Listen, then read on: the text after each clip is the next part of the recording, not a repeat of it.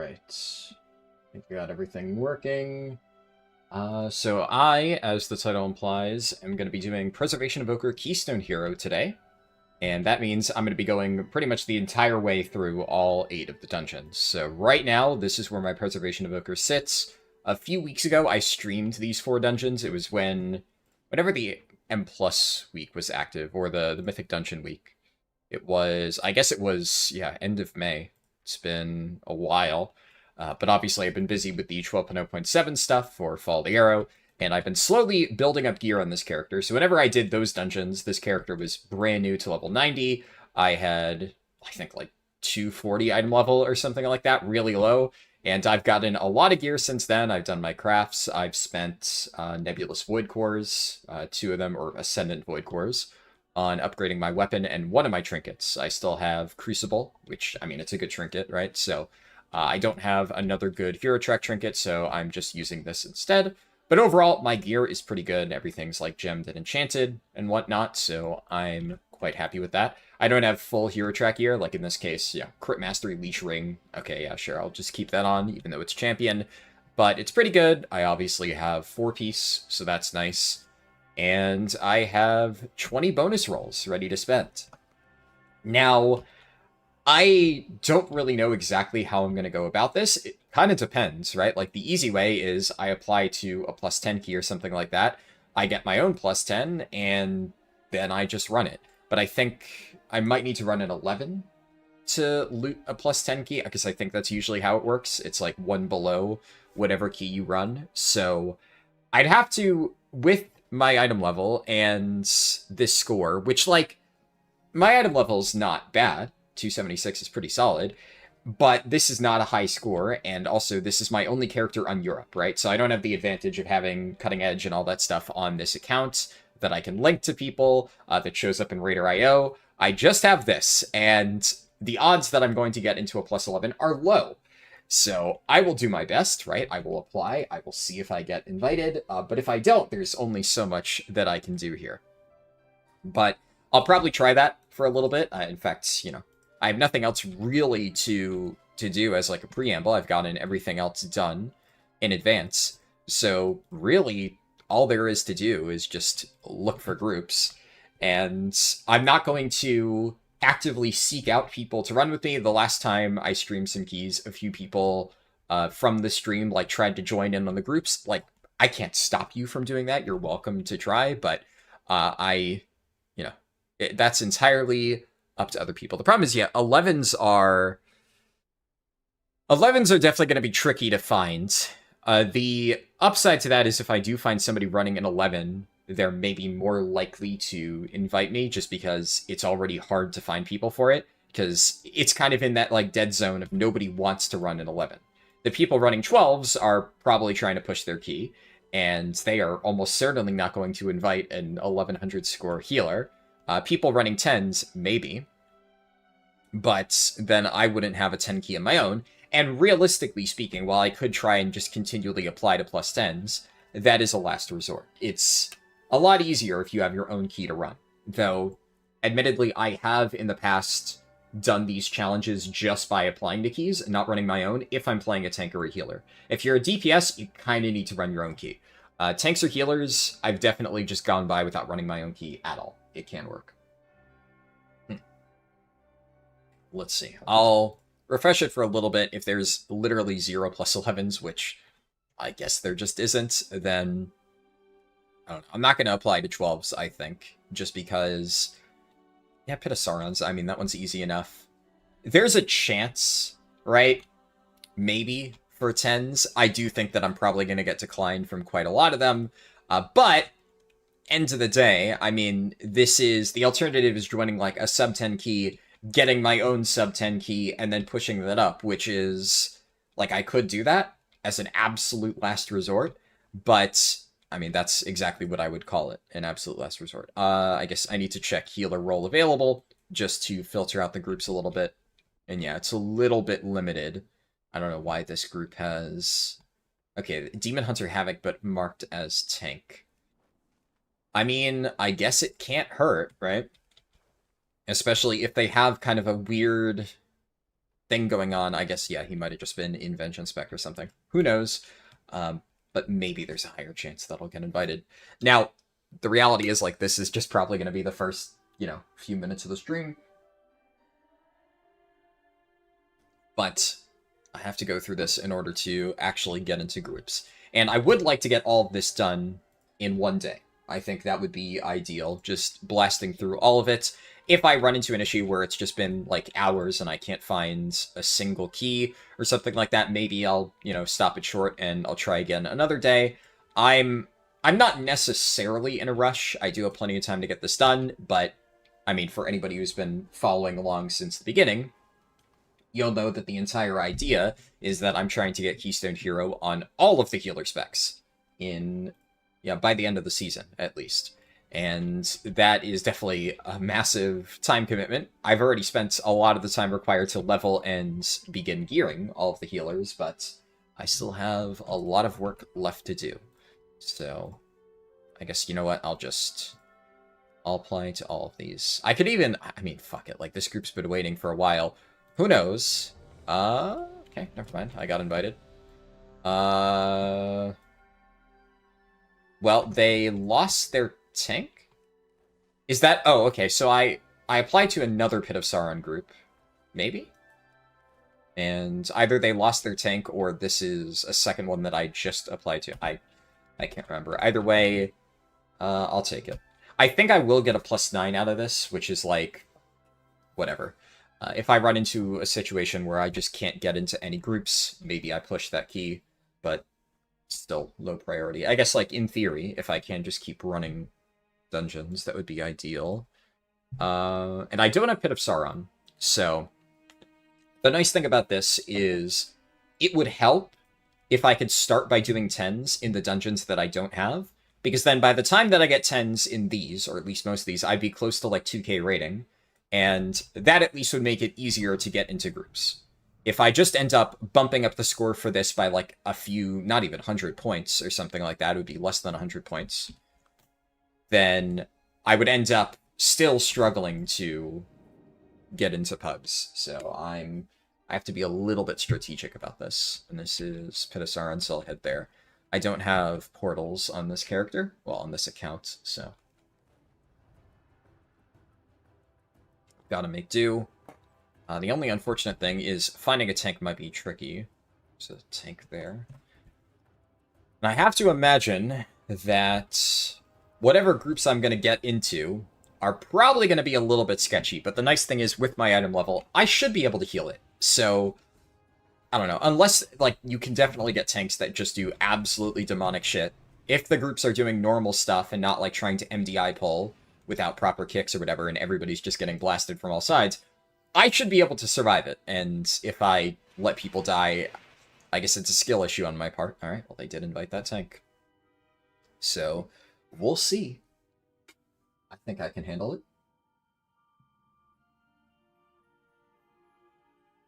Mr. Evoker, will you handle lust? Sure, when do you want it?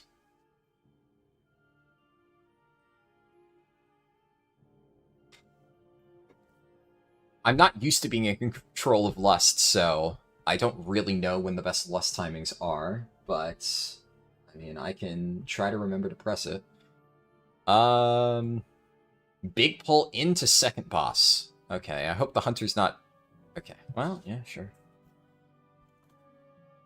I can do that. Most likely only have 2 lusts. I mean, that would be ideal. Alright, I can use my consumes. And I don't know if they're going to drop a feast, so I'll just personal food.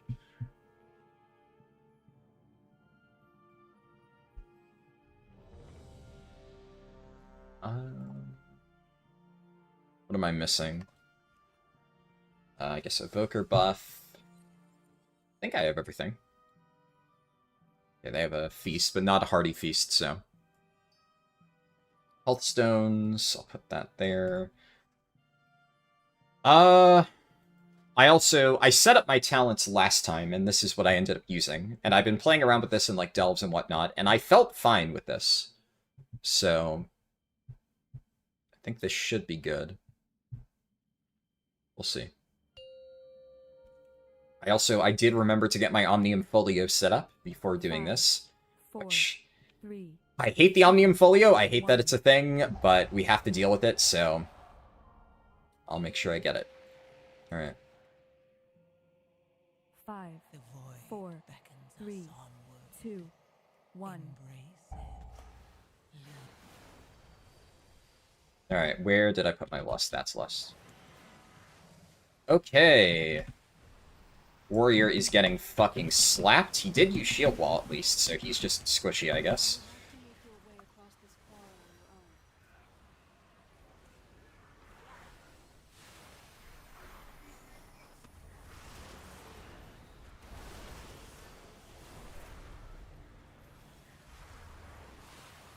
Do I need to dispel him? No, he just needs to kite, right? Okay. Right. Nice thing about being a tank is I know that that has killed me before as a tank, because you cannot just face tank that, especially when you're getting dicked down like that. He just needs to outrun that. Unfortunately, he is not the best.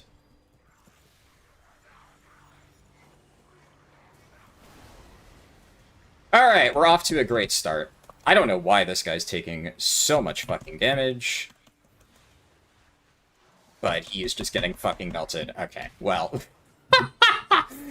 That's a fantastic start. Are they just going to abandon?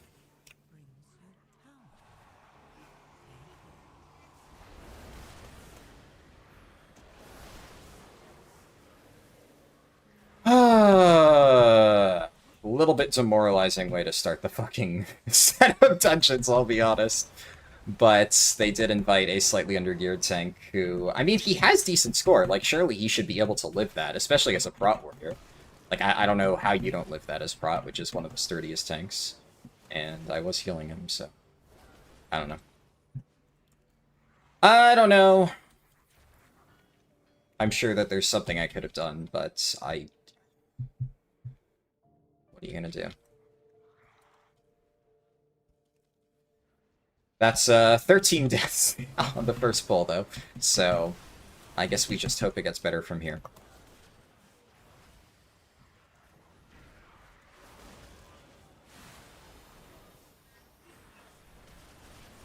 Okay, are they gonna... This guy's dying again.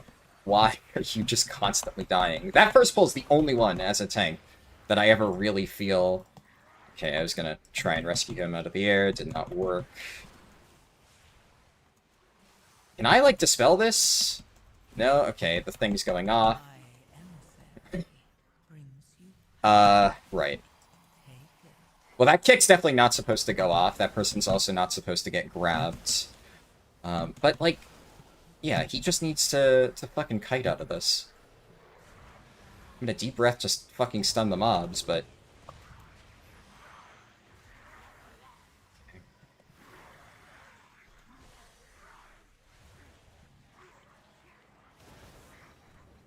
This is... Yeah, this is why I normally don't like playing healers. Where's the Warlock? Okay, went backwards for some reason. Cool.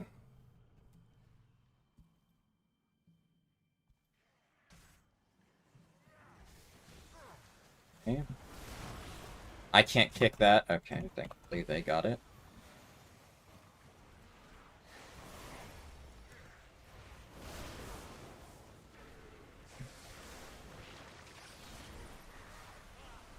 Do I have to time dilate this guy on every single pull? That's not normal. That's absolutely not normal. I don't... Like, is he not pressing shield block or something? Like, I don't understand how he's taking so much damage. This is not a hard tank dungeon. Outside of that first pull, this really is not that hard. Like, he should not be my concern.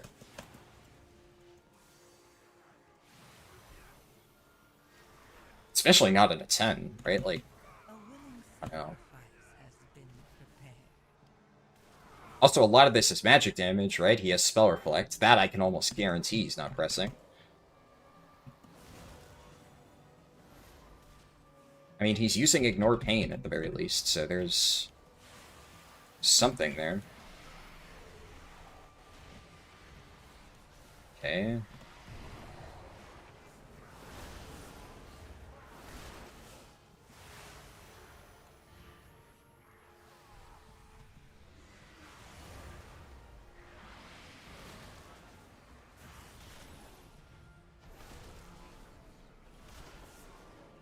This is fine. 28 stacks? Yeah, I mean, he had the health reduction thing, which I don't know if you can cleanse that normally. I can't, because I only have magic and poison, and I don't believe there's a talent that upgrades that for Prez. Maybe there is, I don't know. But, like, I kept him alive through TD, but then after that, he immediately went down, and there was nothing that I could do to keep his health bar up. And look, yeah, like, look at this. Like, this is not normal. I can't even begin to heal everybody else because he is just constantly getting piped. And like, you know, I main tank. That's not normal. I can literally solo these dungeons as a tank. Especially a +10. Especially a Brat Warrior, right?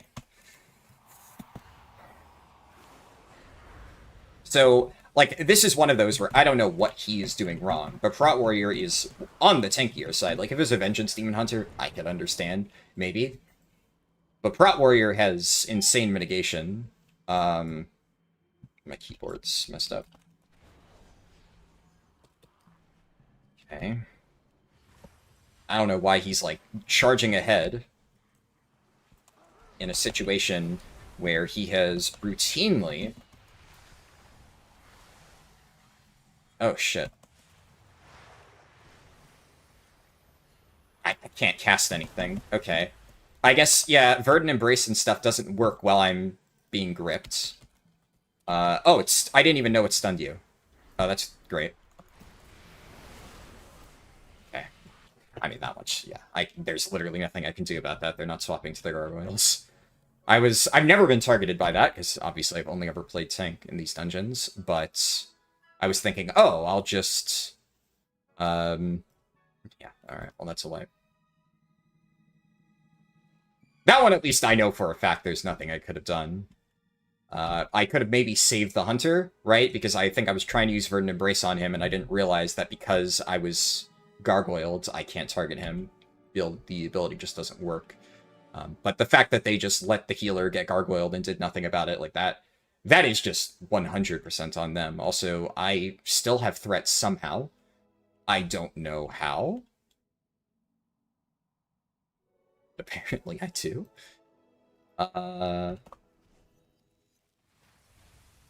Like, I can't cleanse disease, right? Like, that's not a thing Prez can do. Yeah. Okay. Well, I've given him TD, and he's still taking ridiculous amounts of damage.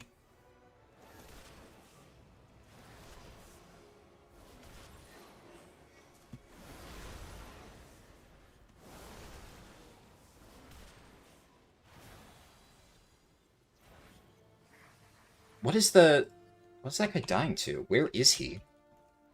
Did he just, like, solo run back all the way over there? Or, like, pull something else?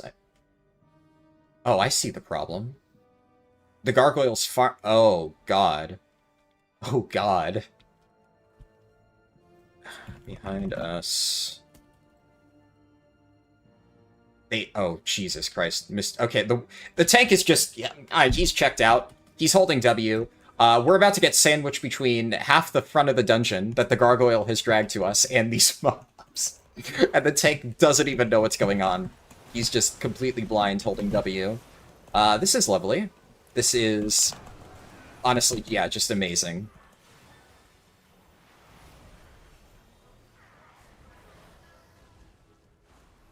Okay. And the Warlock just keeps releasing. He just typed, Gargoyle killing me in spawn, again. So he's just spam rezzing into the Gargoyle and letting it kill him. And then, yeah, they just typed, alright, we finally vote abandoned. Okay. We're off to a great start. Well, I'm gonna be honest, I don't really think that one was my fault. I really don't think that one was my fault. I'm also already out of coffee. And I accidentally just splashed some coffee on my face, so, you know. Whew! That's why I stream this, though. Because it's honestly suffering every time I do it, doing pug dungeons, and I figure that can be mildly entertaining. So, there you go. Close one. Yeah. I can get curses with Cauterize. Can you? I thought that was bleeds only. Oh, it also removes diseases. Okay. Does that count as a disease, though? The stacking dot on the tank?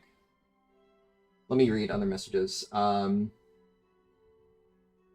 was using Ignore Pain, but I don't know. I mean, it's really hard with like in-game stuff to just check to see what like the tank was doing, but it's one of those where, like, as somebody who normally plays tank, I don't even need to look at exactly what he was doing to just know that he's taking insane amounts of damage. Like, while undergeared, I would sometimes die to that first pull at the very end because I would refuse to kite out of it.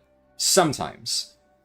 But even then, like, you can usually live that, and then you just kite out the dot, and you're fine. But everything else in that dungeon, like, I consider Pit of Sauron to be a very easy dungeon to tank. It's very non-threatening. And that guy was just constantly dying every single pull, so I don't know. I don't really understand why, but it was not fun. Thing you gotta remember is that 10s are basically free, so you can't expect anything from pugs. Yeah. I mean, I'll try to... I didn't realize Cauterize was more than just bleeds, so, you know, hey, just learned something new. So that's good, I guess. I mean, admittedly, on some of those pulls, it also removes curses. Okay. So, on some of those, I could have maybe, like, saved the Hunter when the tank was, like, completely dying, but it, like, so many times there, I just felt like I was forced to basically either pump healing into the tank and ignore the group, or like let one person who was getting targeted die so that I could keep the tank alive. I don't know. It was just... That was... Yeah. That was, unfortunately, for, like, the first, like, 10 healer key I've done in a very long time, a really rough group to start off with. Objectively speaking, the DPS are not doing any of the mechanics. Multiple kicks went off. Obviously, gargoyles went off, so they were not swapping to that. So that's just, like, provably poor on their part.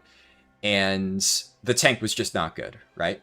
Now, could I have played better? Almost certainly, right? Like, I am extremely rusty at healing in general. This is the first pres key I've done in quite a while, so I'm not going to pretend that I play perfectly. But the problem with healing is it becomes significantly harder to do your job when nobody else is doing anything. It's rough.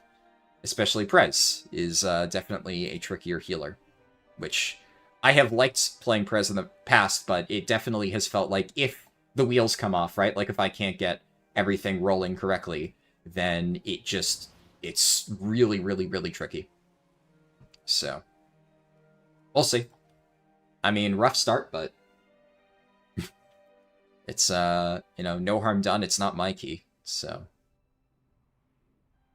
I guess I'm just gonna keep applying to groups until one accepts me. And then if this ends up taking a really long time, then I don't know. We'll see.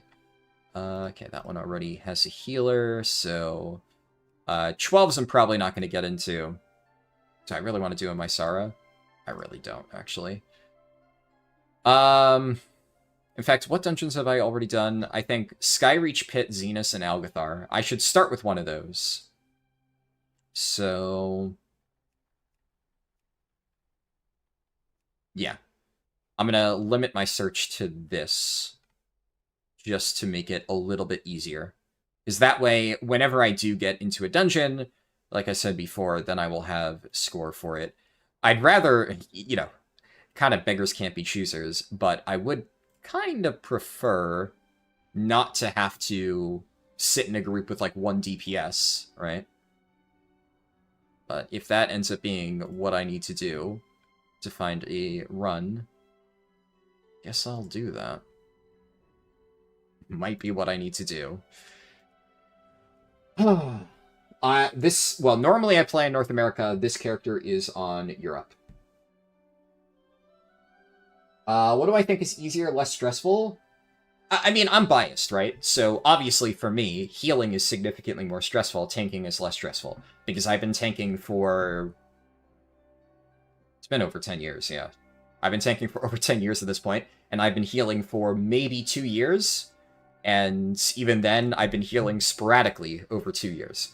So it's kind of like an impossible question to give an accurate answer to, because obviously my personal experience is going to say that healing is more stressful.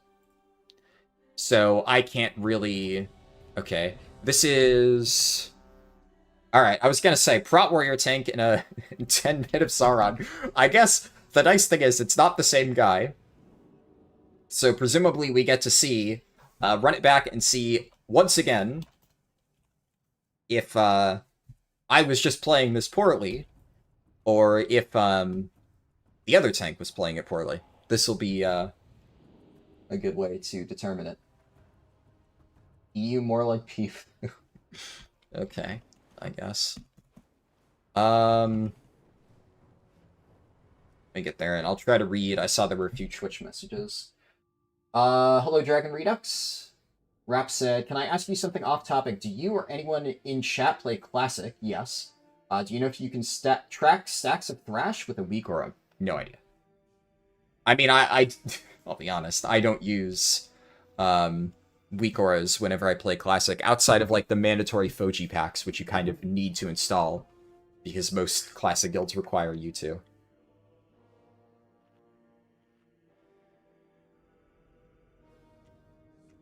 But, I mean, do you need to track stacks of Thrash? Is that something that you need a weak aura for? I generally find that if you can do something very easily in your head, which stacks of Thrash is like, okay, how many times have I pressed Thrash? Have I pressed Thrash 3 times recently? Well, then the enemy, most likely, has 3 stacks of Thrash, or whatever the cap is in Classic. I know, obviously, in Retail it goes up to 5. I think it's 3 in Classic, but it's... I haven't played... I assume you're referring to TBC Classic. I haven't played TBC this version, but I did play Bear Tank in the original TBC Classic, so I vaguely remember it. But, like, I generally find that you shouldn't use weak auras if you think that you can just handle that on your own. Builds bad muscle memory. But it's just me. Redemption arc? We hope. I mean, I don't know, man. I don't... Let me inspect this tank. So how geared is this guy? So he's fully upgraded his weapon, but he hasn't enchanted it, so... I mean, he's geared. But, like, yeah, this is...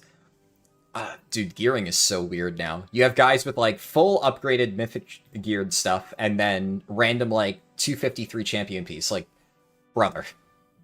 My lowest piece of gear, by the way, is a 263 item. Like, it's so easy to do that with just elves. So, if you're gonna get to this point, like, at least shore up your 253 slots. You have enough champion crests to handle that. Presumably, you should. Like, he has 289 full Mythtrek stuff, and then this. No armor kit, by the way. Which, you would imagine he's been using this for quite a while. No armor kit. So he's enchanted this stuff, but he couldn't shell out, like, a few hundred gold for a cheap armor kit. He has this enchanted, but he, 298 weapon without Acuity of the Render Eye. Like, brother, what are we doing here? Yeah, like, Mark of the World, so, like, this is 5k, right? This enchant usually is 5k. So, he could afford this, but couldn't afford Acuity for a 298 weapon? He has good gems. Yeah, I don't know. He's crafted 285 pieces. As well, wait a few. Apparently the leader DC'd, so I don't know. It's gonna be really unfortunate if we get to a point where we're like an hour into the stream and I haven't finished a single key. Like, I will say, I want to finish Prez Keystone Hero this week. If it reaches a point where, like, whenever I do this challenge, and by this challenge I mean the ongoing, like, Keystone Hero on every single spec in the game challenge, where I've been chipping away at it over the many seasons, I've definitely had a few times where there's some days where just nothing goes well. And I've had days where I just do 8 keys, boom, done. I remember the first time I did Resto Shaman Keystone Hero, it was like that. I did most of them on 12s. Walked in, boom, boom, boom, boom, boom, timed every key, done in like 6 hours. From start to finish. And then I've also had times where I spend like 8 hours and get 4 dungeons done, because I just get the most train wreck pugs ever. That's rare, but obviously we're not off to a great start here. If that's how it goes, then I guess I do this on another day. But it's one of the reasons why I'm trying to start this earlier. And also, I should note, it wouldn't be tomorrow, because I'm making like a mini leveling guide for 12.0.7. I'm also doing a Follow the Arrow update. The main update's already been posted, but I'm going to make some minor tweaks for an update coming on Tuesday. And then that guide, also on Tuesday, I'm going to stream some Turbulent Timeways leveling to test that out. And then once I have all that footage, then the guide will be out on Wednesday. So I'm going to make sure that over the next few days I get all that stuff done. So if for whatever reason I can't finish today, then I'll do it probably sometime later next week. Like Friday. Maybe not Friday, because there's raid testing Friday. Well, the group leader's been offline long enough that lead has passed to somebody else. Man. That's, frustrating start, for sure.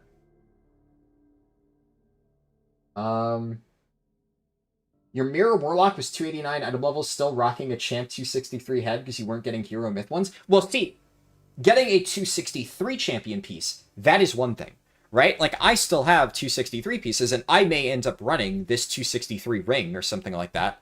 Yeah, people are leaving now. Dude.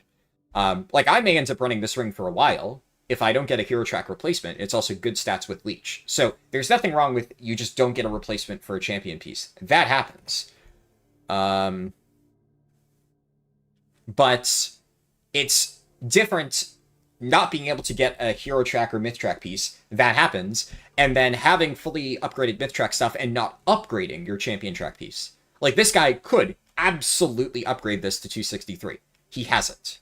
That is, like, why, right? They're just passing lead back and forth between each other. It looks like the tank is probably going to leave. I'm going to leave. Okay. Well, that's 10 minutes of my life completely wasted. So now I got to find another group. Dude. That... Oh! I really, really hope it's not one of those days where just, absolutely nothing goes right. It's the blessing and a curse of streaming this. You know, if everything is a disaster, at least it might be mildly entertaining, but also, if everything is a disaster, then, like, it's kind of impossible to not get tilted, and it ends up being one of those situations where I'd rather be anywhere else. When shit starts going wrong, I'm just like, I just want to not play this game right now. But you can't really do that. In fact, actually, I'm going to see if this group takes me. We'll see. Before I start applying to single DPS groups. Okay. You tell every person in trade to just download Follow the Arrow when they ask for fastest XP. Nice. Perhaps he was in a war zone and got cooked or drafted. Very, questionable. Take. Since we're waiting, I know you said Blood DK will be good next raid, but do you see any mandatory DK grips yet? Yeah, pretty much like every single boss. Every single boss. It is not even funny how mandatory Blood DK will be on this fight. Zul'jin actually unclear. I'm not entirely sure. Blood DK will be good, from what I can tell. We can't test Ulatek, but the Dungeon Journal implies that there will be grips. Then there are multiple fights where grips are going to be really, really, really impactful.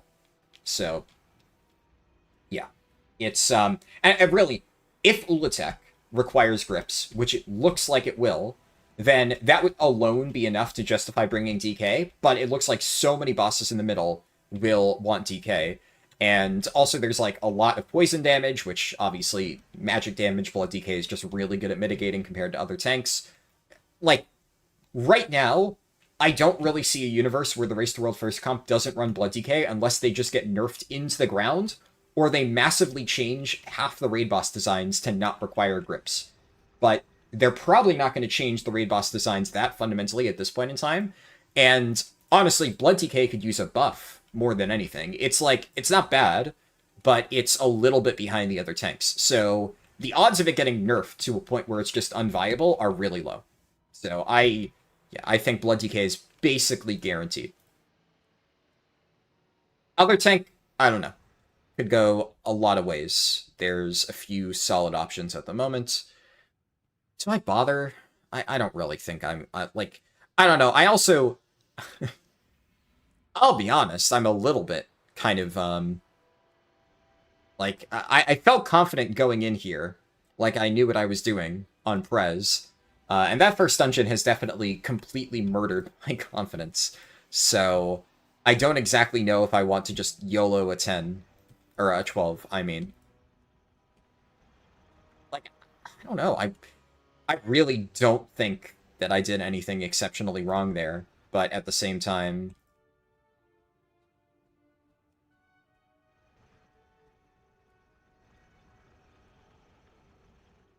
We'll see. Alright, does this group... group does not have a tank. Alright, well... Zenus it is. I guess I'll Wormhole Generator to Void Storm.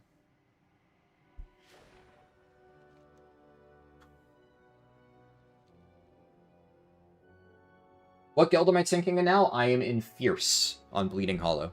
That's on North America. My, Europe, I don't have a guild yet. I don't know if I will. This season, probably not. I think, like, I still, long-term, I want to see if I can join a guild on Europe, but I don't think I'll have enough time. It's also, like, it's late in the season. There's other stuff that I want to work on. I think that would be too much of a time commitment right now. But I think probably, like, after Prague is done for 12.1, I might look for a guild there. But yeah, in North America, I am in Fierce. A raid fight needing a grip? That's wild. There's a lot of raid fights needing a grip in the next raid. So, it's a lot more than usual, I would say.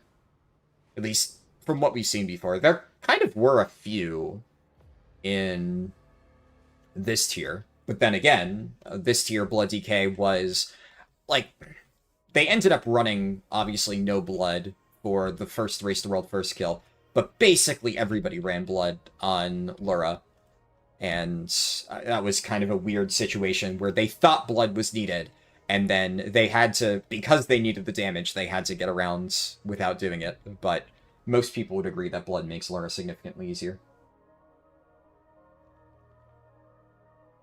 Keys are so free this season, you think 245 at a level is fine? Yeah, I mean, the keys that I healed... I didn't heal 10s, obviously, earlier, but when I was healing, like, 7s and 8s, I think they went fine.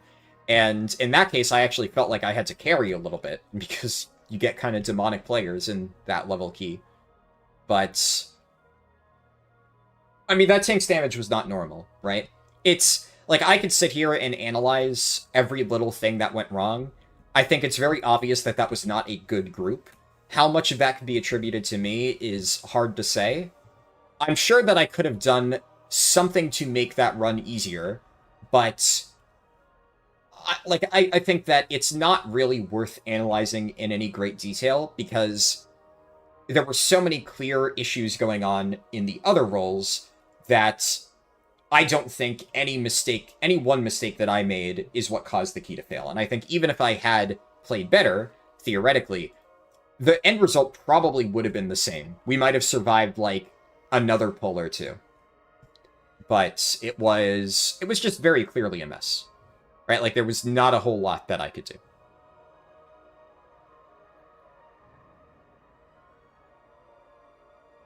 I have no idea what they're talking about in party chat. You're excited to see Europe take world second again? God damn. That's, I mean, I don't know. It was close. Obviously, you know, I root for North America, but I think Echo put up a good fight. How high do I push keys if I'm not doing a challenge? Honestly, this season, I've only barely pushed to 3k. It depends on the season. I might push on my main later, like, towards the end of the season, for fun. I've been really busy, obviously. Like, the moment that Prague was over, well, obviously, until Prague was over, my focus was on Prague, and making sure that went well. And then, after Prague was over, like, Follow the Arrow and other stuff was my priority.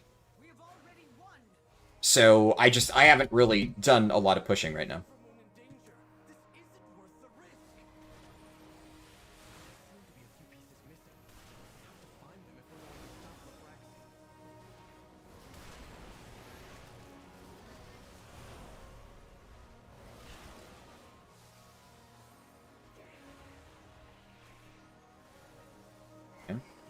See, one thing I like, though, this tank is doing a conservative pull, right? And if you don't feel super confident, like, that's fine. You can do 10s pulling like this. That's totally okay.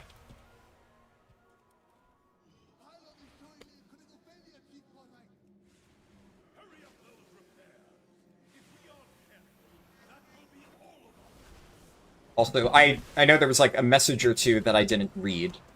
I will try to read every single message eventually, just, you know, obviously bear with me, right? I'm trying my best to actually do the dungeon properly. Okay, I can dispel that. I don't know what that debuff did, but...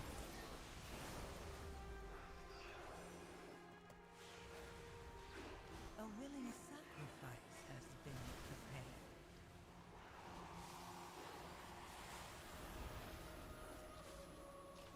Okay.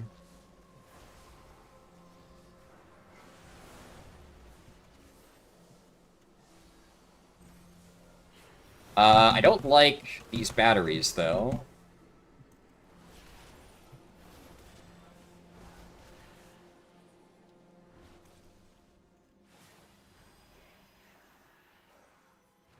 Okay, now the Blood DK is doing really aggressive pulls. Look. I'm gonna just rewind that. What does that do? Oh, effectiveness of heals is reduced. Okay.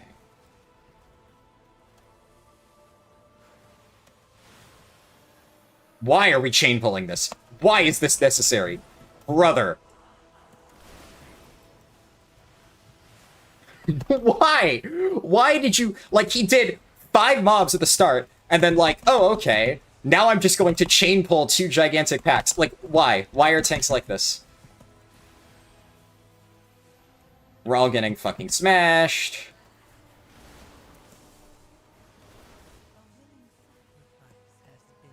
Just why? Okay.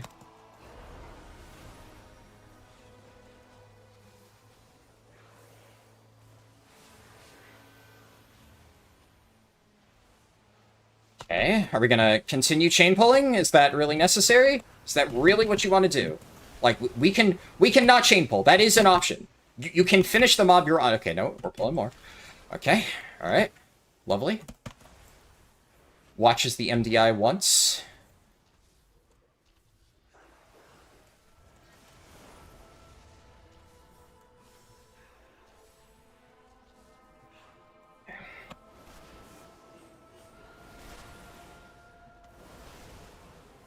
I mean, this... Normally, I would pull these 2 packs together, so... Normally, I would have done it sooner.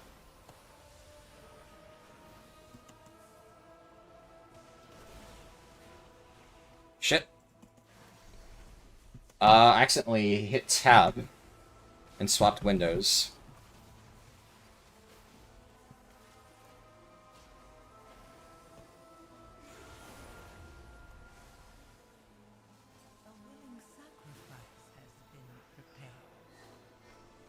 Okay.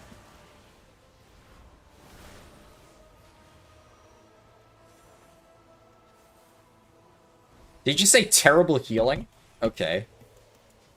Oh, he's talking to the hunter.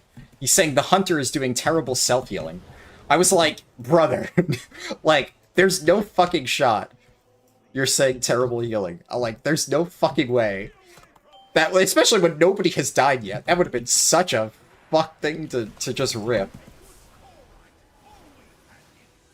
Okay.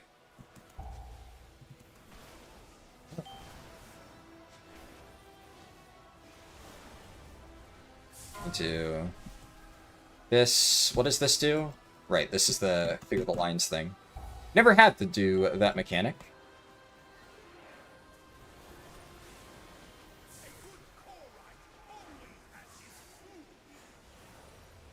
Right.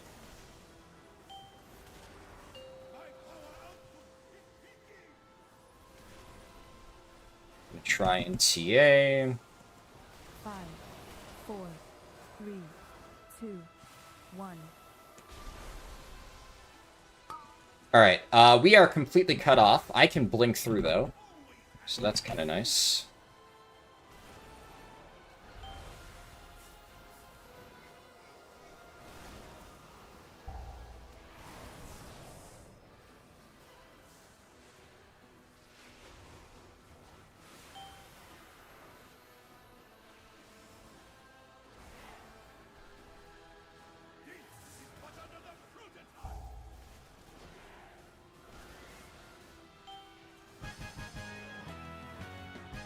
Okay. Don't forget to send the conduits.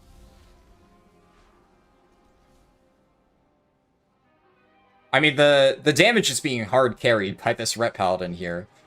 But...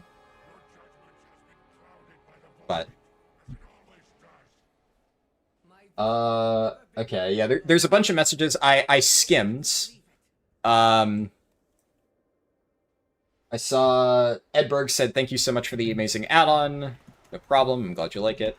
I will read the rest of the messages later. I am a little bit too stressed to kind of respond to chat right now. But we'll have plenty of time as I'm finding dungeons after this.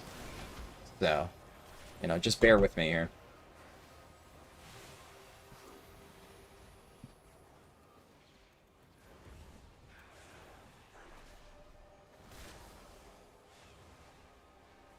Right.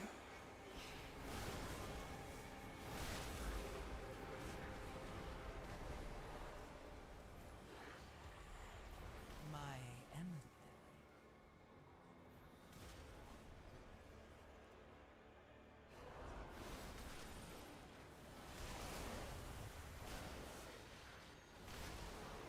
Are we gonna kill Zalteth? Okay, they did. Nice.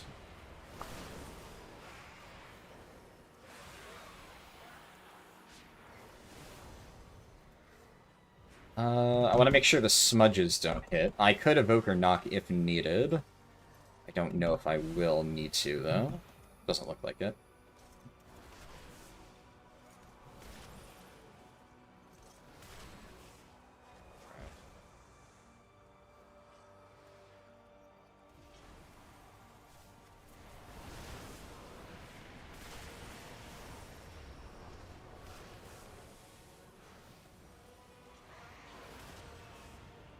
Okay, whenever more damage goes out...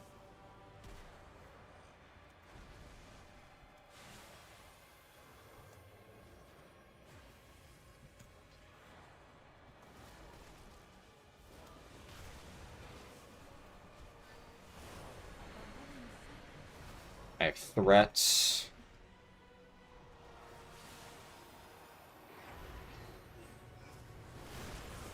Now that guy is threat, alright. The Death Knight's doing pulls without actually getting threat on these mobs, so that's a little unfortunate.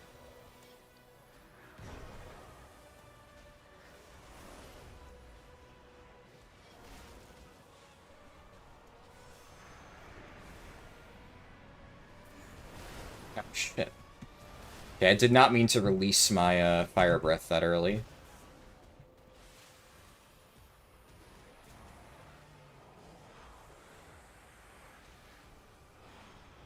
And... okay, we're just going.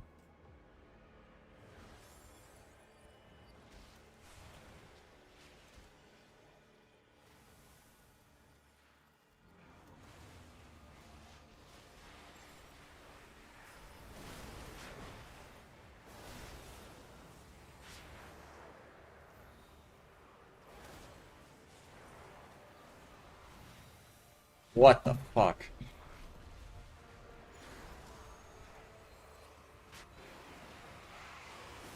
I guess that's the Nullify cast I've heard so much about. What a miserable display! You have all failed in your purpose. Sacrifice has been prepared. I'm gonna TD myself because I'm kind of just melting.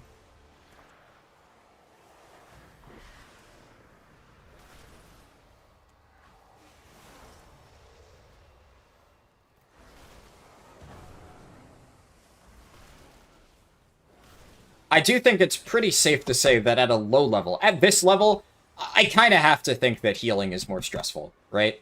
Because you're just kind of completely at the mercy of other people. Like, if you know what you're doing as a tank, you can almost solo plus 10 dungeons, right? Like, you can't really call that stressful in any real sense.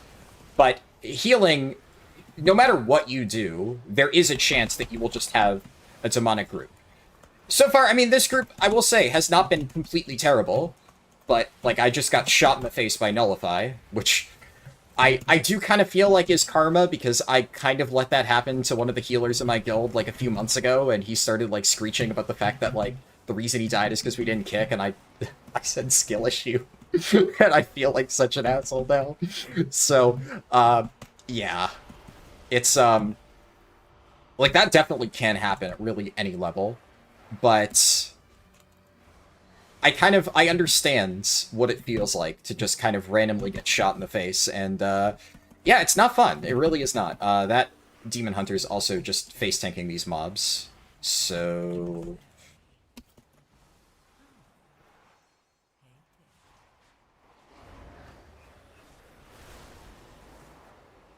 Okay, I need to move out of the way so I don't get hit by that.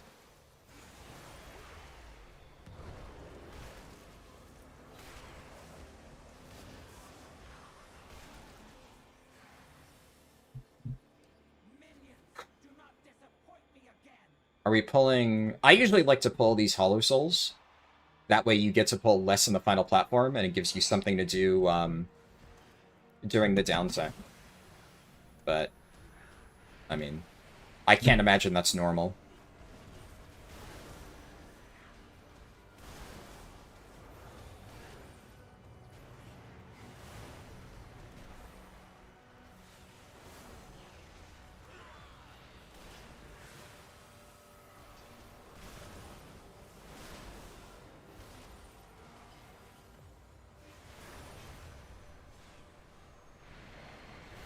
How long does my... Okay, that's Twin Echoes. So that only lasts like 10 or so seconds. But as long as I apply it now, I should have Echoes rolling for a decent amount of time.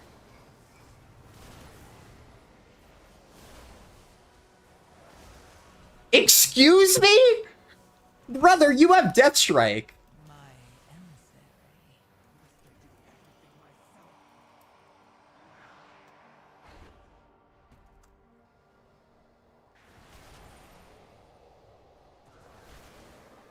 Fucking guy.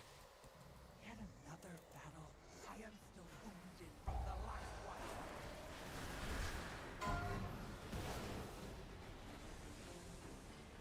There will be no end to your Fucking Blood DK complaining about fucking healing. Dude, you should be entirely self-sufficient. Don't even. And I haven't let him die a single time. He's also... He has failed to get threat in multiple occasions, and I've had to heal the people who are getting punched in the face by the mobs he failed to get. I know he's... Like, I get that he's half joking, but also, like, the fucking balls to type that shit, dude. Really? Fucking guy. I should do this. 5, 4, 3, 2, 1.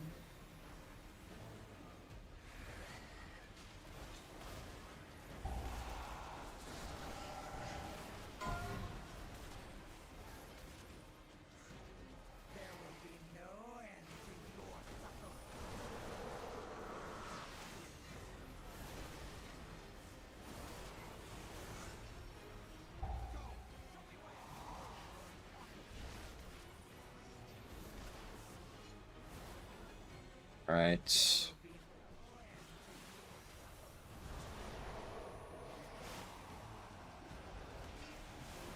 Okay, my time anomaly. Okay, nice.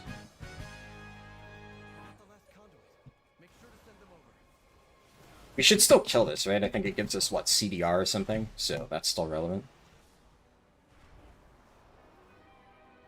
Random strafer. I know, right? Like, what the fuck? I absolutely did not deserve that. Fucking hell.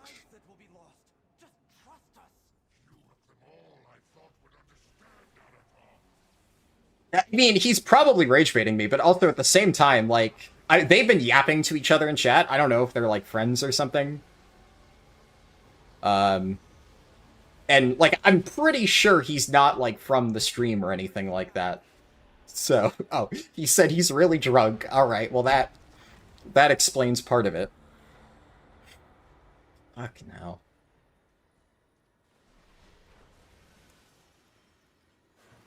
Oh, we're going. Alright, we're pulling the entire fucking bridge. Okay.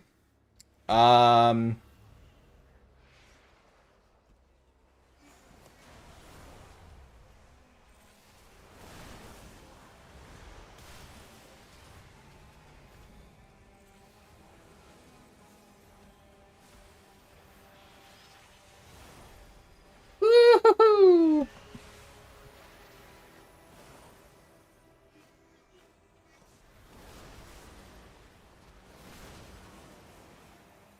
I don't even do this when I'm tanking. Every time I even trip... What the heck? Oh, I got bolted. Okay. I was gonna say, I thought I had time to cast that heal, and then I got bolted, right? That'll happen. I mean, that's why, especially if you know that you can't get all kicks, it's just aids to do that.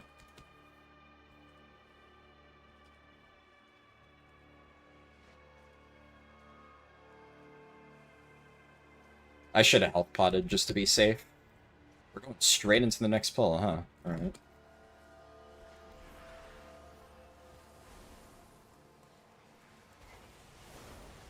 I'm just gonna... Okay, I forgot I just dispelled him.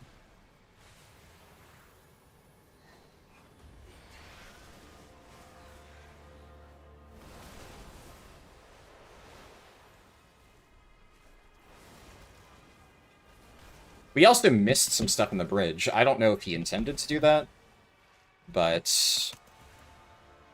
whatever.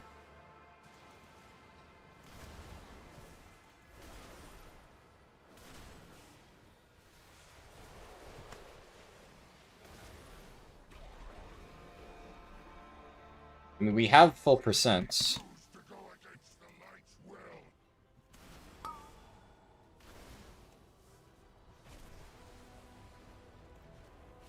No, I have a proc, so I'll do this first.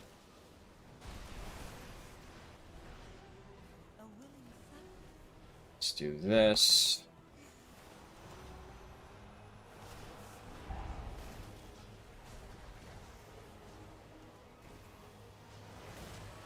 Got a TA out.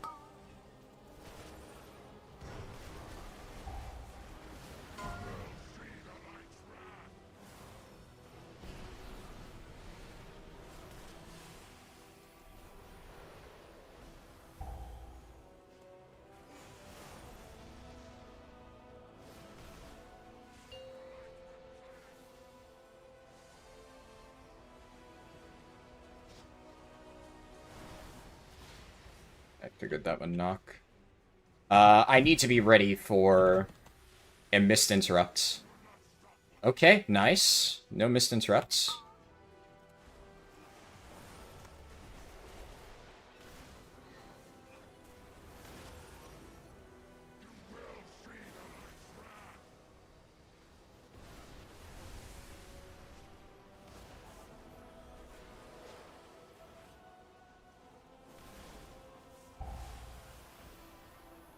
I don't know why we're just, like, constantly kiting towards the side. We're doing a lot of movement for really no reason.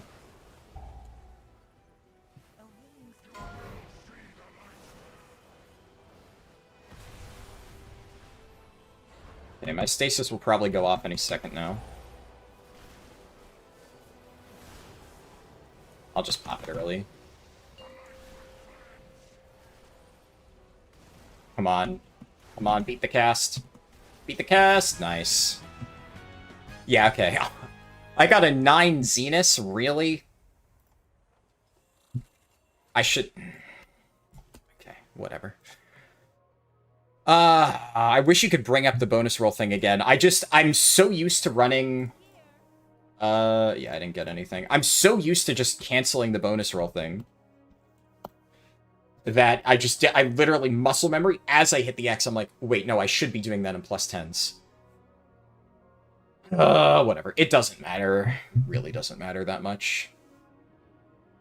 Like, gear is not going to be a concern. I'm gonna have plenty of time to get that. It's just annoying. But I need to remember that I need to have the muscle memory for in 10s. I do that. Alright. Whatever. Alright.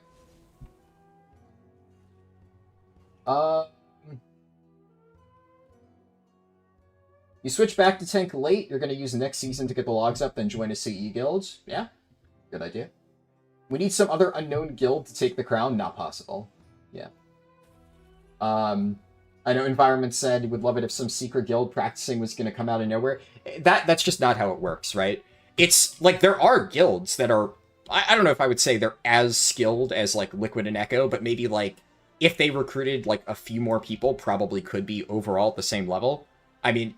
Like, if you know anything about the Race to World First, you know that it's just not really a thing.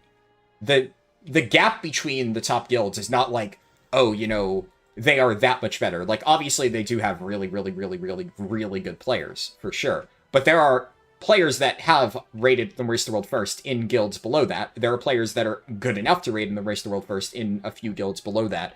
And the reason they don't is just, you know, amount of, like, organizational stuff and amount of just playtime, amount of alts, amount of split runs. Like, that is what makes the top 3 guilds better than the other guilds in terms of, like, placement. It's 100% that. So, the idea that, like, some other random guild is going to come out of nowhere and have, like, the organizational structure and, like, the amount of people willing to spend that amount of time to try and get world first, and they haven't been poached by Liquid or Echo or Method yet, like, it's just, like, it's not even a 1% chance of happening. It's just a 0% chance. It's, if you know how the Race to World First works, you know that that is just not a thing that can happen.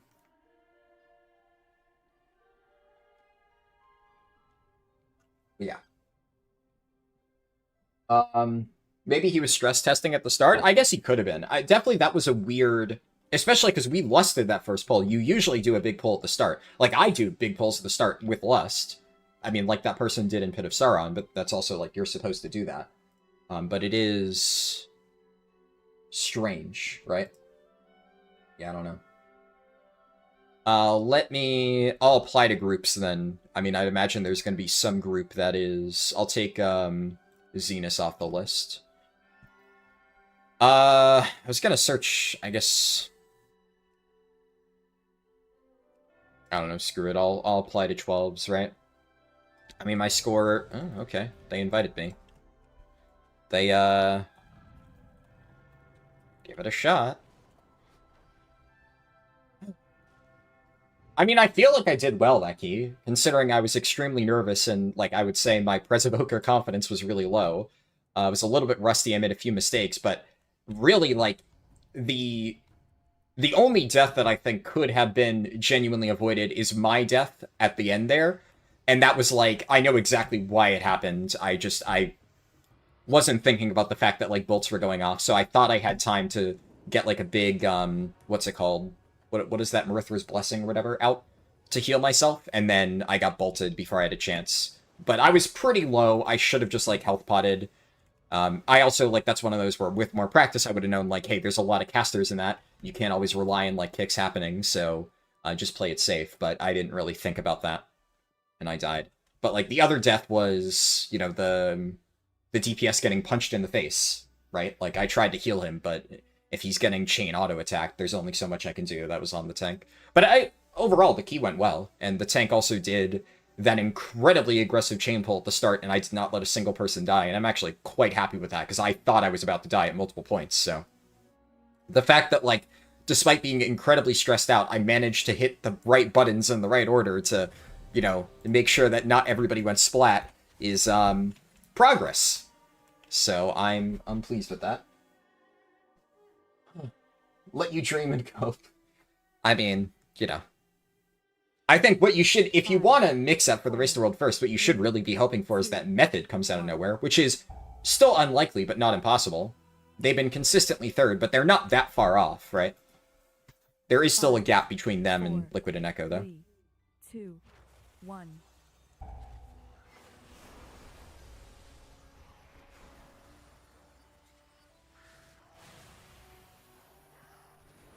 Shit. Okay. Again.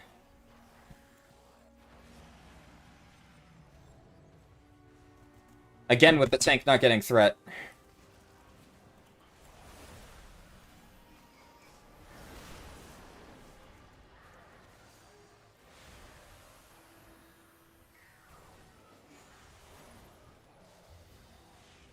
Especially Brewmaster.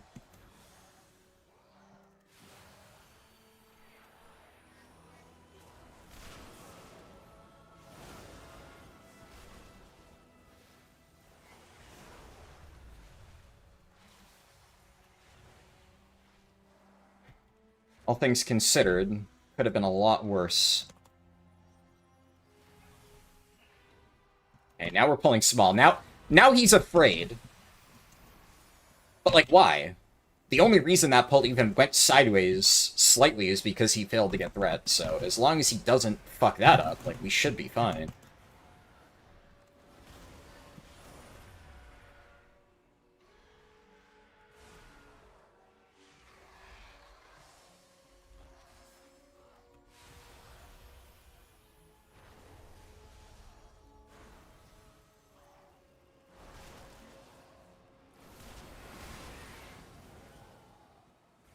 Okay.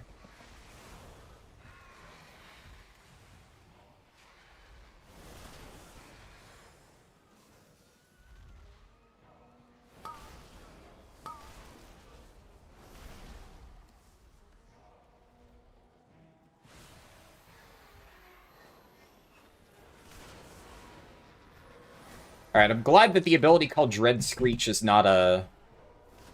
interrupt. Because a lot of those abilities are. I fucking hate it.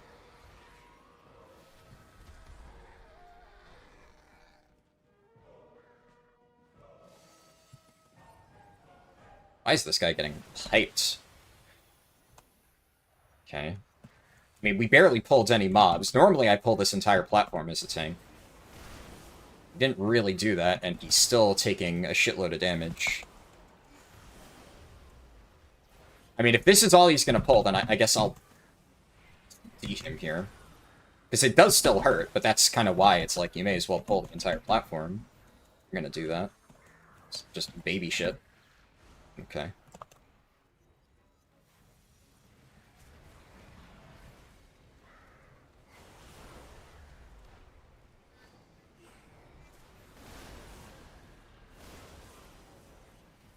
Okay, I think... Ooh, I got the mage at the end there.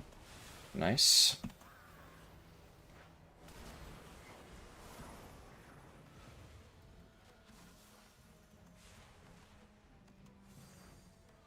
Jesus, he's getting fucking trucked. Okay.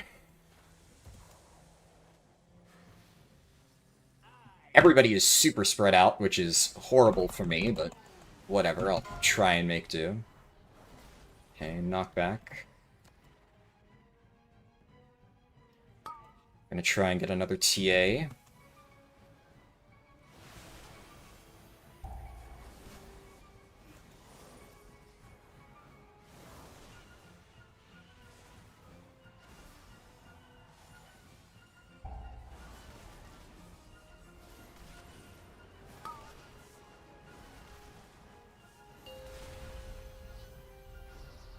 Let me just actually... Yeah, I have it. May as well. I'm really bad about, like, finding the correct places to use my, what's it called? I'm gonna VE myself.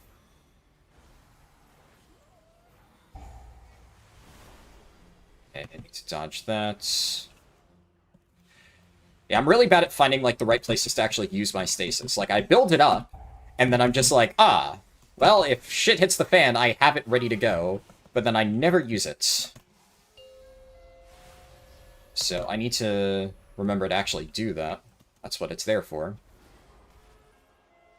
Okay, let's just VE that. Problem with VE here is I can't really use it on anything other than myself. So I can't really take advantage of life binds.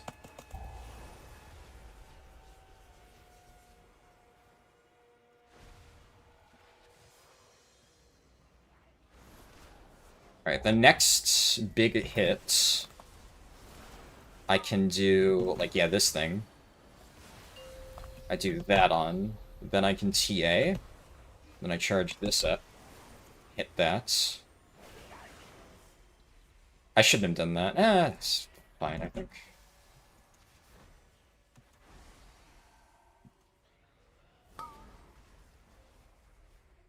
And then we do Barithras.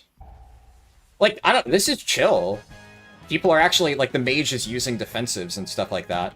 Presumably here, the only thing that can really kill the tank is if they don't kite, right? So that's the question. Is the tank gonna kite? If the tank kites, this pull's really easy. If the tank doesn't kite, I'm gonna have to pump a shitload of healing. Okay. Also, do we kick, right? If we get kicks, this is easy. If we don't kick, it's a fucking nightmare. TBD. I can at least get a temporary stun. I'm just gonna rewind here. I don't trust. Oh, I almost blinked straight into another swirly.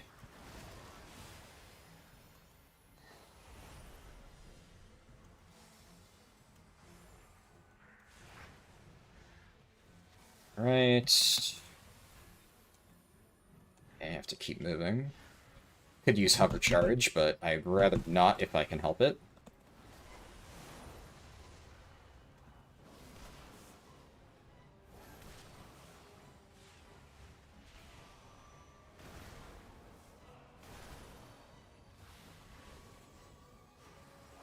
Okay. Tank did not get hit by my TA. Demon Hunter has threat. Repelling has threat.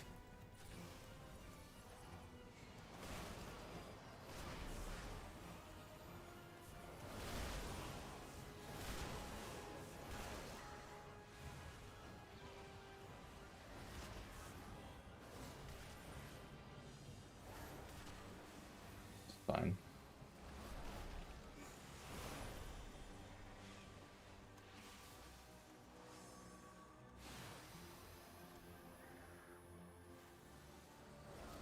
As long as they don't let the AoE kick go off. Oh, I was about to say, how did I get interrupted? Stasis went off. Okay, that's fine.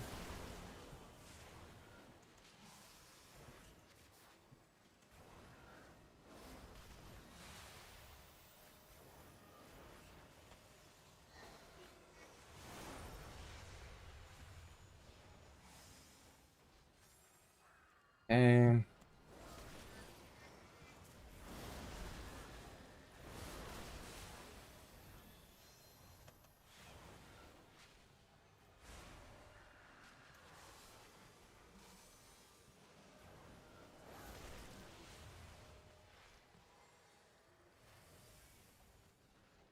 Alright, that was not too bad.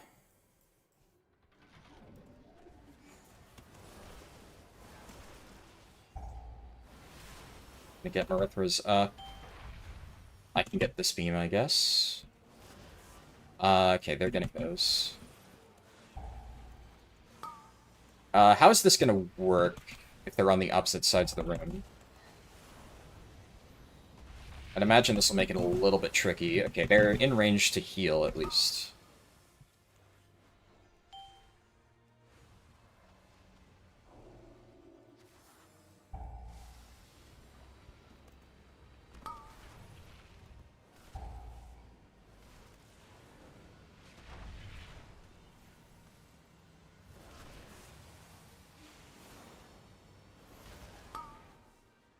need to make sure that I'm not...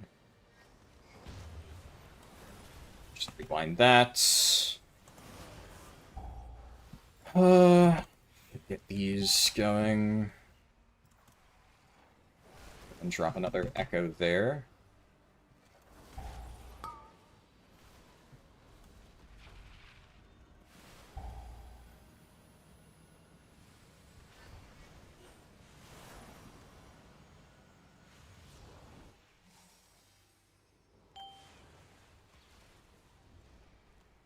Okay, set up the TA. Nice, Demon Hunter got it.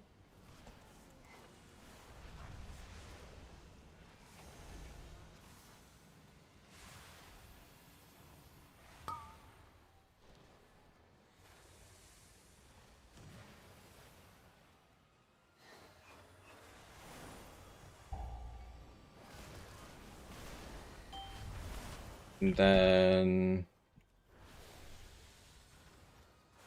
do another one of those.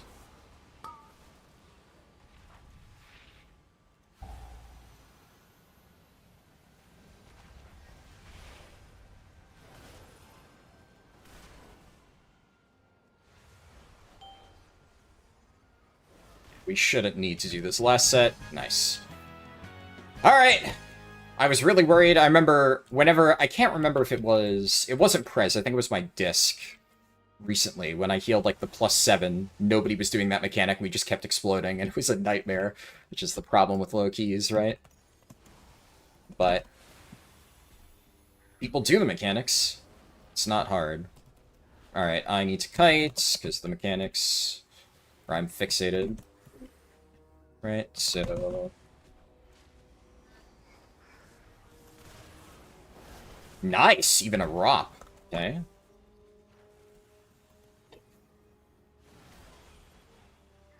I expect very little out of most pug tanks.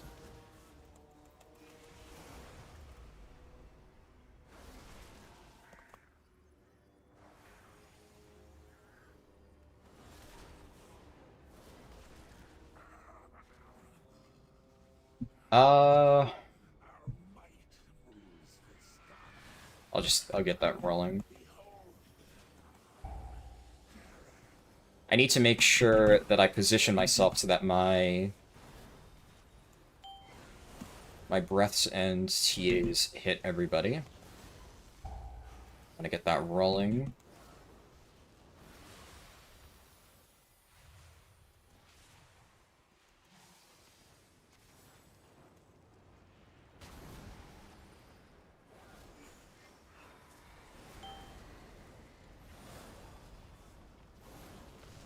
Ow. 5, 4, 3, 2, 1. Oh, okay, well, he just stood in that. Yeah, that's unfortunate.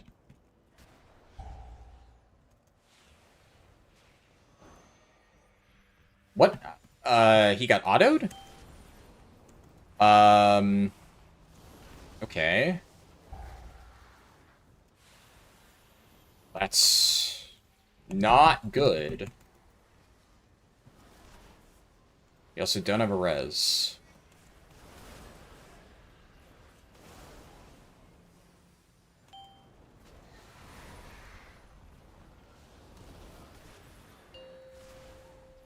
Five, 4, 3, 2, 1.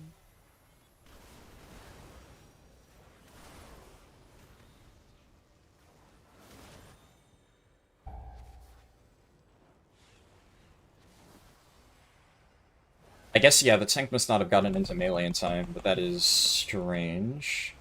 I mean, this is doable, I think. A little bit sketchy.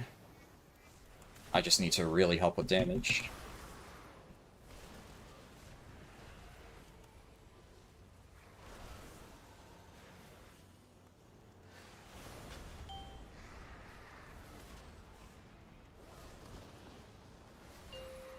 Five, 4, 3, 2, 1.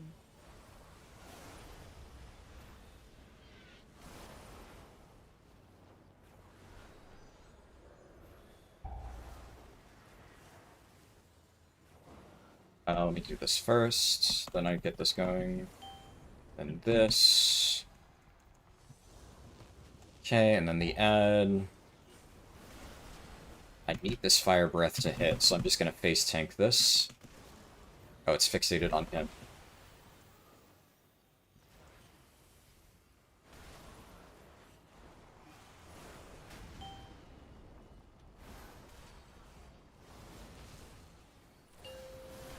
Five, 4, 3, 2, 1.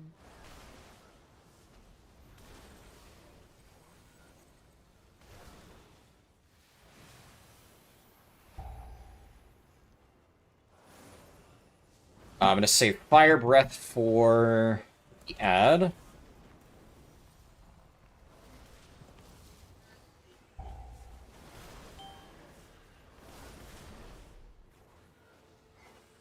I need to position myself correctly here.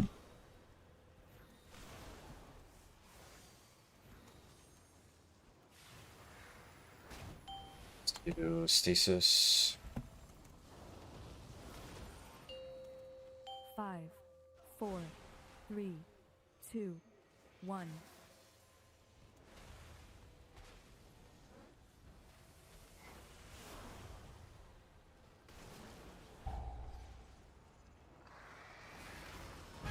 All right. And shit, if it works, it works.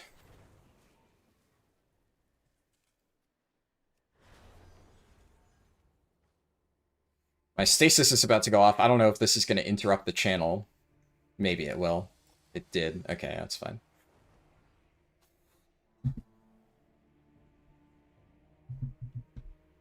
I mean, at least the healing side of things was a little bit easier, when you only have to focus on 3 targets, but I was trying to do as much damage as I could. It looks like I was kind of keeping up with the tank there, so that's that probably helped a little bit.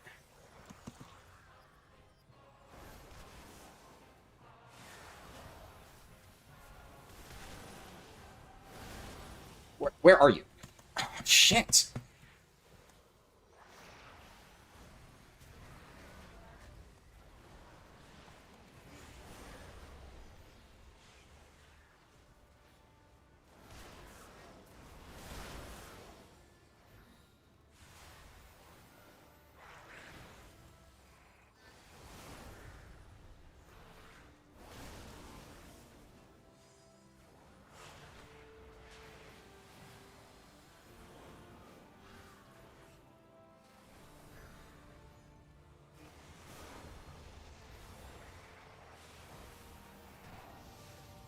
Yeah, and we missed a kick. Yeah. Your survival wasn't necessary. I mean, losing threat on the pull like that is really rough. Because then we're down in DPS, down kicks.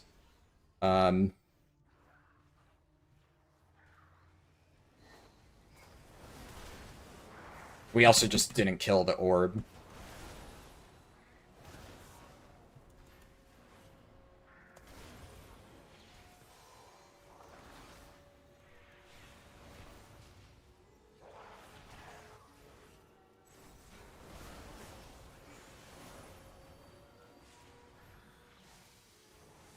I also didn't have TD for the tank because I tried to save the Rep Pally.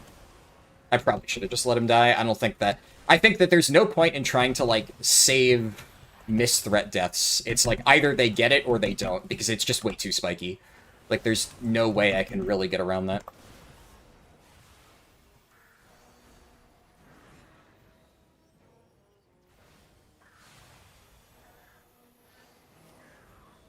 Unless I reacted, like, lightning fast, which I just didn't. That is what it is.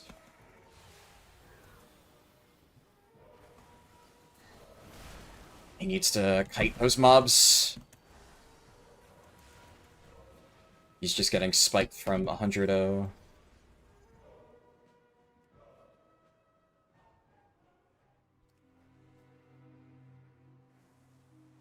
Tried to rescue, my rescue keybind didn't go.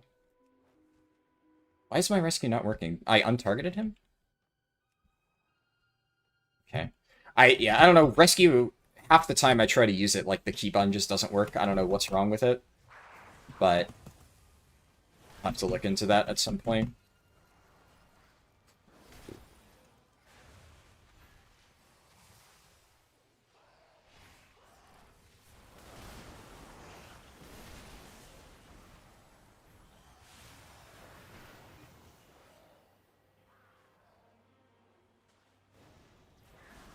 People need to kill the Sun Orb.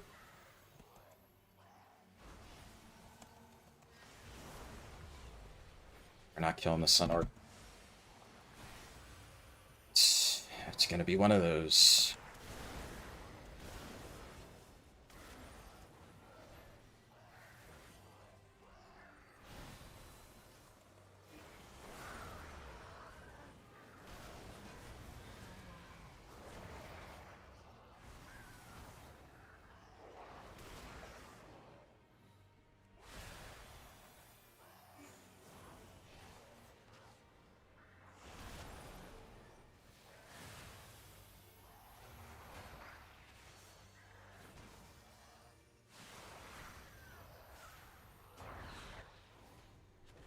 Oh my goodness.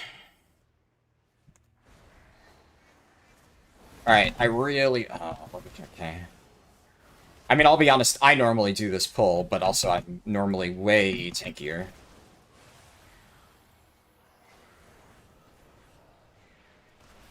Just kind of hoping he didn't. Just gotta rewind this.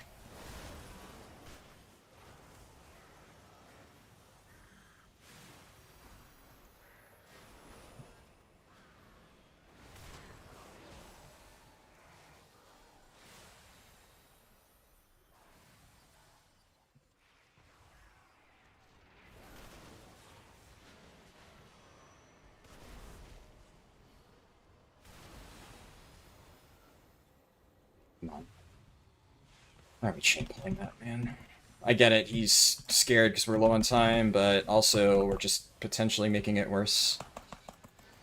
Everybody's spread out all over the place, solar orbs not dying.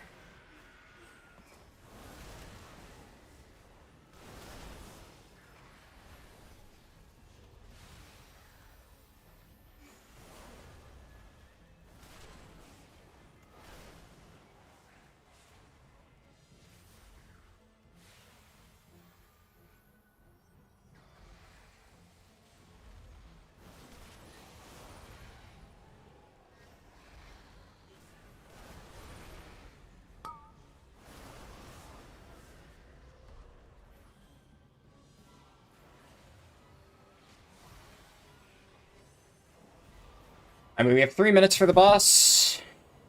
I think it's enough, but it's gonna be close.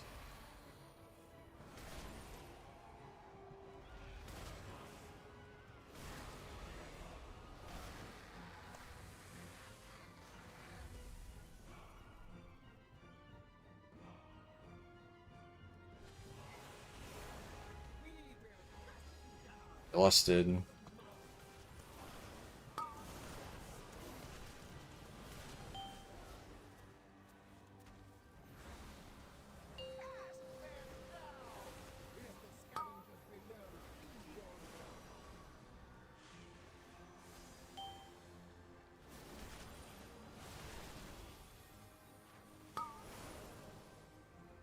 I have no idea why that bird just started speeding towards the edge. I've never seen that. Where's the mage? Where's the mage?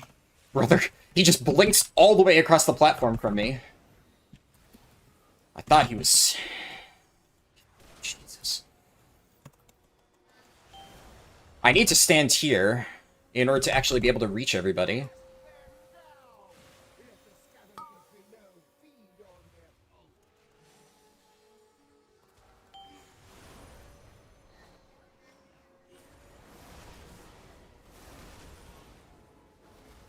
This is a lot of damage, these random fire dots.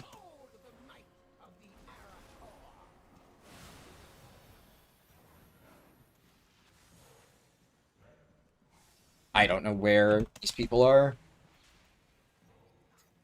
Everybody's, like, really spread out.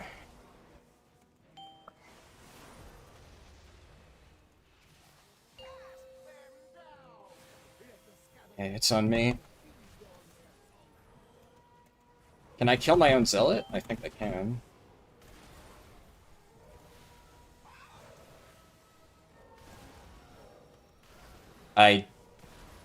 Okay, I actually can Dream Breath in this.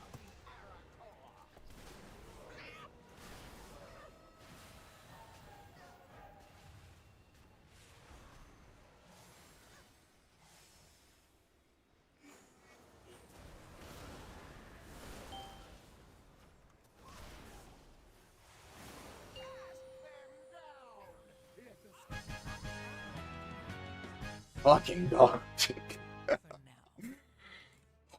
Wow. Guess I bonus roll. I got a weapon, which is like the only thing I don't need. And I got an offhand, which is the only thing I have a crafted weapon. I mean, it is a crit mastery sword, right? So like long term, I guess this is nice to have. Eventually I'll want to have this. GG's. I mean, that was a 12, right? So... Alright. I re-rolled into a Magister's. That was stressful. But I mean, like, yeah, I'll be honest. If I can heal that, and obviously all of the hiccups with that I don't think were at all my fault. I think I kind of played out of my mind that dungeon. I think that probably makes it safe to say that the Pit of Sauron was, like, not on me. Whew, okay. Wow.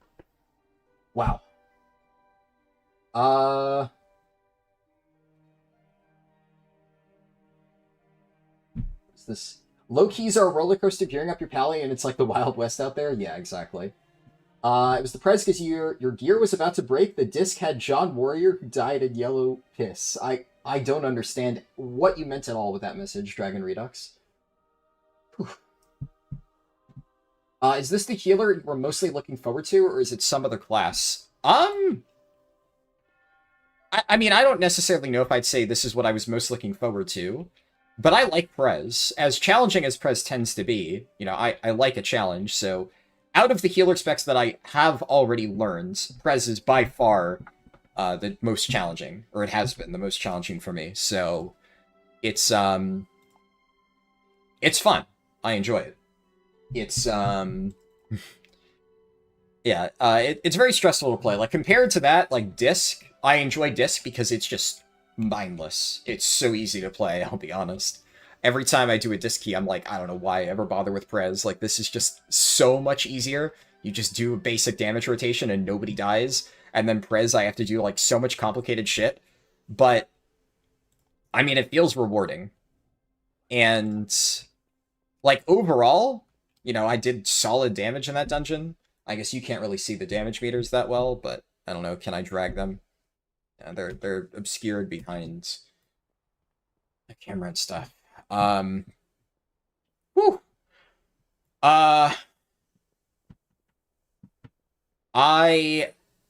think I need to grab coffee and water. I just need... That was a stressful game, man. I need to, like, walk around for a minute, but I'm out of coffee, so I may as well do this now. Holy shit, I'll catch up in chat when I'm back.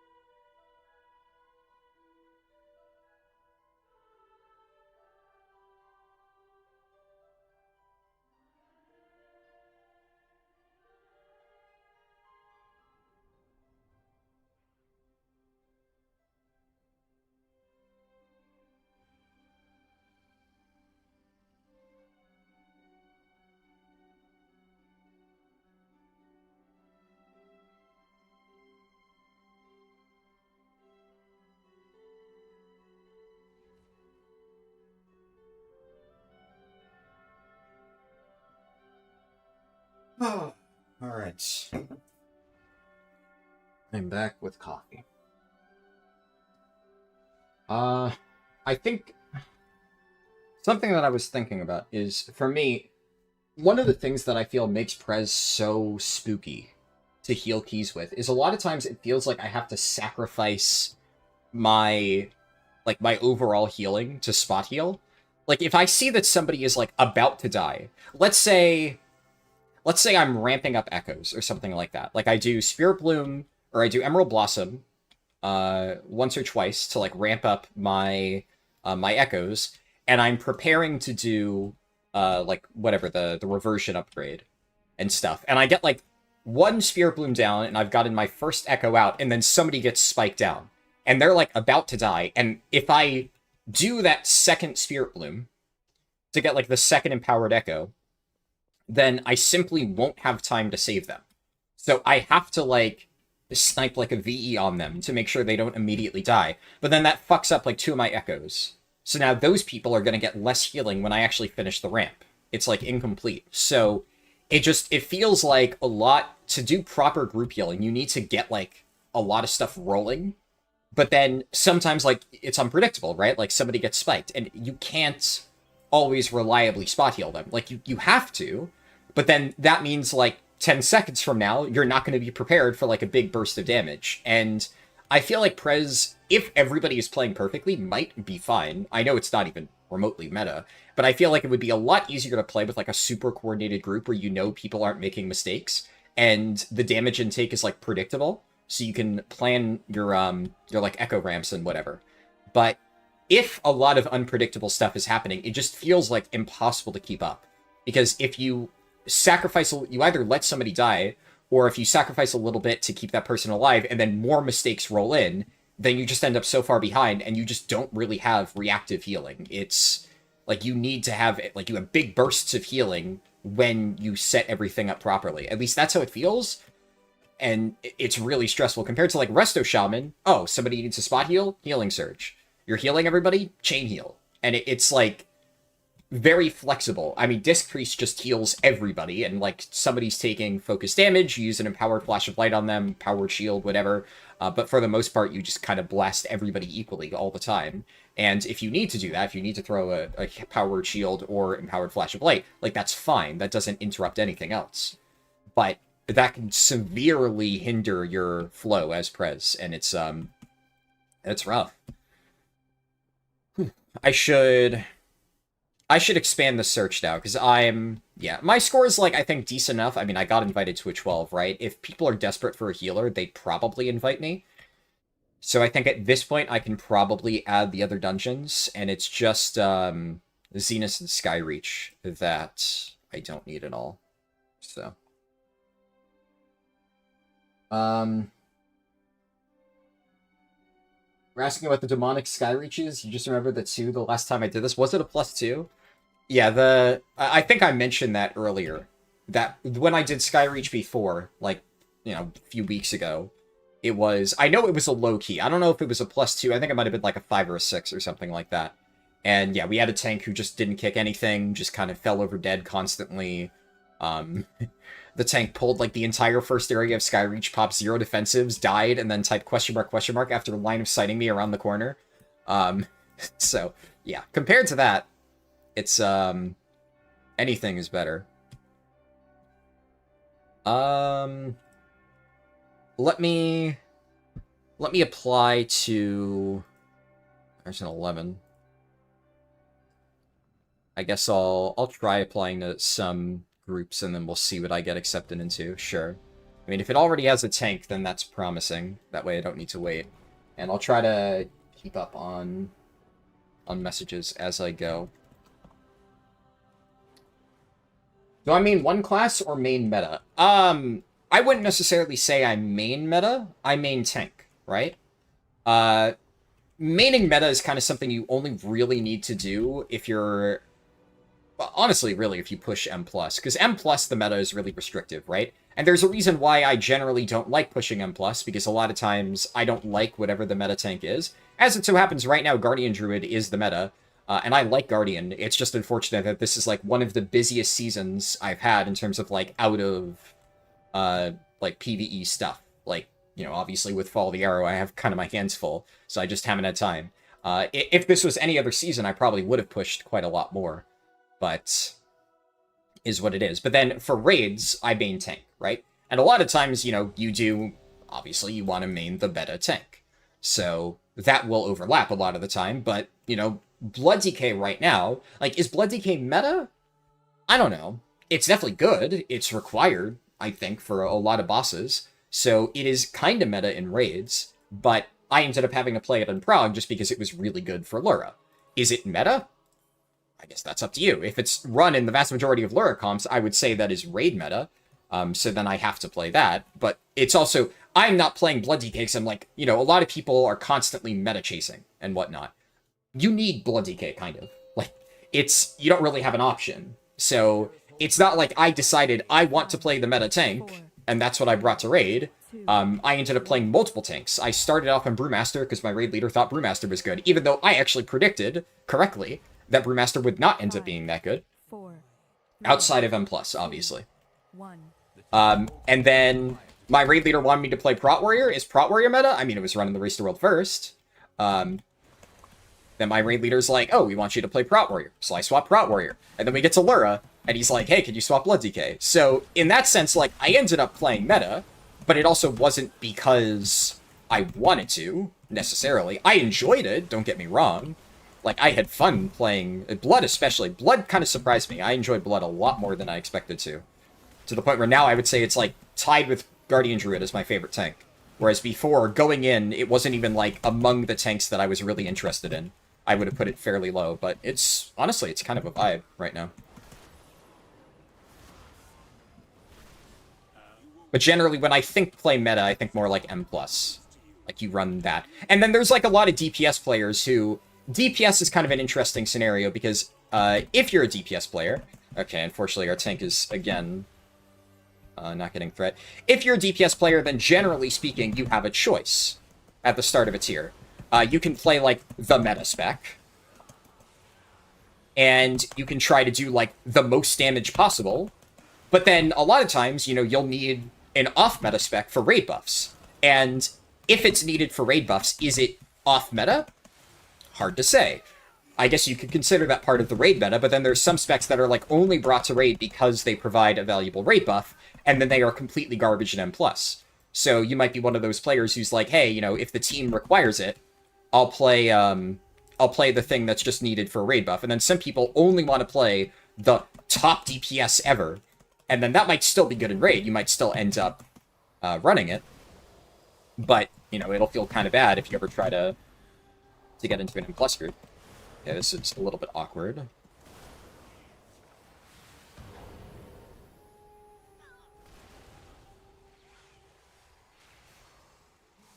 But I think that was a thorough answer. Unfortunately, that was like one of the only messages I got a chance to read. And the problem with healing is I don't really want to look away for a second. Let me quickly look. It was close till Jinji failed 6 times in a row and threw a fit. Yeah, I'll be honest, Jinji did kind of throw a little bit. I saw, like, Max was defending Jinji of, like, hey, you know, people make mistakes, but yeah. It's undeniable that he definitely played... Okay. Brother. Oh, that's a far release. Fuck me. Alright, well, that's scuffed. I did not realize that the release was not... How is there no checkpoint closer? But how do you not get threat there? I did not expect this to be as big of an issue as it has been. Of tanks just not getting threat, like doing pulls, and like it's so easy to get threat, right? I think I just back up, let him die, right? Everybody else is dead. Unless... No, I should have just... Yeah, I should have just let him die. It looked like he was keeping it alive, and then the moment I went to dispel him, he just stood there and died without doing anything. But yeah, this is something that admittedly... I historically have not seen being as much of a problem, but like almost every single dungeon I've run today, the tank has just done a pull and just not gotten threat, and then people are getting whacked when, I mean, Prot Warrior especially, it's so easy to get threat. It's just as you're pulling mobs, hit Thunderclap. Like, the only way that you're not getting threat is if you're walking past a mob and just not pressing Thunderclap or anything. It's kind of impossible to ever have this issue happen. And then, like, he went in here and he pulled around the corner, but he clearly did not hit that golem. Because I saw him run around the corner, you know, whenever I'm doing this, you know, I'm walking into a new mob, Thunderclap, right? Just get that rolling. So he walked in here, walked around the corner, didn't press anything, I cast a healing spell, immediately got snap threat, and then I got punched in the face and died. Like, that is... Frankly, that's tanking 101.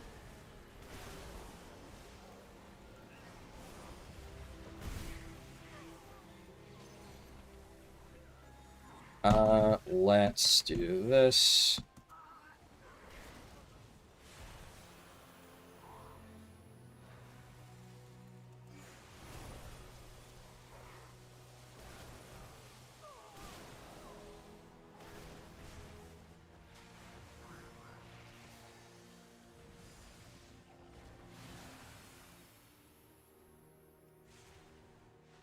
Okay, I'm a little bit worried about these worms.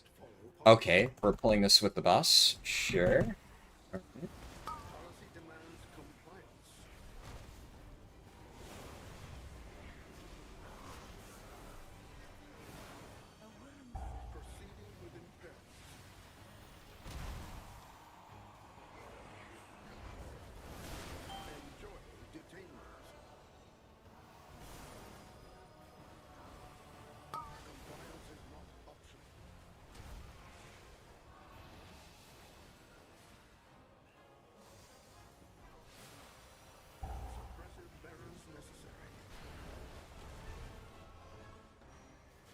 We didn't even pull the other worms.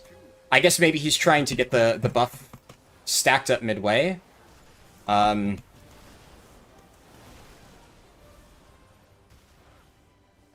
is he's like, okay, yeah, dude. Like, the druid's just sending out random pings, like... Okay. Fucking every single dungeon group thinks they're in the fucking MDI.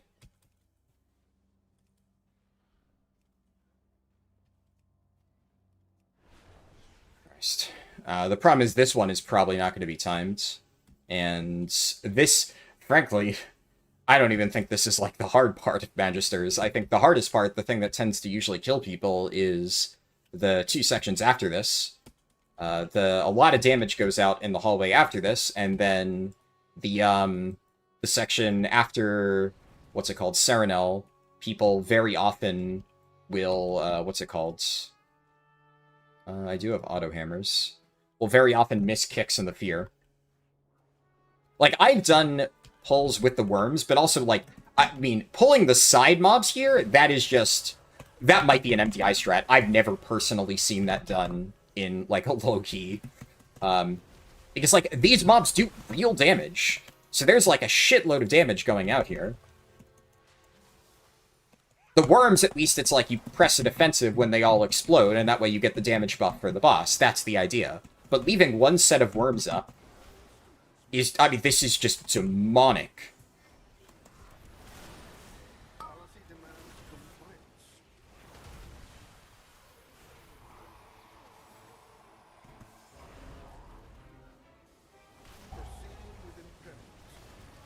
Yeah, I'm gonna get knocked here, right? Yeah. Just do this. We're not killing Xal'atath.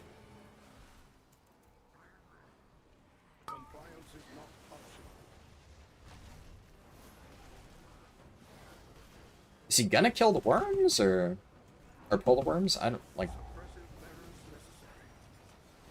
I'm saving my tip, because I'm expecting the worms to get pulled in at some point.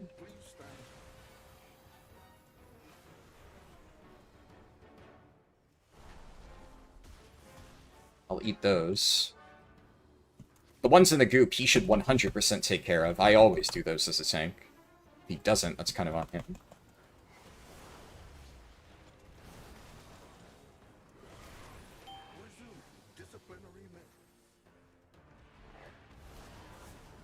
Alright, we're not pulling the worms. Like, why would you even do this if you're not gonna pull the worms into the boss? Like, this pull makes absolutely zero sense in that context. This is like, I'm guessing he probably saw a pull like this in the MDI, didn't understand why they were doing it, and is now doing, like, the shittiest possible replication of it. Quite baffling.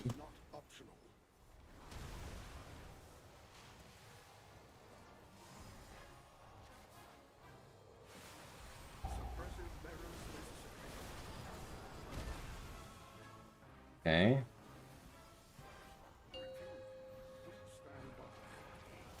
Yeah, that's an amazing place to drag it into.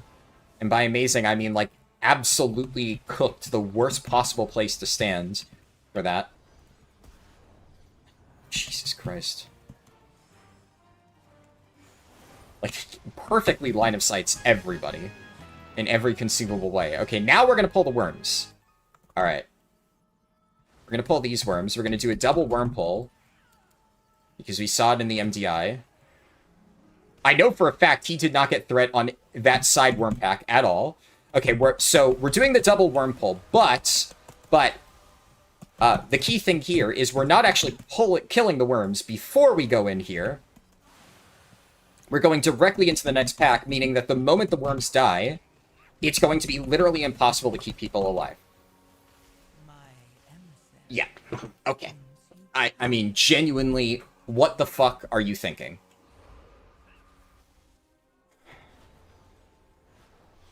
Unbelievable stupidity. This is peak MDI pull behavior. I think the only way I save that is if I, like, snap... Okay, he walked in and immediately died to Runic Glaive. This is why, like I said, this is just constantly, in my experience, the thing that, yeah, get me the fuck away from this tank. Jesus fucking Christ. Alright. Holy hell. Like, if I had done a snap rewind, like, because we got chunked to, like, 10%, and then we died. If I had rewinded... Wow, the game is trying to save me from myself, apparently. It's saying, please don't continue with this challenge. Alright, I have to restart. But yeah.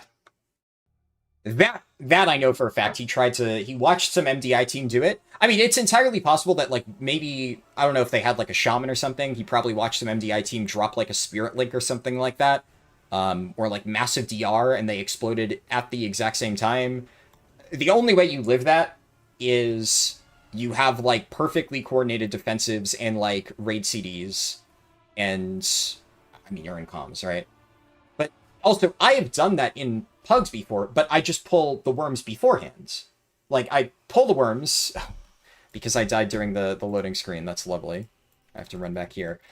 You pull the worms, you get the damage buff, and then you carry over the damage buff into the next pull. And that way, like, it's not usually going to kill you, but obviously the damage of the 5 mobs he pulled, which are some of the scariest mobs in the dungeon, combined with a basically simultaneous 20-stack explosion. Like, okay. Yeah. I mean, I'm almost glad he did that, though, because I was going through that dungeon thinking, like, this tank has no fucking clue what he's doing, and that cements to me that, yeah, he had no fucking clue what he was doing. Some of those pulls were, like, questionable. Like, I don't know. I'm pretty sure he didn't get threat, but, like, maybe I fucked up or something like that. But no, like, that is... You only do that pull if you have absolutely zero fucking clue what you're doing as a tank. Like, you never do that pull as just a normal, you know, functioning human being. That is just some dumb shit, frankly. Absolutely stupid shit. Okay. Let's see here. Wasn't even close. No boss yet. Yeah, I mean, I'm surprised it kicks you back to the entrance, right? But I don't know, a lot of dungeon checkpoints, I think, feel a little bit weird. Admittedly, I was, like, a little bit just annoyed that I died in the first place. Because I shouldn't have, right? It's just, like I said, this has never been an issue for me in the past. Of just tanks not getting threat. Like, just press Thunderclap. How does Prez feel? Not great, I'll be honest. I like Prez. But one of the reasons I like Prez is because it constantly feels like everybody's about to die at all times, and it's just kind of a fucking nightmare. I'm sure if I was a far more experienced healer, it would be a little bit easier. Except, at the same time, pretty much all of my experienced healer friends repeatedly tell me that Prez is their least favorite healer to play in keys. So, yeah, I don't know. Like, I'm not saying that I'm playing it perfectly. Absolutely not. But I'm well aware that it is very, very difficult to play. So, every time I play Disc or Resto Shaman, I have a much easier time. And I've been told the other healers are comparably easier. And that Prez is just like an extra level of torture. That's the group from before.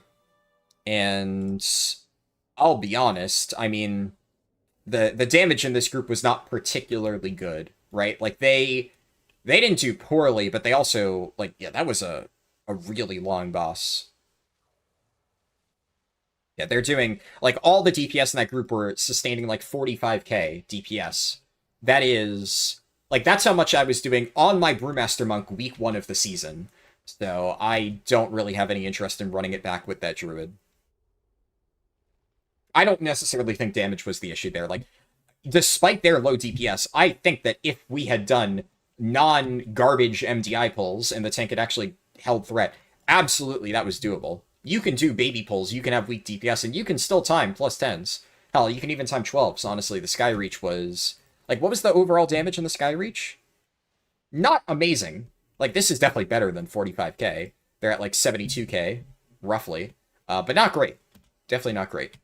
And we still barely timed that on 12. So, yeah, you can kind of just hold W at this point in the season and get through dungeons. I guess I'll just, Alright.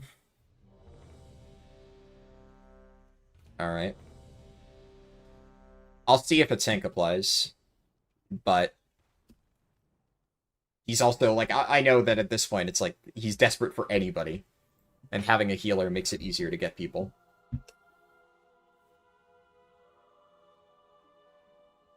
During the Sky Reach, you had 2 DPS dead for 1 boss fight? Yeah. And that lowered their overall for sure. Right? But... I mean, the damage was still not amazing. It wasn't bad. Pixelina said a haircut and a shave. Yes, I did get a haircut, and I did shave. I honestly, I hate having short hair, right? But it's like, I don't know, the problem with, you know, having longer hair is eventually it gets too long, right? At least for me. You know, I like my hair to be like a reasonable length. So at a certain point, I do have to cut it. It grows back pretty fast, which is a blessing and a curse, because it means I need to get semi-frequent haircuts. But also, I never have to have short hair for too long. The Keystone Hero Challenge is your favorite content. I'm glad. I'm surprised to hear that, but I'm glad. Yeah, I mean, it's ongoing. I've always said I will continue doing it. This season, the goal is all healers. I want to get that out of the way. And then, once, obviously, next season, I'm going to keep trying to continue learning the healers, right? You know, every single season I play all the tanks, and going forward every single season, I don't know if I will play every single healer, but I'm not going to, like, learn all 6 healer, or 7 healer specs, and then just, like, abandon them immediately. I'm going to continue to try and keep up with them going forward, but once I have all healers, and obviously I've already gotten all tanks done with for a while, then I can begin to work on various DPS specs that I've never gotten a chance to try. Okay, 2 rep paladins is interesting. I mean, they're, like, it's fine, right? But... President Holy Paladin have always been your least favorite healers. You're so bad at Holy Paladin. Yeah, I've never gotten a chance to play Holy Pally, so I can't really speak to that. I will be playing it as part of this challenge, but probably towards the end, I think. What ended up winning the poll? I'm pretty sure it was Resto Druid that won the last poll that I put up. It was under... Yeah, Resto Druid for... Yeah, so...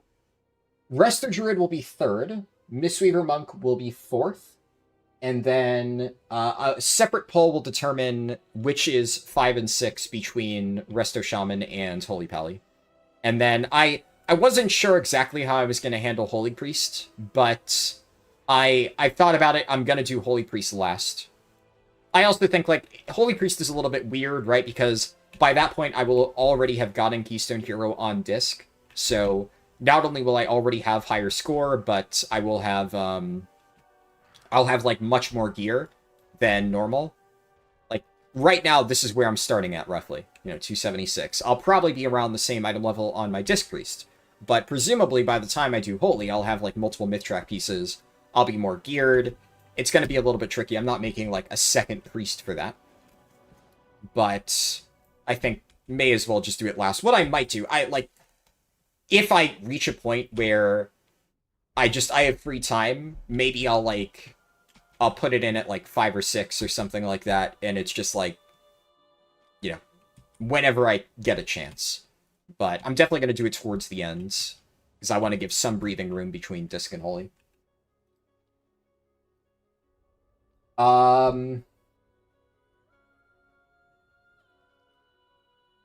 New messages. What keys am I doing? Anywhere in 10 to 12, really. The goal is to get at least a 10 in every single dungeon, a time 10, obviously. But, I mean, I did a 12 Sky Reach, so it's really whatever I can find a group for at the end of the day. And speaking of which, like, this group is taking a while to form. It's a plus 11. I don't know. I'll be honest. For Magisters, plus 11, especially with the double Ret Paladin, I'm not feeling confident in that one. I hate to leave them, but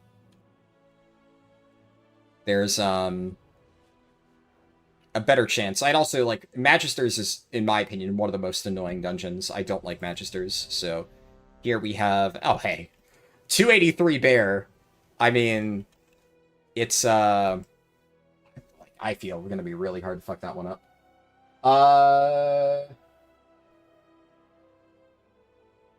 Okay, give me a moment. There's a lot of messages that I haven't read. Iconic said I apped into Fierce, but it's actually so cooked. What does that mean? It's actually so cooked. The guild is so cooked? I mean, I don't handle any recruitment at all, so I can't speak to that. Obviously, I went through the recruitment process, and honestly, I felt it was pretty normal, all things considered. Guild leader got back to me in a timely manner, had an interview, as usual, and, So, if you, if you want to elaborate on that about... It's also, I mean, just vague, right? But if you have information, like, share your experience, I guess. The MDI fought in Bear coming, I can feel it. I mean... We'll see. I think you healed the first pack really well, so he got confident and sent more. Could be, yeah. Well, I mean, like, it would have been fine if he didn't let me die, right? Like, the pull before the first boss was just bad. Like, that was just a shit pull, no matter how you slice it. But the second pull he did, honestly, was not bad. It was a little bit aggressive, but I think it would have been fine if he didn't just, like, fail to get threat. Like, he just didn't press Thunderclap, didn't get threat, and then I got punched in the face. Like, that's, Yeah, that has nothing to do with, like, whether or not he was doing a aggressive pull. It's just, he fucked up. And then I think after you do that, it's probably better to, like, slow your roll a little bit and not do, like, oh, hey, we're going to chain a pack of worms and the side pack into the boss immediately after. Like, brother, you've just demonstrated either... Obviously, I know he's not skilled enough to do that, but in his mind, if he doesn't process that he fucked up and that he's not skilled enough to do that pull, then his mind should be going to, oh, hey, my healer died. Maybe my healer's not good enough to do that pull. And frankly, like, we were fine up until, he pulled more. And then an orb went into the boss. Like, he started going for the second pack of worms, and then an orb hit the boss, and then we all exploded. Like, yeah, so I probably could have healed that. But, yeah, that I can very safely say was 100% on the tank, but it's, it is what it is.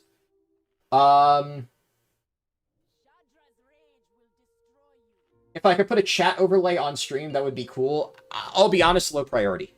I I don't really care much about streaming stuff like that. It's like streaming to me has always been a little bit of an afterthought. Like I care more about the stuff that I am streaming. And like I feel like, you know, you don't need a chat overlay on stream, right? You have the chat box there.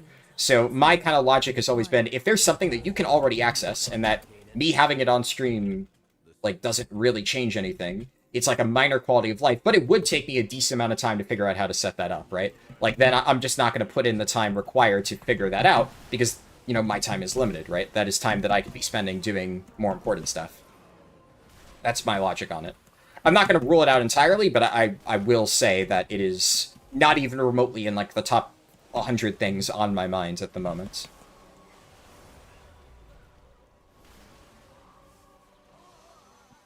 I'll try to chip away at messages as I go, but obviously once the key starts, you know, I'm kind of focused.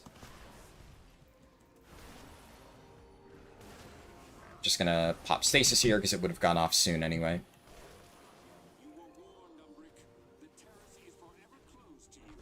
Okay. I have a Marithra's ready to go. I'm like super paranoid now about getting threat. I did see that he was pressing Thrash though, so.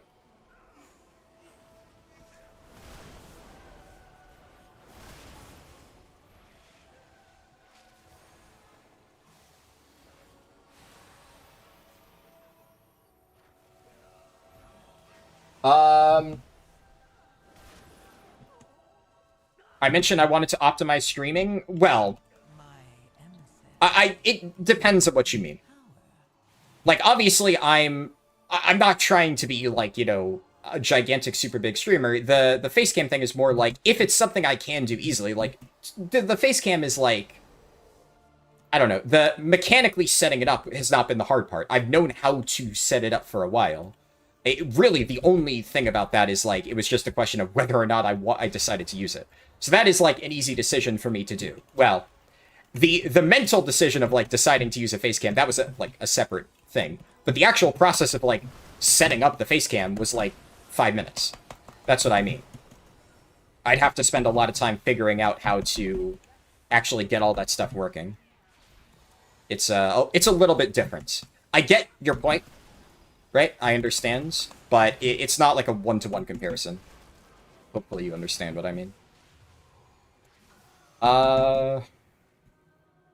And yeah, exactly.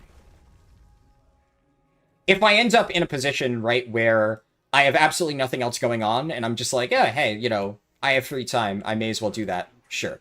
But right now, I have, like, so much... Like, I was honestly on the fence about even doing this stream, right? Because there are a lot of, like, Follow the Arrow-related things that I really want to get done. And it is really hard for me to, like, focus on one thing when I have, like, other stuff going on. But I did figure that, you know, this is something that I really want to do. And if I don't do it now, then I'm going to keep putting it off, right? So I figured, fuck it, you know, I'll just get this out of the way now. That way, like, I can start chipping away at it over the course of the remainder of the season, instead of, like, waiting until the last second to do every single healer.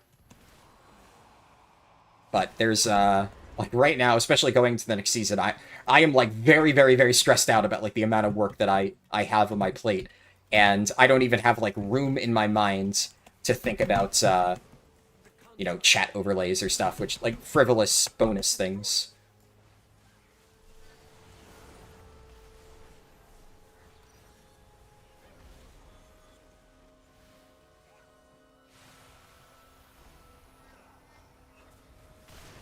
And another thing, right, is if it were just getting a chat overlay for one chat, that probably wouldn't be too hard. The big thing is, like, figuring out how to get the multi-stream chat showing, so it, like, mixes YouTube and Twitch messages. Because if I was going to do that, that would be, like, the entire point, right? And that, I know, is, like, more complicated, and, again, like, the more complicated it is, the more time I need to spend getting it set up, which, yeah.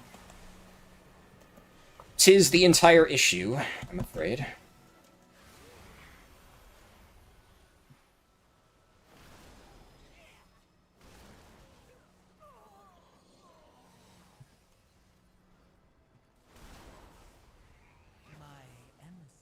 You're a YouTuber that streams, not a streamer that... Yeah, exactly.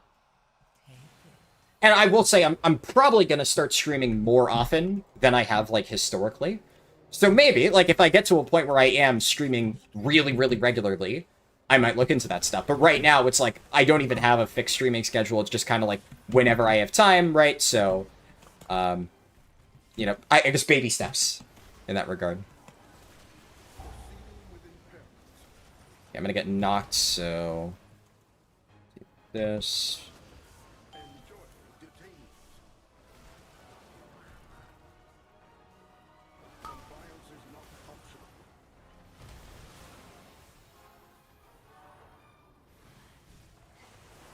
am I going to do a leveling run during Turbulent Timeways? Yes. I'm going to stream a Turbulent Timeways run on Tuesday, probably just 80 to 90. And then later in the week, I'm going to do a full... I'm going to do a full 80 to 90 or 10 to 90 run. Somebody needs to get that one. Okay.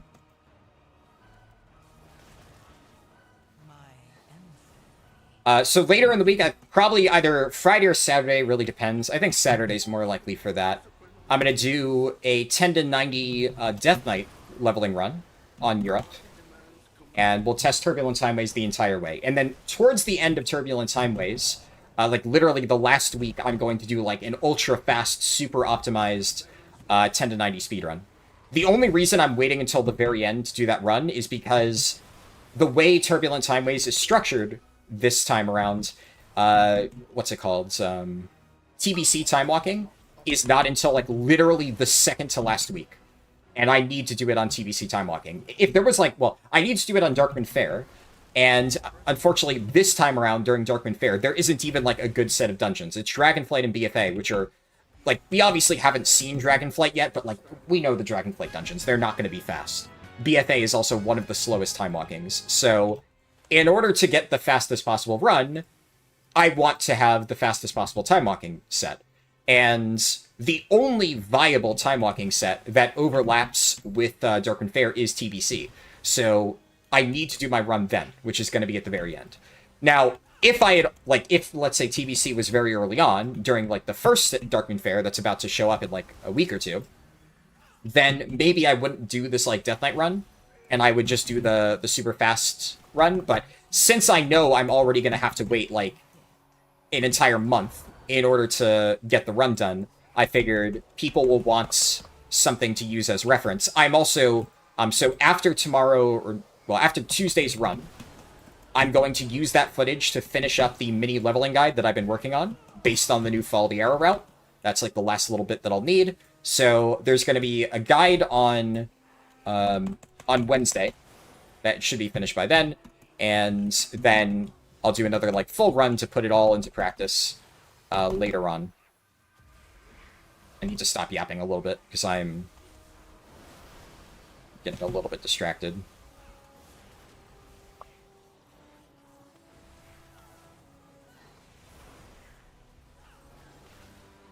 Can't really see.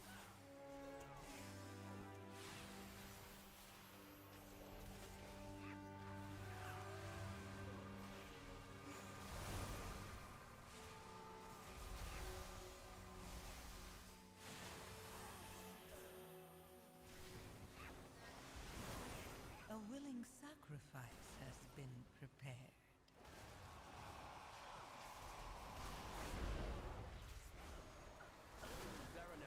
Stand down.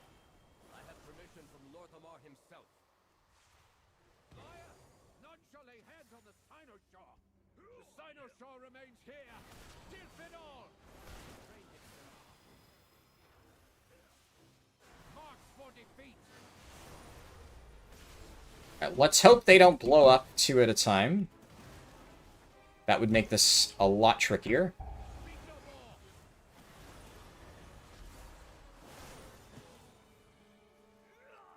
Okay, I mean, one of them needs to blow up. Of course. Of course they blow up both of them immediately. I mean, we lived, though, so I guess that tells me, at least, that even if, like, the worst possible thing happens to this boss, we can survive it. Though, it was, bit scuffed. 5, 4, 3, 2, I'm just gonna walk in. 1. Okay, none of them are gonna do the mechanic? Alright. I was like, wow, they're all playing it really close, and then they just didn't do the mechanic. The 10s, if you're overgeared, are so fucking free. Like, they are kind of just ignoring every fucking mechanic here. And we are just living. The druid is scaring me. Like, you gotta clear. Go. Jesus, they double cleared again. Yeah. I'm gonna just start pinging him. Okay, I accidentally pinged myself, and they double cleared again. God, we're alive. Whatever, dude. Just put the healing in the bag. 4, 3, Full commit. 1. Help me remove the wards around the Sinister. That 1 to 80 guide is still good? Yes. I will update it eventually with, like, very, very minor tweaks. And obviously it'll be included in Fall the Arrow. But very little has actually changed because they haven't updated Chromie Time. All they did is they made it scale to 80, but they didn't move War Within into Chromie Time. So you still do exactly the same thing, and then you can do War Within from 70 to 80 if you want. Which it is faster, but like that, it's a little bit more complicated, I guess. If you're not already familiar with the strategy. I should have done. I already had Amorthras. Whatever. It's fine. My emissary brings you power. Take it. No problem. Is the route going to change? No. So if you've watched my recent Monk speedrun, the 12.9.7 one, that is the route that I'll be using. Like, Fall the Arrow has already been updated for that. The only thing that Turbulent Timeways will do is you'll do dungeons at the start and it'll be compressed, right? Like, you're going to do the exact same thing, but you'll do less extra side quests, right? You will have to... Or you'll be able to end the route early, I guess, is a better way to describe it.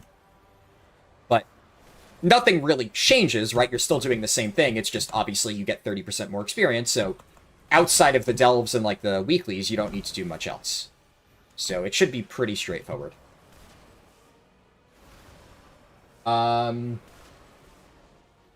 Also, there's... So I'm doing my best to, like, look at chat. I know a few people sent, like, longer messages that, like, I can already tell are, like, more in-depth. And, like, skimming it, I know that I would not be able to, like, just skim, think of a quick answer. Like, there's something about gearing, right? I can see a message about gearing. I will say I have a gearing guide on my channel that is, like, really in-depth. It's 11 hours long, covers basically everything you need to know. So, if you're interested in gearing, whatever question you have will be covered in there. If it's more involved, I will try to read through all the messages you sent afterwards and give a more detailed answer, but I know that I have to really, really carefully read it, and I'm a little bit too busy at the moment to really fully look away and read through that. Let's just... This.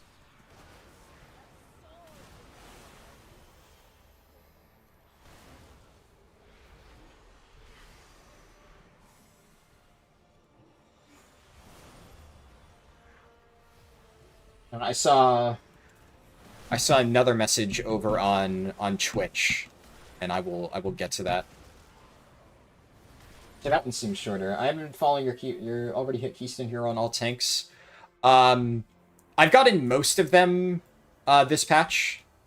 I haven't done Prop Pally or technically I haven't finished Prop Pally or Vengeance Demon Hunter yet. I've done like a few keys, but like most likely in the lead up to the season I'm gonna get those finished on North America. So it's just been one of those things of like I haven't bothered doing it as a formality. And tanks also, like, the reality of this challenge is whenever I do finish the challenge, obviously I want to be able to say I've done Keystone Hero on every single spec in one season, but I have done Keystone Hero on, like, all tanks multiple seasons in a row. If I end up being really busy and I miss, like, one tank spec one season, I'm not concerned, because the core of this challenge is to learn how to play every single spec, And, like, I have gotten cutting edge on all 6 tank specs. I know how to play all 6 tank specs. Like, that is not a concern. My bigger concern, if I have limited time, is making sure that I'm learning new things. So, just retreading, like, you know, the same tank spec that I played, like, many, many tiers before, just to say that I've done it is, like, less of a priority. Especially since, like I said, I probably will end up, by the end of the season, at the very least, Prop Heli 100% I will, because Prop Heli looks like it'll actually be pretty good. So, which one? I have the boss, okay. So there is a very good chance that, you know, either me or my co-tank will end up playing Prop Heli next year, because it looks like the buffs are pretty nice. And so there is a very high chance that I end up, or rather, because there is a high chance that I end up having to play it, I will want to make sure it's ready going into the next tier, so I will make sure that I get, like, Keystone Hero done on it and get it geared up. Probably bring it to, like, an alt run or 2, or something like that. My co-tank's already bringing his Prop Heli in for the alt run, but right now I'm still focusing on Bear and Blood.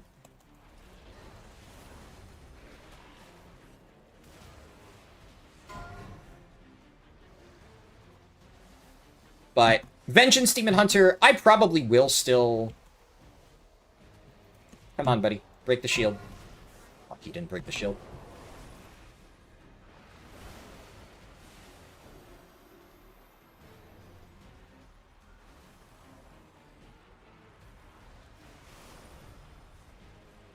Ah...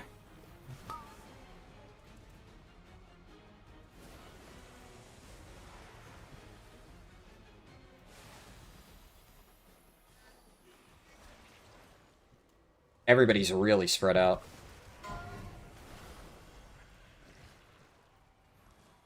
Alright, is he gonna break the shield this time? Dude, come on, stop tunneling. Fucking hell.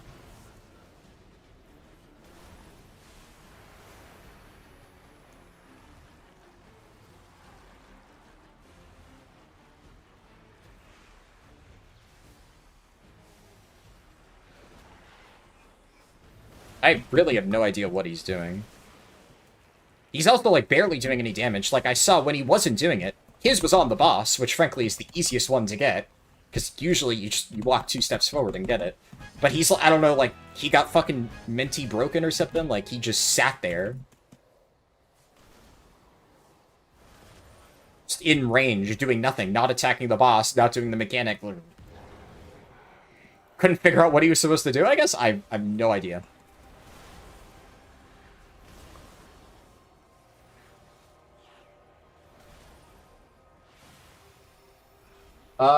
Vengeance the best tank because you can go so fast. Is that true? I don't know if I'd say that right now. Even if Dungeon Q is instant for Turbulent Timeways? What do you mean if Dungeon Q is instant for Turbulent Timeways? If Dungeon Q is instant for Turbulent Timeways, that's ideal. You do it right at the start. You do it as early as you possibly can. The routing actually becomes a lot harder if Dungeon Q is not instant, because then you want to, like, weave in Turbulent Timeways dungeons with other stuff, but then it could get problematic if, like, let's say you're almost done with a delve, you're, like, right at the end, and then the Q pops. It's like, what do you do then? But if you can just spam them all at the start, and then carry the bonus over, then that is... I mean, that's optimal.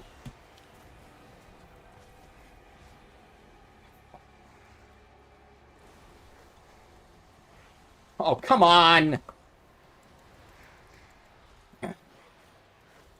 Alright, yeah.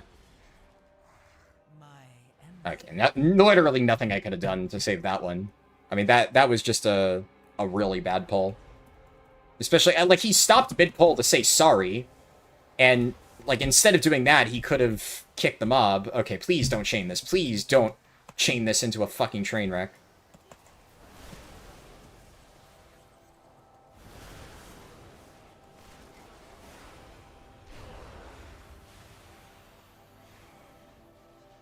I need to LOS, because I think the fear's about to go off.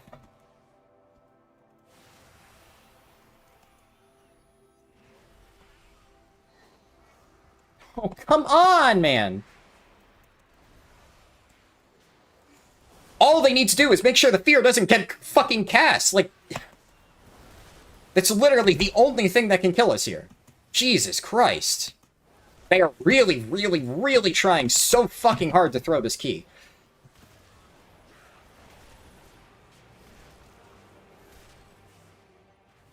I've never seen anybody pull that way. I've never seen this mob pulled in that room. It's just insanity. Fucking hell. I mean, we're alive. We kind of recovered that. Why did, like, it keeps resetting my healing. My meters. Yeah. Well, I mean, we got unfortunate on that, like, that big pull where it literally perfectly synced in a way where he was just chain fearing us with like 1 second left. Nothing you can really do about that. Obviously, the first kick should have not been missed. And the tank stopped to say, sorry. And like, yeah, you fucked up the pull, but like, you know, don't type. Fucking kick the mob. That was 100% savable. Even like after the first kick, I snap rewinded and I actually could have kept us alive. And then the second kick hit the towers. And like, what are you going to do at that point?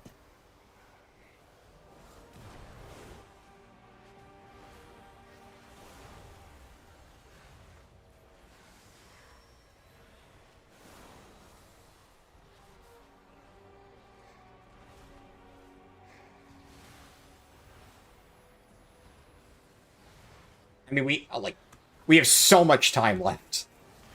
Which is, you know, why I was just like, this is really, like, it has, situations like that scare me, right? Because whenever you're in a position where people are, like, dragging a gigantic, like, fucked up pull to the respawn point, you absolutely will see groups that just don't process that they all need to die, and they just sit there and run it the fuck down, and then you suddenly end up with, like, 30 deaths on a single pull, and it's just a fucking nightmare. So, like, I'm glad that we kind of recovered from that tailspin, but that is, like, one of the only ways to throw a key when you're this far ahead. I've seen it happen. It's not pretty. A willing sacrifice has been prepared. I also, like, the tank is just all of a sudden dying. I think, like, I don't know what happens. Like, after that pull, he suddenly just started playing really poorly. Like, I think his confidence has just been shattered. This pull does hurt tanks a lot, though, but, like, I don't know. We'll see. He did really well the rest of the dungeon, like... Champion, I know what to do. But I know how it feels when you just... You make one bad pull, and then you feel really, really awful, and you just start kind of throwing it. I can imagine this is going to be a really annoying Prez fight. When I did this on a low key, I distinctly recall accidentally VEing into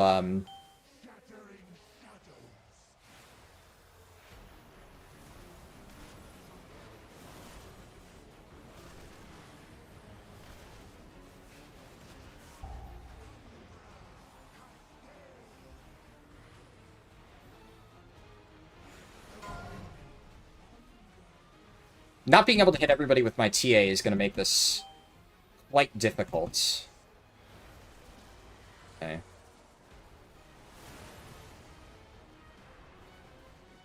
I have some echoes out, but not on everybody.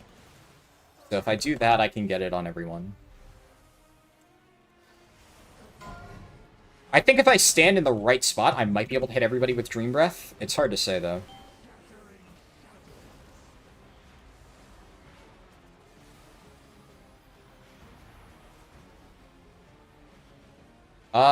Nah, it's kind of really, with the way they're spread at least, really hard to hit everybody with that cone. Okay. I think I actually got everybody there, though.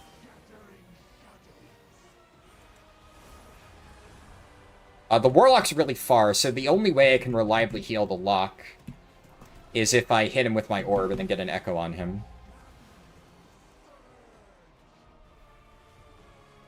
And, yeah.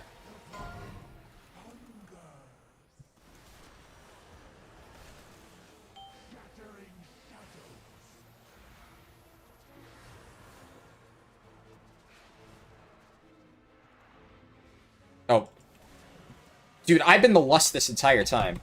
Shit. Nobody said anything. I need to get better at remembering that. It, like, the last few dungeons, I had somebody else lusting. Okay, use a bonus roll. I got a belt. I don't need a belt. I have a really good belt. So... reroll. But I figure, like, at this point, I should just be bonus rolling in literally whatever I can. Alright. Magisters is... Yeah, normally when I forget to Bloodlust, somebody screams at me. So, oops. Yeah, I'm the same way. As somebody who normally tanks, I always forget to lust. It's just, you're never in charge of it. Like, 10 years, I never had to do a lust, and now suddenly I'm expected to do lust half the time. It's a really hard thing to remember. Definitely. Okay, let me, like, take a moment, unless, like, if I see a group, so, if I see a group that, like, fits my criteria, then, yeah, like, okay, then let me catch up in chat a little bit. Injustice said Bloodlust, yeah. No tank can. Sometimes I bring drums just in case, but...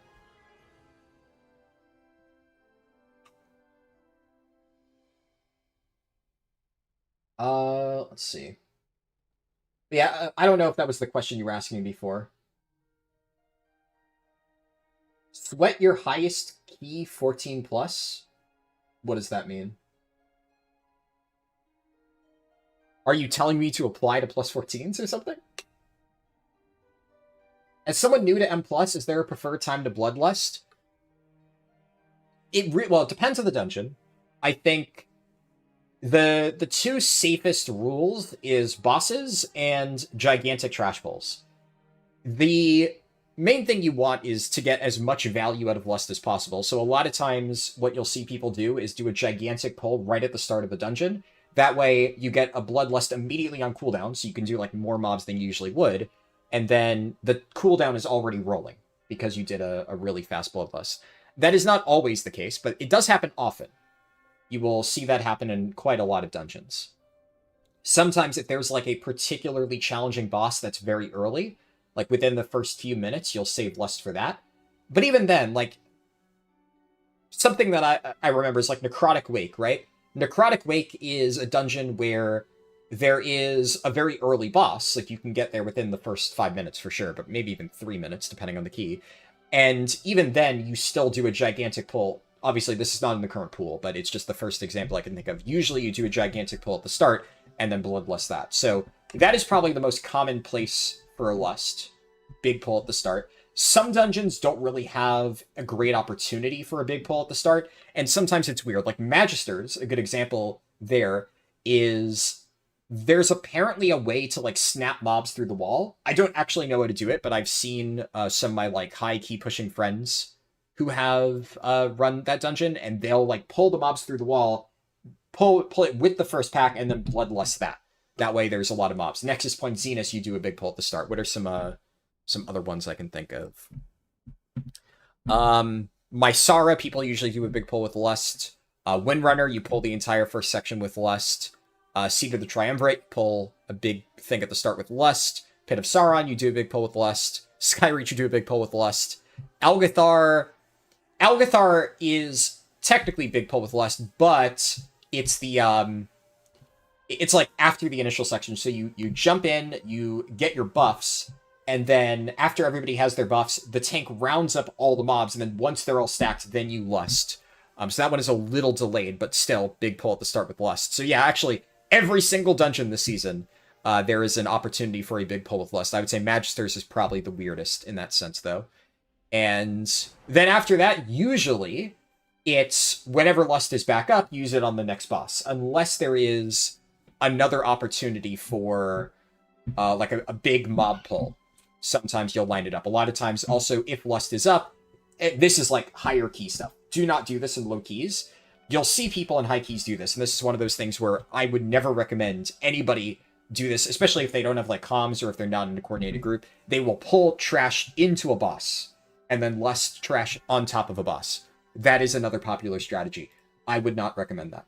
It is one of the biggest issues you'll run into is the trash mechanics will be going out along with the boss mechanics. You have like way more stuff to manage. A lot of times you have way more kicks to manage. If you're in a coordinated group that knows how to do that, it's obviously a very easy way to save time, especially if, when handled properly, either the boss or the trash isn't that difficult. But a lot of times in an uncoordinated group, that is a very easy way to both wipe and lose your lust. And then now you've like set yourself back quite a bit. So definitely, yeah, be careful with that, but that is often something people do at a high level. But usually you save lust for the next boss. So it depends. There's no like really terrible time to use lust unless you like completely waste it. But generally speaking, groups will tell you when they want lust, if you are a lust class. Just ask, right? Like, the first dungeon I did, which obviously ended up being a train wreck, right? Not because of the lust, but the first dungeon I did, they said, hey, can you lust? I said, sure, when do you want it? And they said, first pull, and then whenever it's up on the next boss. I said, all right, cool. And then that group ended up disbanding, but like, you know, they made it clear when they wanted it.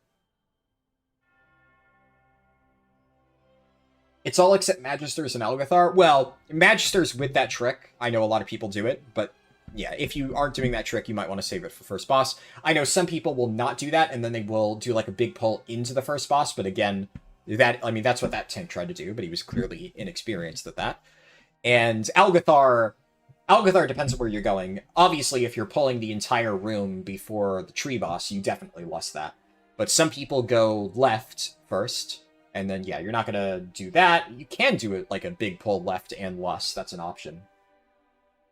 Yeah, exactly. And I think the reason why people like doing that double pull through the wall in Magisters is because it gets it on cooldown. Yeah, you're not wrong.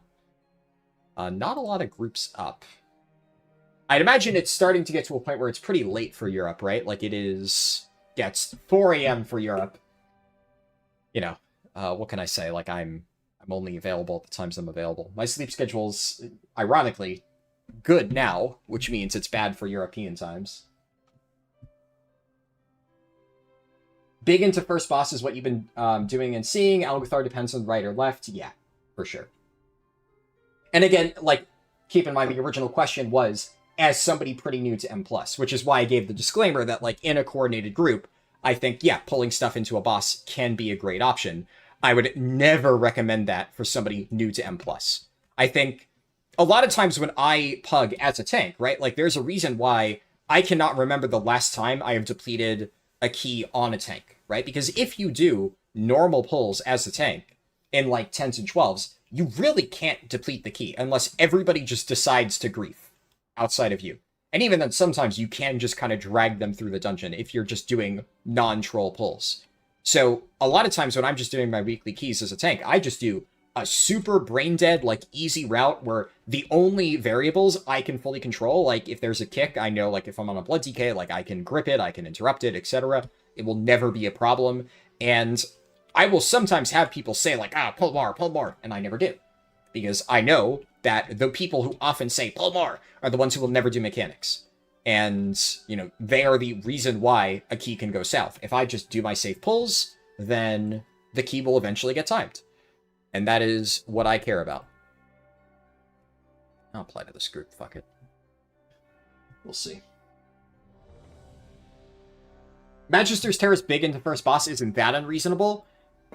Depends. I mean, the way that tank did it, right, was very scuffed. I have definitely pulled mobs into the first boss before, but, you know. It's, like, and I'm not saying it's unreasonable, right? Like, if you are confident, if you're comfortable with it, by all means do it. But, generally speaking, I don't, right? Because I think that it's just even easier to not do it. One of the easiest things to do is just, like, I pull the side mobs, and then I pull a pack of worms, I kill the worms, and then I go into the boss. And then you have the damage amp in the boss, and it's just, there's no way to fuck it up at that point. Like, I'm not saying that it is impossible to do, but it is, like, as we just saw, possible to fuck that up. The tank that I was in that Magister's with, not that just past one, but the one before, fucked that pull up. And it, well, like, if he had just held W, you know? The ads around it don't have too scary of spells. I mean, yeah. It's the big thing is like the mana worms, right, are tricky. You want to kill them while a lot of other damage isn't going out. So in a coordinated group, I don't think it's that scary. Definitely, it's a lot of damage though. I mean, I wouldn't be pushing back quite as hard if I didn't literally just have a perfect example of how that can go wrong. And, like, you could maybe argue that, like, if I had been better at healing, I could have recovered that. And frankly, I actually did. I kept everybody alive until an orb connected with the boss and one-shot us all. So, like, it's kind of hard to even say. Like, in theory, maybe, like, I definitely felt like I was lagging behind a little bit, but most of the mobs were dead, and I did keep us up. It was very sketchy, though. But then also because the tank was just, like, holding the boss in a weird fucking spot, the orbs were all over the place. There was a fire patch where, like, one of the orbs was, and, like, it just spiraled from there. So, that absolutely was, even with the way the tank handled it, recoverable, but... Okay, immediately just ripping a pull timer, no ready... I guess we did do a ready check, but... 5, 4. I see ready check, and then I get a chance to eat, but we're going, alright. I respect it. 5. Prez struggles with that large burst if you're not prepared for it. I was. 1. But then another thing is, like, I didn't have as much time to set up for it. Like, we just, without really any warning, right, he just goes straight in. I saw him rounding up the mobs, basically. And then suddenly, next thing I know, he heroic leaps into the boss. So, like, normally, if I had been prepared for that, I would have started, like, ramping stuff, like, okay, we're gonna have a lot of damage coming out. But I'm like, I'm getting my echoes out, you know, I'm playing it normally, and suddenly, you know, okay, the boss is pulled, fuck. So, Prez, without proper notice that they need to start ramping, yeah. And even then, again, I did handle it. It was just, the orb that eventually got us. The reason why I say, like, I don't know, is there is absolutely a chance, I felt like I was behind, so there is absolutely a chance that even if the orb hadn't connected, somebody might have died. I think we might have still been able to handle it, but I felt like I was gonna end up dropping somebody, because I was spinning so many plates there, and I felt like something's gotta give. And then we all exploded, so... It's, moot point, I guess. But, like, if Prez is prepared, like, you can set up, like, a rewind for that and be fine, I think. And the explosion of all the little guys, I was good with. That's why, like I was saying earlier, I think Prez is, like, I would imagine, a much better healer if you have comms and, like, a coordinated group. Prez with, like, where you're just kind of, like, guessing what your group is about to do, it feels very, very tricky, because especially if somebody makes a mistake, right, and you feel like you're playing from behind, it could be really, really difficult. At least that's how I feel. I know I missed a few messages before. I've just been... Let me scroll up, because not much is happening. Okay, yeah, I remember, like, skimming this one.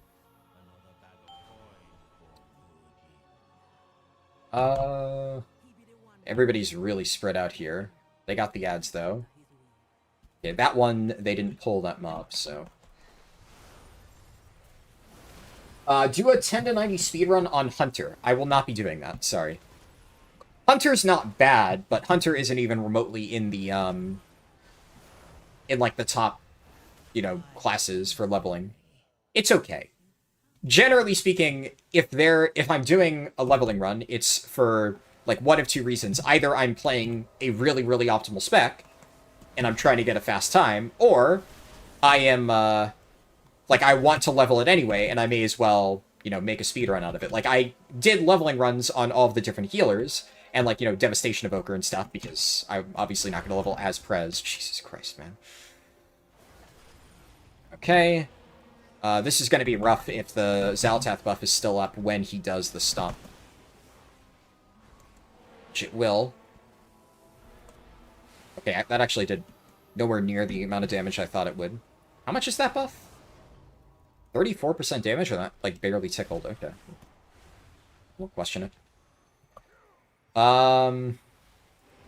There's no more guys that I need to rescue, right? Because that is my job, ultimately. But yeah, so I have no need for a hunter anytime soon. And, okay, so that does lock you. I wasn't sure about that. Right, so I need to be careful. If I wanted to level a Hunter, I'd do a speedrun of it. If Hunter was really good for speedruns, I'd probably use it, but it is neither. There's other times where, like, if a lot of people are asking me to do a particular spec, I will do it, right? Like, just for demonstration purposes. I'm trying to think of an example. Well, a good example that kind of just happened to occur is a lot of people have been asking me to do a priest leveling run, because I had been saying for a while that I think Disc Priest is actually pretty good for leveling, and many people were complaining to me that they think Priest is, like, one of the worst leveling classes. And then I just did that Disc Priest leveling run and demonstrated that, like, actually, no, Disc Priest is really good for leveling.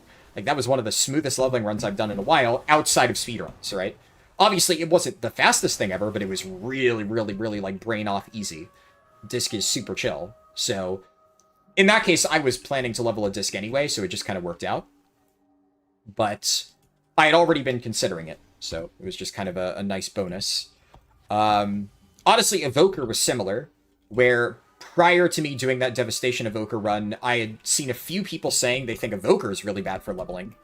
And I remember having, like, multiple debates with people telling them, like, no, Devastation is a very good leveling spec. And I got, like, a lot of pushback on that from some people. And so I thought it was important to demonstrate that. But, like, in that case, I don't know if I would have done those runs if I didn't already happen to want to be playing, or want to be leveling. Okay, that's really unfortunate. I got rooted in a swirly.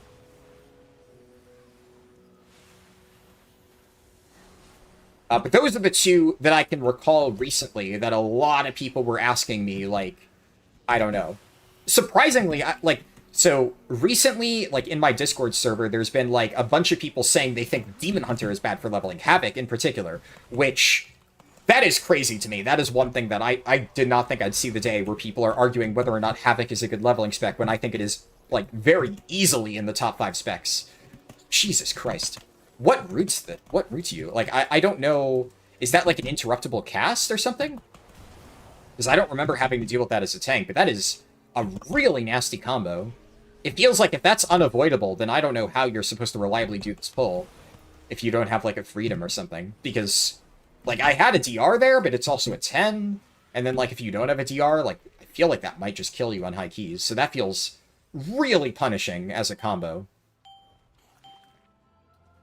But I don't... Maybe it is, like, it's an interruptible cast or something like that, and they're just not kicking. I'm not sure. Let me...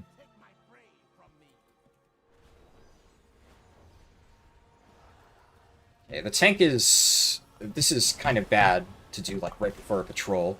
Thankfully, we all made it across. But yeah, like, as it so happens, I am already planning to do a Havoc Demon Hunter run. Which is, like, that's kind of what I said to the people arguing that Havoc is bad. I'm like, well, I guess you'll just have to wait until I do my super fast Havoc Demon Hunter 10 to 90 speedrun soon. And I'll prove it to you that Havoc is just not only not bad, but one of the strongest leveling specs in the game. Like, I don't know how you could possibly think Havoc is weak. But it kind of also happens to be a case where, as that is a topic of discussion, it's a run that I was already planning, so it works out.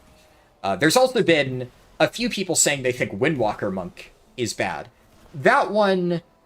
Well, in that case, I regularly do Windwalker Monk runs, so whenever that comes up, I say, just go watch my runs.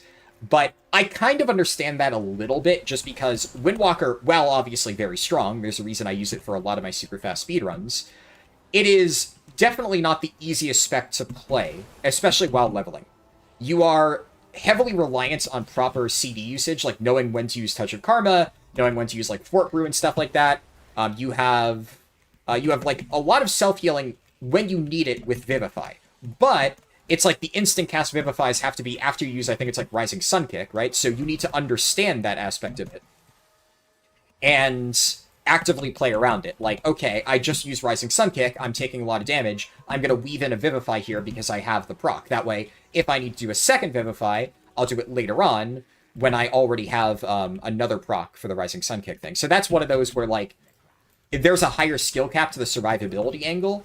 It's also a weird case where war mode talents make a pretty sizable difference. So people leveling outside of war mode won't have as good survivability. It's still very strong as a leveling spec, but it is one of the cases where there is a difference.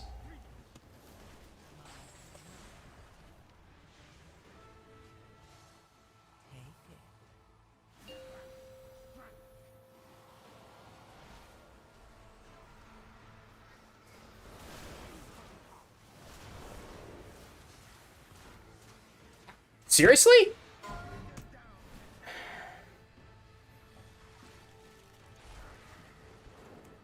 Okay. I mean, that guy was standing way out there. Also, I don't even think he was the one getting targeted. He just stood there and took it, so... Really, not a lot I could have done for that. Mysara scares me, man, because Mysara is one of those where there are a lot of things that people can fuck up and die to, and there's only so much that I can realistically do to help them. This boss also, people really need to stay close to the boss. And, like, and that's not even, like, a Evoker thing. That's just in general.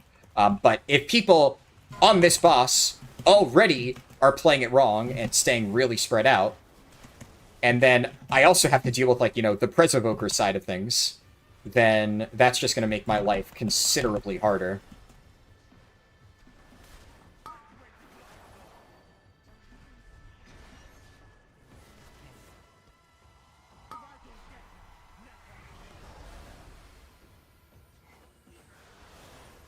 Alright, we really need to make sure we kill the Zalatath thing.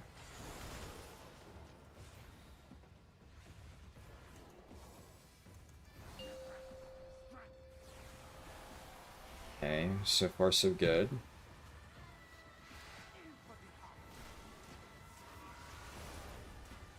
The Warlock is sitting there. Okay, he managed to sidestep out of it, but they're still, like... Dude, they really need to play closer.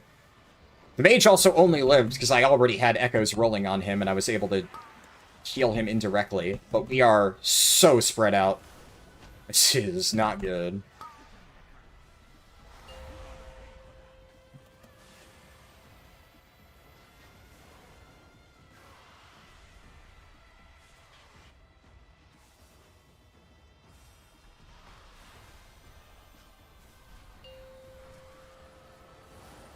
Look at the fucking Warlock!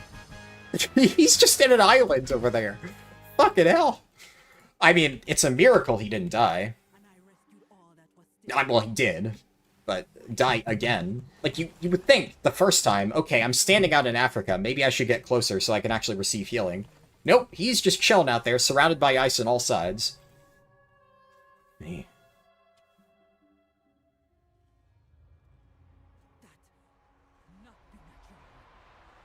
The one nice thing about Mysara, though, is I do actually think that that first section is probably the hardest part of the dungeon for pugs. The only other part that could be kind of hard is, like, these shields, right? And people potentially breaking all of them at once, and then, like, everybody takes a big burst of damage. But, at the same time, like, I think as long as we don't pull, like, 20 of them at once and then snap break all of them and everybody gets one shot, like, I can react to bursts of damage decently well, I think.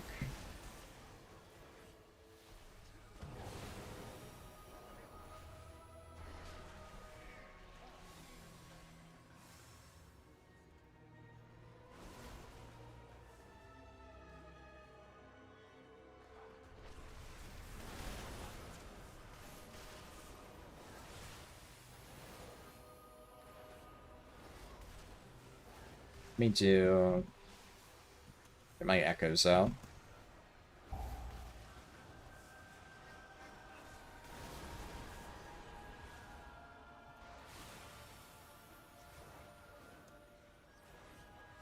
To this.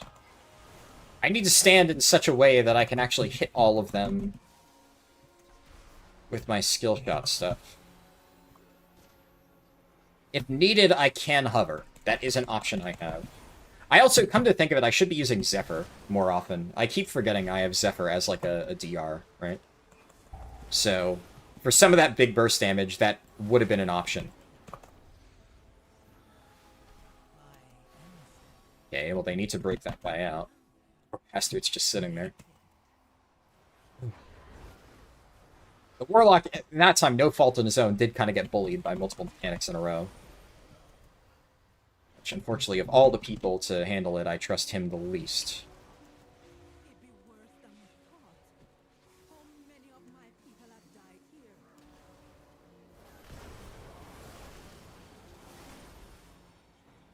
Let's... Okay, everybody spread. Admittedly, there was a mechanic, so... much they can do there.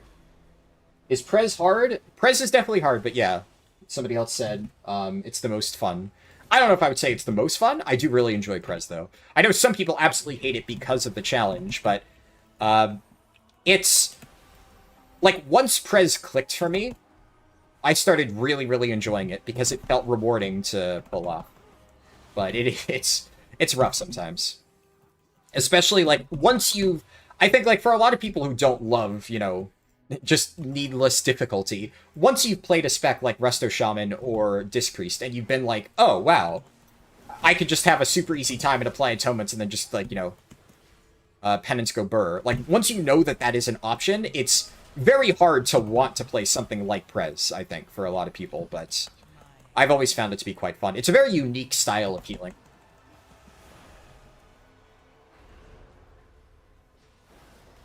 I've heard it's very fun in Raid, but so far, I mean, I haven't Raid healed. That's one of the end goals of this whole thing, is I want to try and see if I can join a European guild as a healer.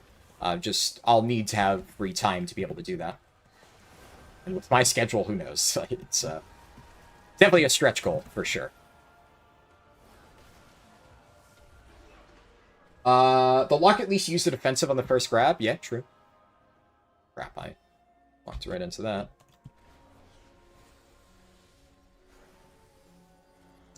Okay.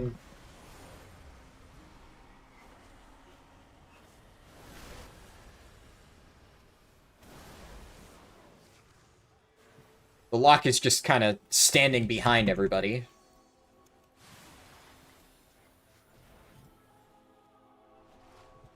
Fucking send him a message. With the fucking melee, bitch. Like, he doesn't even need to be in melee, but he needs to be, like, not in Africa. Every single pull, he's just sitting somewhere way behind the rest of the group. And I just cannot reach him.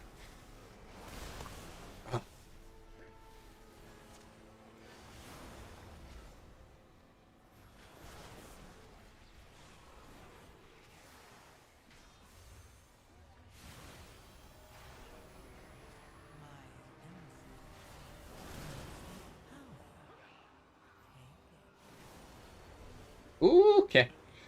I, almost got fucked up by that rock blocking my planned hover. Alright, where are we going? Okay, I tried to glance at chat, but a lot of new messages, so I will read those later. I don't have enough time to skim and process. Especially until I know where this tank is going. Like, right now, I don't really know what to expect here. Yeah, who knows with this shit. We're just kind of... like, we're just sitting on the stairs, which is, like, never a place I want to be, unless I'm the tank, in which everybody can suffer, I don't care.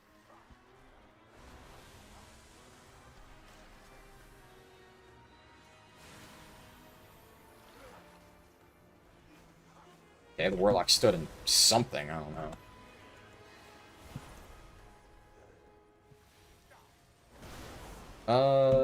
Right.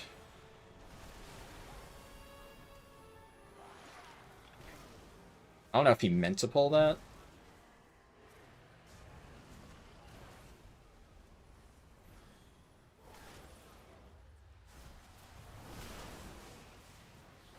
Okay, I'm gonna try to get back here, and then... yeah.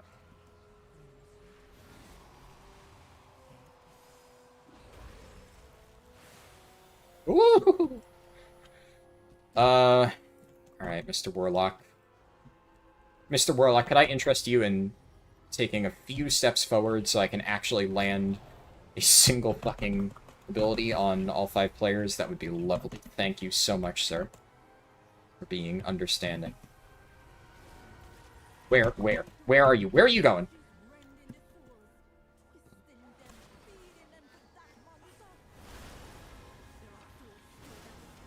I think maybe I should just stand in melee myself and just aim backwards to hit the Warlock with, like, the tail end of my TA. Seemed to work. Warlock is being outdamaged by the Prot Warrior currently, so that's, you know, you'll love to see it. It is his key, though, so, you know. Such is life. He's not doing, like, abysmal damage. I mean, it's not good, but it's, I have seen worse. Quite recently, in fact, I have seen worse. So, you know. Grading on a curve here.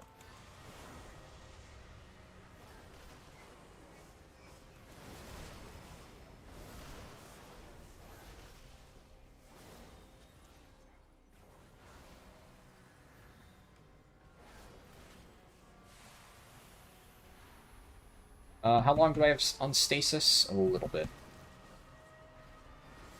Yeah, I can't keep it into the boss, so I may as well just pop it now.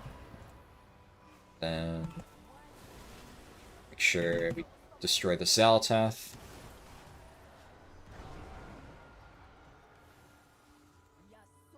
Okay, everybody has...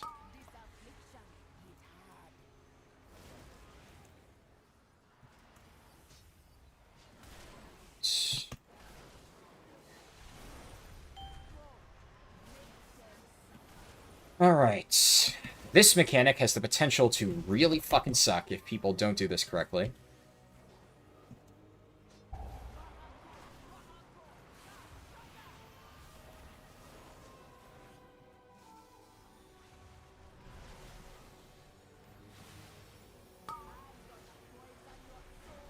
I think we blew up more than 2 at the same time, but kind of worked out. I didn't have to use a rewind, so...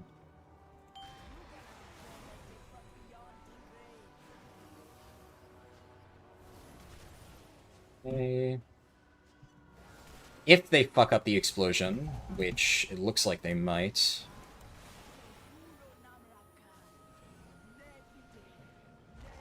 It's fine.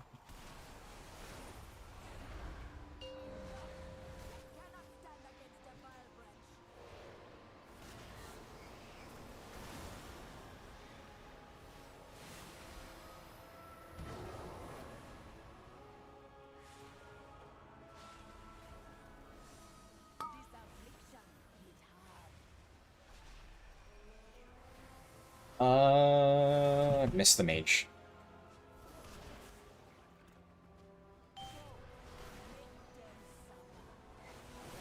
I missed the mage again. Ugh.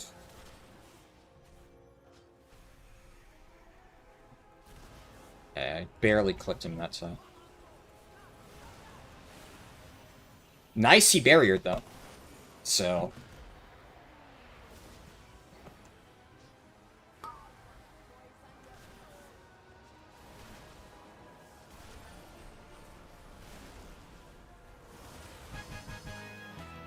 Alright. This still has the potential to go sideways if they pull the final bridge poorly.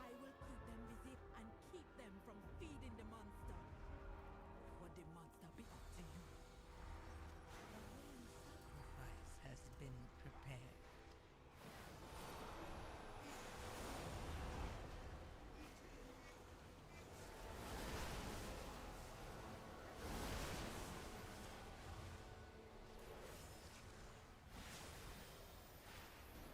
Yeah, he needed to pop a defensive, unfortunately, with stuff like this. Yeah, that's the problem. I think the mage also got clipped by a ball, because he was way lower than everybody else for no reason that I could see.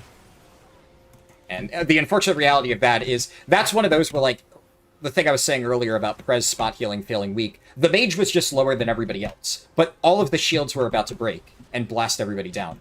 If I had tried to save the mage, then I wouldn't have had my big burst of healing. I would have just kind of wasted it to save the mage, but then the mage would have just immediately died the moment the, like, the shields broke, and we took another big burst of damage.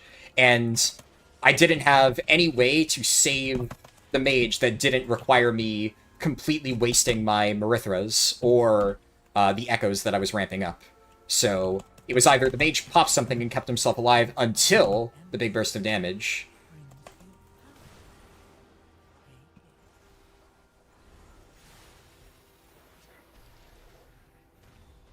Yeah, unfortunately. Somebody just Arcane Torrented.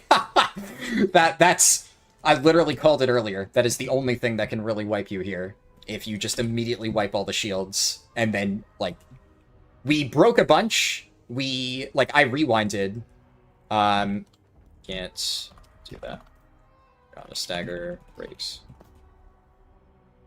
They just instantly killed 3 of us.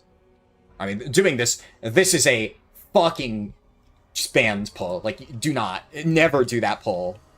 Honestly, I think the tank's pulls weren't terrible until the way that you're supposed to do this is you pull some stuff on the side after Vordaza.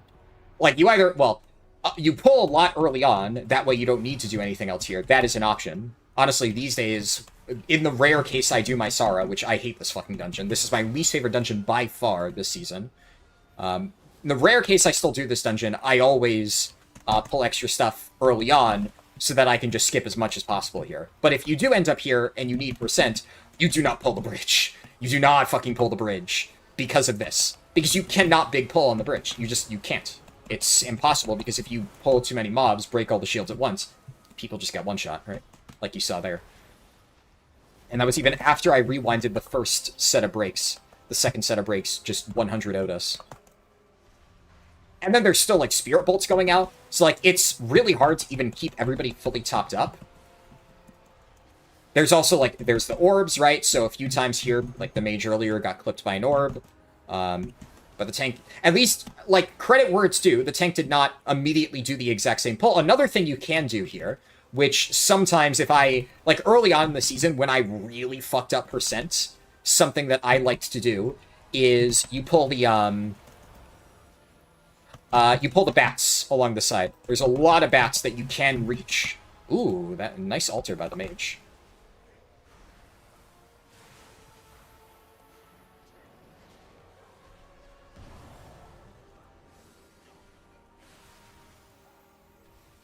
And the bats are way less scary, like these guys over here. So I'll try to tag a bunch of them, dragging them with, like, one of the bound defenders, drag it off to the side. It's not efficient percent, but, like, if you end up down here, way better than pulling extra spirit packs on the bridge, because then, you know, what you just saw happens. Or happens. Like, that's what happens when you do the entire bridge. But we're good. Now we just need to make sure people do this.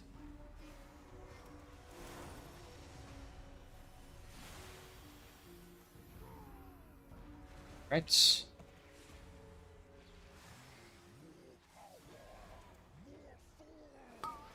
And this is another example in the case of Lust, where, because somebody earlier was asking, on this boss, another situation with Lust is you always want to save for damage amps when possible. So this boss has a really, really big damage amp.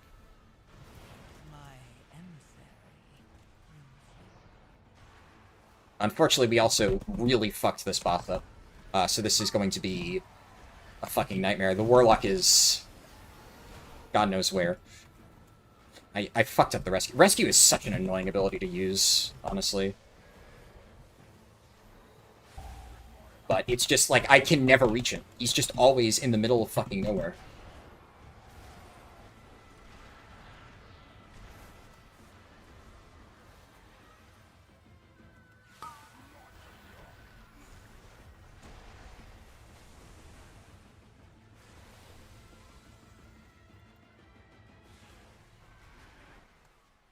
Like, that's another thing with Prez, right? Like here, because everybody was just scattered all over the place and people were dying and I needed to spot heal, I popped Stasis and I was about to do my ramp, but then normally you want to get, like, the big abilities ready to go in Stasis, and I had to basically fuck my Stasis window. Like, I don't know where the Paladin is. I had to completely fuck up my Stasis window, which I was hoping to use here, because people were about to die, right? And I mean, like, it kept everybody alive, so I guess it worked out, but I don't know. Like, I right now, I feel like I'm behind, because, like, I haven't been able to ramp anything. Everybody is just constantly spread out, and... like, I guess now I need to set up for the next set of mechanics.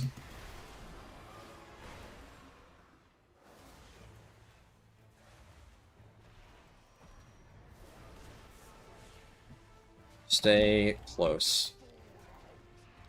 Actually, this is... They're playing so poorly right now that I gotta...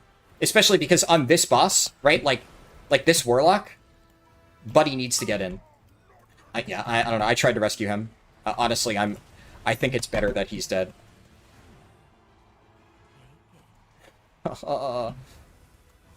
Like, by trying to save him, I've actually... Like, now I'm behind, right? Like, now I'm struggling to keep everybody else alive because he is... Like, he dropped the totem in the middle of nowhere. And he has, like, fucked everything up. Zaltath is about to go off. This is going to be a wipe, I think.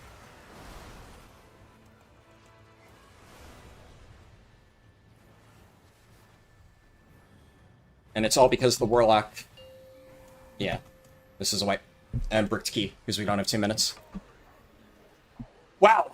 Yeah, and that's the problem with my Sara. It's just so easy. I predicted this earlier. There's so many things in this dungeon where one person doing the wrong thing can completely fuck it up.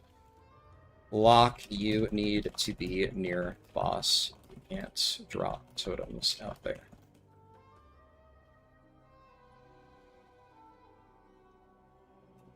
The irony is, the exact thing that I was, like, calling out earlier, the Warlock standing in the middle of nowhere, that actually... weren't... It's okay. Just do it next time. And that's the thing. I fucking hate, like... Look, he fucked up. He bricked the key. Like, he needs to be standing in melee.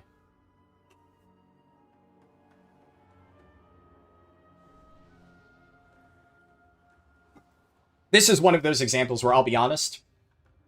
I definitely, for the purposes of this challenge, I will call it at least like a partial victory if I get fucking score for this place on a +10 and it's depleted and I just don't need to come back here. And I fucking move on. And I'll, you know, if I feel like it, I'll get it later. This is... I hate this dungeon with, I think, every fiber of my being. One of my least favorite dungeons they've ever made. The only saving grace is that it's not in the fucking next season pool. See, it's just such abysmal dog shit. Every fucking part of this place. Especially the pug, right? I don't know how it is, like, in coordinated groups, but I can tell you that, like, doing this in pugs is just a fucking nightmare. That guy, I don't know, stood in the group or something. Jesus Christ, dude. Like, I cannot heal anybody. We are just all spread out. The Warlock is still not standing with the group. He's still just sitting in the middle of nowhere casting. Dropped a totem off the stack again. Like, genuinely. How do you fucking heal this? How do you heal with people playing like this? I genuinely don't know. I need to start rescuing him, but I also, like, now I went in, I don't have anything rolling on people. I don't have a Barithra's up at all. Now, probably we're going to sprint to the end here, I would imagine. Where did myself? Fuck. Paladin is sprinting really far ahead. I cannot reach him. I mean, if he dies, he dies. Holy shit. It is kind of funny. I've never seen people play this boss this bad. This is something else. We're getting all fucking pot here. Like, this is like if you picked every single mechanic and said, how do you not do this mechanic? The tank, also, you know, it's not really the reason why we're dying, but the tank is also not running out for the slams, so he is dropping the puddle kind of directly on top of everybody. Like, you're supposed to, like, he's backpedaling out. Hey, as I say that, this one he but then, of course, he fucking runs super far out. Now the boss is in the middle of the group. It's like fucking monkey's paw curls. Alright.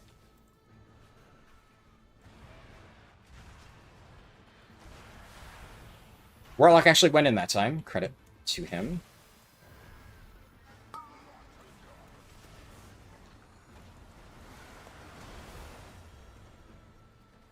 Okay, the Paladin also, what is he... Like, I don't even know how he took that much damage. I think he walked into the totem or something. Because he just got spiked. And, like, there's nothing I can really do about that.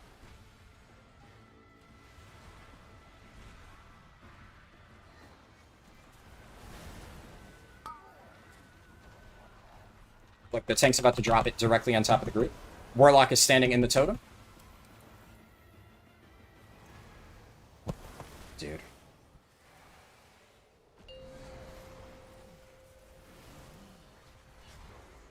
Didn't kill Zaltath.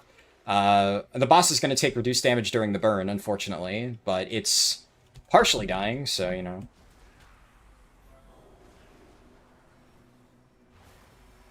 Yeah, okay. Alright. Paladin plowed straight into multiple spirits. Like, this one I will say, I'm a little bit surprised. I don't think this was a terrible group. They are. I was gonna say they are. They literally already have completely thrown this boss. I mean, that is every single player. The mage maybe made the least mistakes. But every other player played like absolute fucking dog shit on that fight. Yeah, I like the Paladin really wasn't making that many mistakes up until that point. Another weapon. Jeez. Okay, well. Yeah. Guy raging crazy? I mean, I think that's pretty tame. You know. I am banning you, right? Like, I don't think that's like, pointing the obvious, like, yeah, I'm annoyed, right? Obviously. I think I have every right to be annoyed. I would not consider this raging. Venting, maybe. But, you know, being a smartass is really not helping. That's just, you are an asshole. And I do not want you in my stream. I don't think the lock understands that boss. Yeah, well, I mean, the mage didn't play amazing. Let's be real here. But... the mage did not make any obvious mistakes, right? The mage didn't completely throw. The Paladin played okay for the entire dungeon, and then just ran it down on that boss. Was standing in the totem, taking shitloads of damage, completely unnecessarily, just in the intermission phase, plowing ahead, outranging me, and then walking straight into spirits and taking shitloads of damage. Like, yeah, I don't know. Definitely, the Warlock is the reason we didn't time that key, right? But that's the thing, right? If I was tanking that, like, the tank dropping it in the middle was not helping. So if I was tanking that, I would have made sure that the puddle was always dropped on the side so we had plenty of room. But the problem is, we would have two totems, like, here. And then the Warlock would drop his totem out in Africa. And the tank has the boss here, like, in the middle, and the tank just drops the puddle, like, where I'm standing. So now the issue is, like, kind of exacerbated. Because not only are the totems not stacked up, but now everybody has to move this way to kill the two totems, and now there's one totem all the way on the other side of the puddle that nobody can reach. And now the Warlock's still standing out here, the Mage is standing, like, somewhere over fucking there, and everybody else is on the boss over here, and I'm trying to heal them as a Preservation Evoker, which not only has minimum range, right, compared to the other healers, but also I need to be able to hit people with, like, my orb, my breath, and stuff. I can't do that. It's simply impossible if they do not play that fight correctly. Yeah. The damage was also low, for sure. But that was timeable up until the tank just decided to completely throw on the final gauntlet, which I literally predicted. And up until then, obviously, the Warlock kind of just threw the entire dungeon.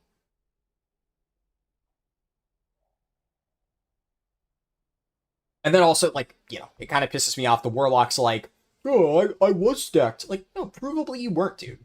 And, like, that's why what I typed is, you weren't, it's fine, just do it next time. But the worst thing that you can ever do, especially trying to improve as a player, worst thing you can ever do is when you fuck up, somebody tells you fucked up, and you just say, no, I didn't. Right? Like, obviously, it's hard, like, I'm sure that I could have played that better. For sure. And it's hard to really properly, like, I don't know what I don't know. There might have been something that I could have done, but, like, great example, earlier when somebody was like, oh, by the way, you could have used Cauterize to cleanse that disease. I'm like, oh, okay, cool. Didn't know that. I'll keep that in mind for the future. You know, I'm not immune for making mistakes.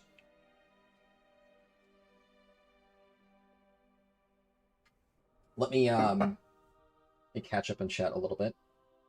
Because I know a lot of messages I saw fly by in the middle of that dungeon. I'll quickly check to see, obviously, if there is a good dungeon up. How much score did I get from that? Yeah, 300. Like, obviously, that's rough, right? But you can still very easily get to, what's it called? Get to, like, 2,500 with like, a depleted 10. I mean, I have 2,500 on some tanks, and the only thing I'm missing is a Mysara, period. Like, I'm at, like, 2,700 because I have, like, 12s and 14s, and I've literally never set foot in Mysara because this dungeon blows ass. So, I'll be honest, this has definitely been a rough, key session.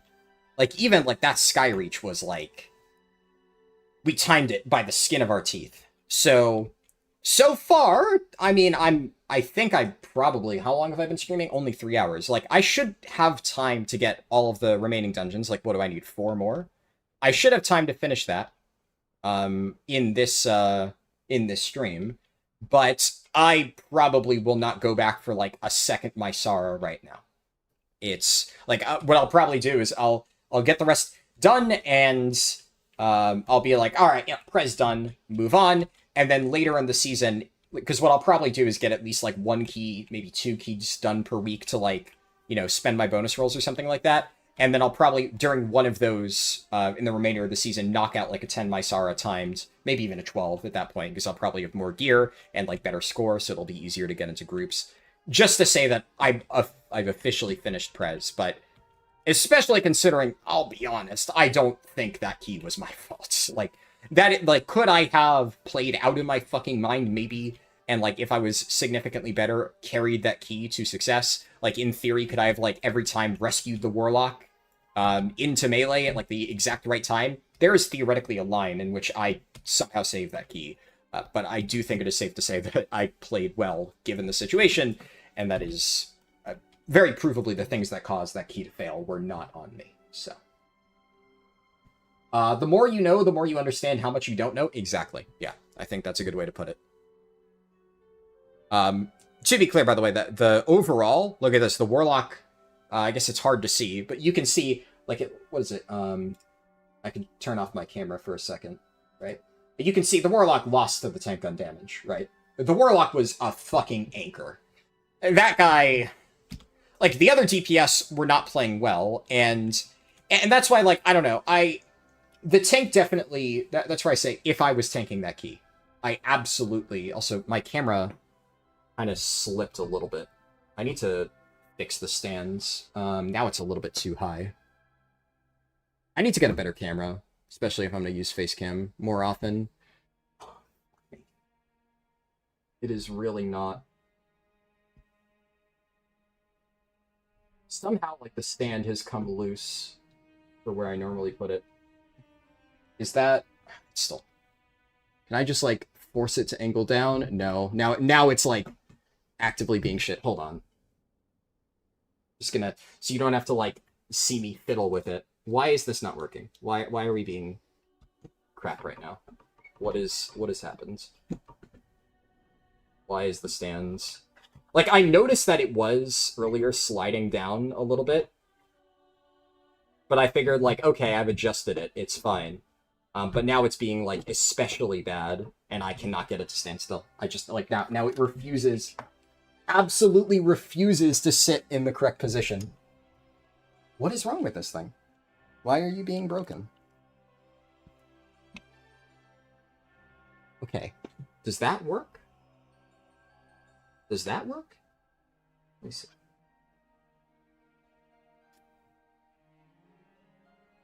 Better, I guess?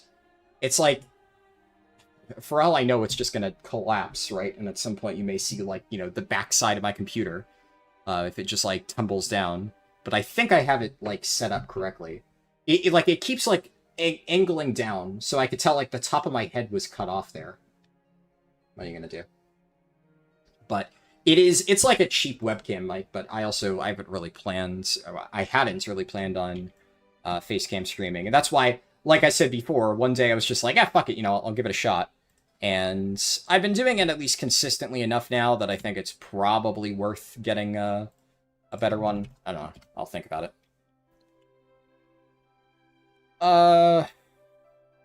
Plus 12? Sure.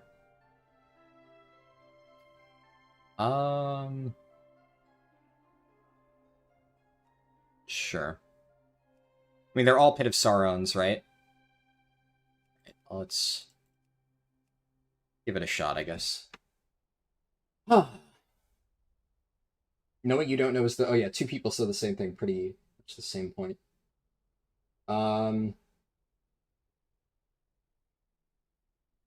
Let's see. M Plus is dead this point of the week. I don't know if it's really that M Plus is dead. It's also a very weird time in Europe right now. It's like 4 a.m. I don't think that's an issue. I've done early morning keys plenty of times before. Like, frankly, I'm probably getting into groups faster than I expected, given my, my current IO or whatever on my healer. It's just going to be tricky getting into to groups. But so far it's been fine overall. Is there a gear collection guide on the add-on? No. Oh yeah, also, so, because earlier I talked about this for the Hunter thing, so, Love and Slice, I don't know if that's, or Love and Life since 1993, I think that's the name, do an optimized speedrun. So, kind of the idea of, like, doing an optimized speedrun on a spec that isn't, like, one of the fastest, it's, like, kind of an oxymoron, right? Because the reality of, like, doing speedruns, right, is the route doesn't change. So, if you're looking for a speedrun route, that's going to be the same, whether it's a hunter, or a demon hunter, or a monk, or whatever. Like, it's always going to be the same route. It's not like, if you're a hunter, you do something slightly differently. Like, if we were doing routes that involve, like, class quests, like Legion or something like that, maybe it would be slightly differently. But the reality is it's not. So it is the same for every single one. So then, when you say, like, an optimized run for hunter or whatever, the reality of, like, doing optimized runs is when, like, there's two things that you can consider optimized. One is trying to play correctly, trying to play a good spec, a good build, like, if you're playing, wow, there's no groups up right now that fit this criteria? Jeez. Am I searching 10 through 12? I mean, yeah, wow, okay. Now there are no groups up. Okay. I mean, if we reach a point where, like, there's absolutely no groups for, like, a period of 30 minutes, at least, like, maybe I'll do, like, I don't know, a delve on my priest or something. But this does give me a good opportunity to catch up on chat, so I guess I'll do that for a little bit. But yeah, so in the case of, like, optimizing leveling, if you're talking about the, like, playing correctly, whenever I do a run on anything, I try to play it correctly. When I did the run on, like, Resto Shaman and Ellie Shaman, I tried to play it correctly. I tried to look up builds, I tried to make sure that I was running the right talents and, doing the rotation properly. So it wasn't like I was, because this isn't a super optimized speedrun, I'm just gonna, like, YOLO and play with, like, the one-button rotation or whatever. Like, so that is pretty optimal. Now, like, you could then make kind of a further argument of, well, if I had more experience with Ellie Shaman, it would have been more optimized, right? But then, in order to do an optimized speedrun at that point, I would have to extensively practice one specific spec over and over, which, like, that's kind of the entire point of this challenge, right? I'm trying to learn all of the specs in the game at a more fundamental level, but you can't do that in a leveling run, right? But in order to understand a spec well enough to get, like, a super optimized leveling speedrun on it, you also need to understand it at, like, a high-end level in general. Like, I do Mythic Raids as a Guardian Druid. I used to Mythic Raid as a Windwalker Monk. There's a reason why I like playing Windwalker for speedruns. It happens to be really good, but I also used to play it in runs. And it's entirely possible. This, I think, is maybe not necessarily the case, but it is possible that maybe there's, like, a DPS spec out there, like Rep Paladin or something, where if I was, like, a super-duper expert Rep Paladin, maybe I would, like, bump it up a tier or so in the leveling rankings. And maybe you could argue that the reason why I tend to value Prot over Ret for leveling is because I am much more experienced with Prot than I am with Ret. But At the same time, like, there are definitive reasons that I can point to as to why I tend to think that, like, Prop Paladin is really good for leveling. And most people, even if they are not experienced on, like, a Bear Druid, for instance, would agree with me that Guardian Druid is really good for leveling.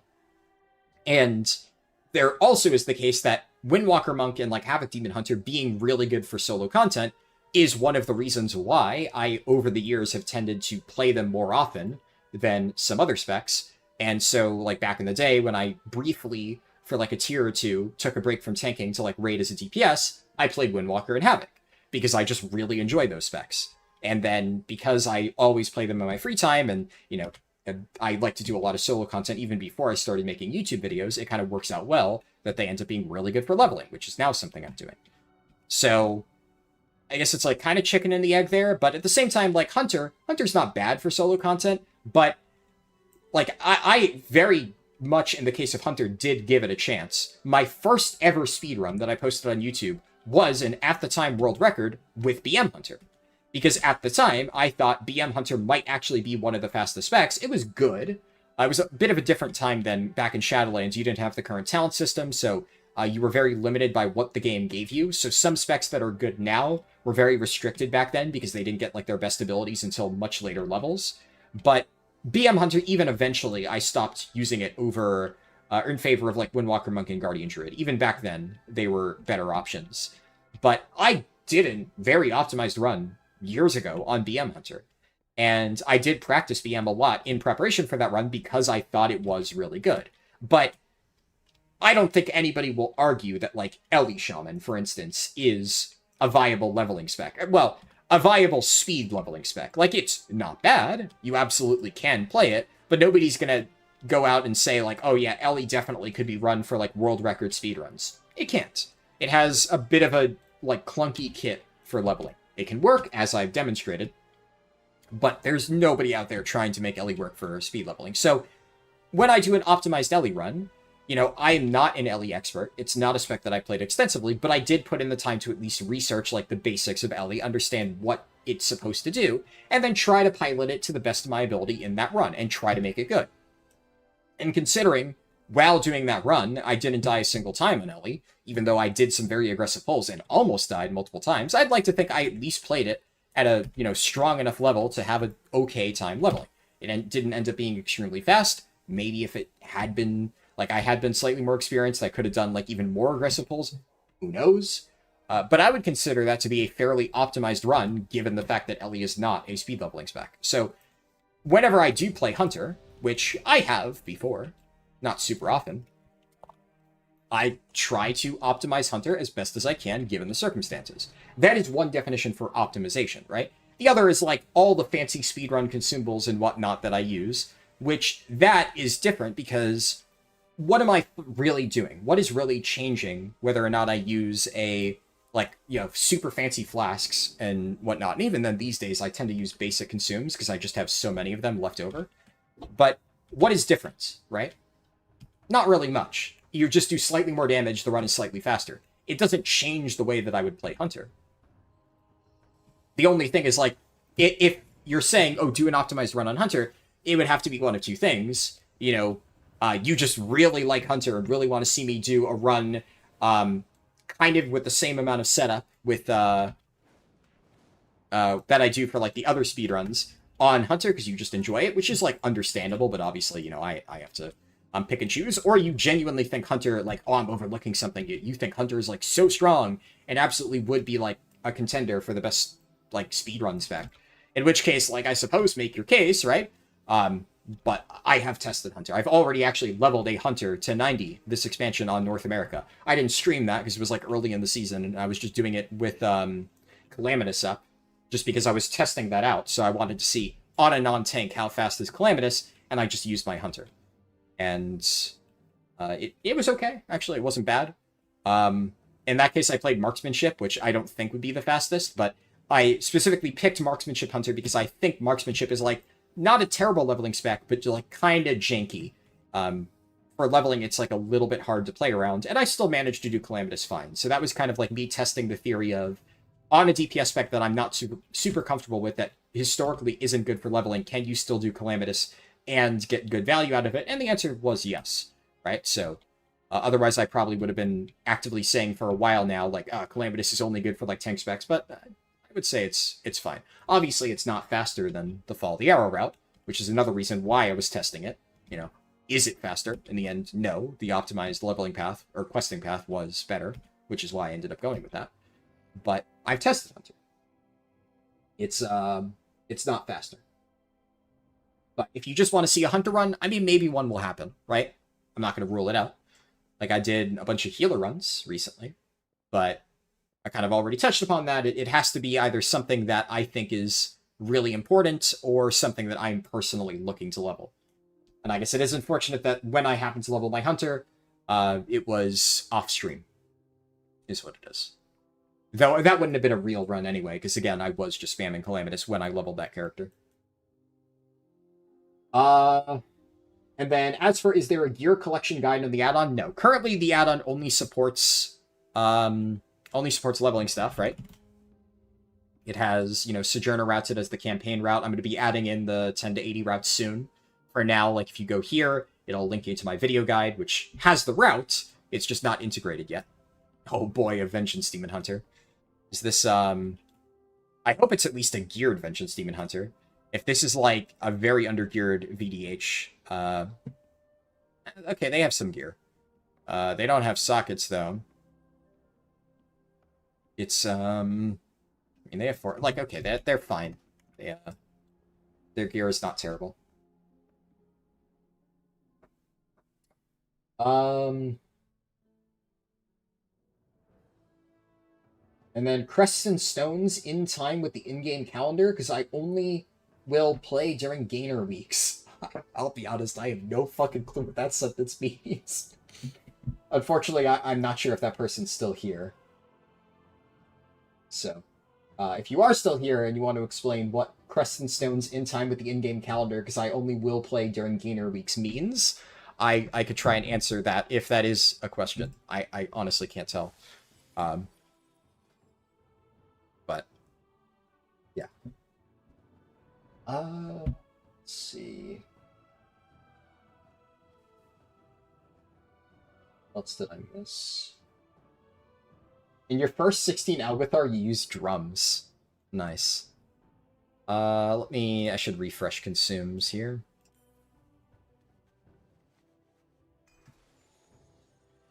Prez is similar to old school Druid. Get it already, maintain current HP levels. Kinda. Prez is very bursty. That's one of the weird things where, like, Prez historically has been very, very strong in raids and very weak in M+. And one of the reasons for that is Prez is kind of all about doing these, like, gigantic, like, burst windows for healing, which in raids, one of the scariest parts of raids is when, like, everything is trying to murder you at the same time. So if Prez can do a gigantic ramp and then just, like, blast healing as a solo healer enough to keep the entire raid alive through a period of intense damage, then if the Prez isn't doing much healing after that, until the next big burst window, it's fine. But in a dungeon, you need to be able to keep people alive through lots of different types of damage, and they are, in my experience, a little bit inflexible there. So, it's a little bit tricky. Which one is Mastery? What is... This is Haste, right? Yeah. Blue Dragonflight is what? Mastery. Okay, cool. Let's go with that, then. I'm assuming that. I'll try to catch up on chat afterwards. Obviously, you know, I read through as much as I could before the dungeon started. I will get around to, like, I always get around to every single message before the end, unless it's, like, a really busy stream, which, you know, for this stream, right, I think this is busier than I expected. But one of the other issues with, like, this type of stream compared to, like, leveling runs is it's a lot harder to answer questions during a stream like this.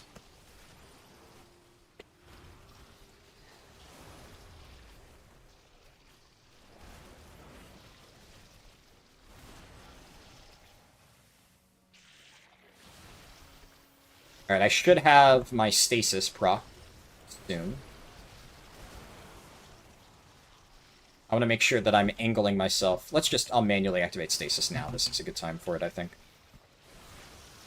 Honestly, having Cauterize as Prez here is really nice, because I don't... Is Prez the only healer that can remove bleeds?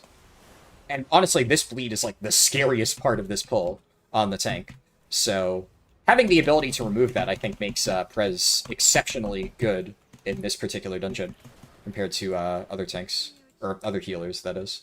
Wait, Ichistras, there is too much life magic. Because I felt like I had to do very little there. I didn't even need to TD him. There is too much nature. What are you doing? But, What is that? honestly, This is your Vengeance DH did a lot of healing there, so good on him. help us, new students. I think if it was like a traditional really bad Vengeance Demon Hunter, then I probably would have seen it on that pull. So thankfully, you know, he did his job. It's, I would also imagine that probably it's the average Vengeance Demon Hunter player at this point in time is better than you may expect.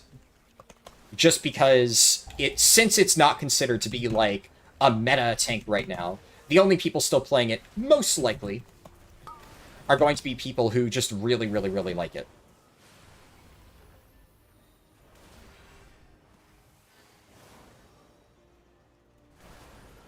And I have Cauterize up for the next... I should hover this, actually.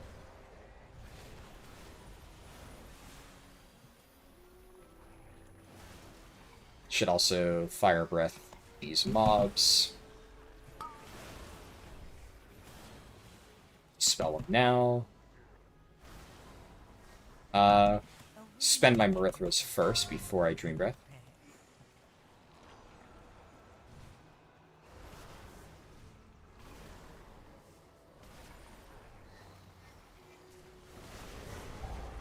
Nice. So far, I mean, this is maybe the cleanest group I've been in. Tank knows what he's doing. The DPS are actually doing pretty good. Obviously, impossible to really evaluate an Evoker. The Evoker could be asleep for all I know. It doesn't really matter. Like, you kind of expect it. But, I mean, the other DPS are doing solid. It's also, like, because there's an AUG, it's hard to evaluate the other DPS, but, like, that felt like a pretty fast boss kill, especially compared to the groups that I've been in. That felt pretty good.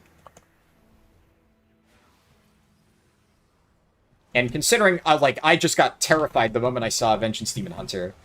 So far, like, that was an insanely clean first pull. The first boss handled perfectly fine. I mean, honestly, the scary parts of this dungeon are kind of done with. It's not impossible to throw Algathar from here. There absolutely are ways, but, I mean, Algathar is one of those dungeons where usually, after the first pull, it kind of sets the tone for the rest of the dungeon. And, can't really complain.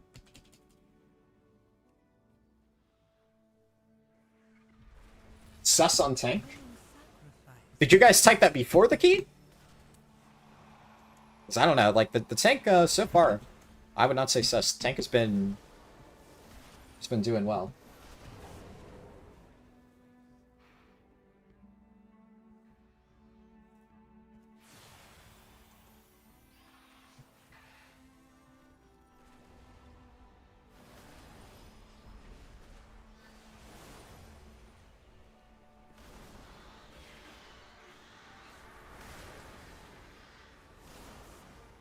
Okay, my stasis is expiring. Yeah, it's whatever. Fired out 3 orbs. Love to see it.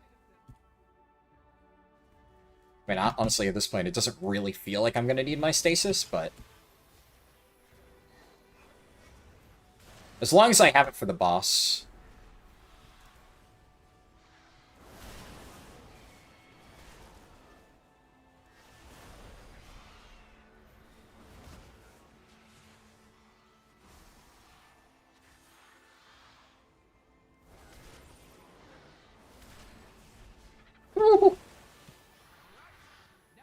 He just stood in that frontal. I will activate the goals for Leatrix. That's talent toss for you soft skins. Use them to get her attention. Yeah, the tank did not jump in my TA. I wonder if he was trying to jump in my TA or if he just happens to be bouncing around. He was close. Problem is I can't throw the echo on him because I need to make sure I don't fuck up my stasis. Now I'll do a second TA.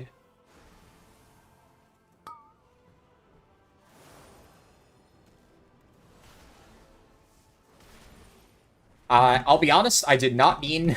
That's really unfortunate. I just realized that I targeted one of the party members for that, which was really awkward, because that consumed my echo, which I really needed. But that's like a quirk with Pres Evoker, but also that was 100% like me just misclicking, so that is avoidable. Just, you know, not if you fuck up. Technically, you know, you can make similar mistakes on any healer, I would imagine. They're doing the wind thing. Make sure I have my reversion rolling on all of them. Oh shit, that's not the orb. I didn't know that was the tornado spot. I thought that was where the orbs were spawning. It's like, oh yeah, I'll go grab my haste buff, and then I just get whacked in the face by a tornado. Thankfully, doesn't do that much damage. I assume that silences you. Okay, I don't know where the Evoker is standing, but that's a little bit awkward, so I'm gonna... Okay, everybody's a little bit too spread out for my liking here. I cannot hit everybody. Did we get the herb? Oh, yeah, okay, we got that. I really would like it if they stayed in a better spot. 3, 2, 1. Hover.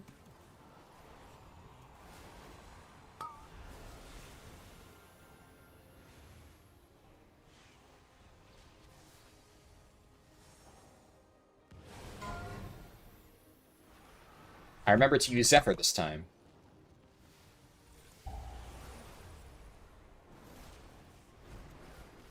Come on, don't die! Ah, he procced his cheat death. Fuck. He must have gotten hit by something. Og Evokers.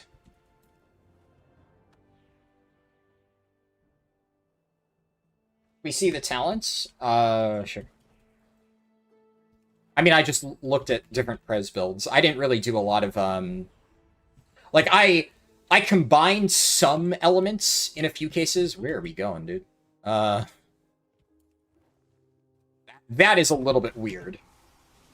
Like, if the pat wasn't directly in front, I guess we can hug the wall. I don't know, is that normal? I don't usually see people do that.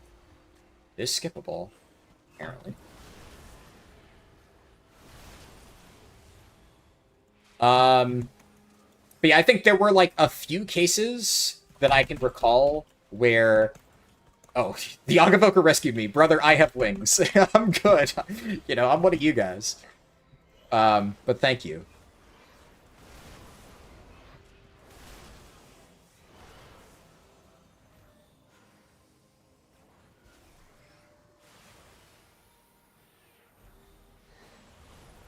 A willing sacrifice has been prepared. Let's do... Are you kidding me? My orb hits a fucking bench and doesn't continue? Oh, I don't like standing here. This is gonna interrupt me. Just do that. Okay. Well, I need to then angle my orb like so. But yeah, there was like one or two talents where I saw like multiple different builds running either or, and I think I just kind of made like an educated guess as to what would be better for me, personally.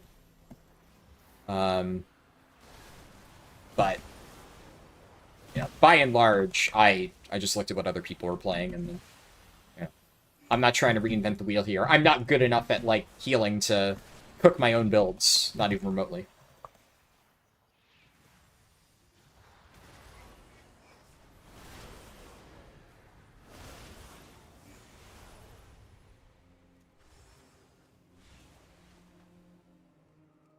Whereas, like, I will say, there are times where I'm playing tank, and I will run a talent that, like, nobody else is playing, but I am, like, convinced that I know better. And then sometimes, when that happens, I end up getting, like, the rank 1 parse, like on, fucking Lura. Lura, I ran a build that nobody else is playing on Blood DK and got a rank 1 parse on it. And it wasn't even a greedy build. It was like, I ran slightly more DPS talents, but if anything, I was playing a build that most people would consider to be more defensively oriented. It's just people were prioritizing the wrong things. So I ended up playing a build that did... Okay, that's... Come on. I ended up playing a safer build that still did more damage than all the people running Sand Lane. It's like Sand Lane was more of a farm build. And even then, I'm keeping up with the Sand Lanes on Parses even now. So, I don't know.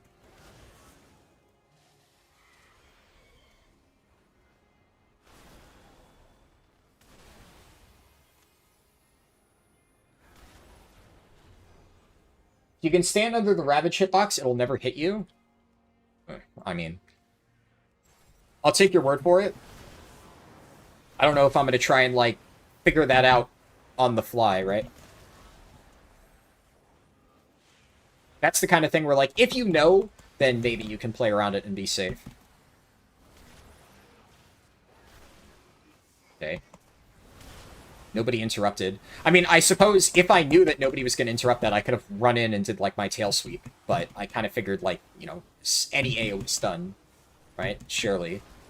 If, like, the monotonous lecture had gone off and was channeling into people that weren't me, then I would have gone in there and stopped it. But, you know, we should have multiple CCs.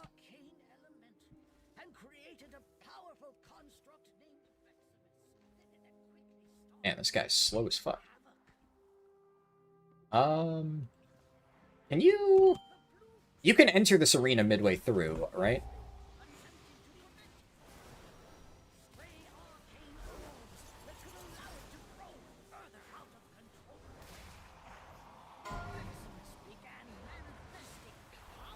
Kinda had to fuck up my stasis there, but... I'm a little bit scared. Like, the Evoker's immediately dying. Come on, brother. Why are we dying? What is happening? Why is the Vengeance Demon Hunter dying? What are people doing?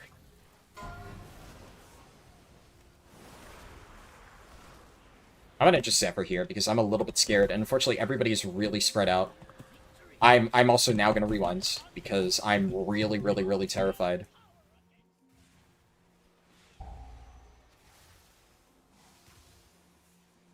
I mean, this key was going pretty well. I'm not going to soak that. I've already soaked two. It's not completely over, but... Okay, I have a good line there. Come on. Yeah, I noticed nobody's really so... Okay, tank almost fucking streaked with the frontal right into me. That would have been bad.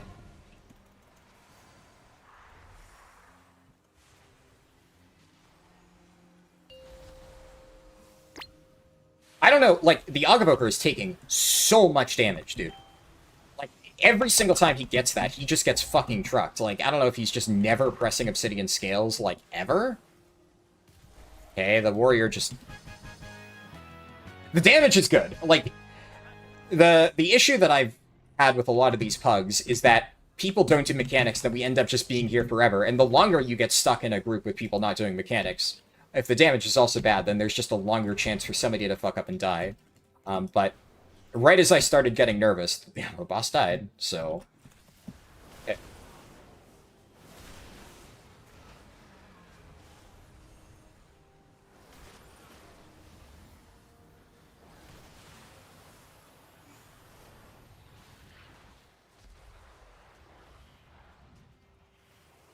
So far, so good.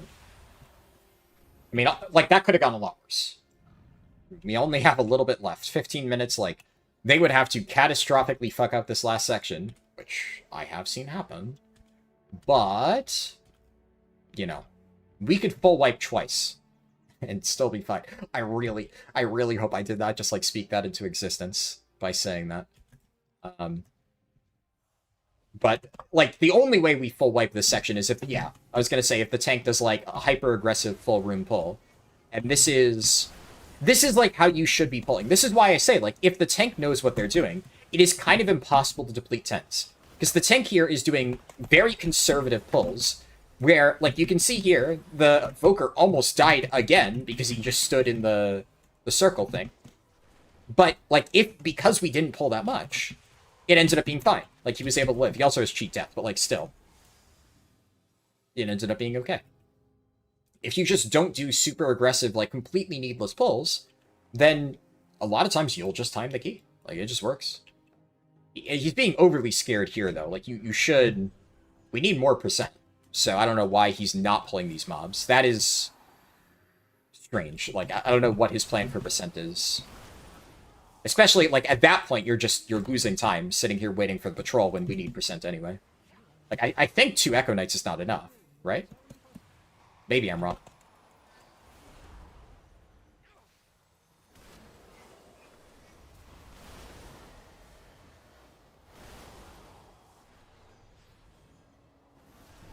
Wait for another slam. That's about to expire. Yeah, okay, I was right. It was close, so I'll give him that. But, like, at that point, what would 2 extra mobs make a difference? They would have died at pretty much the exact same speed. It didn't matter in the end. But, like, I will never be mad at a tank for being overly cautious, right? Like, I do think, oh yeah, you probably could have been a bit more aggressive there, but I think that it is much better to be safe than sorry, right? Do a small pull where it's impossible to fail. If you're this far ahead, like, you cannot deplete the key. It is, you know, if he thinks that that's enough and he wants to make sure that there is literally 0 chance, you know what? I respect it. I respect erring on the side of caution. I do think that is maybe a little bit too cautious. Like, you know, you could definitely be more aggressive than that and it's totally fine, right? But I will not fault him. Like, I'll never be mad at somebody for doing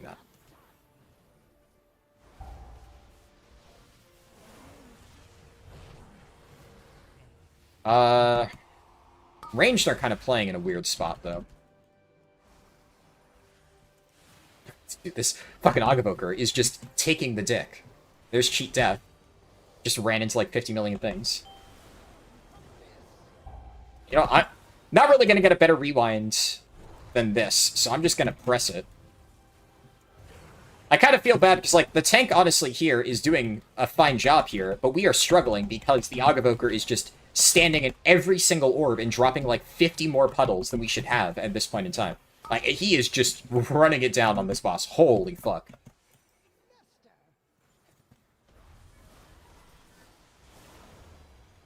But the tank is doing a good job, right? He's not, like, keeping it in the shit. He's like, alright, we have 50 million puddles back here, I'm gonna keep dragging it. A little bit more aggressively than would be normally required. So, you know, I respect it. Now we just need a little bit more.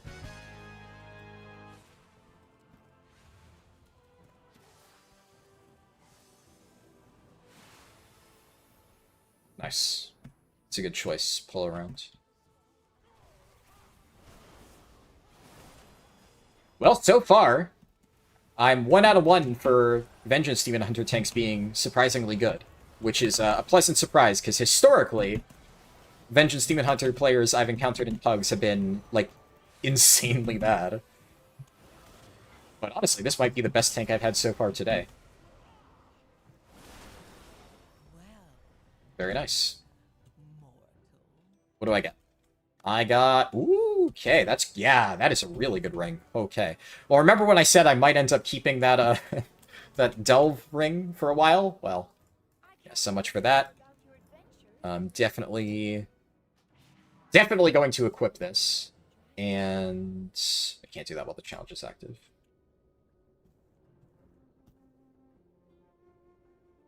The AUG is bad? Yeah. Yeah. I mean, like, I'm pretty sure it was the AUG's key, right? I can check. But also, you know, that's kind of the thing with AUG Evokers. Like, you can just get completely hard carried.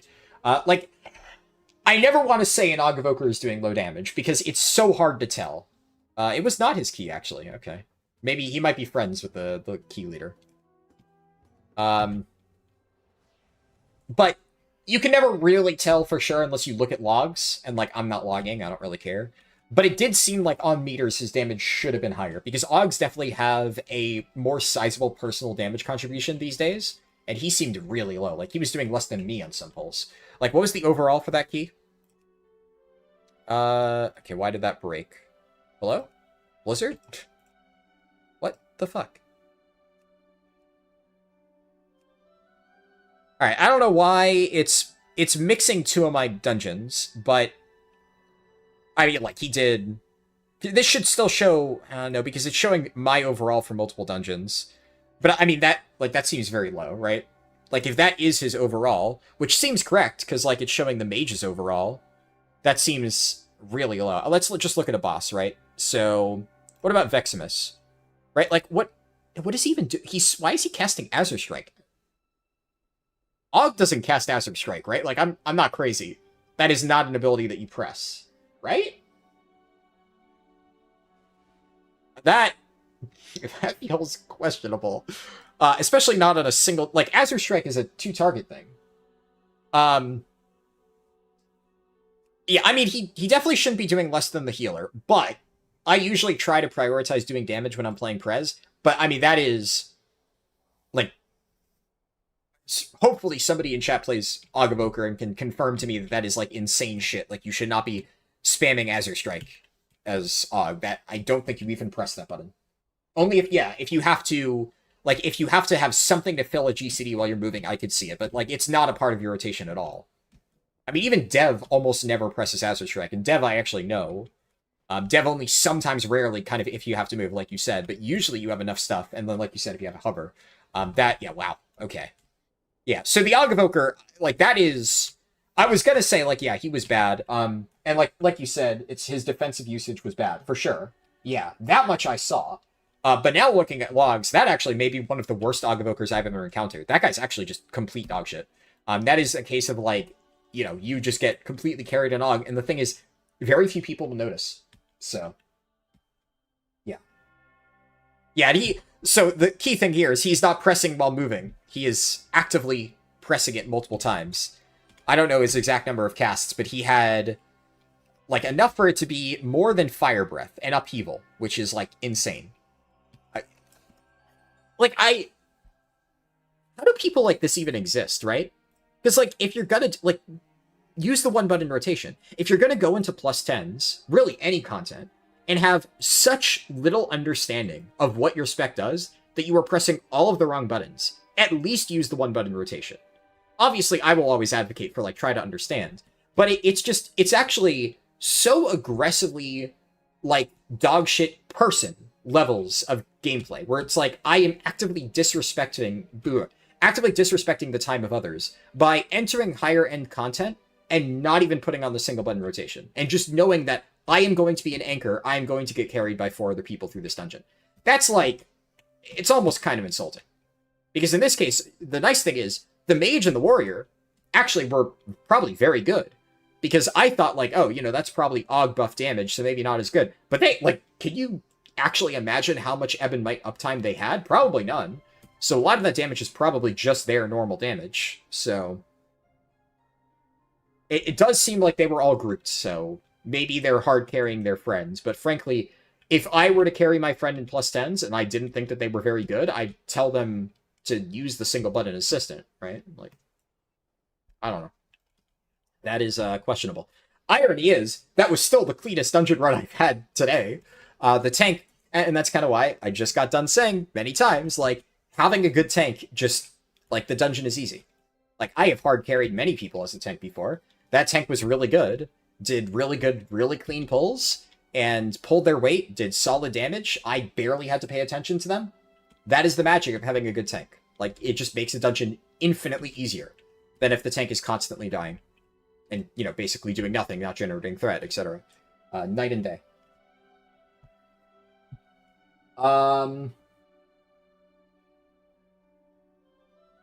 It targets the farthest player? What targets the farthest player?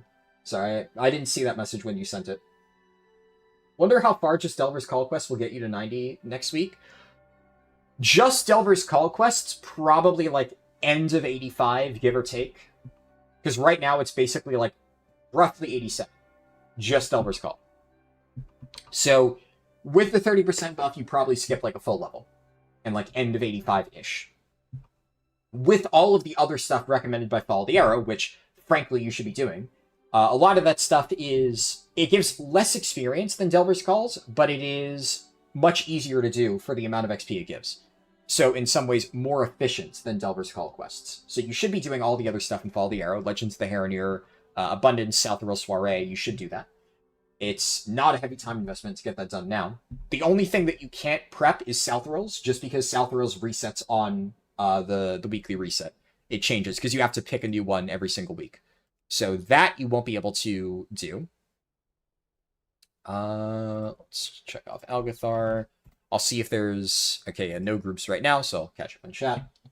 But if you get all that stuff done, I have to test it. So I don't know exactly. But my napkin math says probably like end of 83. Which means that most likely... And keep in mind, like, end of 83 will be the turn-in spot, I think. And you're going to be getting more XP from all the other stuff, which right now gets you to, like, very close to 82. Like, 81 and, like, 90%. So, there is a good chance that you just do all the weekly stuff and then you turn in. You don't do anything in Eversong. You might do, like, a few quests in Eversong just because, like, the very first set of quests in the campaign, like the Fairbreeze stuff, like, these quests are really efficient and they directly overlap South Royal Soiree. So I will test this. I will see if you have all of the buffs.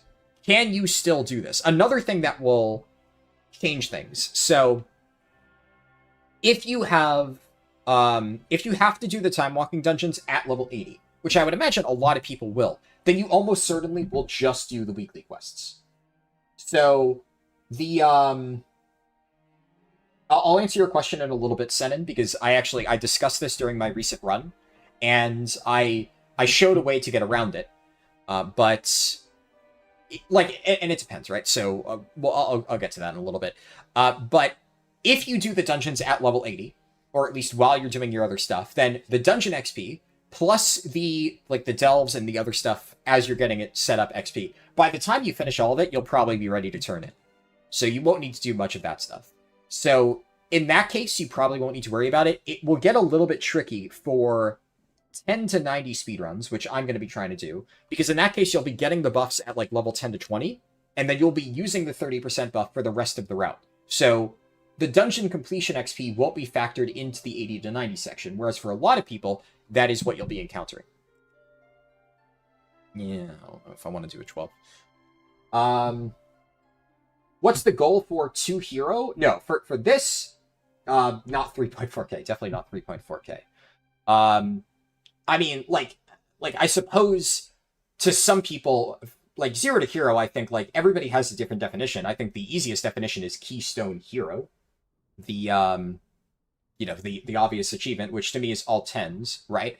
Now, I'm probably going to try to get 3.4k. I even say try. It should be very easy for me to get 3.4k on my mains, which are tanks on North America, right? But getting 3.4k on every single healer when I'm trying to learn it for the first time, that would be a little bit excessive, right?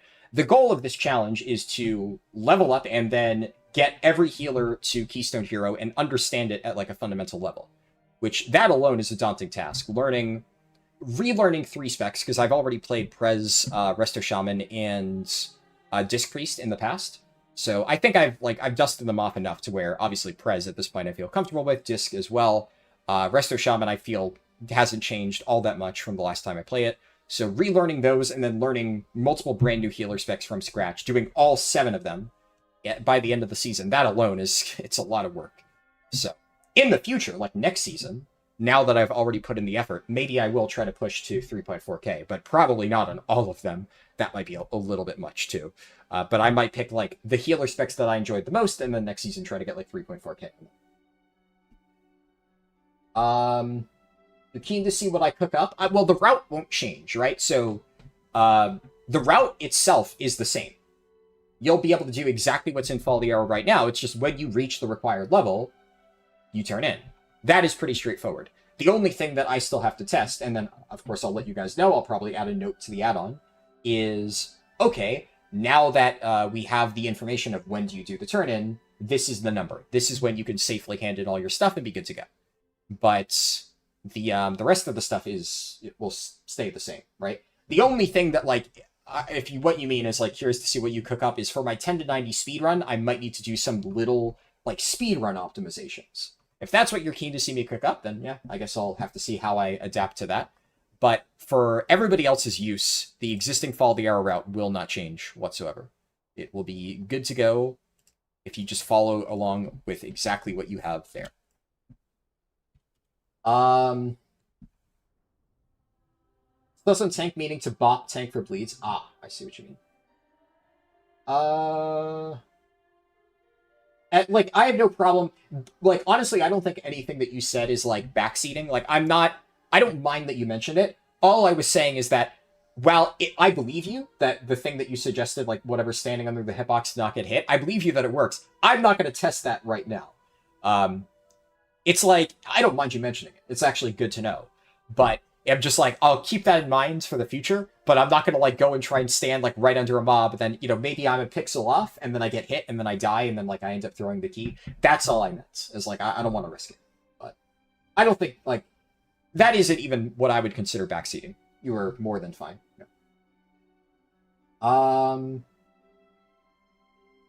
Let's see. You want to learn how to play Prez? Every time you try, you never get back. Yeah, it's definitely, I would say, a daunting healer to try and learn. It took me quite a while to really get the hang of it. You really love your Resto Shaman? It's very different than Resto Shaman, because I have played both. Resto Shaman feels way cozier, because it's a lot more reactive.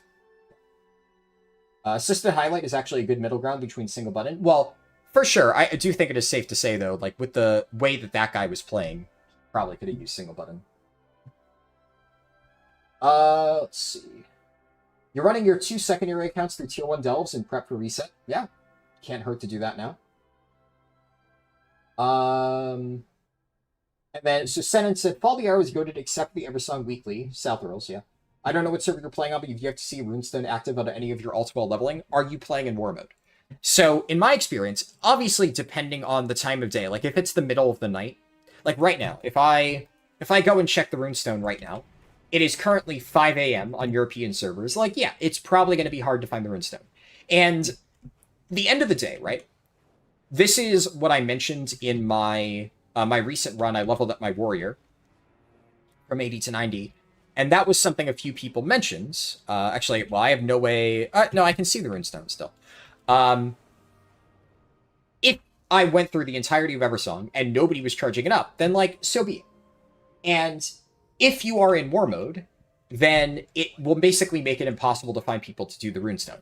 Outside of war mode, I think it happens decently often. Like, you will find people there to do it. But, like, okay, so here, the Runestone is not charged. This is not in war mode, right? Nobody has activated it. And sometimes it can take up to, like, 10 minutes or so. But what I did on my warrior is at the very end of Eversong, when I left, I turned off war mode, because there is a very easy natural point, right? You can pop into Silvermoon, turn off war mode, and then just fly over and just see where it is. And obviously, in the perfect speedrun setup, you would have somebody already having activated the Runestone. You walk in, you tag it, you're good to go. But think about it this way. Imagine you fly into Silvermoon, you turn off war mode, you fly out. It takes like 5 minutes to find Runestone, get it activated, kill the mobs, you're done. That is 5 minutes for 100k XP. That's not bad. Is that, like, hyper efficient? No, it's like, that would be a slow delve. So, South Rails is, at its best, 5 seconds to get 100k XP. At its worst, 5 minutes to get 100k XP. One of them is absolutely bonkers insane, and is the most efficient thing in the realm, if that happens. On the worst possible case, it is still good XP. It's just, you know, not the best thing ever. You can't really control what it is. And in the absolute worst, most disastrous case, you don't find anybody to do the Runestone, just move on, right? It's fine. There's so much extra stuff. You just go to Zul'jin, do like a Monizar village quests, you're good to go. Like, it's still fast. So there are backup options that you can do if you cannot find it. But usually you will want to just turn off war mode and check. Like, that is an easier thing to do. That is something a few people brought up. That's why when I did my recent warrior run, I demonstrated how to properly do that. And I'm going to push an update to Follow the Arrow by the patch launching on North America, so like within the next day or so. And it's going to have like a few quality of life fixes, that being one of them. I'm going to add notes basically saying if you want to turn off war mode here, this is the fastest way to do it. Like, go to Silvermoon, turn it off, go back here, and I'll basically guide you through that if you have not gotten it done by that point. It is, the unfortunate reality is, like, that's like why I said it's hard to integrate it, because at its peak, right, like, it's kind of inarguable that South Rails is just really good. And there's no reason to not include it in the route. But it is one of those quests where, like, there is inherent variance. It's the same thing with, like, Prey, where Prey, if you get perfect RNG, could just be completely free 100k XP. If you get bad RNG, like, in the worst possible case, maybe you just skip it. Oh well, and you just go on doing something else. But even in, like, slightly substandard RNG, it's like a few minutes to get 100k XP, and that's still worthwhile. Yeah, and exactly, like, if you actually have to activate it, like, do not do that, right? Do not farm Arcana. At that point, just move on. If somebody else hasn't activated it for you, honestly, it's not worthwhile. But the reality is, usually, because, like, a max level player will want to do it for coffer key shards, I usually do it on my characters, my level 90s, to get coffer key shards. It's one of the fastest ways to go about that. I pop over, I activate it, and then I just, like, do the event, and it's like 5 minutes, boom, done, and I'm capped. Especially with the side quests, right? So it's not uncommon to find people. But, like, you know, I'm sitting here, right? And obviously it's really, like, dead hours for Europe. So nobody's activating the runestone is what it is. If I was leveling right now, I'd probably sit here for a few minutes and then I'd say, all right, you know what? Move on to Zul'jin. But the other thing I said is, like, if you're not in a speedrun, this is a perfect time for a coffee break. Like, you park yourself here, you go make some coffee or whatever your beverage of choice is. Just walk away for a little bit, come back, and, you know, maybe the runestone's active by that point in time. So it's, you know, it's not worth, you know, freaking out over. If you can't find it, you can't find it. It's fine. And I think the important thing is, as you said, obviously, like, this can be, you know, like, war mode makes it less likely. You know, server, not as much, because keep in mind that you are, like, servers will get clumped together now in the open world. So the only way that you would not find other people is if you're on, like, a dead roleplay server, because roleplay servers aren't phased with other servers. So some, like, on North America, there is one particular, a few actually, really, really, really dead roleplay server shards, where, like, they're all grouped together and not with, like, the general public. But generally speaking, if you're on, like, even a regular PvE server, you will get grouped with other people before long. So, man, groups are really dead right now. I can't find anything. But I still have to catch up on chat, so it kind of works out. Gives me time. French RP server? Ah, there you go. Yeah, that might be part of it. There's somebody here, but it is a druid. Unlucky. So I think, if anything, what I probably will need to do, and this is something I planned on doing anyway in the next update, is adding additional notes there explaining this. And saying, like, hey, if you need to skip ahead, it's not the end of the world. It does get a little bit tricky, right? Because then you can end up in a situation where if the guide says to turn in at, like, 85.5, if you have all the stuff, well, maybe you skip this one quest, and I can't account for that, right? I don't have a way to dynamically read exactly what all your different modifiers are and know exactly when. But then the thing is, worst case scenario, let's say you fall a little bit behind, you turn in, you're like 89.5 at the end. There's so much extra stuff in the guide to cover for that. So at this point, depending on, like, your personal situation, you might lose a little bit of time compared to my speedrun, but the guide is foolproof, right? There is so much extra stuff in there that no matter what your circumstances are, you will get to 90, and it will be fast. It's just a question of how fast. But a little bit tricky, but, like, what I can and can't recommend, depending on, like, you know, personal situations. At a certain point, I need to try and err on the side of what is, in most cases, going to be optimal, and then kind of expect people to adapt from there if they're running into problems. You have 210 characters. Jesus.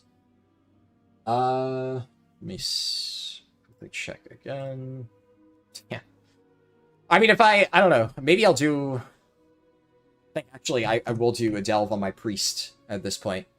May as well do something. It looks like right now European servers are just dead. Actually, I already did delves on my priest. I think I would need to farm more shards. I'll do a delve on my monk. And then maybe, like, give it, like, 15 minutes, because, worse, that's the longest the delve would take. And then that should be enough time to hopefully have more groups pop up. 5 a.m. is usually, like, the complete dead hours for any given region. By 6 a.m. you have people starting to wake up and stuff, so you'd hope it picks up a little bit. You've been using Fall the Arrow for the whole expansion and it's been goated? Well, I'm glad to hear it. I have a lot of additional stuff that I'm going to be adding to it. It's just, like, I'll be honest, like, the last few weeks after getting the 12.0.7 thing, like, I haven't made many changes just because I I've been working on the add-on like non-stop for about a month, getting all the Sojourner stuff updated, like working my way through long-standing like requested changes and whatnot. It's been a lot of work. Okay, the reset hasn't happened, which means Calamitous is probably still, yeah, the fastest delve for me to do. So I'll just do a quick Brewmaster run of Calamitous, and then gotta do this at some point. So may as well do it now. And then hopefully by the time that I'm done with that, more groups will be around. And then what you said earlier, Senate, wouldn't you skip some stuff and do the last 3 delves earlier? Yeah. Yeah, you would. Well, the way... So, this is kind of what I did. I don't know if you watched my speedrun, right? But in my speedrun, after doing Eversong, well, there's 2 things I did. So, in the run, I did the Eversong campaign all the way up to Shadow Enclave. And then after this, I then went and did Atalaman. I then went and did Twilight Crypts. And then pretty much I did a turn-in. And then after doing the turn-in, I actually overshot by quite a bit. So then in that Warrior run that I did the other day, which didn't even have Darkmoon Fair buff, I cut Eversong short. And I only did Eversong up until here. Like right after you defend the Runestone and you talk to like Orwenya and Arator, you do that quest. And then before you go to Tranquillion, it was at that point that I just went over and I did Atalaman. I did Twilight Crypts, and then I did some quests in Amanizar Village, because the quests in this hub are extremely efficient. So you would actually want to skip some parts of Eversong and then do that. And then I think I overshot by a little bit in that case, barely, but it was much closer, and also I didn't have Darkmoon Fair buff. And I still think that was optimal. So with the 30% buff, you would cut... you would definitely cut the Voidstorm side quests, which I still did, so you wouldn't do any of that. You would skip that. Okay, unfortunately, do I need to disable Handy Notes? I don't know why Handy Notes is spamming me with Lua errors, but I guess I'll just disable it for now. I don't need it. Say, you would skip Voidstorm, and that would already give you a bunch of extra experience, because that is like half a level, maybe 75% of a level, those quests. So that would save some space. You definitely want to do Fairbreeze Village, just because Fairbreeze Village is like so easily overlapped with a lot of the other stuff in the route.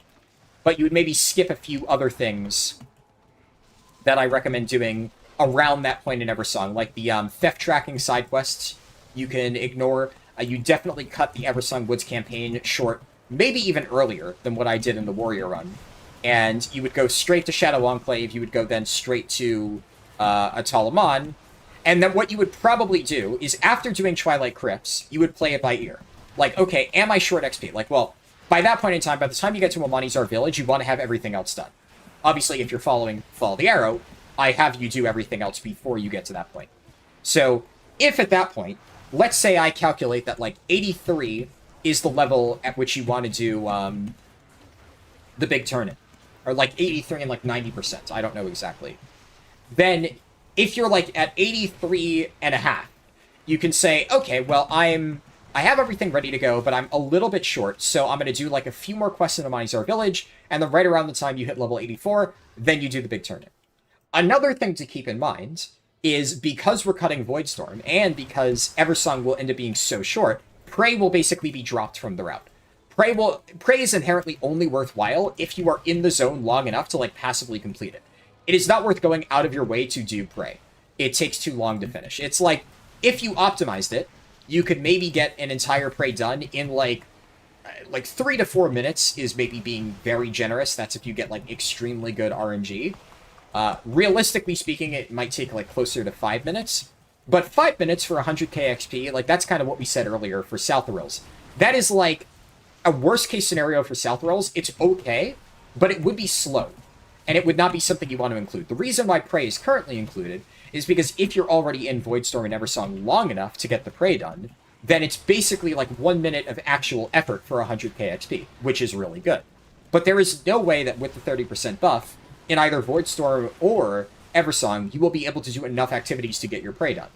So, by cutting those, we're not just cutting the Voidstorm stuff, we're also cutting both of those Preys, which frees up another 100k. So it's not unreasonable to assume that doing the early section of Eversong into Amanizar Village would actually be worthwhile, and then you just do all the other turn-in stuff. But that might end up being the only section of the route that you actually need to follow. Did I bring... I didn't bring a Beacon of Hope, but I can... If I don't get a Delver's Bounty off this one, I can just use it on whatever Delve I run next. But, yeah. Is what it is. So yeah, you would definitely cut it short. Now, as for exactly where you do that, it's gonna depend. I will have to figure out where I'm gonna do that for my speedruns, and I will probably put, like, extensive notes in the add-on for Turbulent Timeways, and say, like, you know, if you're leveling with a 30% buff, you want to do this level, blah, blah, blah, blah, blah, and then I'll just remove them after Turbulent Timeways. I was initially like, am I going to do that? I'm not going to change the routing for Turbulent Timeways. It's going to be exactly the same, but I do think it would be fine if I put in notes, right? Because it's very easy for me to add a note to a different section and just say, like, hey, you know, during this event, do yada, yada, yada, yada, and then after the event is over, I just go into the code, comment out, and then boom. As long as it's just that, as long as I'm not fundamentally altering the route to account for Turbulent Timeways, which, frankly, you wouldn't need to, right? Something that I have considered doing, like, I'm not saying that I'm going to actively add this to Fall the Arrow right now, but it's, like, a thing that I've been thinking about is, like, bonus modules for the add-on that allow, like, adaptation for specific circumstances. So basically, the way I'm thinking about it is, let's say, at a certain point in Eversong, I say, if you are level 84 by this point, you should go and turn in. And you're right now expected to just skip ahead manually in the add-on to the point where you do, like, the turn-in or whatever. Or you're expected to, like, at the end of Eversong, skip ahead, do a Talamon, do Twilight Crypts without the guidance of the add-on, and then do the turn-in. And I think that's simple enough that you don't really need a lot of adaptation. But what I have thought about is I could say, if you are already level 84, click this button. And I have, like, a button that leads to a bonus module, like kind of maybe a hidden module or something like that, where it's like an alternate path. And it says, okay, well now, if you are ready to basically divert from the route, I have, like, a custom-made, like, diversion route for what to do exactly if you are at this XP amount. In theory, obviously, like, if I could implement that, like, that would be perfect, right? That would be awesome. It would be very tricky to do that in an elegant way, though, and, like, I'd have to make new code for it, right? So I'm not only trying to think of how would I do that in a way that is very clean and easy to follow, but how would I properly code that? Because also, I don't like the idea of, like, imagine I hide the route, because I wouldn't want to make it a route that you could accidentally activate without it being, like, the right thing, because what if somebody accidentally stumbles into that guide without being the required level, and then they're really confused as to why it's telling them to do a turn-in and they're, like, not ready yet or something like that. It could completely fuck up their leveling experience, and I don't want that to happen. So it needs to be as foolproof as possible in whatever way I implement it. So I need to think of a good way to do that. In theory, it sounds like a cool idea, and it would allow me to make, like, slight variations. The tricky thing is, and that's kind of where, like, a few people have asked, like, why doesn't the add-on, like, dynamically recommend something? Aside from the fact that that would just be a nightmare to code, in theory, if I did code that, if I was slightly wrong, and I did completely fuck somebody's leveling experience, that would, like, I don't want the add-on to ever give somebody a bad time. That's why I said, like, currently, it is kind of foolproof. No matter what you do, even if, like, everything goes wrong and, like, you know, you get bad RNG and whatever, you make a bunch of mistakes, there is enough left in Fall the Arrow to ensure that you always get to level 90 with a bunch of backup stuff there.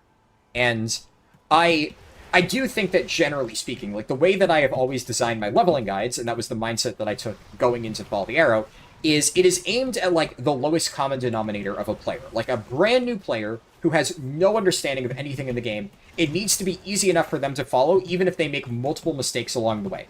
There is, like, so much backup stuff. Which is why, like, when people message me and say, like, hey, I watched your leveling guide, and I finished Spires of Arak, and I'm, like, 20 levels off, I tell them that's impossible. It's simply impossible, because Spires of Arak is in the guide as, like, a super-duper extra fail-safe bonus. If you have completely run out of zones, and you made multiple mistakes along the way, then Spires of Arak, there is no way that if you somehow make it there, you are not max level. So, whenever somebody tells me that, I'm like, okay, I mean, you somehow completely fucked something up. Maybe you leveled, like, extensively without chromie time. At a certain point, if somebody is, like, actively going out of their way to, like, make every possible mistake, there's only so much I can do. Like, nothing will ever be entirely foolproof, at least in a guide format like that. Like, I can't save a player from themselves to that extent. Oh, hey, there you go. Got my Delver's Bounty, so whenever I run another Delve, I will have that. But I did try to make it pretty thorough, and the add-on is designed in the same way, because I'd like to think that if somebody is trying to level really, really, really quickly, I may as well use this now. If somebody's trying to level up as fast as they possibly can, and they're really trying to optimize their leveling process to an extreme, they're going to watch my speedruns, right? They're going to watch my speedruns, they're going to see the, like, speedrun optimizations that I do, in that case, and they're hopefully going to learn how to do that for themselves. And that is something that really you cannot translate into an add-on. Especially because to get those speedrun times, you will never be able to get, like, the times that I get by using Follow the Arrow, or I should say by relying on Follow the Arrow, because in order to level as quickly as I do, it's up here, right? It needs to be second nature. The time that it takes you to look at the add-on and be like, okay, I understand what I'm doing now, and then look back at the game, that time, over the course of an entire run, it's just going to slow you down a little bit, right? Obviously, if you have no clue what to do, you will level faster using Follow the Arrow. But the people expecting that by following my guide step by step, they're going to magically match my speedrun times, where I'm literally just making adaptations on the fly because I know all the quests in my head, right? And I'm never having to, like, look and see what do I do next. I just know instinctively what I'm supposed to do next. Like, those people, they expect magically that they're going to match those times. You won't. And that's kind of where I can only do so much for something like Follow the Arrow. Bit of a excessive yap, but I do think it is, you know, slightly on topic. Is it possible to choose an option where you do not do a profession first craft? I'll be honest, no. You should be doing first crafts. I do not think... I've heard people argue that, like, oh, I don't like crafting. I'll be honest, that is one case where I will just say, suck it up and do your crafts. There's really not much of a reason to not do it. The only argument I've heard is people saying that they're like, too lazy to do it. And it's not a real argument. It's not hard. It's, like, extremely easy to do. It's not a lot of gold. You get more than enough gold just by doing the leveling route. Do your first crafts. They're really efficient. It's like roughly 75% of a level. Like, you can do it last, right? But there is a certain point where I will absolutely just set my foot down and say, you should be doing this. And I'm not going to, like, I can only go so far out of my way to basically give backup suggestions. War mode is one of those where there are some points in the guide where I will say, like, you need to turn on war mode here. There is no excuse. But I do mention a few times that, like, yeah, you might be a little bit behind, but, like, the entire final turn-in section, for instance, I expect you to be in war mode, because at that point, there is no excuse to not be in war mode. Similarly, if you're trying to level even remotely fast, there's no excuse to not do profession first crafts. The only reason is, like, if you somehow have legacy crafts on, or legacy professions from, like, vanilla, and there's, like, rare recipes that you don't want to abandon or something like that, in which case, just use your current professions, right? Just use whatever you have. That's fine. But you should still do it. Like, just use what you have. Now, you won't have Follow the Arrow to guide you, but the time that it'll take you to, like, look up how to do your crafting professions or whatever, which presumably you will want to do eventually in the current expansion, like, it's still worthwhile. It's still great experience. Like, I could maybe add a note for that. I think I do, right? Like, don't I say something that, crafting and turn-ins, in fact, this is easier if you have zero experience with crafting. Veterans may already have existing professions that they don't want to abandon, so it could be difficult for them to follow this guide. I guess I can maybe add I did mention that. I could probably add a bonus note saying, even if you already are, like, if this applies to you, right? And you already have existing professions, like, if they don't overlap, like, if you don't have, engineering or whatever, and you have something else, you should still be following this, or you should still be doing this, just, like, figure out what you need to do for your own first crafts. You're going to do it anyway, presumably, in that case. If it's a profession you never want to abandon, you will, at some point, use your first craft bonuses. Yeah, I don't know. All your first crafts are done because your 120 characters are all concentration crafters? But, okay, but, like, I guess, so what you're saying is, like, you did it at the start, right? Oh, I don't know. Like, I mean, at that point, I guess it doesn't matter. That, at least, is the most valid argument I've ever heard. just because you've already done it, but at the start, so now you're looking for, at the end, what's the right level. In which case, like, yeah, cut like 75% of a level off, I guess. I can add a bonus note, right? I'm never going to adapt the route. Like, frankly, that's the kind of thing where you need to be able to, as a, grown adult, figure out, okay, I have made this variation on my own. I've adapted this. How am I going to alter this route because I have disregarded its rules? I could, fuck it. Let's add, I'll add this to the add-on feedback channel. The most I will do is bonus notes in crafting section for veteran players and or concentration crafters for recommended turn in level. All right, that's really wordy. Let's just do bonus note in crafting section for turn in level with no crafting. Sure. That'll be enough for me to remember what the discussion is and what I want to... Look, that's why I said, if I'm adding a note, it's exactly the same thing with the turbulent time waste thing. If all I'm doing is adding a note, that takes 5 minutes, right? I go in there, I add a note, look, this section, look at this section, importing crafted information, blah, blah, blah, blah, blah, blah, blah, blah, blah, blah. You already have to scroll down, right, to get, all this information here. What's one more note, right? It's fine. So, if that helps a few people get, a bit more information that they need, fuck it, right? Sure. Okay. That takes me 5 minutes. I'm not going to alter the routes to figure that out. I'm also not going to calculate the exact required level to do the turn-in. I'm just going to tell you it's about 75% of a level. It varies depending on a few things. But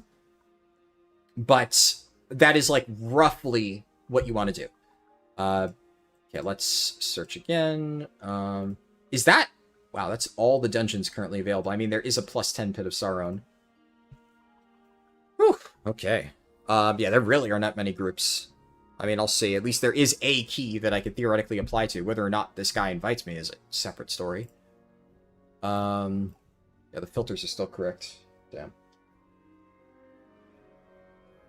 Yeah, that is one of those where, like I said, there's only so much that I can do to account for, every single person's situation. And I also, I do kind of want to keep stuff like this to a minimum, right? I do think that it is important to have steps like this, to have things where you are expected to read. There is only so much that I can do with an arrow, right? Some people want to literally brain off all the arrow.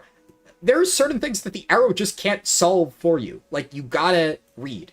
And I'd like to think that for the stuff that isn't solvable by just a basic arrow, I have done a good enough job explaining it in the add-on. But I do want to make it as easy to follow as I can, and I think if the add-on turns into, just excessive, one quest, wall of text, one quest, wall of text, that would be ugly, right? I don't want to do that. And that's kind of goes back to what I said before, of, in theory, if there was, an elegant way for me to make, route adaptations like that, when important, right? I would never do something like that for, I don't want to follow this step of the guide. But if it's something that I expect you to actually encounter, like what I said before about, you have all the XP modifiers, you need to, you want to, exit Eversong early.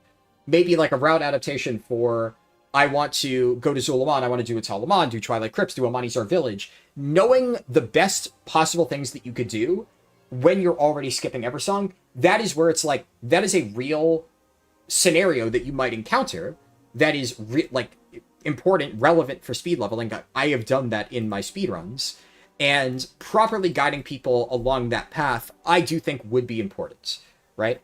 So something like that I think could be worth including, but that is all I would use it for. And I would still want to make sure that I didn't overload the add-on with a lot of fluff like that. I would need to think of a good way to do it. So what I can maybe do... this is something where I would need, again, a lot of additional code to figure this out.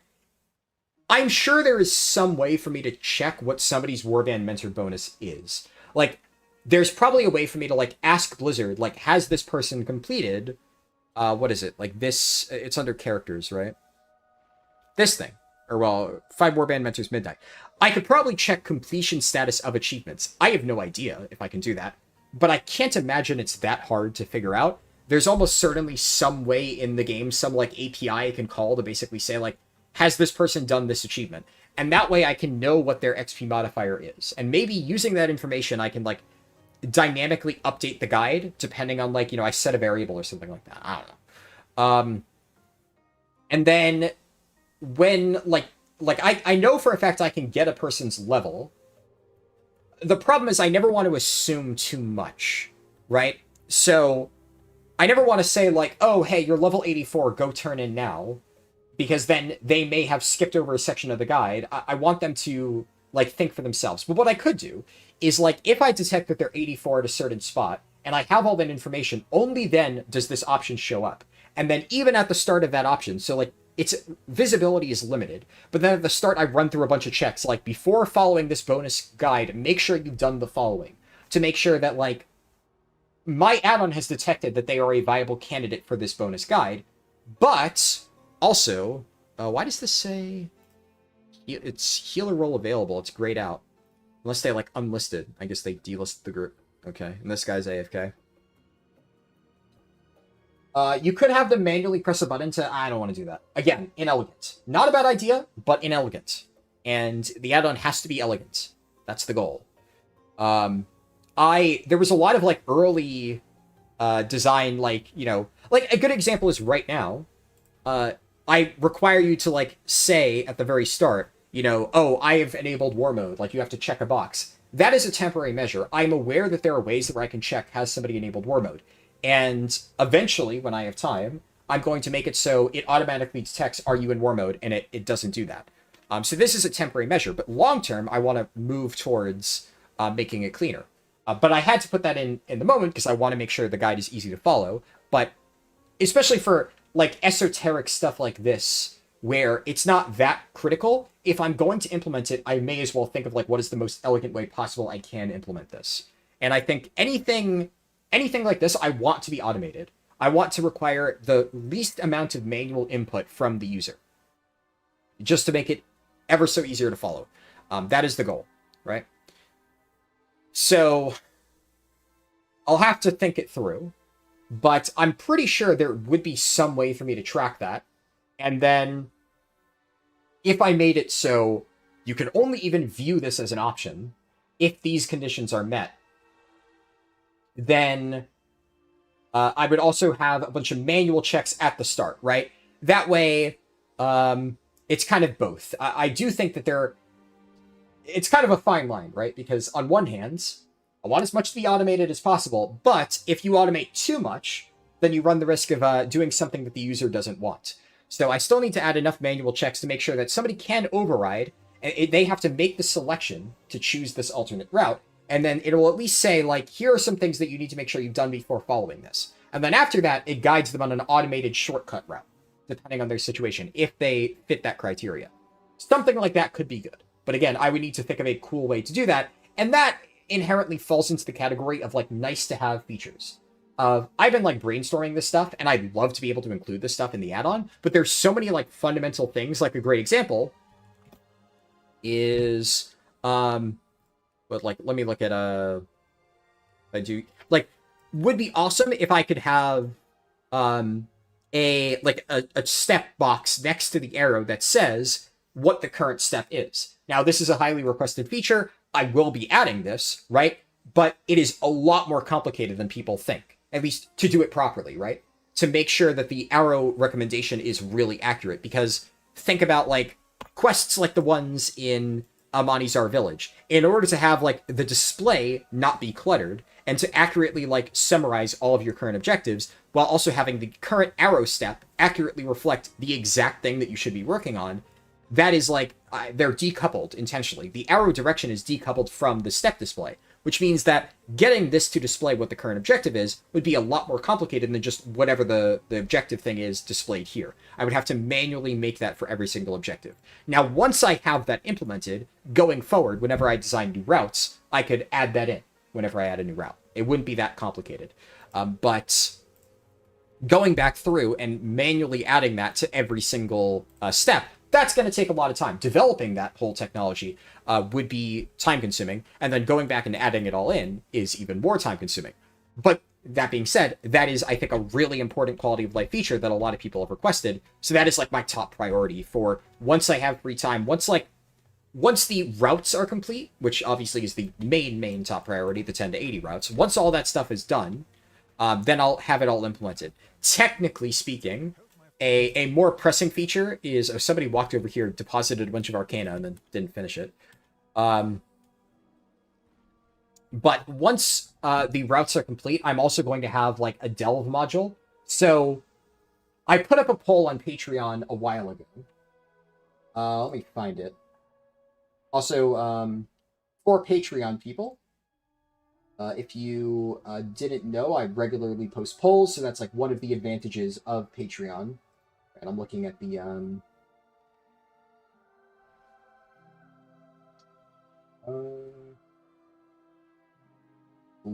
trying to find this, but it is time consuming. Whatever. I give up. I can't find it. Patreon is annoying to navigate sometimes. Why is...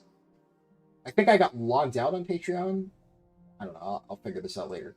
I can paraphrase anyway. I put up a poll for like upcoming features, and there were... I forget exactly what the different options I put up there. One of them was what somebody recommended earlier of... is there a gear collection guide on the add-on?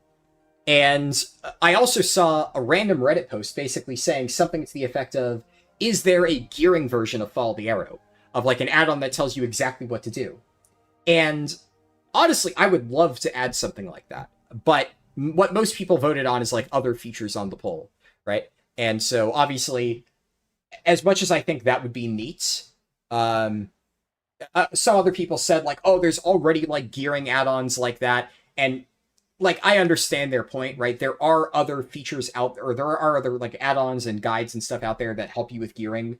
It is a little bit distant from the inherent goal of Follow the Arrow, but clearly there is desire for something like that, and I think that it would be an interesting thing to make. So it's still something that long-term I want to make, and also I think that a lot of the people who gave that feedback of like, this doesn't seem relevant to what the add-on's supposed to do, don't really understand my vision for that feature, which really would be, it wouldn't just be like an in-game gearing sheet. I think that's probably on me for describing it that way, because I've made gearing guides before, and obviously in that case it was like just an in-game checklist, right? There are checklist add-ons. If I was going to add that to Follow the Arrow, it would be like Follow the Arrow. There'd be like a gearing route. Obviously, it would have to be a lot more dynamic, like I'd have to detect your item level, and I'd have to say at this item level you should be doing this, and like here are the bountiful delves for today.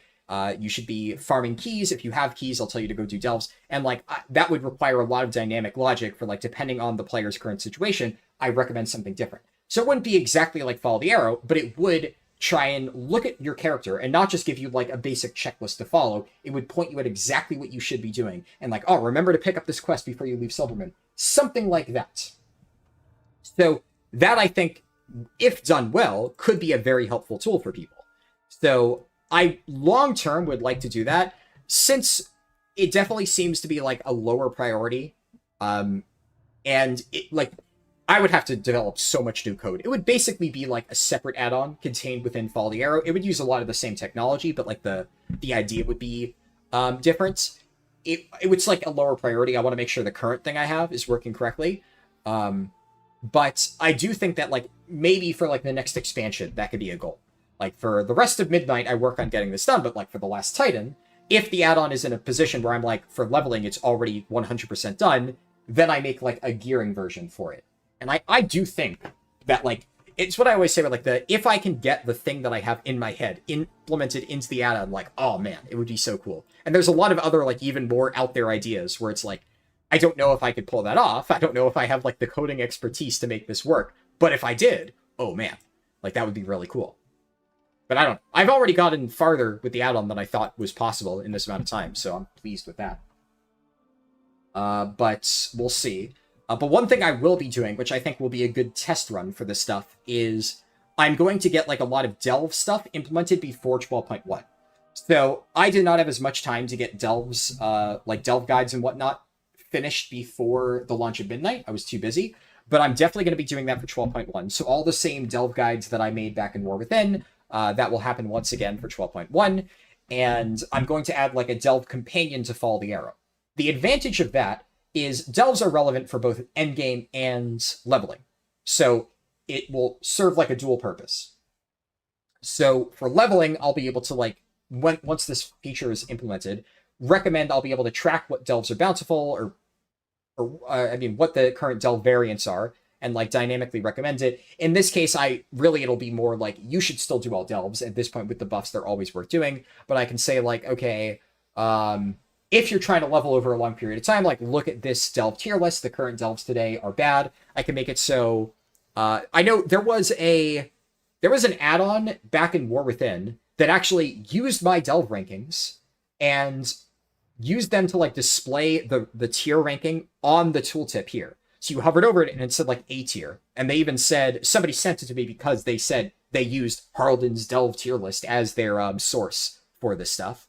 So I don't know what technology they used for that, but I'm sure I can figure out a similar way to basically have my rankings displayed here. But then there would also be like the current idea is somewhere like up here, there would be, I don't want to make it like, I'm still thinking about this, right? But I'm going to make like a Delve icon, like think like what a bountiful Delve looks like. Obviously I've already done all my Delves today, so you can't see it, but like this icon when it's bountiful, I'd have like a little button like that somewhere along like the border of the add-on where you press it, you'd hover over it, it would say like Delve Companion, and then you could go in there and view information about like, quick summary of what Delves are active. There are a lot of add-ons that do that, right? But then the important thing is this would hook directly into Follow the Arrow so that when you're in a Delve, it would give you updated guidance for the specific Delve that you're in, because I'd be able to check what the current variant is and what the proper route for this variant is, and that would matter for leveling and for endgame. So that is kind of the goal. I don't know how much of that I'll be able to get done by 12.1, but some of that will be implemented. And then whatever I don't get implemented by 12.1 launch will be implemented, like rolled out over the next like few weeks. And then, ideally by like mid 12.1, everything that I wanted to include in that is fully added. What's my IO by now? Okay, so my Evoker is already above 2k. So there's that. I am only missing dungeon score 4 Pit of Sauron. So that would be nice. Let's see.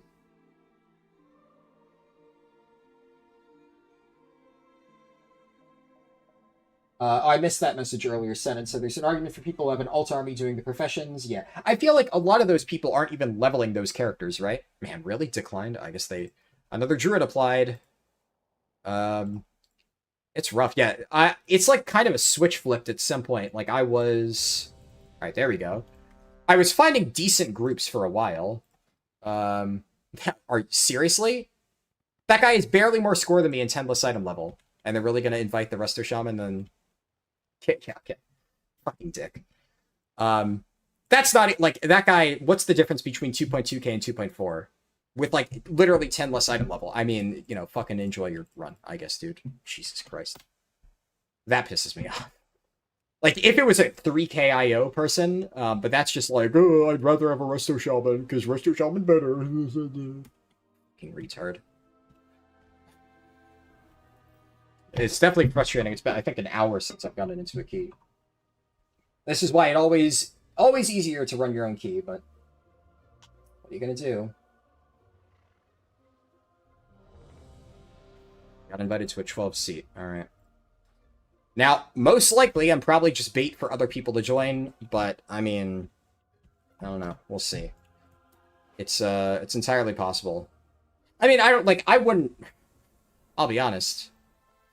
I probably wouldn't invite my Evoker, at least like with the information you have, right? 2.2k, you know, time to 12 or whatever. Like, without any like main IO, I wouldn't invite them to a 12 seat. I'll be real.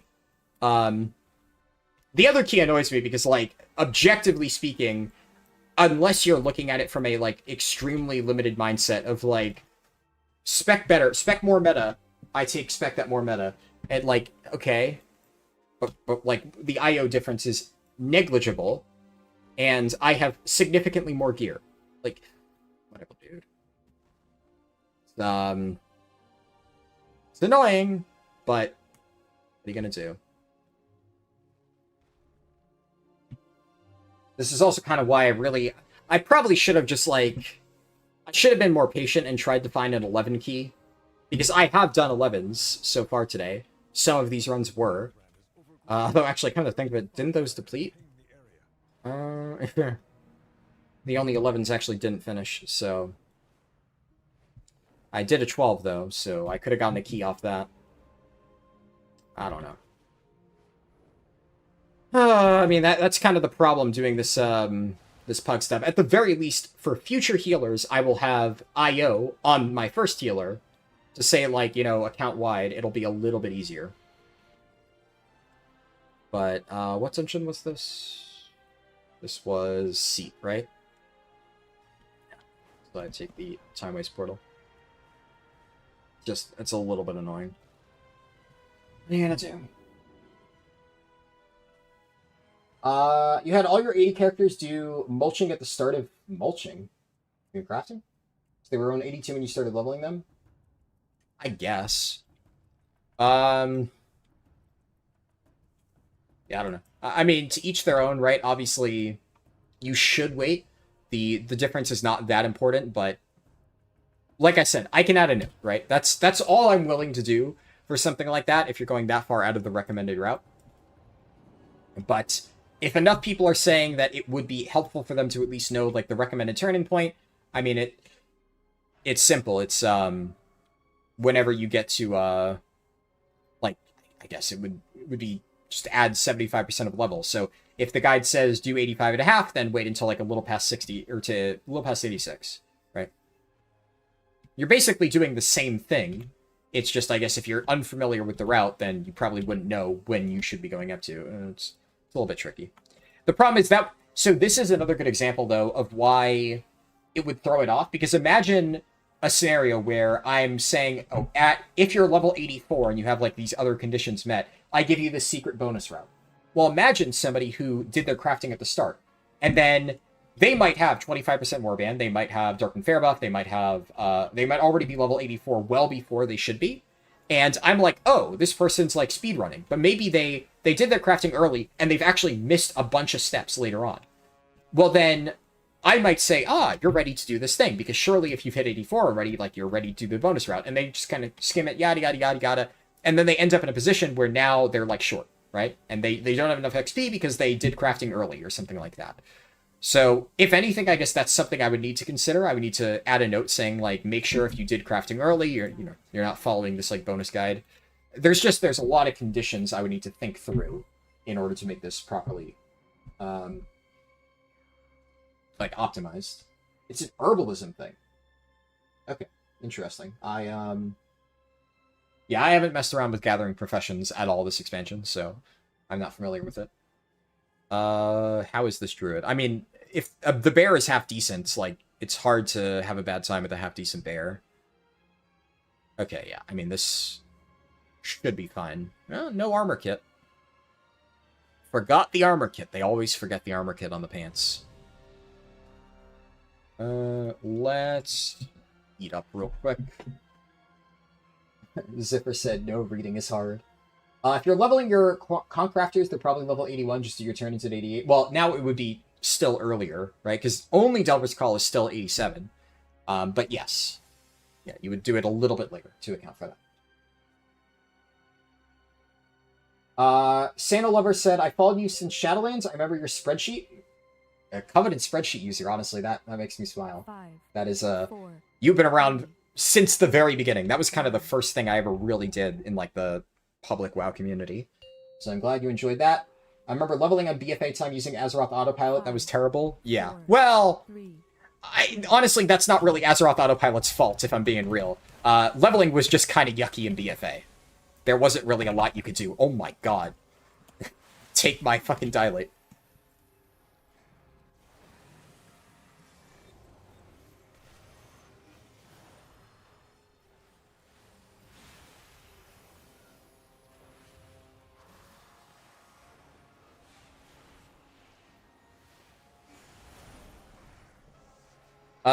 Okay, I'm gonna do this. I remembered that I was the Lust this time. The only reason is because you only ever do this pull with Lust. You only ever think of doing this pull if you have Lust ready to go. And I saw them doing this, and I'm like, okay, surely we're gonna Lust this pull, right? And then I realized, oh fuck, I am the Lust. Good thing I realized in time. But that's kind of the hardest part of the dungeon, honestly. If you do that pull with no deaths, Tank got a little bit spicy there, but he didn't die. So, you know, he knows his shit. Whew!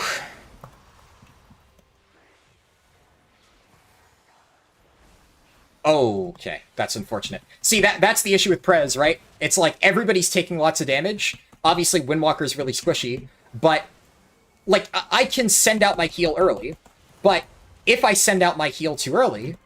Okay, well, the guy lay on hands me right after I was full, right? If I send out my heal 1 second early, I need to just trust that he doesn't die to that.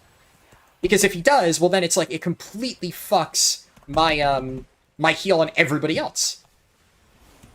Because I was banking on like, okay, I'm gonna get Echo up on everybody, and then I'm going to Marithra's Blessing. And if he had been alive for like 1 extra second, he's topped. Insta full heal, bursted to full. That's just Prez, right? But because he died literally 1 second before, if I had failed that ramp, then, like, the other people would be really low. Because I didn't, you know, I would have not been able to get Echo on them. I would no longer have Marithra's Blessing. That's a really tricky situation. Obviously, Windwalker is in a bit of a weird spot because it's just, like... Windwalker is definitely really squishy, like, notoriously squishy right now. Like, Bear's actually kind of getting dicked here. But, like, how do you adapt to that, right? Like, I don't have any spot healing that I can give him. That's kind of a situation where I just need to pray that, like, he health pots and lives for, like, 1 more GCD. Because then, you know, everybody's completely safe. Unfortunately, he didn't. It's a little bit tricky.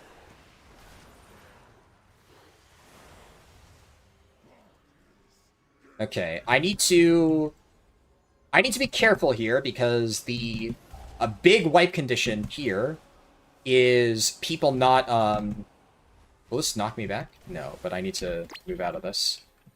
Is people not doing the ads correctly. So, I have CCs that I can use.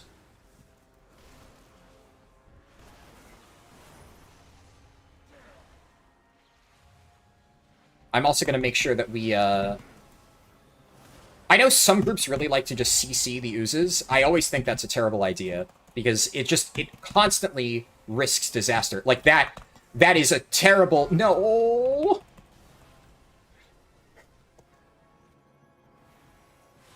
Fortunately, that person just fucked the slam. I mean, we're alive, but... barely. I was... Like, the moment I saw the slam, the unfortunate thing is I queued my fucking deep breath because I was thinking, okay, there's a chance, right, that I can stun the ooze, and then if the tank kites around it, unfortunately the tank, I think, didn't react in time, kited the boss directly into it. But thankfully that didn't one-shot us, so I was able to save us with the rewind.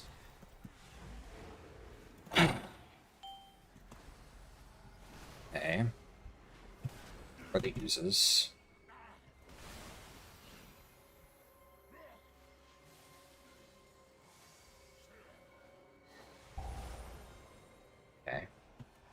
See, never... Like, I don't know why... The only reason you ever drag a leaf that far is if you just fundamentally don't understand how the mechanic works. So, that's a little bit unfortunate. Unfortunately for us... Okay, I mean, hey, good stun. The monk saved the CC. I couldn't really tell who fucked up the leap, but that was unfortunate. Okay. Is the druid pulling both of them? Pulling both of them LOSing? Nice. Nice, we like that. Demon Hunter has threats, so hopefully the druid sees that. Yeah, looks like it. Or rather, the Demon Hunter sees it and knows to stand behind. In a situation like this, it's pretty easy. Just walk behind the Guardian Druid. I think he's also Devourer? No, he's Havoc. Okay, so, yeah.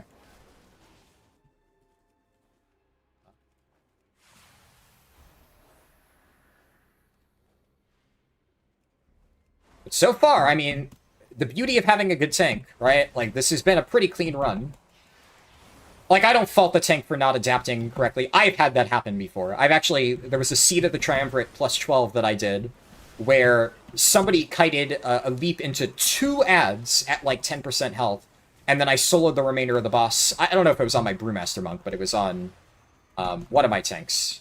I distinctly remember that because I was running with some guildies, and one of my guildies who was in the key, it was other people in the group. It was, like, me and I think one other guildie, and then a bunch of pugs. And he was streaming it in the guild Discord, and then, like, we ended up, like, barely timing it by 30 seconds. The entire thing was a fucking train wreck. So, like, a bunch of people in our guild were watching that key. Because the moment we started, like, bitching about it in voice, like, me and the other guildie in the key about, like, what the fuck are these people doing? A bunch of other people joined his, like, share screen and started, like, basically hate-watching our run. But, like, honestly, I had some crazy plays that saved it. So it is possible, even if people fuck that up, to recover it as a tank. And, like, even when I was tanking that key, and somebody did a leap directly behind 2 oozes, there was nothing that I could have done in that moment to save it. All I could do is solo the boss after. So there's only so little you can do. Like, if the leap is far enough away and the boss is at an angle, like, what are you going to do? Like, he just runs directly into it. And he runs really fast when he's running back to you. So you don't really have a lot of time to finesse it. I think, like, he also, because it was at an angle, he might have not tried. I do think that if he had gone off to an angle, because I was stunning it with Deep Breath, it might have been possible. But also, like, there's no way that he could have known that I was about to... Holy shit. That guy took that raw. Like, he had no way to know that I was about to do that and stun it with Deep Breath. So, as far as he was concerned, it was going to run directly in. Which, yeah, understandable, right?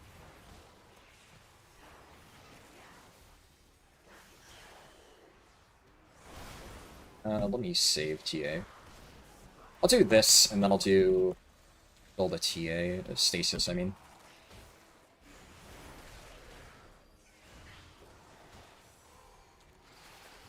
Alright.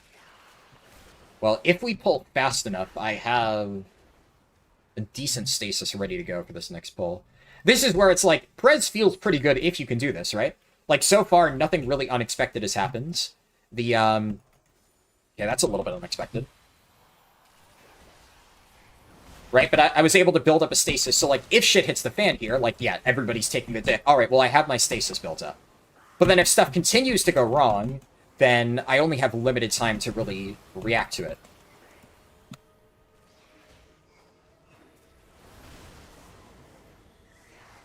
Going to TA this. And then do my Marithras here. And, like, now I'm building my Echoes, because I know that damage is going to come. I actually kind of fucked that up, because I reapplied an Echo to the same target, so I only got 3 instead of 4. But, you know, the mobs were dead by then, so it worked out. Alright, cool. But now I have Echoes rolling. They're probably going to expire by, like, the next pack, but in theory, like, let's say the tank had immediately jumped into this and I wasn't prepared for it. Well, I do have Echoes and I have Marithras ready to go. I could have just slammed that into everybody and we would have been fine. But that's because I have time to prepare, right? But if I'm going in completely raw with absolutely nothing going, Prez just constantly feels like you're behind and you're playing catch-up, and it can be fucking nightmare. And, like, here, so I don't really want to have to use Emerald Blossom. I really want to get TA, because I want a TA and then Marithras, and now I have that as my stasis window. And now I have a really good stasis. But if somebody had, like, gotten blasted there and I had to, like, VE them to keep them alive, then that would have put a VE, like a single target VE, in my stasis, which is supposed to be my big healing CD, and that would have felt really bad. Because now, not only am I behind on my initial ramp, but then my stasis is now weaker. So if something else happens, and I have to adapt to that... okay. Please don't die. So, like, there, stasis fires off, and it's, like, really powerful, and now everybody's, like, topped for a little bit. And the only reason it is as powerful is because I was able to build it up before. Gotta just rewind that. We are dragging this Rift Warden really far away. I think it's buffed. Maybe not.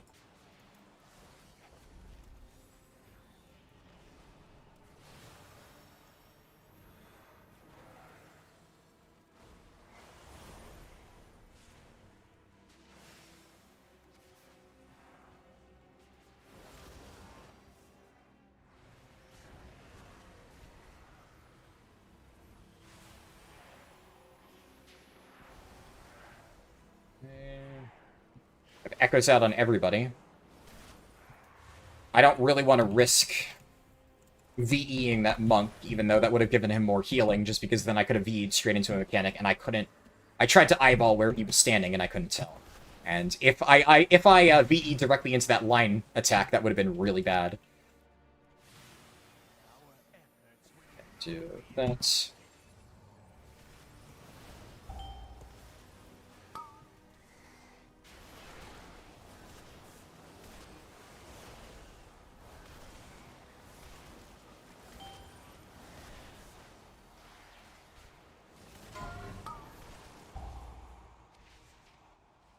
Alright, so far this seems good.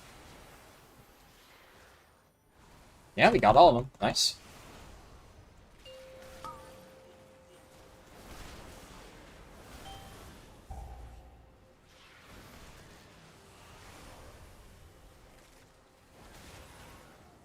I already have echoes up. Okay. I forgot that I got echoes from finishing my,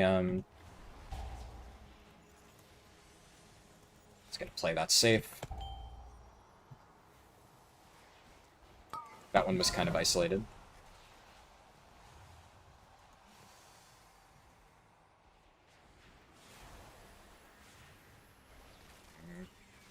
So yeah, like, this monk taking the dick is a little bit concerning.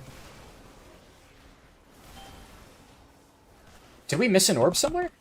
Or is that just the regular damage? That might just be the regular damage of this, and it just hits hard.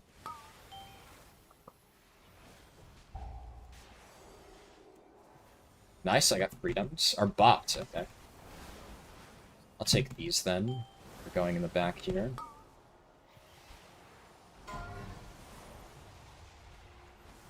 Nice, he used Karma. Smart. I think we got all of them.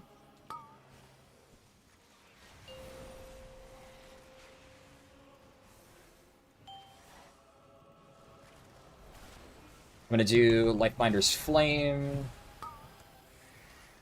Should be enough healing for now. That guy's getting scary. Okay. Overall, that went well. A prep a TA. I actually... I have some water, right? Yeah.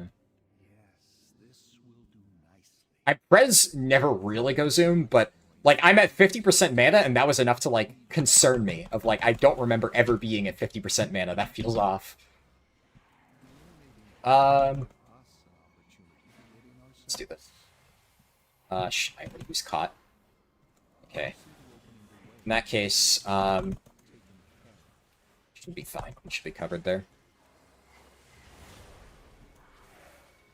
I have that.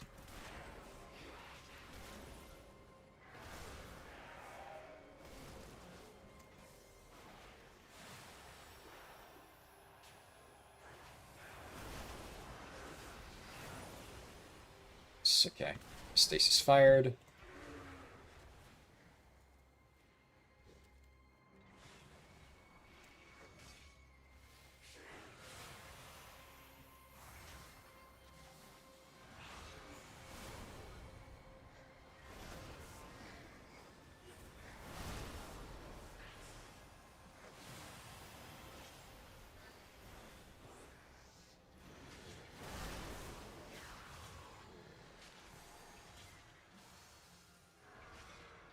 Okay. Nobody's really taking unnecessary damage, so this feels fine. This goes off, we get knocked. It's fine. I'm gonna hover so that I can cast this like that. I am a little bit worried about the angle that we're going at. I'm gonna V this. Oh shit, okay. It's, should be fine. We're fine.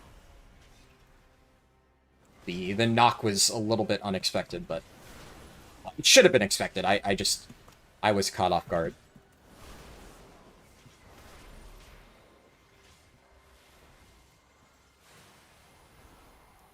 Let's do a TA to that. And then hopefully we pull fast, because I have the tip the scales buff rolling.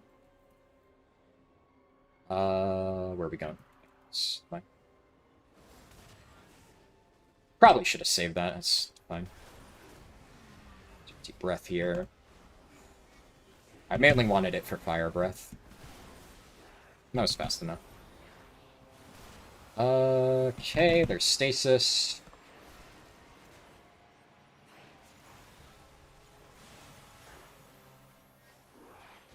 Whew.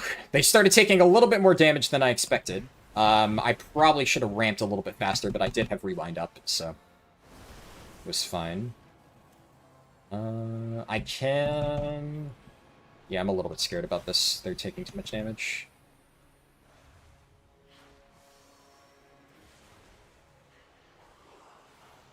Shit. Let's get this TA. Okay, I'm gonna save Marithras. That way I can... Yeah, that. Then... Second Marithras. And then tip Fire Breath. Whoa, mister! Why is he dying? What? Like, I have no idea why he just got spiked. I mean, good fort brew usage. If you're gonna play Windwalker Monk, you need to know how to use your defensives. And thankfully there I was able to VE him without it, like, fucking up my stasis. Because I didn't cast it yet. So here... I can stasis. And then I'm gonna wait for damage to go out, and then I'm gonna put... Dream Breath into my stasis. So yeah, this looks like it's doing damage. And then I can get another TA out. Alright, and that's my full stasis.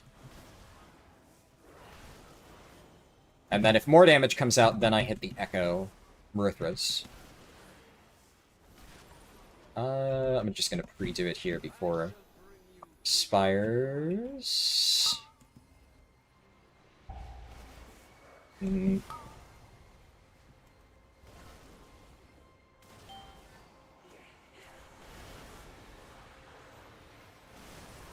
Nice, actually, that... I was about to manually activate it. Stasis just kind of read my mind there.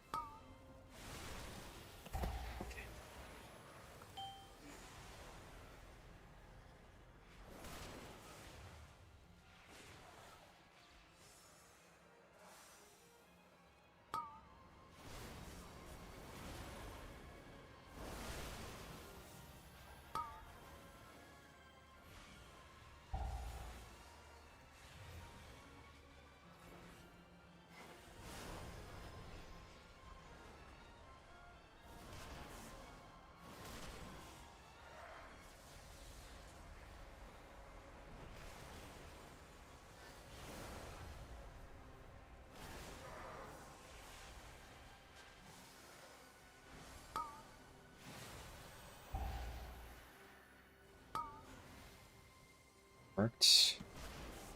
I'm gonna wait for a little bit more damage, like this. And then, yeah, let's do another TA. That works out.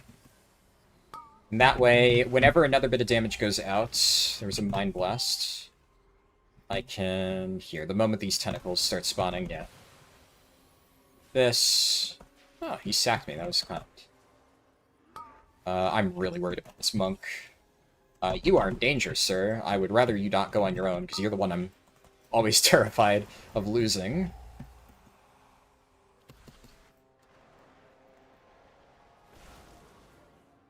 Let's get that on the bear.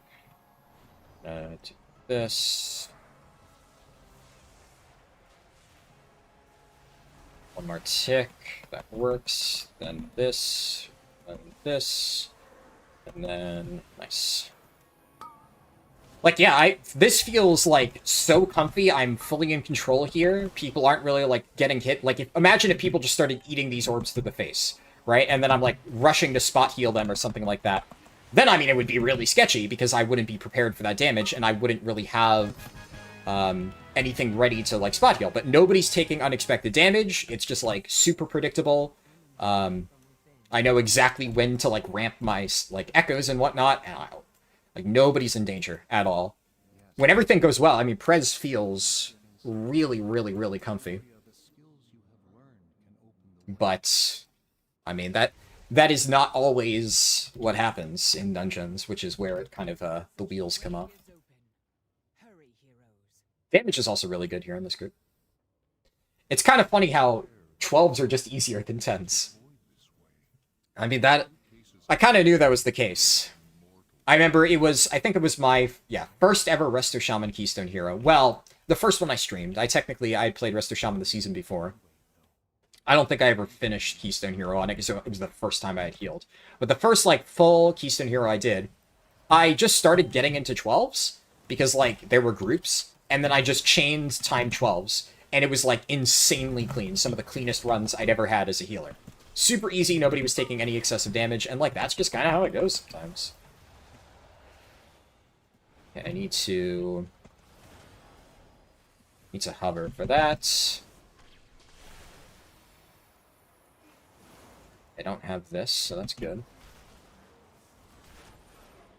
Okay, nice, they got it.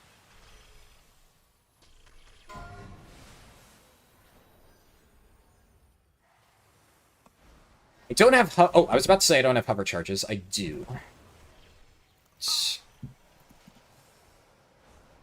Use it here. And let's do a VE here. That way I can get another Marithras.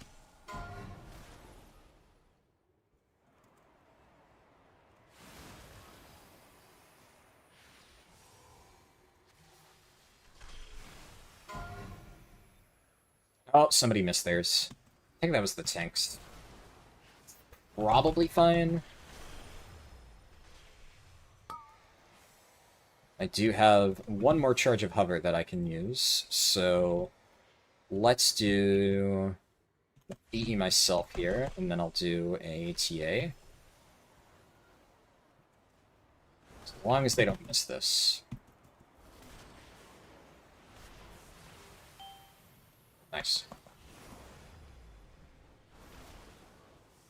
5, 4, 3, 2, 1.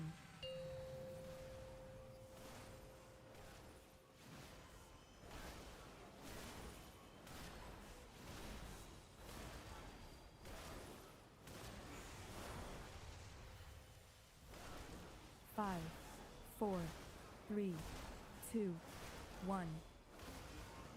Yep.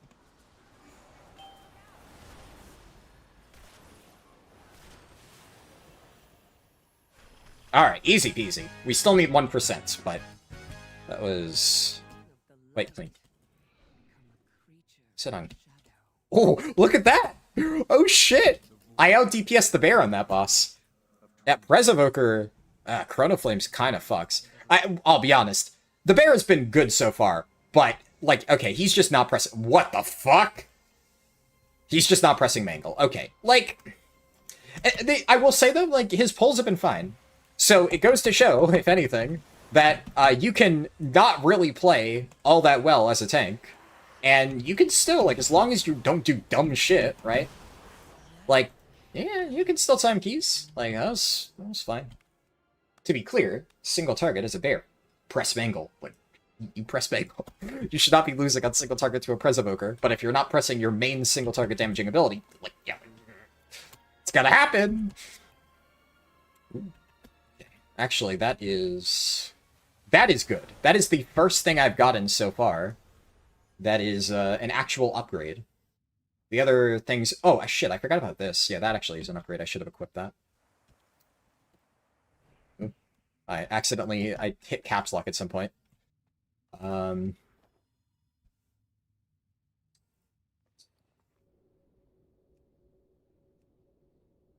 Whew. I'm almost out of coffee again.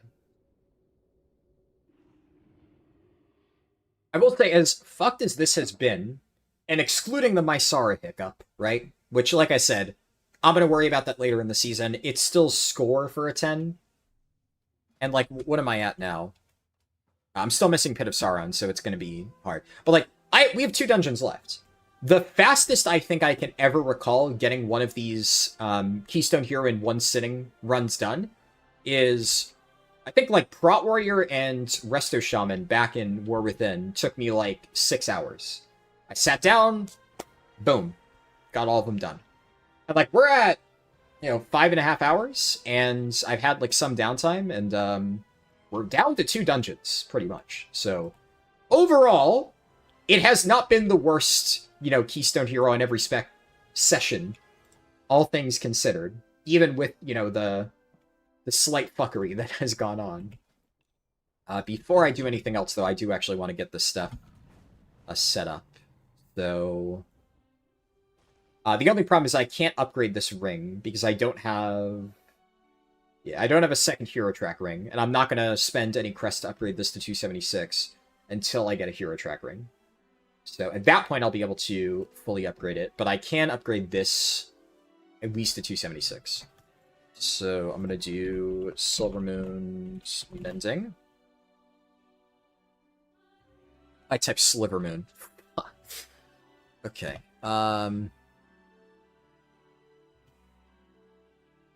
Silvermoon's Mending. I can't remember. Item Enhancement, Current Expansion, Finger, Mastery. Zul'jin's Mastery? Okay, I remember the name the moment I type it, yeah.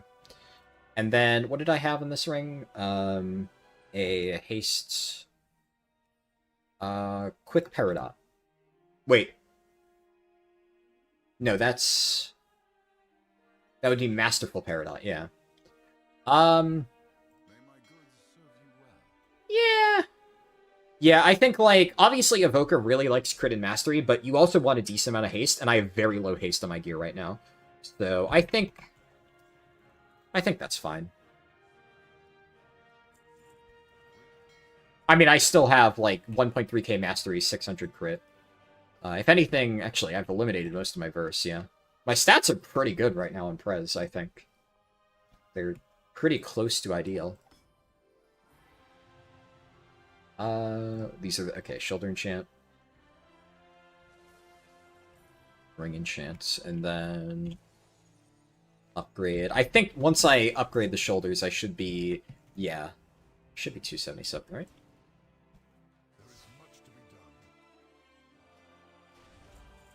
Actually, come to think of it, like, I could do this. I forgot I've gotten, like, so many myth crests off these dungeons. Like, there's no other thing that I really care to spend this on as well. That puts me at 277. Okay. I can upgrade this for free, right? Yeah. So, if I get a myth offhand, like, in theory, obviously it is... Like, I could upgrade this too. Yeah. But I wouldn't want to... Until I get a myth offhand, I wouldn't want to do that. But this is a good sword, right? Crit Mastery. That's ideal. So, I could use that. But I would have to recraft. I think, though, if I were to recraft, it wouldn't be that bad, because there's like, the wrist and boot set. Now, I only have a Hero Crest crafted pair of boots, but that's the reason I didn't spend Myth Crests on this. If I were, in the future, to recraft this, I would want to do the 2-piece set. So, probably, whenever I switch my crafts, I would get, like, a good Mythtrack weapon, I would upgrade that with, like, Void Cores, then I would make the whatever World Tender's boot and wrist enchant, I think, or set, I mean. And then I would swap to that. And also, I don't have, like, amazing wrists right now, so that would be That would be optimal, I think. All the preservation evokers at, like, the high end that I've seen are either running that 2-set bonus, they're running, like, you know, boots, bracers with Arcana Weave lining or something like that. Some are, I think, some are running cloak. Because there's, what is it, from Sporefall. Yeah, you get feet from Sporefall. So I would imagine the reason why some of them are swapping is I think some of the preservation evokers I've seen are running wrists cloak with Arcana Weave because you can run the Rotmire boots for higher item level, but that requires you to break the 2-piece. And I would imagine that is worth it, since I have seen a lot of them do that. That is... wow. That is a really crazy Preservoker neck, yeah. I mean, the odds of me actually getting Rotmire kills anytime soon is minimal. The nice thing about Rotmire, though, is if you think about it, like, this loot, it won't matter if you get it now or next season, because, like, that can't be said for Lura loot. Like, if you really want, for instance, Eye of Midnight, which a lot of specs, even at 289, I suppose that one drops at 289, but, like, nobody's going to be doing Lura rekills, I would imagine. But, like, this necklace, this is pretty good, double socket. I think a lot of specs are going to want to get this even over the Sporefall necklace, if the stats are better. Like, I probably will run that on Blood TK. And, like, honestly, Illyria necklace, too, for some specs, is better than Sporefall. In those cases, you would need to get it current season so that you can upgrade it to 6 out of 6. Eye of Midnight, I did forget. Yeah, it drops at 6 out of 6, but... you get what I mean. Same thing applies to any trinket. So, like, an upgraded puzzle box, well, you wouldn't be able to get that next season anyway, but you'd have to get that now, fully upgrade it, and then Void Core it if you want to use it early season. But that is the case for a lot of items. Now, that being said, I'm not going to be doing early season prog on Europe anyways, so that's not a consideration, but I guess it is. For any alts I decide to make on North America, might be worth considering. I'm still on the fence. The thing is, it's always so easy to get, like... Also, did I... yeah, I should look in dungeons, and only Yap if I find... yeah, it looks like there's no dungeons, though, so... damn. We're at demon hours for Europe. That's the problem. Of course, the one time when I end up streaming at fairly normal hours for North America, it's when I'm playing on Europe, so... it's demon hours for the region I'm actually playing on. Bears don't use Mangle this season? That's not true. That's not true. That's not true. I play Bear. That's not true. In some specific situations, I can see that, but yeah, that's wrong. That's. I mean, like, I'm trying to envision a situation in which you wouldn't use Mangle. No, you use Mangle. That might have been the case, like, prior to the changes, but that's just not the case right now. Now, if we're talking, like, yeah, I even in single target, no, it is not a DPS loss in single target. Especially, like, what else are you going to spend it on? Obviously, you can argue that with Elun's Chosen, is Thrash higher prio? Remorph and Catform after Heart of the Wild? Well, okay. That's... What are we saying? We need the rage... Mangle generates rage, though. It's not a spender. Are you thinking of Maul? That might be what you're thinking of. Maul, understandable. Yeah. I mean, Maul is, like, fairly minuscule. If you're confusing Mangle and Maul, that makes sense. Mangle, main single target ability, rage generator. Maul, rage spender. Minimal damage. It's just a rage dump. Yes, right now, those are the only two situations where you Mangle. Oh, you're saying if you absolutely need rage. I mean, I disagree. On pure single target, I disagree. Especially if you don't need to, what's it called? If you don't need to survive, I guess, like you're saying, like, spend extra stuff, but no. What else are you pressing? Otherwise, you don't Mangle M+ at all? Okay. I mean, agree to disagree, I guess, but, like, provably, the bear lost to me on damage, right? The bear lost to me on damage, like, Mangle does a gigantic portion of your single target damage, even on the Elun's Chosen. That's what all the Theory Crafters and all the top bears do. I would have to understand in keys what reason. I mean, I'll pull up Arceus right now. Warcraft logs. Warcraft logs, let's see. I'll look at Midnight Falls, right? High damage intake, so you can't even fully greed for damage. Guardian Druid is the top build is Elun's Chosen. And they're pressing Mangle, right? It's not a gigantic portion of their damage, they are hitting raise, right? Like Thrash does more, right? Obviously, yeah. Like I said, if you're arguing Thrash is higher prio, okay. But the question then becomes, what else are you spending your GCDs on single target? Like, if you want to argue, I don't know, that like Swipe is higher prio, or that you just have so much rage that you can always just use a GCD on raise.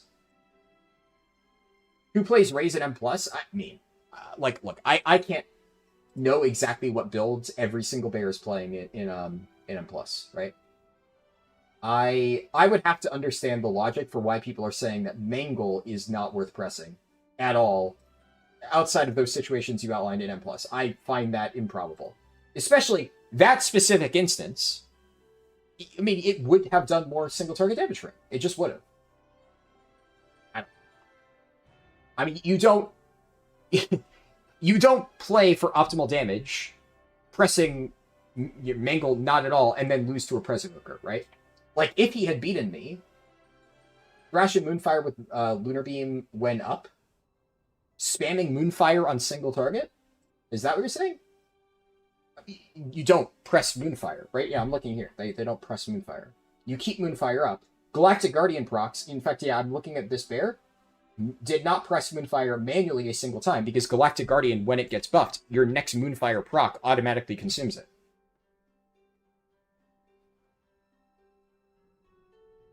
You don't Mangle because Mangle doesn't reduce Lunar Beam CD?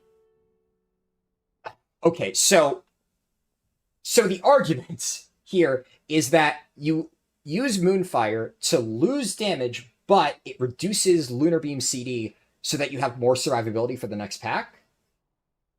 Like, is that the argument?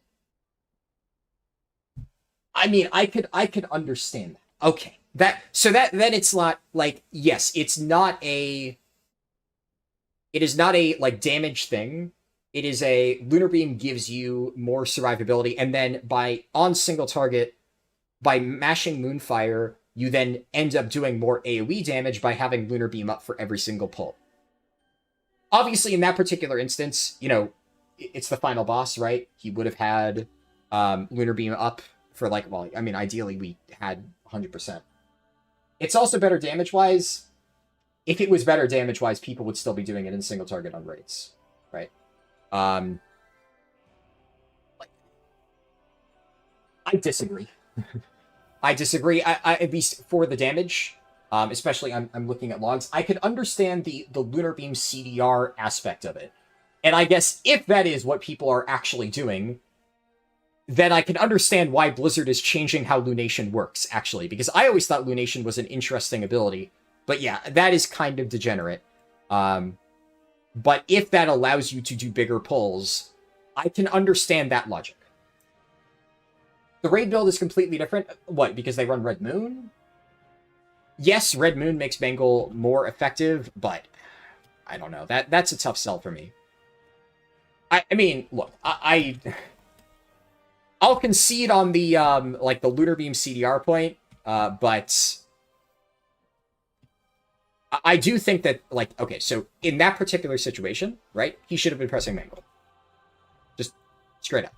It would not have, like, that is maybe one of those situations where, because you are so used to copying what other people do, and other people say, oh, spam Moonfire to get reduced Lunar Beam CD, you think, okay, well, I should basically never press Mangle, and so he barely presses it, and so in a situation where you're never going to get a second Lunar Beam, you don't need the CDR, and there's a damage amp, where fitting as much damage into that period as possible matters, you should be pressing Mangle. Yes, I'm not saying that Lunar Beam wouldn't be up multiple times per fight, but the boss was dead, right? Fitting as much damage into that burst window as possible is what matters in that case. You still, in that case, should have pressed Mangle. It's, like, I won't argue this point, because I think this is one of those where, like, I get the point you're making. I think that we're kind of arguing separate things. But yeah, that is definitely kind of crazy that that's actually what people are doing. That actually makes me not want to play Bear for pushing keys end of the season, especially if that's, like, not what people are really doing in like in raids and stuff like that. That is, but Whatever. I'll see. And Raise and M+, I guess, I don't know what build bears are fucking running in M+ then. That, like, I'd have to look, admittedly. The problem with bears, and the reason why I haven't bothered pushing this season, is you have to keep in mind that Blizzard did, like, 4 different balance changes targeting bears throughout the season, right? So, I played bear, obviously, a good amount the first, 2 months of the season, and they received so many changes. I mean, back when I played bear, Druid of the Claw was the meta build, even in M+. Some people, I think, at the highest end were still running Loon's Chosen, but it did, negative damage. And then they obviously did a lot of buffs to, Thrash and stuff like that, and they changed a shitload of stuff. It's kind of annoying to keep up with that if you're not actively playing it nonstop. At least I looked up in raids, whatnot, because I'm now playing my bear in alt runs, but yeah, it's definitely annoying to keep up with that stuff. But now at least the end result of that is I now understand why Blizzard is nerfing Lunation, which that surprised me because Lunation has been around for, since the first implementation of Loon's Chosen, and it has kind of hard carried the spec. And I was wondering why people were freaking out about it as much as they were, because to me, that did not seem like that big of a nerf. And I still don't think that's that big of a nerf because they are buffing other stuff, right? So that makes sense. A bunch of bottom bears only know how to play spamming Moonfire and Lunar Beam.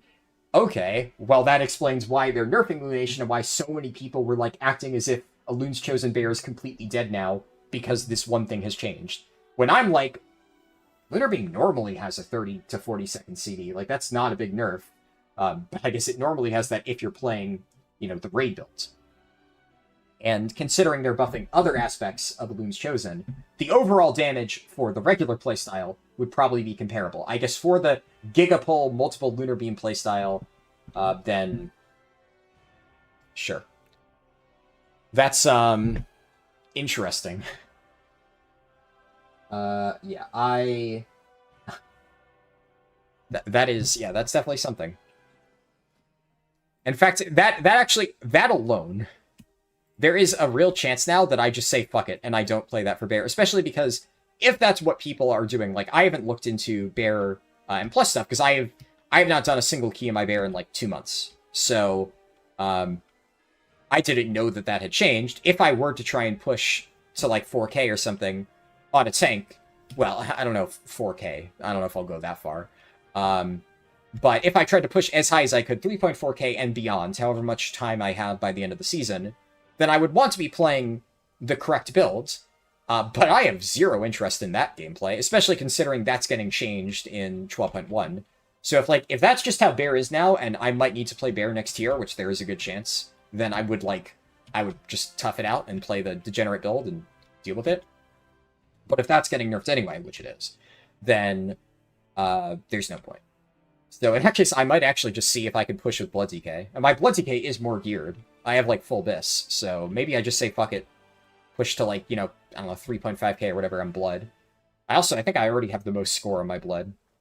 That could be fun, honestly. I think I'd enjoy playing Deathbringer Blood more than spamming Moonfire and Lunar Beam. We'll see. I'll think about it. It's literally Thrash, Moonfire, Lunar Beam. Yeah, that sounds like I'd rather play a different fucking game. If that really is the meta. Alright. I guess if anything, that bear at least is not playing poorly then. If anything, I think that bear might just be following a recommendation that I think doesn't allow much flexibility.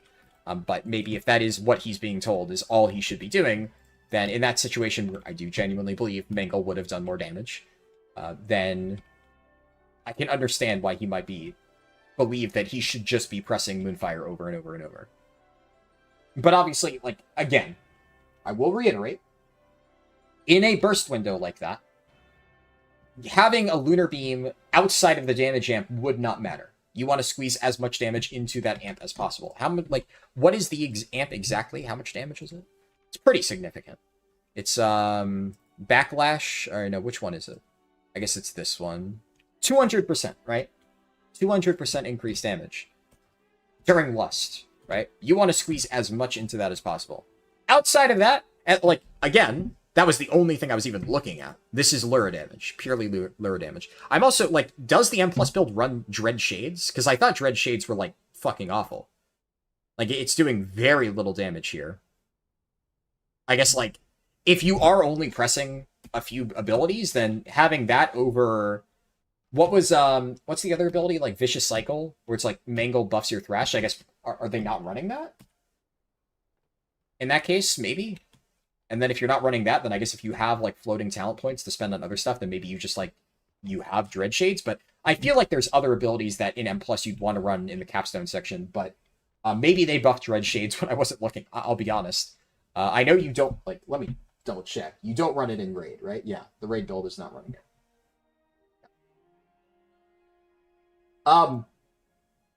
Interestingly, okay, I was about to say, I don't know how this druid is running both the Rotmire necklace and the Illyria necklace, but somebody else applied the Rotmire buff to him, and it's being counted as his damage in Warcraft logs. So that's, Warcraft logs should probably fix that. I mean, it is only 0.04% of his overall, but, like, still, should not be attributing incorrectly. Looking at Andy's logs, Mangle is 0.1% of his damage in keys. Yeah, I can understand that at the high level. I mean, honestly, even if it did less damage, right? Even if it did less damage at a super high level, once you made the argument of, like, Moonfire reduces Lunar Beam, so it's a survivability increase, that was enough to basically convince me that, okay, in that case, it would be worth doing an M+. I can see the merit in that. And then especially if the argument is you're sacrificing single target damage to get more AoE damage later, I don't know if I'm convinced that on a pure, like, if you're hitting a target dummy, if there's no other factors, in a pure vacuum, single target dummy with that exact build, if Mangle would do less than just Moonfire spam, just to get a few more Lunar Beams. I don't know if I'm convinced. I could be convinced that it is close, and then definitely I could be further convinced that the damage is negligible considering the survivability benefit it gives you. But, like, I don't know. Maybe somebody has done the pure single target dummy math, but I can see that the other points, the other, like, stuff in favor of it already outweighs to me that it is worth just spamming Moonfire. As silly as that is. But yeah. Waking Nightmare is like 4% damage in keys. I guess that's not nothing. So. Yoda made a video about slight optimization where Mangle is used for rage generation in a pinch, but even in single target, it's a 0.1% damage loss. Alright. Yeah, I have no idea what they're simming, right? I can't really speak to that. So. Yeah, that's fair, right? I understand that. Let's see. Come on. Problem with this is European times, it's gonna be rough. I don't want to wait too long, but at the end of the day, I mean, I've only been streaming for 6 hours, right? So if I have to wait a little bit, it's not the worst thing ever. Are there any messages that I missed earlier? I did miss... Okay, yeah. I missed this. This might be off topic. Is it true you need to do the starting area as Evoker? I believe so. I'll be honest, I haven't leveled an Evoker in quite a while, so I don't know.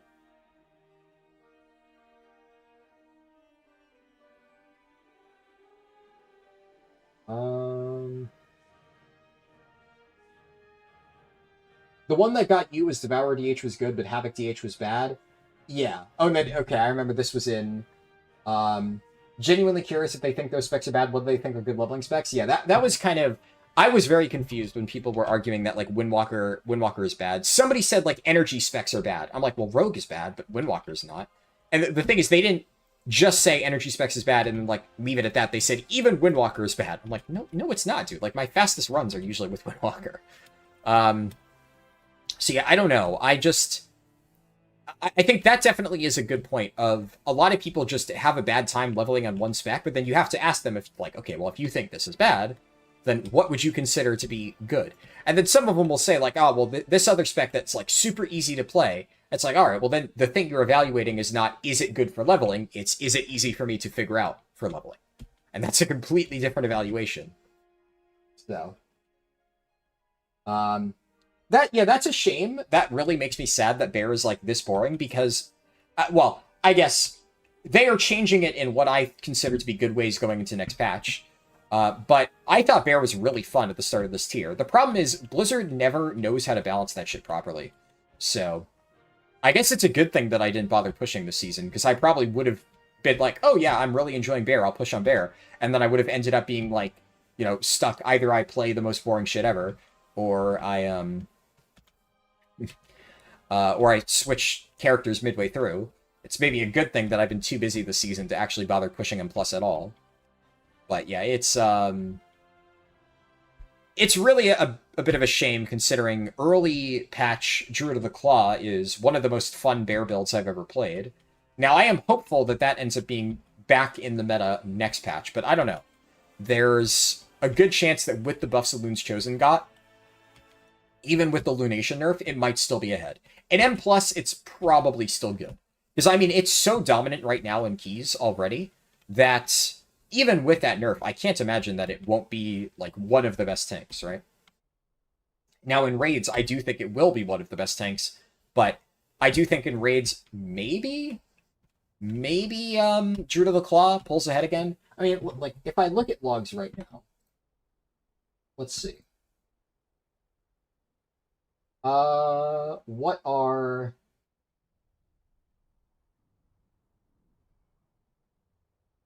The funny thing is, I think I got, like, a blue parse on, Midnight Falls, and I'm still in the top 100.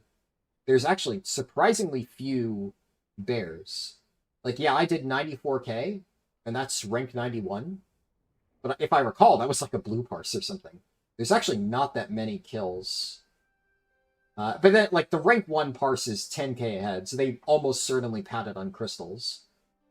But yeah, everybody is playing a Loon's Chosen. Yeah. That's unfortunate. Man, that's so boring. I think there was a time there where Druid of the Claw was, like, keeping up. Maybe, like, what about Voracious? Oh, Voracious almost certainly people are patting on the ads. There's no good, like, pure single target fight, which is where Druid of the Claw would shine. Like, even, yeah, Light Blinded Vanguard is pretty good for Druid of the Claw, and it's still dominated by, yeah. Dominated by a Loon's Chosen. Yep, there's, like, one person in the top 100 still playing Druid of the Claw. It's, honestly, it's not that far behind, all things considered. But I don't know if these changes will be enough. It's, like, whether or not I enjoy playing Bear, like, I've been playing Bear for farm, and, like, a Loon's Chosen is fine, but it is kind of boring. I really don't think it's fun. And, like, I can stomach playing it. Like, I don't hate it as much as I hate, like, Shadowpan Brewmaster. But I'll be honest, like, tanking in general, they have really, really, really sucked a lot of the fun out of it. Blood DK is still the only tank that I really enjoy, so, I don't know. Like, I've been playing a Loon's Chosen Druid for raid testing, just because you want a simple spec for raid testing. Like, I don't want to have to try and optimize my damage on a raid testing fight. I want to just figure out the mechanics, right? And so I'm playing a super safe Loon's Chosen build for testing. And that's felt fine, right? But if I'm doing prog, I'm obviously going to be, like, trying to optimize my damage, trying to get, like, a good parse. And it's going to be a bit annoying if the optimization is just press thrash, right? Like, is this guy? But yeah, it's, why am I on I? What do you mean, why am I on I?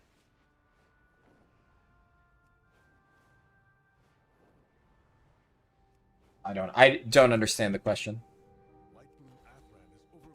Was that supposed to be EU?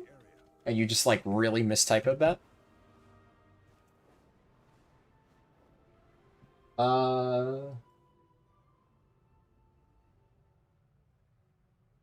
You don't mind it because there's always something more to put attention into, but going from Brewmaster to Bear was certainly one hell of a change. I mean, I'll be honest. Like, definitely, Brewmaster is a little bit more involved than, like, press 3 buttons and win. But if we're being real, current Brewmaster is not exactly that complicated. Current Brewmaster is also extremely brain dead. Oh, you did mean EU. Involved question. Give me, like, I'll catch up on the other messages, and then I'll give a more detailed response. Pre-season 1 Bear had you so hyped? Yeah. Honestly, it might end up being for the best that, like, my co-tank ended up being the Bear tank this season. Now, going into next season, one of us is going to be the Blood DK. Almost certainly. Now, I've been the Blood DK so far, but then the question is, if I am Blood DK again, then what will the other tank be? Because he really wanted to be, he's really excited for Prop Paladin. I think Prop Paladin looks good, but if we end up in a situation where one of us has to play Prop Paladin, it's probably going to be him. He's, like, super hyped for it. So, yeah. I don't really care too much about that. But if it's, like, a Prop Paladin Guardian Druid angle, then I'm almost certainly on Bear. Now, I'd much rather be stuck on Bear than stuck in, like, Monk. But I would just hope that if I am stuck on Bear, I'm playing Druid of the Claw, which is a build that I genuinely love, rather than a Loon's Chosen, in which case I'd be like, whatever. Like, it's kind of how I felt about Prot Warrior going into this tier. And I ended up stuck in Prot Warrior. I played it. I think Mountain Thing is boring as fuck, but I did play it. But also, the problem is, it's so hard to enjoy optimizing, like, something that just presses 2 buttons. Because there are ways that you can, like, squeeze out more damage, but it doesn't feel engaging. It really doesn't feel like your choices matter all that much. And it's just, like, compared to that, you know, optimizing Deathbringer Blood on Lura, like, I was really excited because I, homebrewed a build. So I felt much more, motivated to squeeze out every last little bit of damage because it was my own build that nobody else was playing, and that's why I managed to get a rank 1 parse with it. Any version of Brew without Rushing Jade Wind is a version of Brew that you like? I don't disagree. But unfortunately, Brew lost a lot more than Rushing Jade Winds, so I don't know. I think that unless you didn't really play other iterations of Brew, it's hard to really be excited about this version. I really feel like the only people I've seen who are, like, cheering about this version of Brew just haven't played a good version of Brew. Because, like, yeah, sure, there have been times where the spec has been kind of bloated and overcomplicated. I'm not saying it hasn't been that. But as somebody who has played Brew for years, I think it's a fun spec. It has been a fun spec. And the current version is just a shell of its former self, and it's just a shame. You wouldn't call it brain dead? It's pretty brain dead. I'm gonna be honest. It's pretty fucking brain dead. Like grading on a curve, right, compared to the current version of Guardian Druid, as you guys say, like, it's not that brain dead, sure. But it's pretty brain dead. Jesus Christ.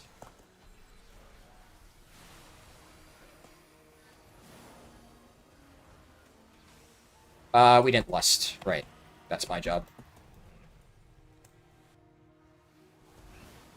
Admittedly, I kind of panicked because everybody just started fucking dying.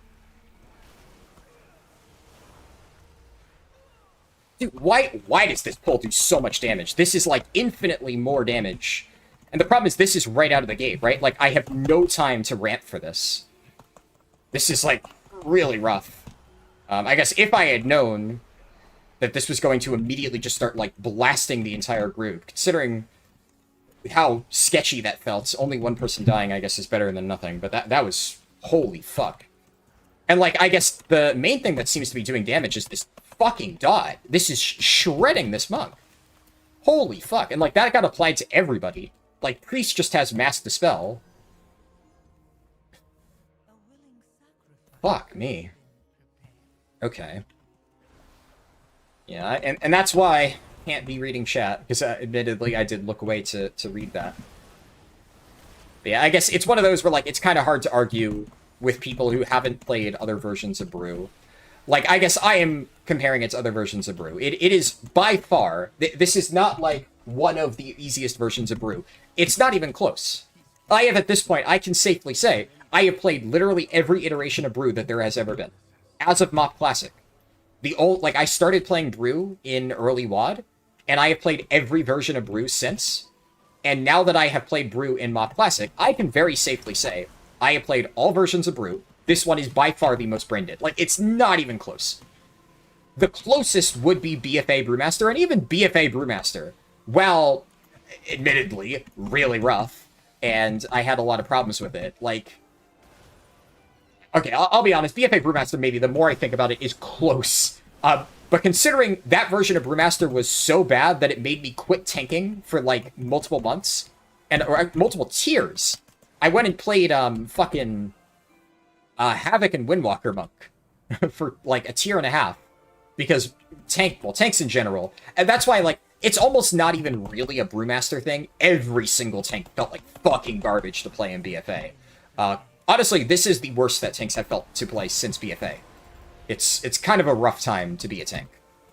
How do you heal this? What the fuck is this? The damage on some of these pulls in this fucking dungeon is fucking obscene.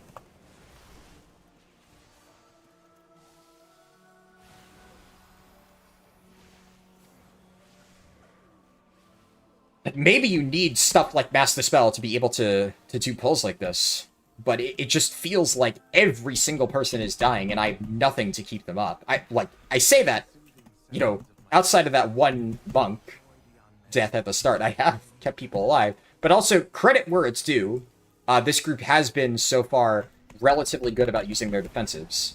So, despite that, they are still getting kind of fucked.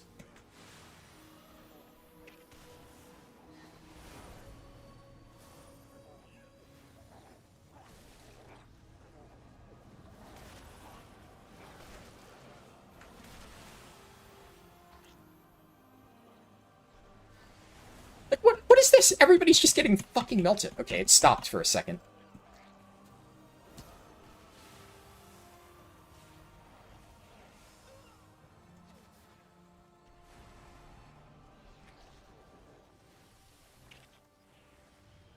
Oh, please, Mr. Bear. Please, Mr. Bear Druid.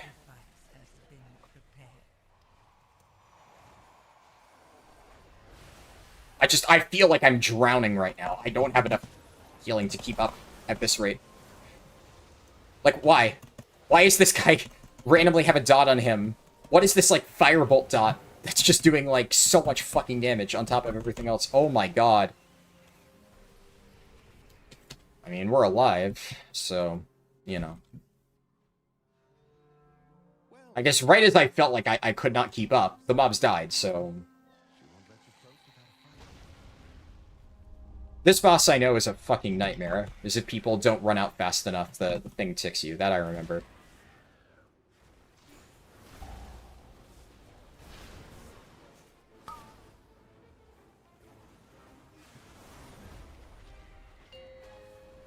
Yep. That's what I remember. I was very careful because, when I did this the last time, I didn't run out with the fire fast enough, and it, like, ticked me really quickly. Unfortunately, for that guy, there's nothing I could have done.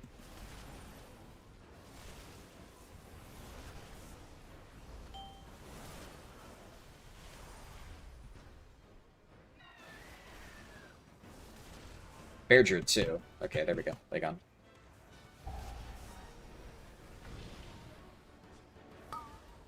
Oh, that is so unfortunate. I'm actually gonna TD him. He got rezzed, immediately got the fire debuff. That's rough. But that worked out. Okay.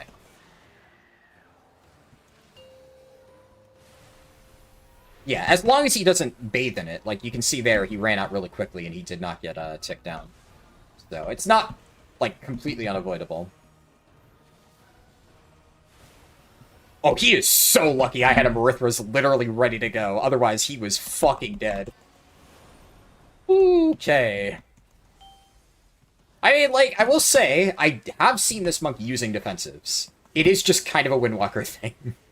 Unfortunately for him.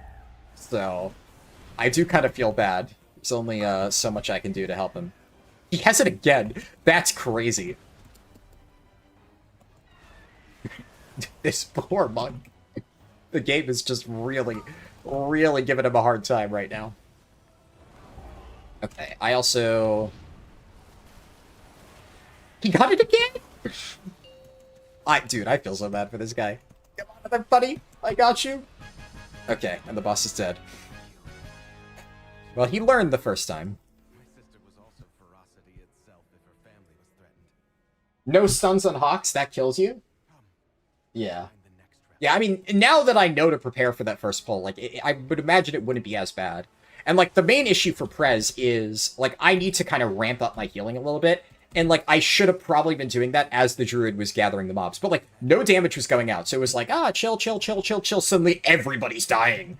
So I'm like, okay, you know, I can start, like, slowly building up. But I would have been a lot more aggressive with how I chose to, like, prioritize what I was doing. He missed a mob. I don't know if he meant to do that. I would imagine he didn't, because there's no reason not to pull that mob. And anything else that belonged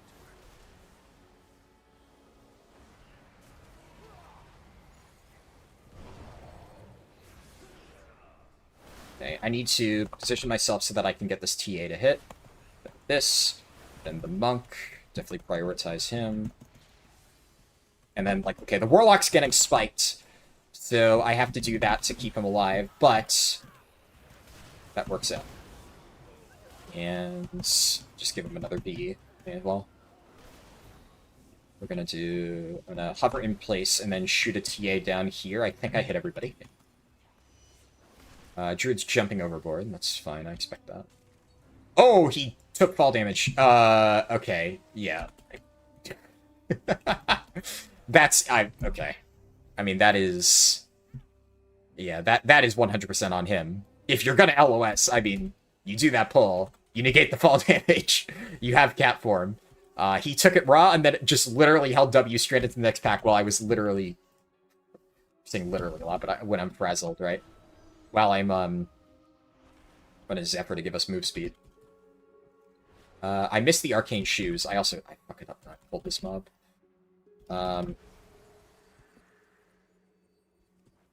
This is... we're kind of not waiting. I mean, at this point, it's fine. A willing sacrifice. Okay. What? Dude, come on. I pivoted and VE'd him. He still fucking died. Come on, man. You will still go for that pull when you see the Warlock's dead? Okay, tanks that don't really know how to adapt to the current situation are rough. Yeah, okay. We're dead. This guy's gonna run it down. Like, he can tell this is a problem, and he only knows how to do the pulls that he's comfortable with. And he's just gonna hold W aggressively. Despite it all.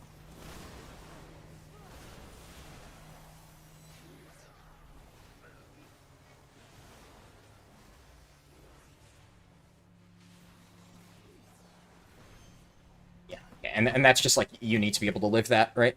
As a tank. Like, this is doable if he just, like, fucking smartens up and realizes that you can't just hold W. Like, if you don't know how to do that pull, like, he's chaining... I've done that pull, by the way. Like, it's possible, but also, he's doing it in a really fucking dumb way, especially when you can see that, like, one of the DPS is dead. Like, if I saw the DPS died, I would have been like, fuck, well, unlucky. I'm gonna slow down and not, like, just breathe. But if we had slowed down, killed these 4 mobs, like, it's not the end of the world. We can still do the dungeon. The warrior is currently bathing in the poison. A willing sacrifice has been prepared. Jesus Christ. Also, by the way, druid, right? So, like, I didn't dispel him, but also he can dispel himself. He's a fucking druid. He has poison dispel. At least assuming he's talented into it, which if he's not, like, fuck off. But it's either I dispel the guy who can self-dispel or the person who's about to die, the DPS, who cannot self-dispel. I chose the warlock, and then the druid dies. He's not, okay, he is not running remove corruption.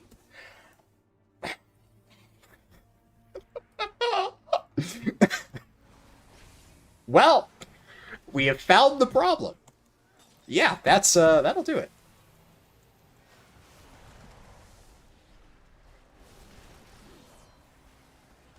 Alright. Actually do an AoE Chrono Flames on us here. Rarely do I feel that's necessary. I will say, though, like, this dungeon feels absurdly overtuned. Like, I don't... This is fucking crazy. The amount of healing I feel like I have to do for this dungeon is just... Compared to every other run that I've done, this is, like, every single pull, it feels like everybody's fucking dying. I don't understand this. Like, am I crazy? Is this considered to be a hard healing dungeon? Or is this just, like, really aggressive pulls or something? I feel like I don't even do pulls that much crazier than this one I'm tanking, so I don't know. I don't feel like it should hurt this much. I'm just confused. Obviously, the tank should have fucking poison cleanse, but, like, that's like, not really the entire problem. It just feels like fucking every pull is doing massive... Okay, yeah, we're not kicking that. That's gonna... I'll do it.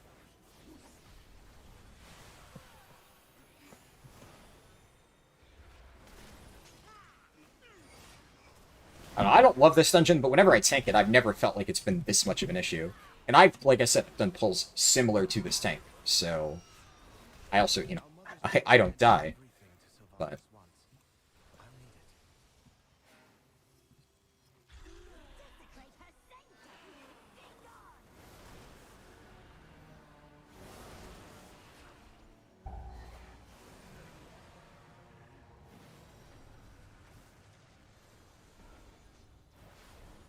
The monk is definitely...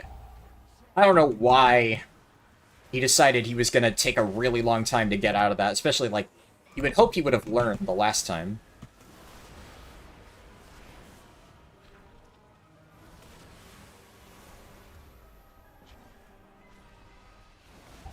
So thank you to whoever pointed out a few dungeons ago that I can... Dude, come on, man! Did you not learn your lesson? What are you doing, man? Like, he of all people should have understood I cannot stand in poison shit for, or like in bad puddles on the ground for too long or I will die. Like, that is a lesson that you should have learned from the fucking Dragonhawk boss. And yet, here you are, bathing in the poison shit. Like, just don't stand in it for that long. And, like, unless you take multiple ticks, you're not gonna die. Like there, you know, did he die? No. I don't understand why. Yeah, I'm gonna cleanse him because I know this monk is just gonna eat that to the fucking dome, and it's just gonna end up being a fucking nightmare.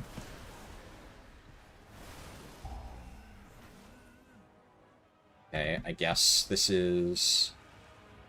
Uh-oh. Is YouTube stream down? I just got a... The YouTube stream analytics just kind of flashed and went blank, so I hope nothing happens. I can't like tap over to my OBS right now, but I'll take a look in a second. What the heck? Owner said no. Okay, I guess just a UI issue on YouTube's end. Alright. Oh, it's back. Okay. Weird. It just, like, everything vanished for a second. And whenever that happens, it's usually because there's, like, a connection issue and I can't, yeah, OBS isn't saying there was a connection issue, so... I don't really know, what that was all about. I feel like we're probably still fine on time. Like, it's a little close, but, like, not really. As long as we don't wipe again, I think we should be fine. Also, like, I'm gonna be honest, at first, early on in the dungeon, I was saying, like, the Windwalker's using defensives, but maybe I was being a little bit too charitable, right? Like, I do feel Windwalker's squishy, but it's not this squishy. Okay, and like, now, the Windwalker's just fucking running it down and just standing and stuff. Okay, what? Okay, yeah, because the one LOS mob, the Archer, sure. Dude, why is everything here a fucking... Sure.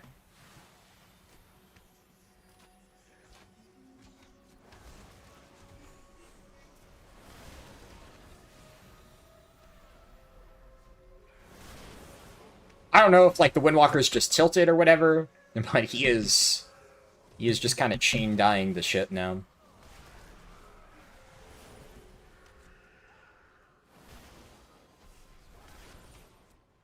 Valeria hunted the old Horde Horde with a ferocity bordering on obsession.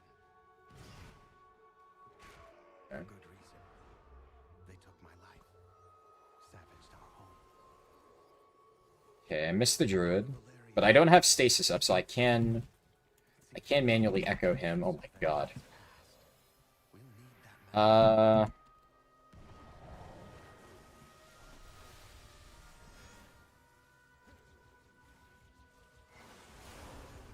Are we LOSing?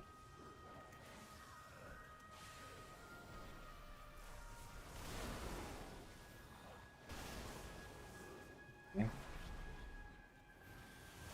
It's not LOSing.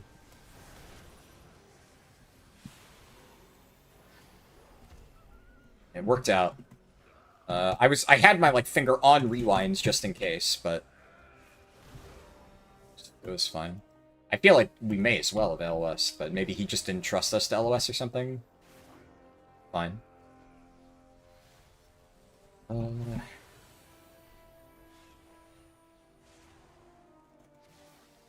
gonna just caught you. Okay, we'll do this.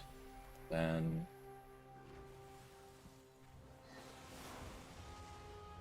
and do Fire Breath for the heal.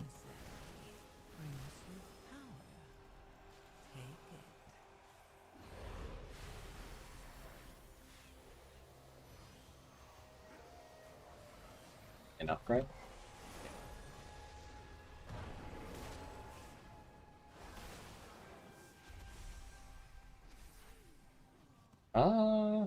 Okay. I probably don't need to... yeah, so I just have echoes rolling. I think I will... going into this, I'll do that.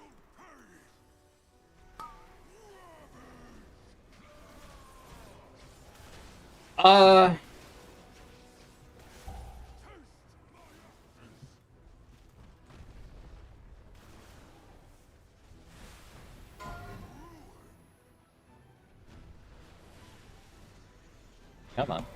Why are we all spread out?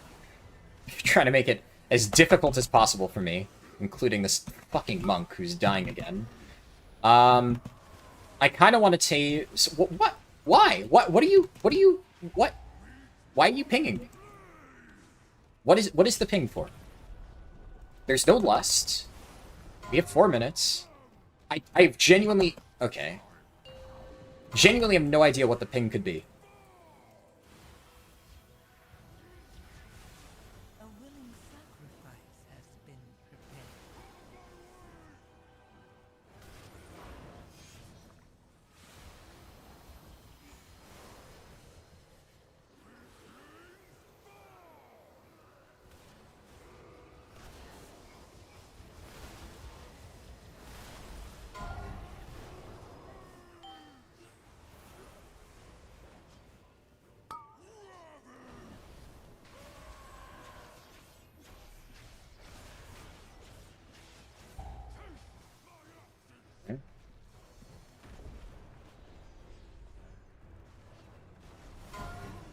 Like, if he's angrily pinging me because I wasn't, like, stacked with everybody else, like, the reason I wasn't stacked is because, like, people are fucking spread. Like, I tried to thread the needle to get that guy and the Warlock, but, like, the Warlock should be stacked in melee, but the Warlock got, like, halfway there and just said, good enough. What? Why are you pinging me, dude? Fucking stand in melee, you piece of shit. It's not my job to fucking bridge the gap so that you don't get fucking feared. It was either you or the fucking monk. Neither one of you was in position. Fucking pieces of shit. And of course they ping the fucking healer. Right? Oh, fucking healer, they can fucking hurt me. They're just fucking piece of shit. Do your fucking job.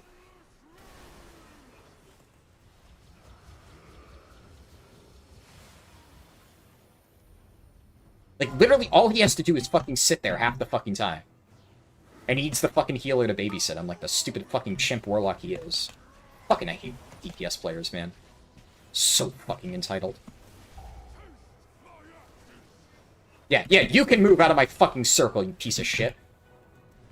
I'm not moving for you. Wow, look at that! I'm cut off, and I put my fucking big boy pants on, and I walk into the fucking group. Because the mechanic is my responsibility. Stupid fucking warlock.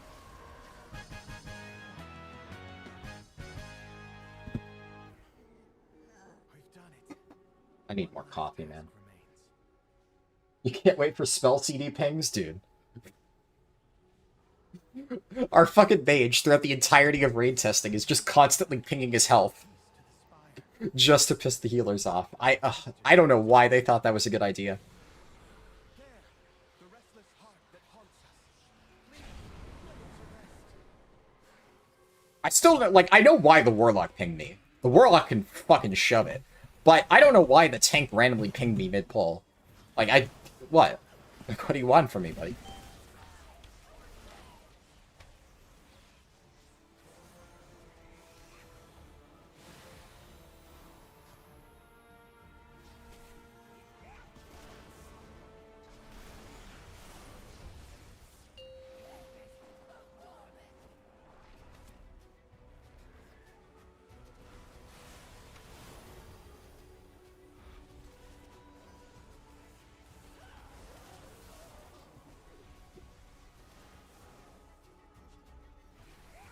I mean, it's just like, how could you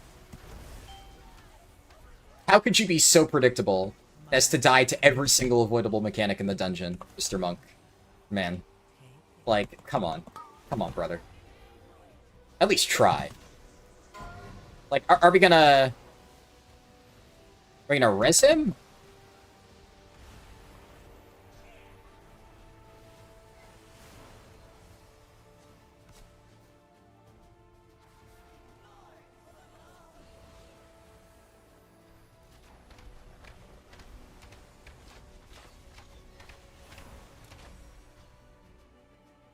I don't want to lust until he's alive. But if we're just not rezzing him, then, like, okay.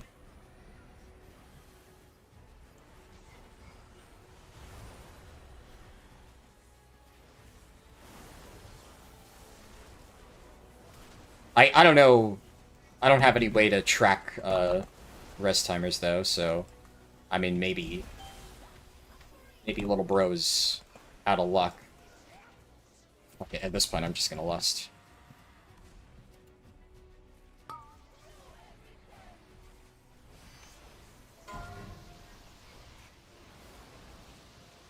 Okay, we're making no effort to take 2 steps over Mr. Warlock. You are such a fuck dickhead. I fucking hate this stupid fucking Warlock.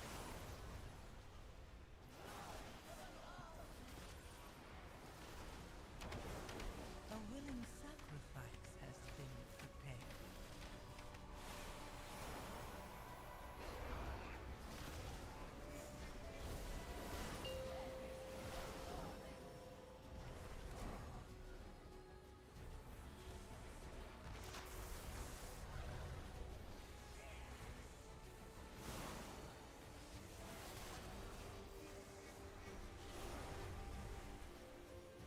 Honestly, I can't really tell if we don't have a B-res, or if they have just decided that the monk is not worth it. And, like, I'll be honest, they wouldn't really be wrong if that is the choice that they came to.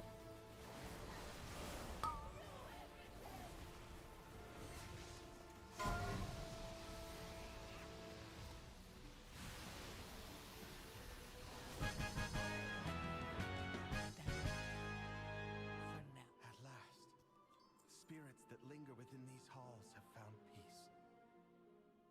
I hope that one day Right. my sisters will be It's, the same. look, I shall fill these halls with music until they return home. Thank you. oh, that is a depressing overall. Look at this overall. Look at this over. Look at that overall. that is. I need to double check. That's not the final boss, right? Like, it can't be the final boss because he died almost instantly to the final boss. Holy shit. Yeah, that's what.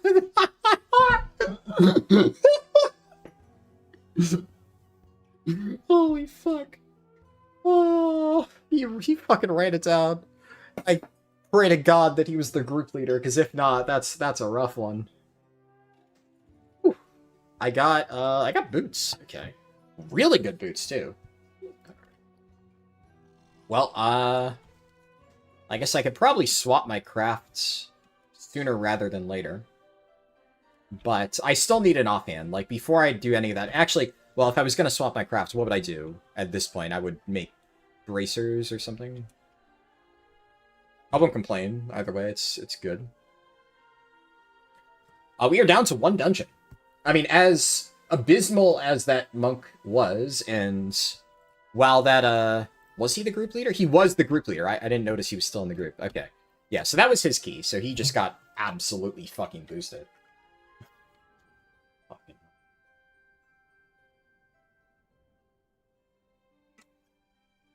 But we're down to 1 dungeon. So it's kind of funny how, despite this being a generally, like, kind of clown fiesta set of keys, a lot of them somehow still scrape past the finish line. It definitely, I think it speaks to how easy the season is, because in the past, I mean, I think that 10s, like, in War Within, were relatively speaking a lot harder. There were a lot of keys that I did that were, like, as messy as that, and they don't pass the timer. It's just really generous now. Is that a good thing? Is that a bad thing? I don't know. And Pit of Sauron is the last dungeon, which I think is pretty easy. Bit of a redemption arc, considering we started off with, well, 1 failed Pit of Sauron, and then 1 where the group leader just logged off. Do I trust this guy? I don't know. I feel like whenever I see this, obviously he has a high warband score, but, you know, it's an Evoker. Evoker who somehow managed to get his hands on a plus 12 despite being 1200. Like, I don't know. It does seem like what he may have pushed his own key, and maybe he is like an experienced alt, but he could be very undergeared. I'll think about it. If he's still there in like 5 minutes and there's no other... Okay, well, he delisted anyway. Well, let's see. Plenty of time to catch up on chat. You like to stasis 3 dispels. Ooh. That's creative. Yeah. I like that idea. I haven't really thought about stasising dispels, but... I mean, I know you can get creative with the dispels, but that was definitely a big chunk of the damage, so... You're on to something. I think that actually would have helped.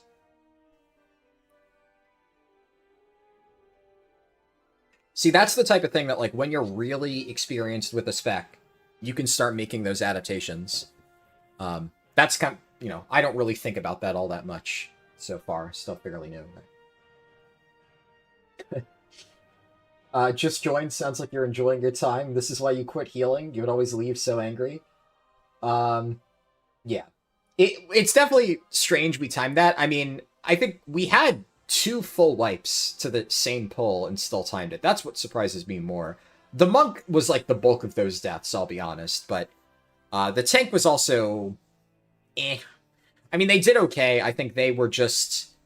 A lot of tanks are like that. They refuse to adapt to the group, right? And that's why, like I say, I never deplete 10s, or really, well, any key around like 10 to 12 as a tank, because if I can see the group is struggling, I just, yeah, slow it down, you know? I just do baby pulls until everything is stabilized, and you can solo a lot of stuff as a tank, but we had like 2 people dead, he's just like full steam ahead, you know, gigantic chain pull, dead. And then the Warlock runs into goo, dies, and, you know, I'm still catching up along with 2 other DPS. We're down at another DPS, and he full steam ahead, chain pull. We made it further, still died. He also, I mean, you're gonna run that dungeon without fucking self-dispel. That's also fucking wild. The one time I ever played Bear without, whatever it is, like, just, like, Cure Corruption. The one time I ran Bear, back in War Within Season 1, I got a poison on me in Siege of Borealis, and my Resto Shaman started screeching at me to dispel myself, and I said I couldn't, I wasn't talented into it, and she yelled at me with such a high pitch that after that dungeon I'm like, okay, I never want to hear that again, I am going to talent into Dispel Corruption or whatever it's called, and I will always have a self-dispel from now on. A lot of times I just keep it in raid build unless I absolutely have to, just so I never forget. Because it is, yeah, kind of an important tool to have. Even in well, obviously, if a dungeon has no poison and you're remembering to swap your talents, it's good. But if you're just like, brain off, send one set of talents for dungeons, which, I'll be honest, I do a lot of the time. Unless I'm, like, actively pushing. If I'm just doing weekly keys, I don't want to have to think about swapping my talents. I just apply to whatever, and then, you know, whatever invites me, I run. Okay, this is a gamble. This is a real gamble. But it's only a +10, so, you know, surely.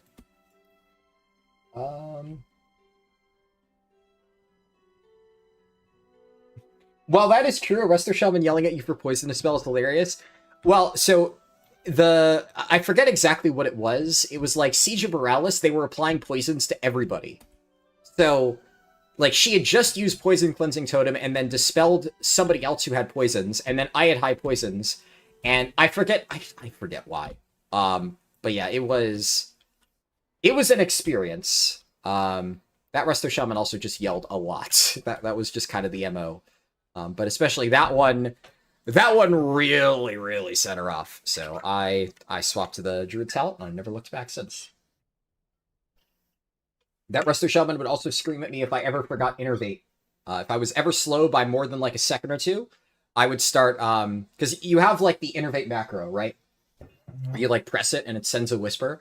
So I would get like a whisper, Innervate me now, and usually, like, I would remember, but in the off chance that I forgot, I would just get a string of Innervate me now, like, just flooding my chat boxes, just, like, mashing the Innervate request button. So eventually, just to make sure that I never missed it, I made it so my Innervate button covered my entire screen. So every single time I got the Innervate macro, I would get flashbanged by the Innervate icon, and then I just instinctively flashbang, hit the keybind, boom, we're good. You know, split second done. That way, I never got yelled at again. You respect that shaman even if it's a little ridiculous? Yeah, true. Sure. I respected it, yeah. It was definitely a fun M+ experience. I'll say that much. You won't miss the end of the Innervate shenanigans? Yeah. For sure. That is, I'll be honest, in my current guild, there is, like, one of our healers, Leandros, whenever he's in the raid, he is kind of like that shaman, and he will spam me and be like, give me Innervate, you bitch! Why aren't you talented to Innervate? I told you to run Innervate! I need Innervate now! Like, he is obsessed with Innervate whenever he needs it. So, whenever he's in the raid, I ask him, like, do you need Innervate? And if he's like, yes, I run it. If he says no, I don't run it. Fuck the other healers, I don't care. Honestly, at this point, like, they don't really need it all that much. If it was like Prague, we really needed it, I'd take Innervate. But you know, I know that Leandros is the only healer who's actually going to give me shit if I need it, so I've always told him, like, if you want it, let me know. The nice thing is, recently, we have been, like, in the alt split runs, in the recent alt split runs, my druid is in the same run as Leandros' druid, so he never needs Innervate when he's playing Resto Druid, because obviously he has it himself. So I never need to worry about giving him Innervate, so I just don't tell him to do it. I don't give a shit. But I guess if I end up playing Guardian Druid for Prague, I'd have to do it again. And in MFO specifically, on a lot of our re-clears when I was playing Druid, he would go, like, crazy if I didn't run Innervate because he needed it for healing parses, which, yeah, whatever. So. You wish Blizzard would bring back weak auras for that? I'm sure there's probably some way you could recreate that with the default UI. I don't know, though. And this guy listed and then has just done nothing. Alright.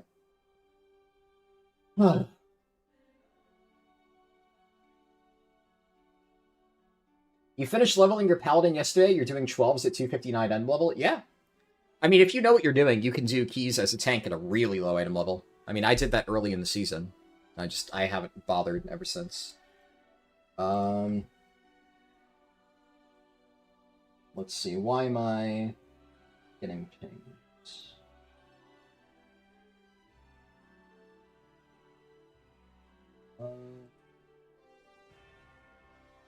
Oh, my raid leader said, don't forget to do your Omnium Folio quest if you haven't already. Yeah. I also... I got another message on Discord. Okay. This is a new experience for me. I I think most people at least know I speak English, right? So I've never gotten... I've had a few people ask me, like, do you speak English? Or do you obviously, do you speak, like, another language? And then ask me a question or something like that. And, like, sometimes people say, like, I'm using Google Translate. But I just got a DM, and this guy just straight ripped this in... Well, I know enough Spanish to assume this is Spanish. So if somebody... I would imagine at least one person watching speaks Spanish. If you could help translate. Hola, Harldan. Me he descargado hoy tu addon follow the arrow para el wow midnight y pinta bien, pero quiera preguntarte. I think he's saying he has a question. I remember preguntas from my Spanish classes as questions. Si hay alguna versión en español del addon, sería muy práctico. Espero tu respuesta. Un saludo. Now, I'm gonna guess. Hi, Harldan. I've used your addon, Follow the Arrow, for WoW Midnight. I mean, like that. Yeah, that's the same. It's good. Or I don't know what pinta means, but bien I know means good. But pero, I have a question. Quiera preguntarte. Is there a version? Or like I don't know. I forget what alguna means. But alguna version en español, obviously a Spanish version of the add-on. Sería muy práctico. I don't know if that would be very helpful. Respuesta means request, right? Espero tu respuesta. I don't know what that means. And then un saludo means I forget. I think that's just goodbye or something. But I think I got most of it, right? But the gist, like, I'm guessing he's saying, is there a Spanish version of the add-on? Which there's not. So I will say, yo no hablo español. How do you...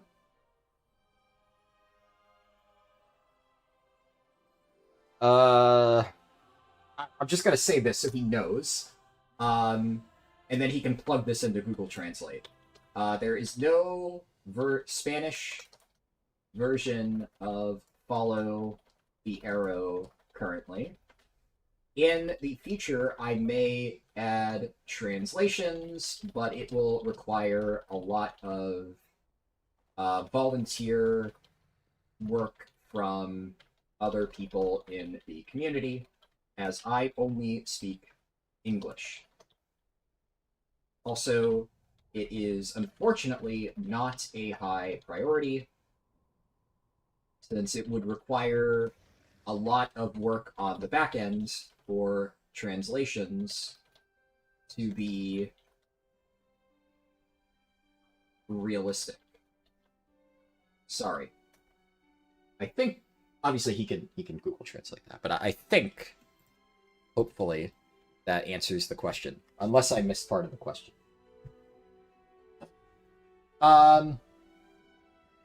You have no idea what the current season is like, and you kind of quit and treat WoW like League. It's fun to watch, but sucks to play. I mean, I don't know. To each their own, right? I think, all things considered, the current season really isn't that bad. And it sucks that we're down the Pit of Sauron, which I should have gotten done at the start, if both of those runs hadn't kind of fallen apart.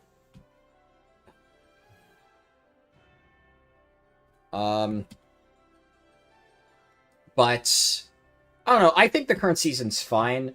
The biggest issue I have, it's not even really the current season. I really do think that, like, the class pruning they did in Midnight, I think it's probably fair to say it's just been an objective failure. Like, I don't know anybody who has been really satisfied with the class pruning. And I think especially it has been a colossal failure considering the single button assistant exists. The vast majority of people I know either really enjoy optimizing their class or they just use the single button assistant.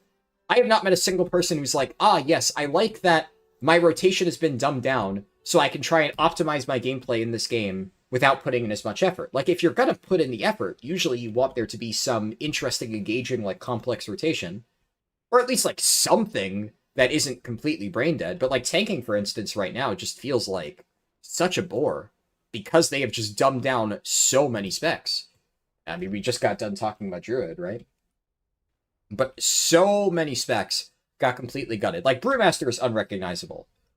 Like, I don't know, the problem I have with Brew is because Brew ended up being good in M+, and a lot of people played it because it's like fodder, I've seen a lot of people saying they enjoy Brew, and I'm really worried that we're going to have the same Vengeance Demon Hunter effect, where Vengeance used to be, like, a really fun, like, high skill ceiling tank that, like, I loved, and then they just boiled it down to, like, spam Soul Cleave and drop Sigil of Flame, and that's it, and then because it was meta, because it was just brain dead easy, everybody just kind of, like, played that version of Vengeance, said we missed this version of Vengeance, and that's what now, like, more people in the community know as Vengeance Demon Hunter, as, like, the brain dead Soul Cleave spam build, which is just, like, it sucks, man. It's so boring. But I don't really think, well, at this point, like, they've already completely killed how Spirit Bomb used to work. Like, this is better than we've had before, but it's still not great. And the issue is they've fundamentally ripped out, like, a lot of the core Vengeance functionality that made it what it was in the past. And they're doing the same to Brewmaster. And the problem is, like, Brewmaster, there's a lot of people who loved Brewmaster for many years. It had a very similar playstyle for a long time.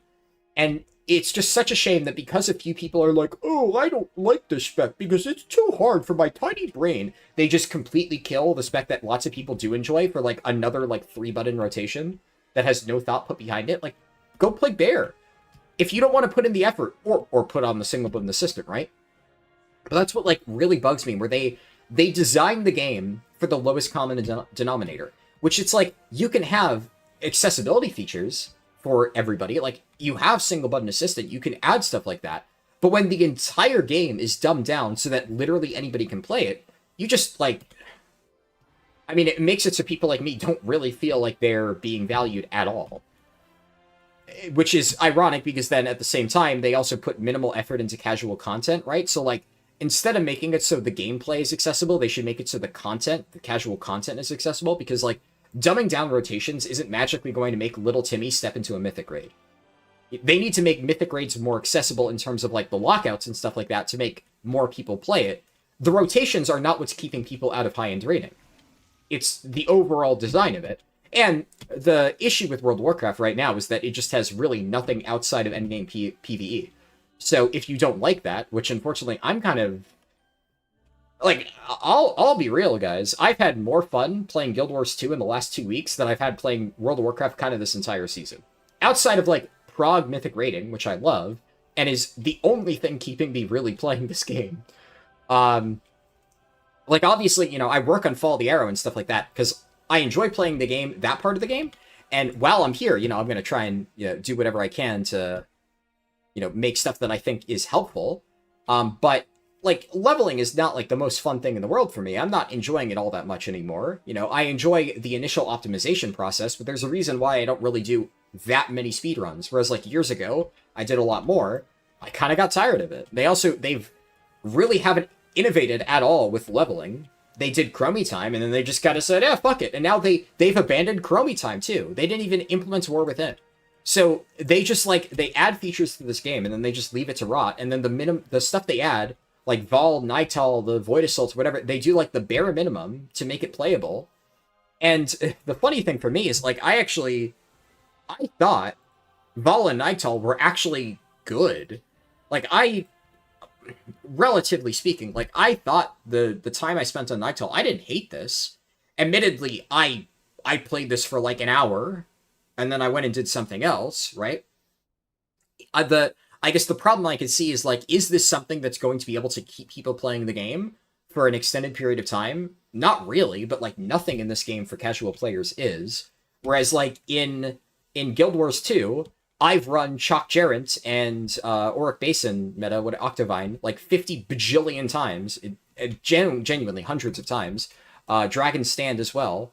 I've run those metas multiple times, and they're still just as fun the 500th time as they were the first time.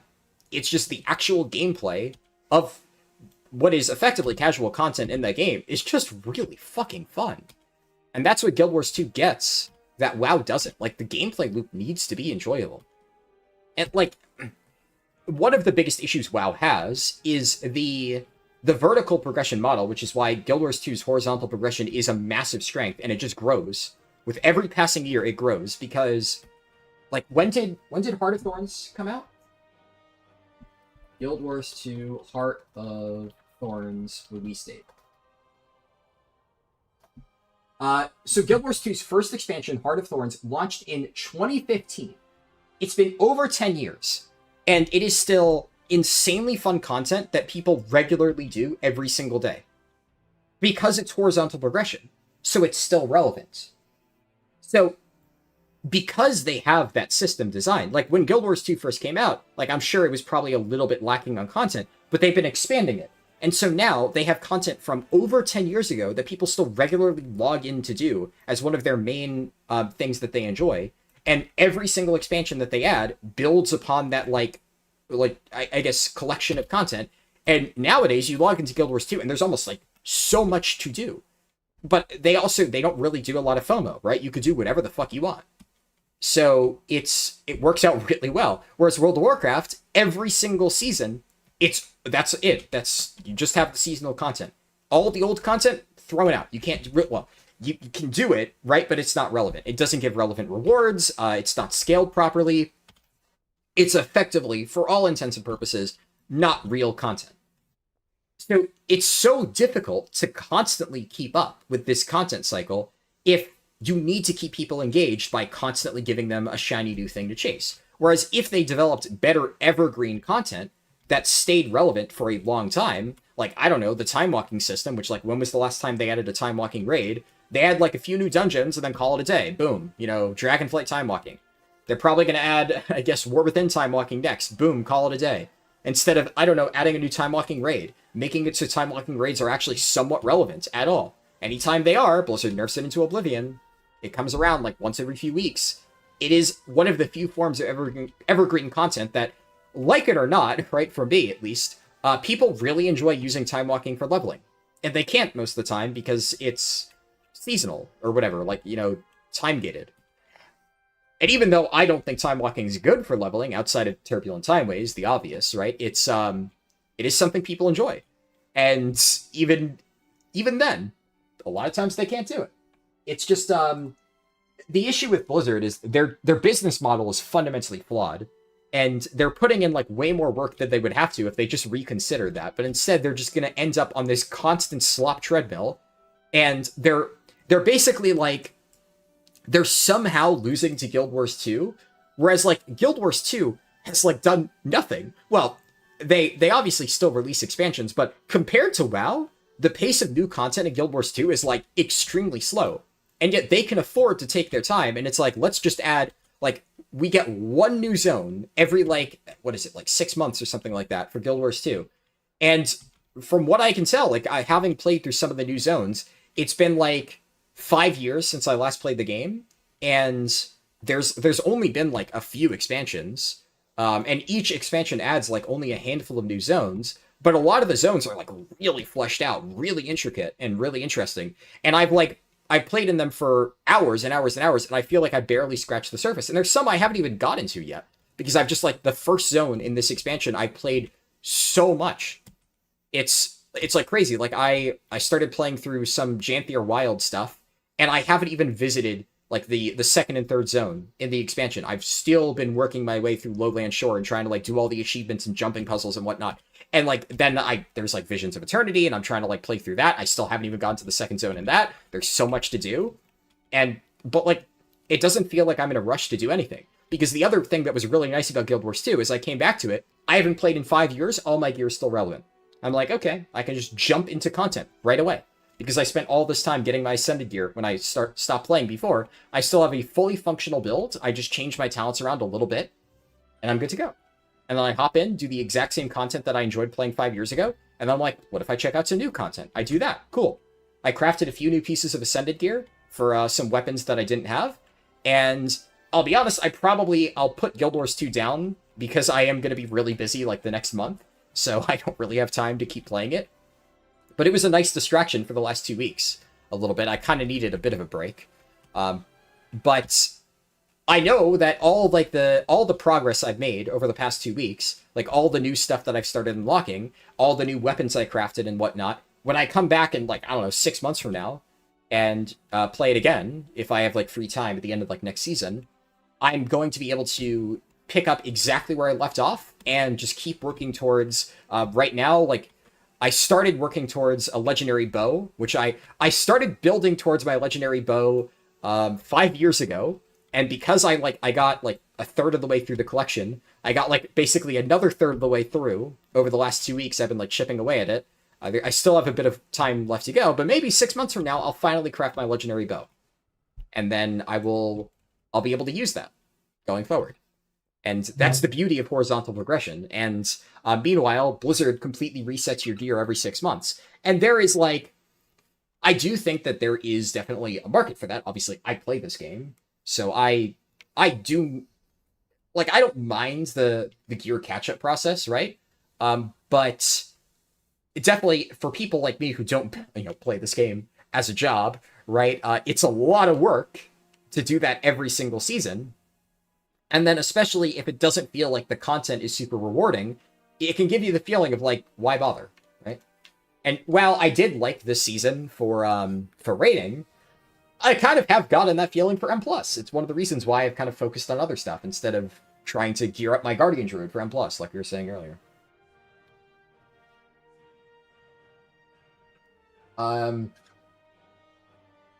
Let me, Automod blocked your message, but I'll allow it. There's still no dungeon. I mean, I guess I yapped for a little bit, but I'll catch up on chat.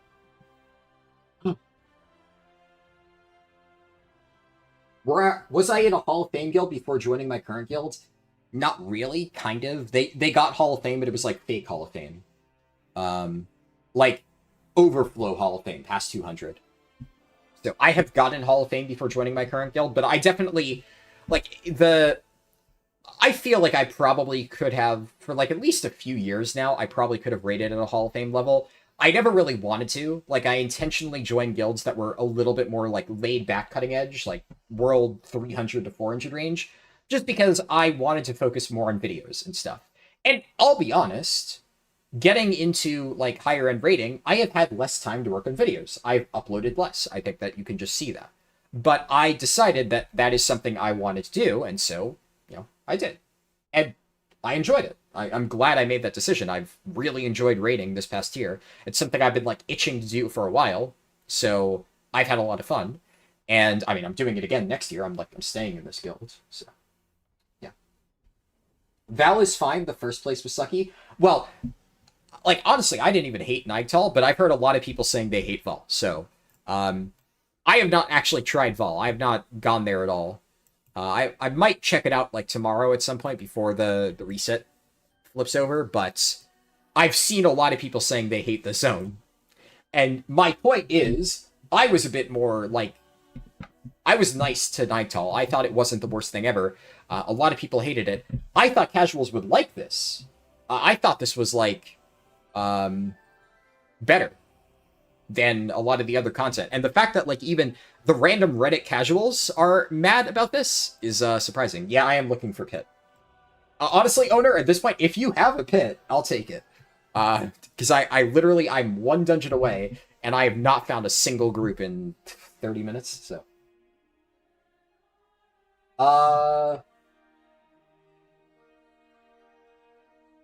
The timing for Innovate won't matter anymore? Fair. You don't have to time the raid, so you don't really have any reason to play? Yeah, fair. I'm checking your keys. If you have it, I appreciate it. If you don't, no worries. It's all good if you don't.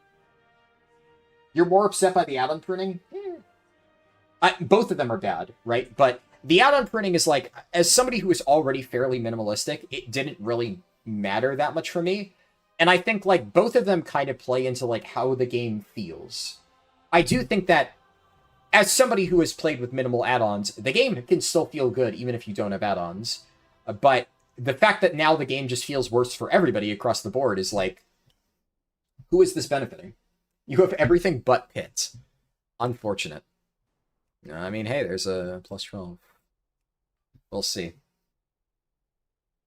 You don't mind the rotation pruning as much as another person hates the addon pruning. Hey, nice.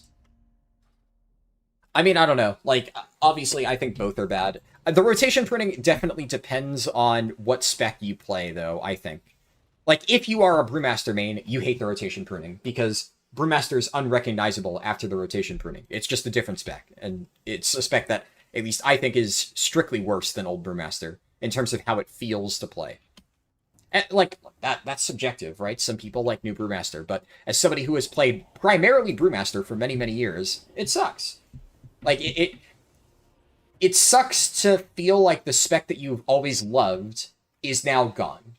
And I think that's something that most people can relate to in some way, at least. Whether or not you're on my side about, Brewmaster or not, it just feels bad. Because that has happened to a lot of specs. A lot of specs are unrecognizable after a rework. And, yeah. Is what it is. You hate current Vengeance, DH? Yeah, I agree. I mean, I also used to main Vengeance for quite a while. Right with you there. I don't know if you've heard a lot of my rants about Vengeance, DH, Senin, but yeah, you are in good company now. One thing you noticed about single button rotation is that it doesn't use a lot of important buttons. Yeah. I mean, it's definitely better to not get used to it. Like, if you... I'm not saying single button rotation is perfect, and frankly, it shouldn't be. Obviously, that's called botting, right? Like, that shouldn't be a thing. It was intentionally designed to not be perfect. But the people who use single button rotation, who don't care about optimizing their performance, don't really care about that, right? Like, they don't know that it's not hitting the important buttons. Anybody who cares about optimizing their performance should either use the rotation assist or should just figure it out themselves. But, yeah. Leveling sucks now. 20 to 40 feels like such a chore. Well, it's a little bit weird. You're correct that the biggest issue right now with leveling is that the scaling is wonky. The overall leveling time is the same, but 20 to 40 just takes longer than it used to. But the compromise is that 50 to 70, or really 50 to 80 is like really, really, really, really fast. So it's a balancing act, right? The total time is fine. What Blizzard should do, and this is like a problem that has just been getting worse with every single level squish, is, or rather like the chromie time squish, you know what I mean? Every time they change chromie time, they exacerbate the problem of the early levels taking much longer than the later levels. They fucked up the scaling when they transitioned into Dragonflight, and they've never fixed it. And every expansion, they just expand upon that, and it gets worse and worse and worse. Now, the overall time from 10 to 80 is actually faster than 10 to 70 before. But it's those levels feel worse because they take even longer. But then the later levels take even less time than before. It's a really, really weird feeling. Which is also, again, one of those reasons why a lot of times when you'll hear people say, like, I got a whole level from doing X. A whole level is meaningless in the context of lower level stuff. Because, like, 57 to 58 is nothing compared to, like, 20 to 21. You can't really evaluate things that way.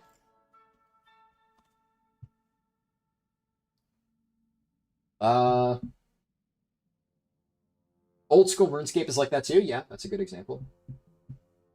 How the fuck does the new heirloom vendor in Silvermoon near the center point even work? That new heirloom vendor is specifically for the old heirlooms in Mists of Pandaria.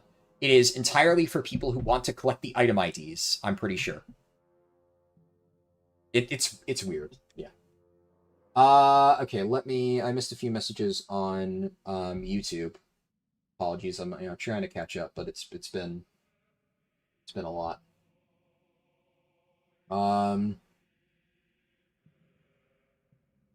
What's my ping like? Honestly, not bad. Yeah, like 90 ping. It's pretty normal. I get worse ping on Oceanic servers on North America. No, you should not use that add-on, and I will... discussion on it is not permitted here, sorry. It's bad, but do not use it. And it's, considering it is my direct competitor, right? Obviously, discussion on that is not permitted. But I do know for a fact that their route is basically a, like, shitty copy of mine with just some random shit thrown in there to basically make it clear they didn't copy my homework, except the random shit just makes the route worse. So, Follow the Arrow within the next month or two will be fully updated for 10 to 80 anyway, so you will have that. In the meantime, just watch my video guide, follow those routes. Even without the Arrow to guide you, it will still be faster than if you just randomly take a detour into an inefficient zone, just because they don't want to make it clear that they copied my leveling guides. But yeah, it is... No, that is not good. It is a complete scam. Even if you have it for free, it is a complete scam.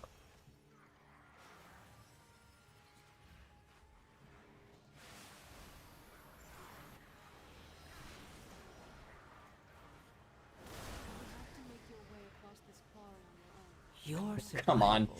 wasn't necessary. I don't even think I was the one who pulled that. Don't know. That's really unfortunate because now I'm just behind. I'm just gonna health pot. But yeah, I wasn't that close. I think somebody else body pulled it and then I got healing threat. I'm kind of fucked now though. The problem is, yeah, this is like Prez, right? You're just constantly behind.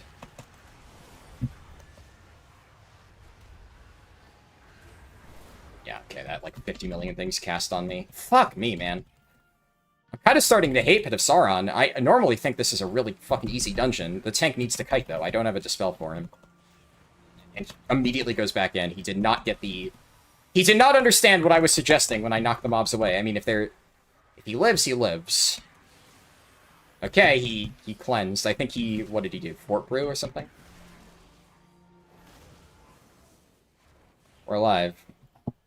I mean, if I body pulled that, my bad, but I do not think I was anywhere close to that.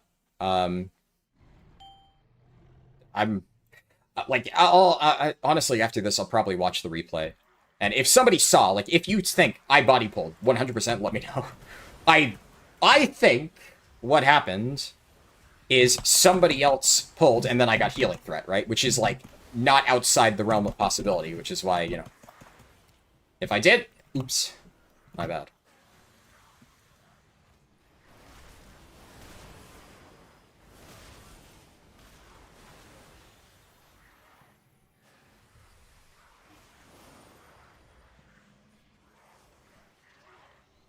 Okay, I'm gonna cleanse that person.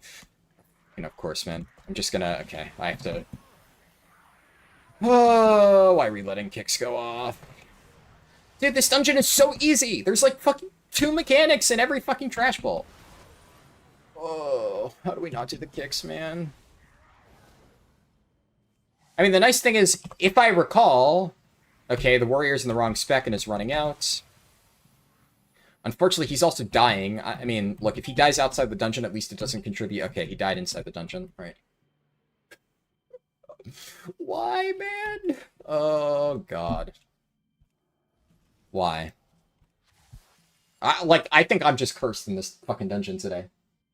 It's just, I mean, you could still pull, like, you can pull a mob, right? You just pull one pack while you wait. Okay.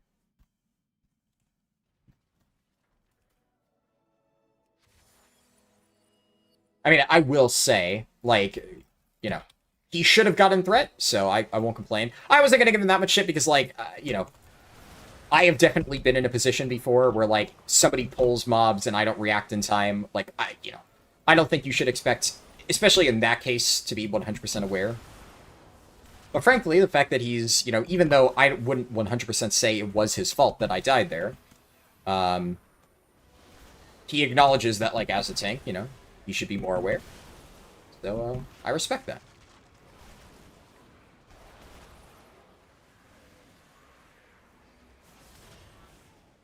But yeah, like, I won't get into the whole, like, we call that add-on that you're talking about, Terry, we call that the Voldemort add-on around here. The add-on that must not be named, because, I mean, it is a gigantic scam, right? It's the entire reason I created Follow the Arrow. It's because that I don't want them to be able to scam people anymore. If there is a free alternative from the thing that they're just copying off of, what the fuck are they gonna do? So... Unfortunately, obviously, the 10 to 80 guides are still a work in progress, but I will stand by this. By 12.1, they are fully implemented. And 12.1 is going to be out August 11th, right? So, I know the date. I'm gonna try and get them done, like, ASAP. Obviously, it's a lot of work, right? And, like, initially I was gonna try to get them out, like, a little bit earlier, but then 12.0.7 changed up the alt leveling route.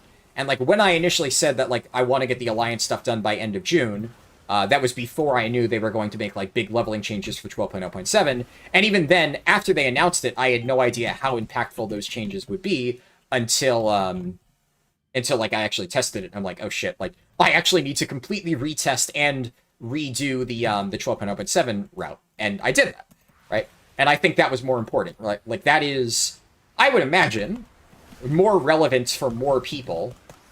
And, like, to a certain extent, either way, I would rather the existing thing I have in the add-on be, like, more complete than, like, leave it a little bit incomplete and then start adding new stuff. I think it's more important to make sure that the existing stuff, what's there, is as good as it can possibly be before I start expanding it.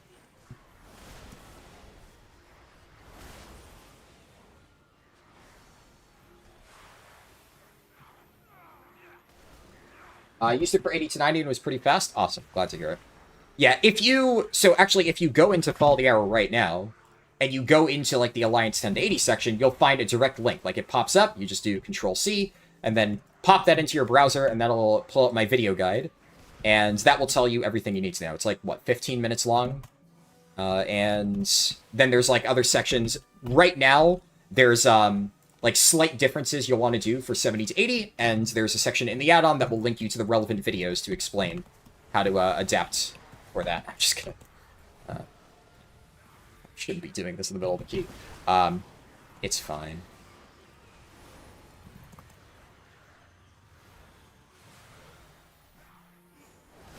Dude, why does it... I must have, like, double-tapped my fire breath without meaning it. That's unfortunate. But yeah, that will have all the information you need. And honestly, I do think that, like, while there is... like, having the arrow to follow will make things easier, for sure. I think that some of those older zones that you'll see included in the route are easy enough to follow that you should be able to do it with just, like, a little bit of legwork on your part, and it'll still be fast.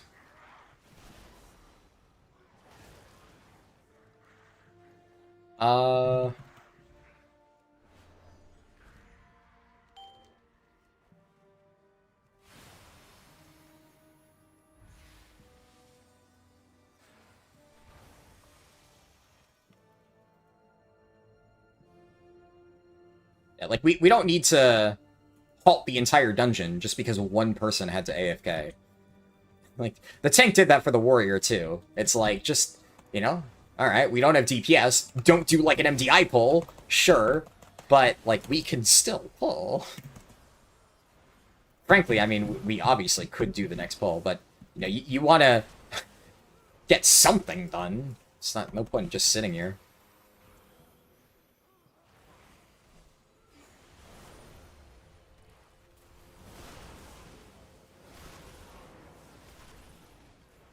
It definitely seems... okay, the rogue's back, so the tank's immediately going in. Yeah, I hate when tanks do this. They, like, leave a pack. They're like, you know, I've noticed that I can skip this pack, but, like, you know, if somebody pulls it... It's, like, the same reason with, like, that pull at the start, which, like, I'll have to double-check. I don't know if I fucked that up. If I did, that's my bad. But I think somebody else pulled it, and then I got healer threat and died. Either way, if I did pull it, I mean, that's the reason why, you know, you don't, like, try to do cheeky shit and, like, you know, I'm gonna leave this, you know, little mob there. If you're in a coordinated group and this is like, you know, everybody's like, oh, we're skipping this one pack, then sure, there are genuine reasons to do that. But that's in pugs, that is why whole W routes exist. One of the many reasons, because one of the worst things that can happen is you do a very, like, carefully calculated pull, and then butt pull. Oh no. Always gotta be careful for butt pulls. It's one of the biggest causes of wipes. So if you do pulls where there is absolutely nothing in, like, a 10-mile radius that people can butt pull, and he pulled this, like, okay, what? Why would you...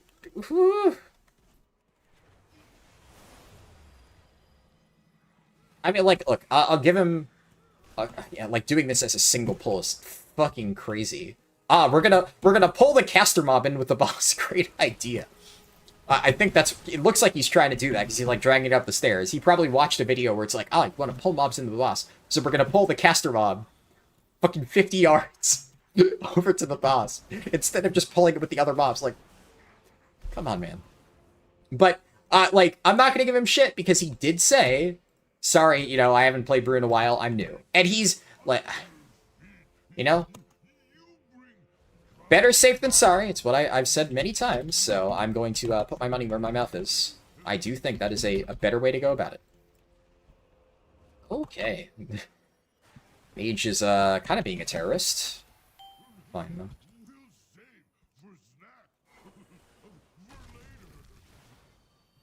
Well, we are going all over the place. Why?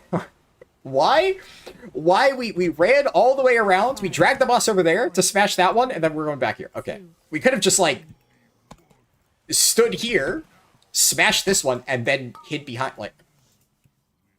Alright. You know, I'll trust the process. I didn't even notice that's the spell. It's so hard to see shit on some default frames.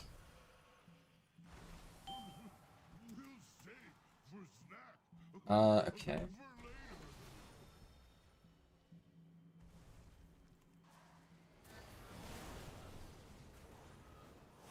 Five, 4, 3, 2, 1.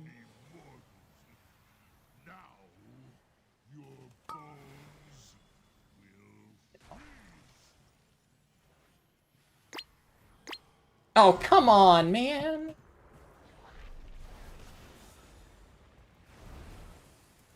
I already have my work cut out for me healing idiot who fucking stood in the thing. Oh. We don't have a fucking battle res.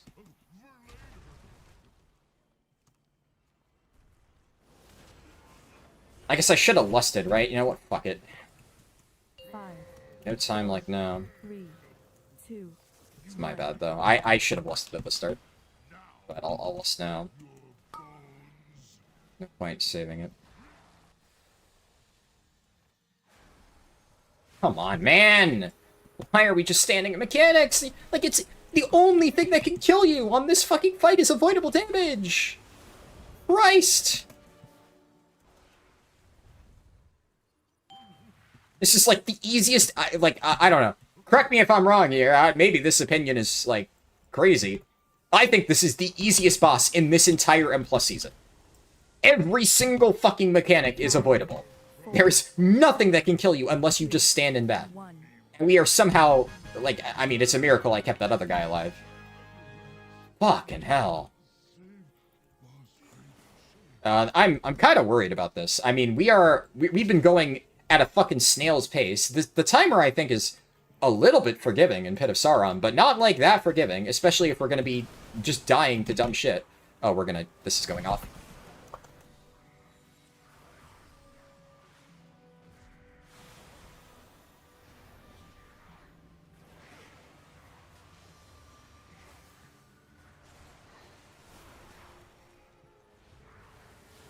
Okay. So remember how, like, earlier I was responding to chat messages and yapping? Yeah, that's gonna take a fucking backseat! Okay. God damn. Okay.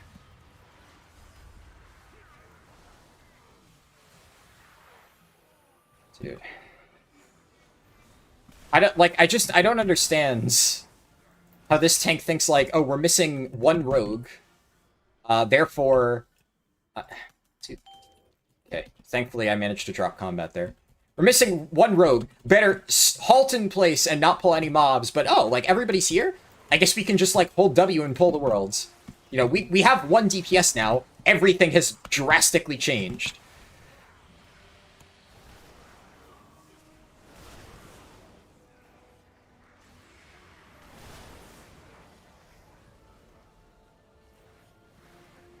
I need to... Where's the Arcanist Cadaver? Okay, Jesus Christ.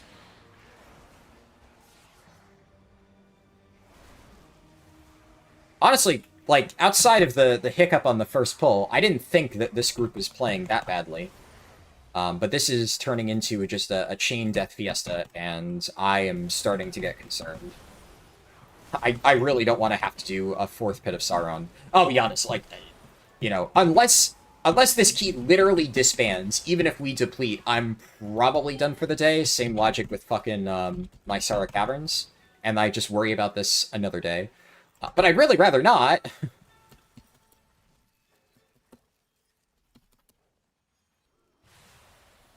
It's just kind of unfortunate.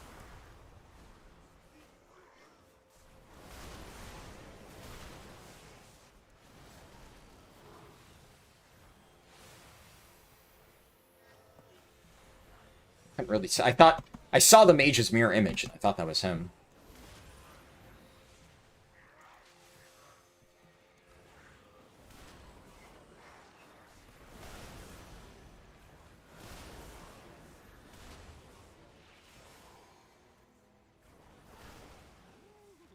We could probably use these parts. Arms and legs are in short supply. Thanks for your contribution. Let's do... Oh, fuck me. I didn't even think about this boss. Yeah, this is a really horrible boss to do with no kicks. Because that happens. Need to kick. I'm gonna rip that right out of the gate, because if that does not happen, I mean, people are just gonna start dying, and I'm not having any of that shit, dude.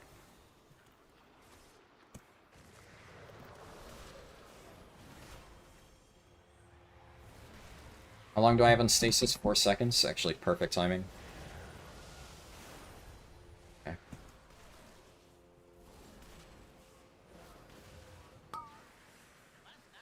Okay, I have Echo up on everybody.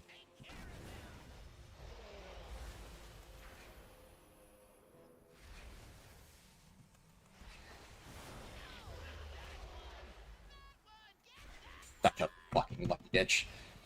Holy shit.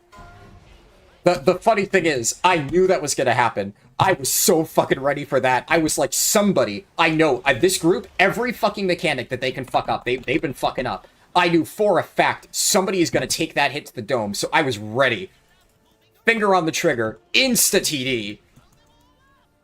And I'm so vindicated that I was ready. I was fucking ready. Alright, I gotta cleanse. Who is Deathbolt? Okay, Deathbolt got kicked. Shit. I'm falling behind.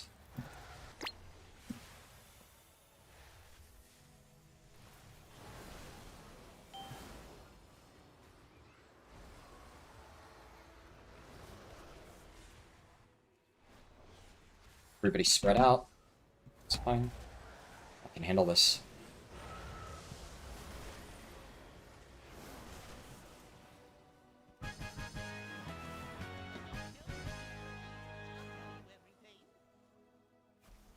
Worthless gnat.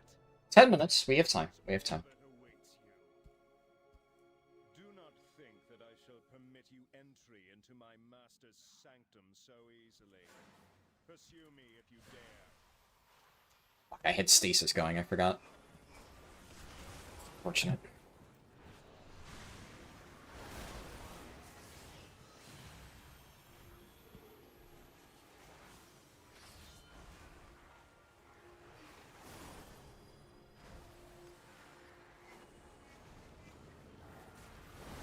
Nice.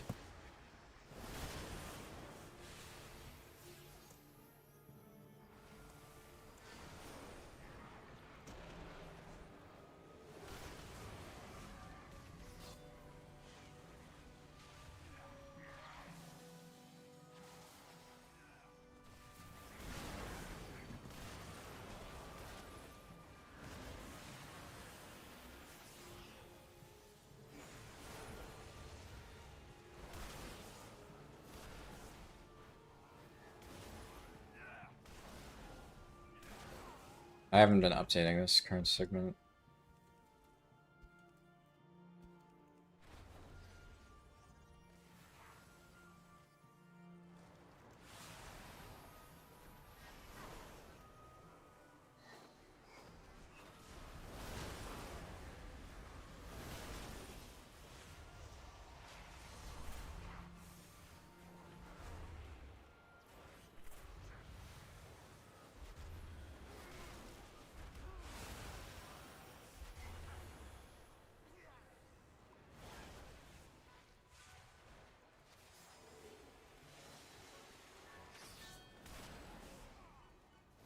Alright, well, we went a little bit over percent, but better safe than sorry, I guess.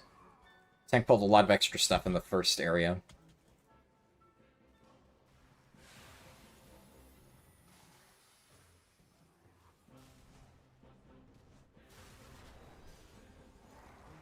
Okay, I think I'm gonna go a little bit ahead.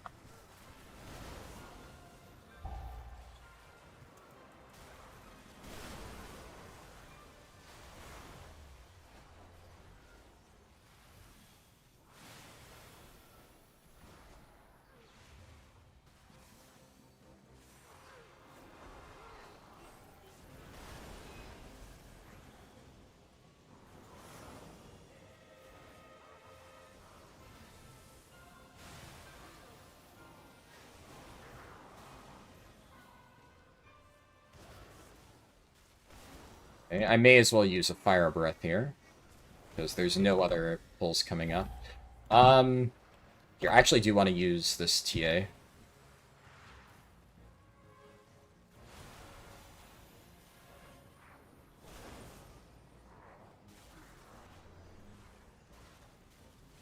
And we'll send this down. Alright. I'm actually going to explain this mechanic. Make sure if you get a circle, drop it on the pile, Heroes, to me. glowing pile of bodies. Entered the Master's domain. Signal the alarms. Heroes, I will ping. hold off the undead as long as we can, even to our dying breath. Deal with the Scourge Lord. I shall not fail the Lich King. Come and meet your end.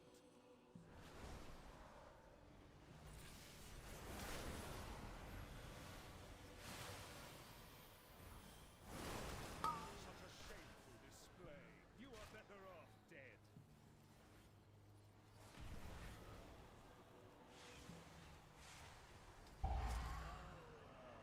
Overwhelming.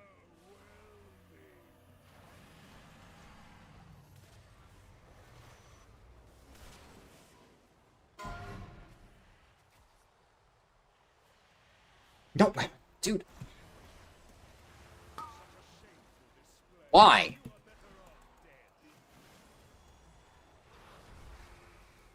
So I just realized he missed one.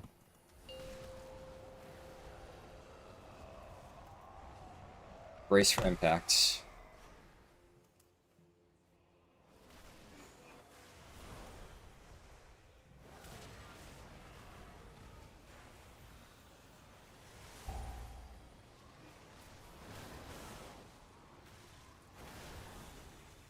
It's too much damage, dude. Too much damage, and I stood in the fucking swirlies. Dude, fucking hell, man! Die, go again. We have time. Like, Only the strongest survive. I don't even know if we have time on a 12, but that's just amazing. It's just fucking amazing. I should have just saved Lust for that. Not that it would matter. I mean, they somehow died to the fucking ground mechanics. They didn't even die to the fucking rot damage. They just stood in the fucking circles and died. I mean, it's a fucking miracle that I somehow managed to get the worst fucking players in these runs. I'm really tilted, I'll be honest. Just because, like, I've done fucking everything I can to make sure this run doesn't fail, and they are just really, really, really doing everything in their power to throw it. I mean, 3 minutes, it's not impossible. It's not impossible, but this is not a good group. So, it would not be impossible for a good group. Okay, I'm going far.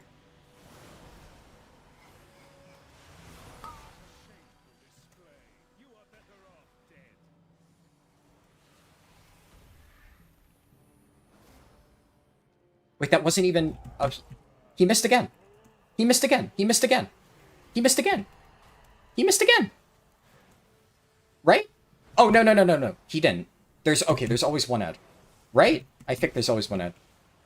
Go, go, go, go, go. No, no, no, no, no. Where are you going? Where are you going? Where are you going? You fucking idiot. Okay, he made it there. Why?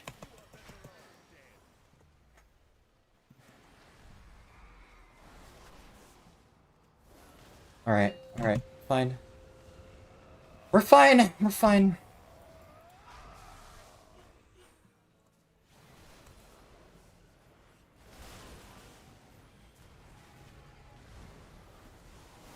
fine. Kind of. Okay. As long as they just don't die, just... You piece of shit, do not die to swirlies. One job, don't die to fucking swirlies, you fucking asshole.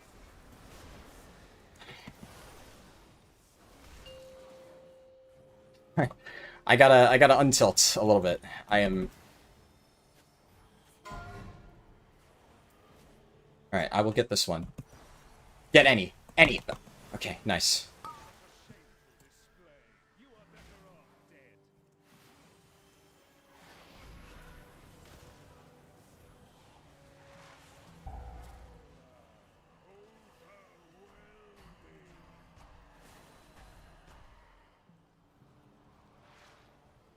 Shouldn't have even typed that, I should have just...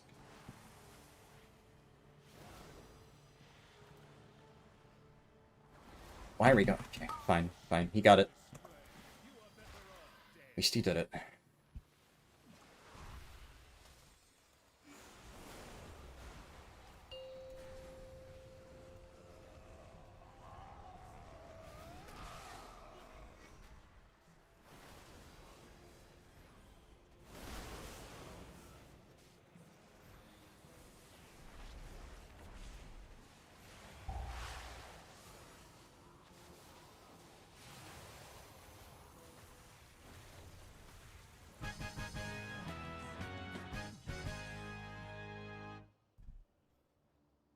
Oh, I'm free. Dude. Though it be a tiny gesture in the face of this enormous debt, I pledge that from this day forth, all will know of your deeds and the blazing path of light. Not a terrible neck. I don't know if you can even use that.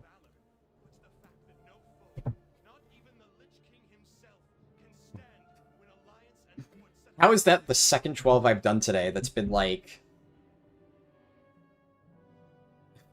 under 30 seconds and we somehow fucking time it? Jesus.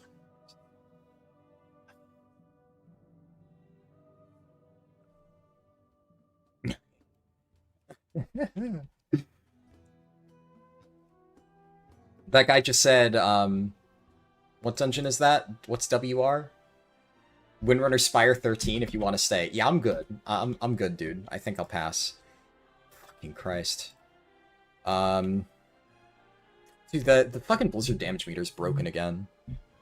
Yeah, I mean, the... Like, I'll give the mage some credit. The mage at least did damage. It, like, if I'm reading this correctly, though... Or, I was gonna say, the mage survived. The mage did, like, no damage, but at least survived decently well. The mage was, I think, one of the only people who wasn't just standing and everything. Me. I will say, the tank... The tank, yeah. I mean, they did say they were new. Can't complain too much. Like, is what it is. At least they admitted that. We got it done. I'm just... I'm gonna wash my hands of that key. Rogue got hit by everything? Yeah. Yeah, he sure did. It, I mean, that was so close that, at the very least, like, the stuff that I did, like, if I don't TD that rogue, we fail the timer. If I was gonna say, if I don't explain the mechanic, but if I don't ping, we probably fail it. I mean, I don't know. I will say, I feel... Out of all of the times I played Prez, I feel pretty confident. I think I did pretty good. Definitely, I still have a lot to learn, for sure. But the last few seasons when I played Prez, I came out of it thinking, like, wow, I really don't know what I'm doing on this spec, and I really need to play it a lot more. I feel pretty good about that. I think overall, I had some fucking disastrous groups, and I still generally, I think, played pretty well. So... This is 90% of the player base right now, and to use the 12s, yeah, it's rough. It sounds like you doing keys these days, yeah. It's, Terry said, agree, Garfoster's piss easy, yeah. Yeah, it's I mean, as a tank at least you have more control over the key, but as a healer, a lot of times, like in these cases, what am I gonna do? You know, I can't. There's only so much I can do, right? The start was definitely a mess, unfortunately, and that kind of set the tone for the key. But we got it. I can't complain too much. I feel vindicated from earlier, from that first Pit of Sauron, considering, like, I think I kind of carried that run, and the earlier Pit of Sauron, everything went poorly. Although there's only so much you can do when nobody breaks the gargoyle shield, and you just get dragged off and stunned for 5 seconds and take shitloads of fall damage. Like, that's like a... What can you personally do? Huh. You get your point, you also just feel a lot of specs feel so weak compared to a few expansions ago? Yeah. I think that's probably true. Yeah, that the gap between a good spec and a bad spec feels larger than before. Overall, I mean, what was this? 7.5 hours, though, for effectively, like, we're not going to count... I'm not counting the fucking Mysara, right, you know, especially because I played out of my fucking mind that key, and it's just they did everything they could to throw. It's like the same thing that happened in multiple dungeons now, except I could not save that one, no matter what I did. That fucking Warlock was too much of an anchor. So, what are you gonna do? Like I said, though, I'll go back for this Mysara at some point in the future.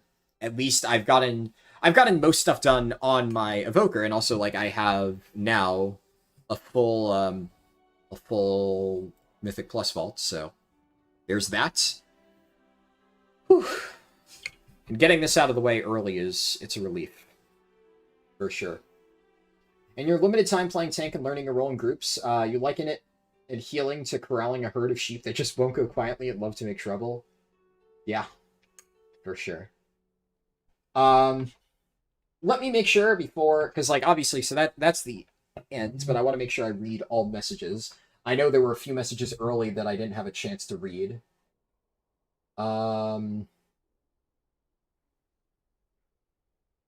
The other people were saying Windrunner was annoying as hell to heal. Yeah, it is weird that some blinks work on that Wind's Ring, but others don't. Mages can blink through it, yeah.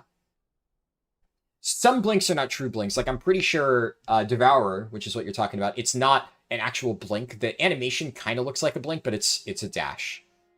So, it's not a true blink. It's kind of like Charge, but like a targeted charge. But yeah, Evoker blink, like this hover blink, is when you're in Chrono Warden. That is like an actual teleport, right? So you can see, like, your character isn't moving. Your character just appears instantaneously, like at a forward position. That is blink. There's it's a bit weird to tell which abilities work like that, which don't. I am exhausted. I am gonna... I think, well, I have a lot of work to do after this, but I will probably gonna grab a pint of ice cream and then just get to work. But I definitely need a break after that. That was a stressful 7.5 hours. DK's can immune it with AMS, yeah, for sure. Neolithic said, I find your voice really relaxing. I appreciate that. Is the rotation assist feature accurate? Entirely depends on the spec. Really, really, really depends on the spec.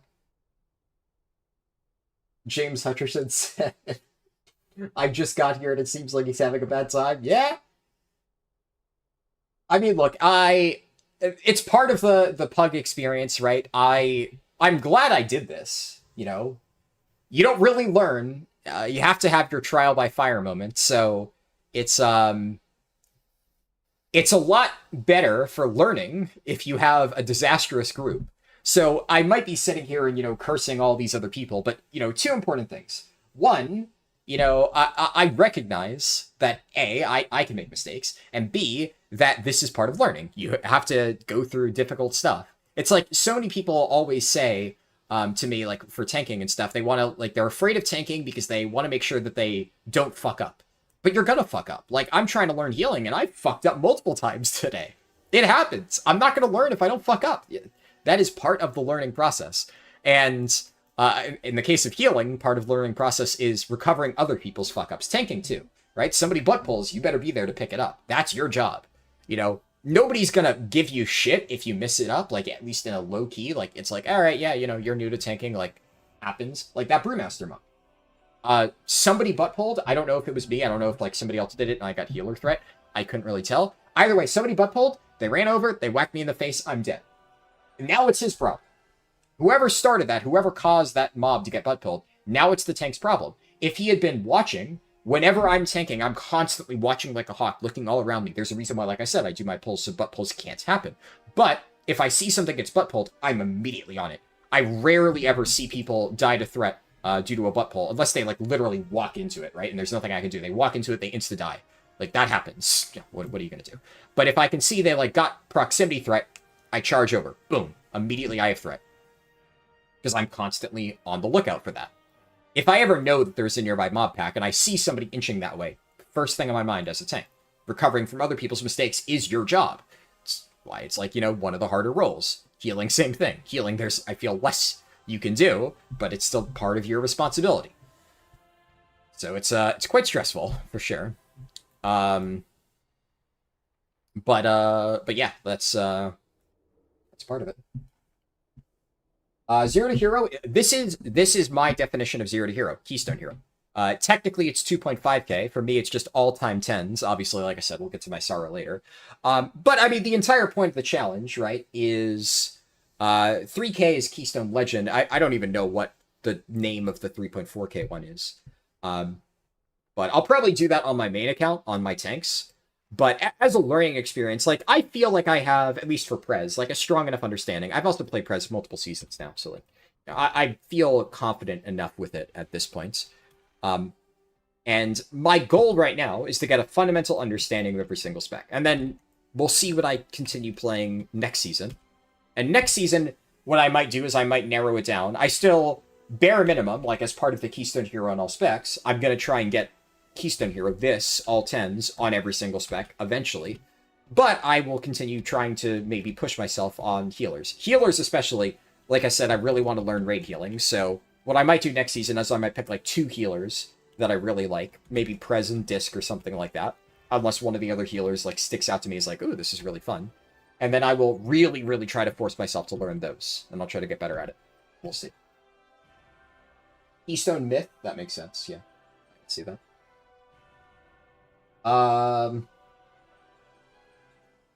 It's the issue we have with retail today. Gearing is so easy, it doesn't feel like it's earned. Yeah, for sure. It is very easy for anybody to just walk into 10s and 12s.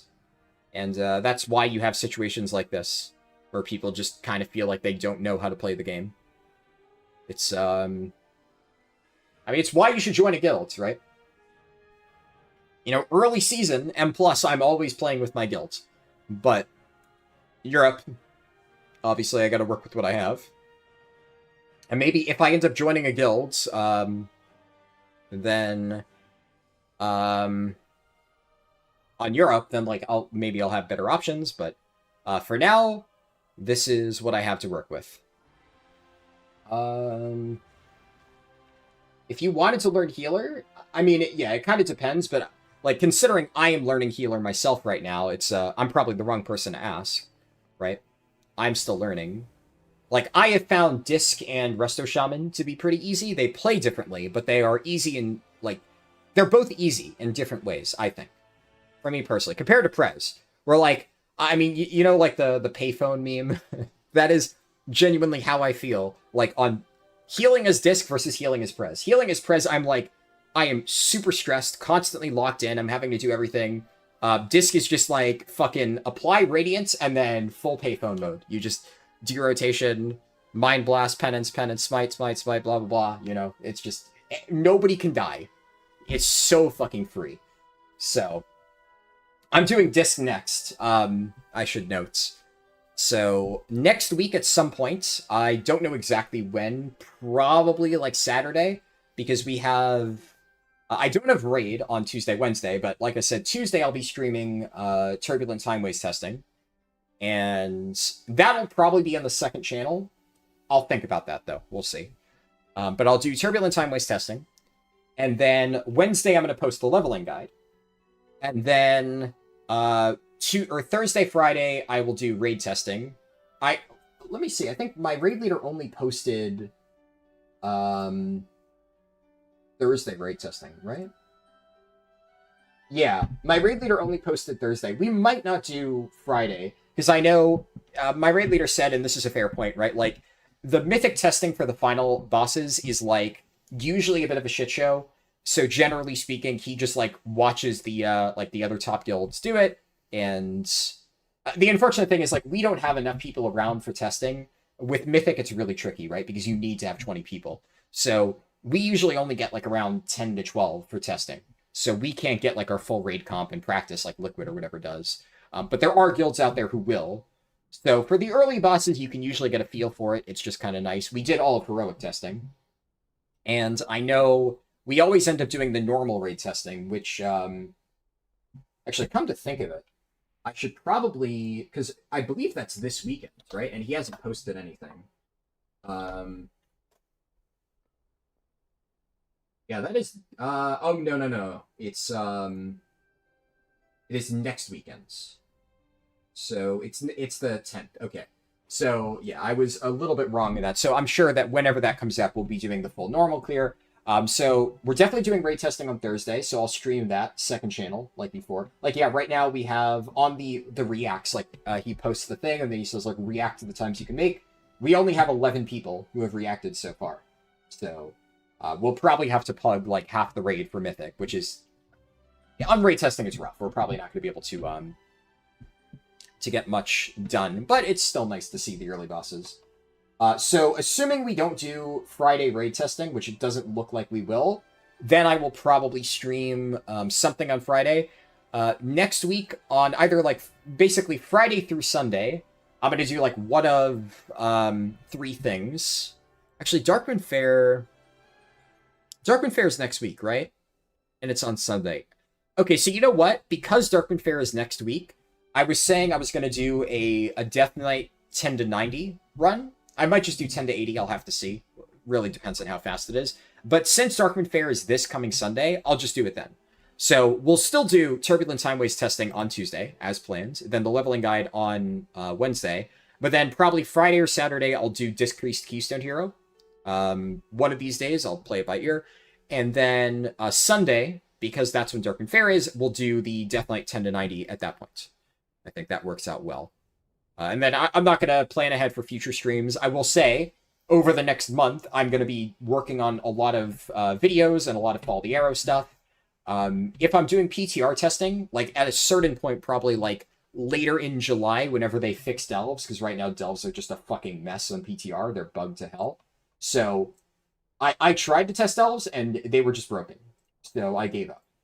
Later on, whenever I actually do test them, I'll probably poke on the PTR at some point, see, are they working? And then if it seems like they're working, I'll stream some testing at some point. But I'm going to be doing a lot of work on videos and Follow the Arrow, which, like, I can't stream that, right? It's, it's boring stuff. I just got to lock myself away and either code or video edit, etc. That's life. So I probably won't be streaming quite as much in July, but I will definitely be doing the remainder of the Keystone Hero stuff. I'm probably going to do, like, a leveling run here and there. So it's not like I won't be streaming at all, but one of the reasons I've been trying to stream more often is that when the season starts, I'm probably going to stream, like, much more frequently at the start of the season, because I'll be playing, like, basically every day, like I was this past season. Except, honestly, I was so tired from working on Follow the Arrow at the start of the season that I didn't really feel like streaming. It would have been too much energy, but for this season, I want to make sure I start doing that, so I will be streaming a lot whenever 12.1 drops, definitely. But yeah, lots of work to do until then. 120% run. You will have hero for the boss at least. Well, that unfortunately did not end up being accurate, but I also think my call for everybody to die and revive, like, it was kind of a bit of a toss-up, right? But we didn't have B-res. I thought that was correct, and I did think there was a chance we had enough time, and it ended up being, I think, the call that saved the key. So, I made a good call there, for sure. But, it's tricky. I think I read everything. Yeah, people are talking about like different healing specs. You know, obviously I can't really comment on that. Is Void Elf Racial an actual blink? Yes. Yeah, Void Elf Racial is an actual blink. Void Elf Racial obviously a little bit finicky to use, but one thing that I often do for Void Elf Racial, well, I wouldn't say often, I've had to do it more than once though, is on Midnight Falls, when I'm the Crystal Carrier, if I get stranded, like let's say, can you like open up the boss thing for raids, Merchant Bonus? Can you, usually there's a way to do show map, right? Ah, okay. So something I'd like to do, you see, let me check OBS, make sure my head isn't blocking it. Yeah, okay, we're good. So a lot of times when you're doing Lura, right, like you're going into intermission, depending on where the beams spawn during P1, you can get like shifted all the way over to this pillar and then transition into intermission, or you could just basically be kicked back and forth and end up all the way back at the start here. So when I tank this boss, I pick up a crystal going into intermission. And tanks have to play out in this area because they're out of range of healers, so they're self-reliant, and they have plenty of room to handle their crystals. So, as a Blood DK, if the boss ends up over here, well, it's easy. I just walk over here and I'm in my position. But if the boss transitions into intermission over here, then a lot of times, especially if there's weird glaives, even with DA, it's really hard to run all the way around and reach my spot in time. And sometimes I get to like this area here, and then boom, laser beams covering this area, and I'm stranded. And there's been a few pulls where if all of that happens, and then a bunch of people around me get the Star Splinters, I will Void Elf Racial through the beams, and once it passes on the other side, I teleport. And then that way, what can happen other times is the beams finish, and then immediately another set of beams cuts you off right here. And then you're constantly stuck behind like 3 different melee with your crystal. You have nowhere to go. It's a nightmare. So I know, like, not everybody plays Void Elf Blood DK, but I love Void Elf Blood DK, because Void Elf Racial is a really nice mobility tool when you need it. Because a lot of times, it can get you out of really deep shit. Another example is, like, getting to your crystal in time. After you get knocked, if you, like, lob Racial, you can make it to the crystal, if you're required to do a soak. Something like Goblin or Drakthir. It can't be Drakthir Death Knight, I think. But Goblin would definitely be better for that particular thing, because you can do it in midair. Void Elf, I think you can do it in midair, but like landing that skill shot perfectly in midair is really tricky. So, hit or miss on that. But Goblin Racial can't teleport you through beams. So, I think Void Elf Racial is a lot more flexible.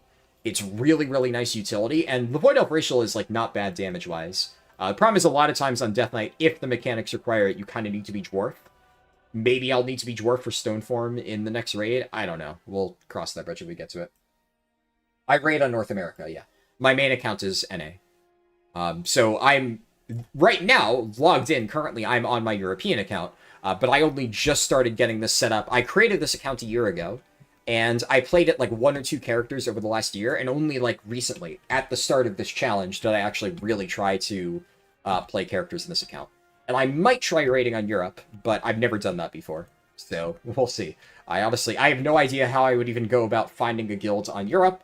I'd have to look into that if I did decide to try it, but we'll see.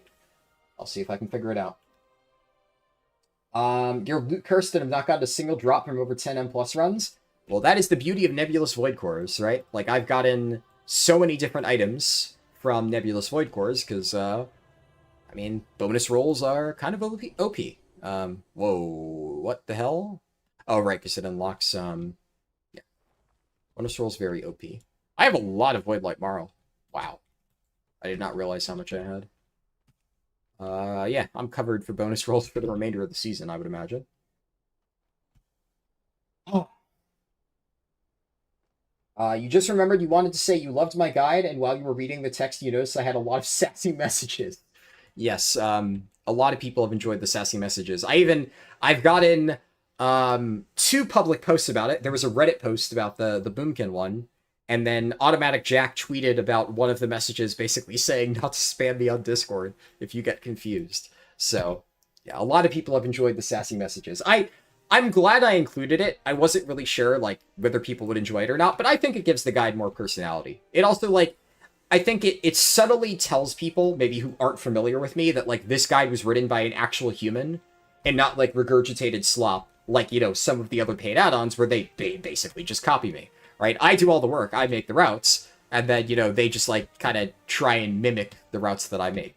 I've been looking at their updates, by the way, for 80 to 90. Every time I post an update, I don't know exactly what they're doing because I'm not going to pay for their slop add-on, but it is kind of funny how they're, every time I do an update to the alt route, I see a little while later, like, you know, tweaked the alt route or something like that. Okay, curious. During the 2 months that I hadn't updated Fall the Arrow, though, while I was busy raiding, there hadn't really been many tweaks to the alt route for Voldemort add-on. But they've put out, surprisingly, a few tweaks. That's all they say in their announcements, right? They don't actually explain what it is. And like I said, I'm not, you know, downloading the slop add-on to check. But it is kind of funny how it mirrors a lot of the updates I've done to my own add-on. Makes you wonder. But yeah, it's that's just how it goes, right? They don't actually do speedruns, right? I think one of the big things, right, is I show my work. Like, all of the runs that I do are public. You can watch the entire thing. So, I'm not just, like, telling you, oh, trust me, bro, this is fast. Like, you can see me do the speedruns with these exact routes. And then I tell you, like, if you're doing a speedrun, this is how you adapt, and this is what I recommend. Like, I've done casual runs, too, where I have, like, you know, leveling up all these healers on Europe. I had no Warband XP modifier. And so I was leveling with the 5% buff, and I still showed how, even if you do Fall the Arrow with that, it works. That's what it was designed to do. But yeah. That, Are we talking about the Z one? The R one. The R one is the Voldemort one. The Z one is like... Z1 is like, who cares, man? Like, I don't even care about that it exists. They've never antagonized me. They've never directly threatened me.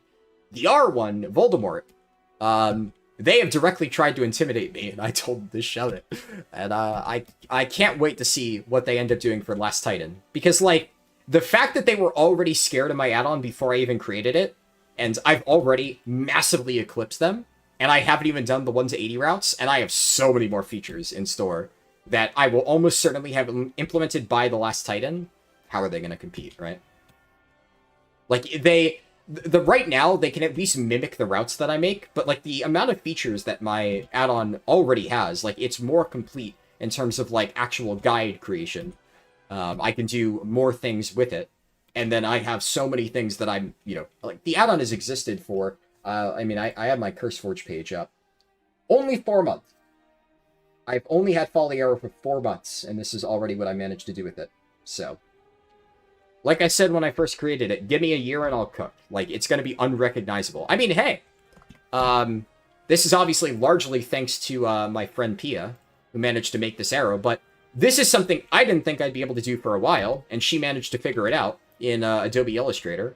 And there's also, so good examples like when you get close. She's already designed a new arrow for when you, like, arrive, right? A new spinny arrow. I just need to code a way to implement that, because right now, this is just a 2D image bouncing up and down. I would need to add, like, another sprite sheet handler for the up and down arrow. And there's also another thing is there's multiple different angles, like, variations for this arrow. So you'll be able to select, like, whether you want it, like, mostly facing down, or, like, if you're facing it, like, kind of, like, this way, forward. There's different ways that you'll be able to position the arrow. And it all required custom sprite sheets. So big thanks to Pia. I don't know if you're still watching, Pia. But I didn't think I'd be able to implement that for quite a while. And boom. Already. They pay Blizzard to kill my add-on. Yeah, that's going to be a tough one for them to pull off, right? Why not take someone's hard work and put a price on it? Yeah. Like I said, that's the reason.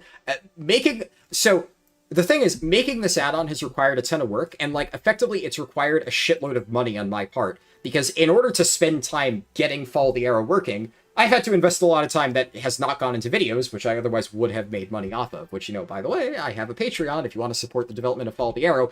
And, like, within the next week, I'll be posting the first, like, work-in-progress, like, beta test version for the Alliance 10 to 80 route, so if you want to help test that, you know, support on Patreon, right? That's the only way that I will be able to continue making this as much as I have been going forward. At a certain point, I will say there will be a breaking point where I'll be like, I cannot continue to this is not sustainable, right?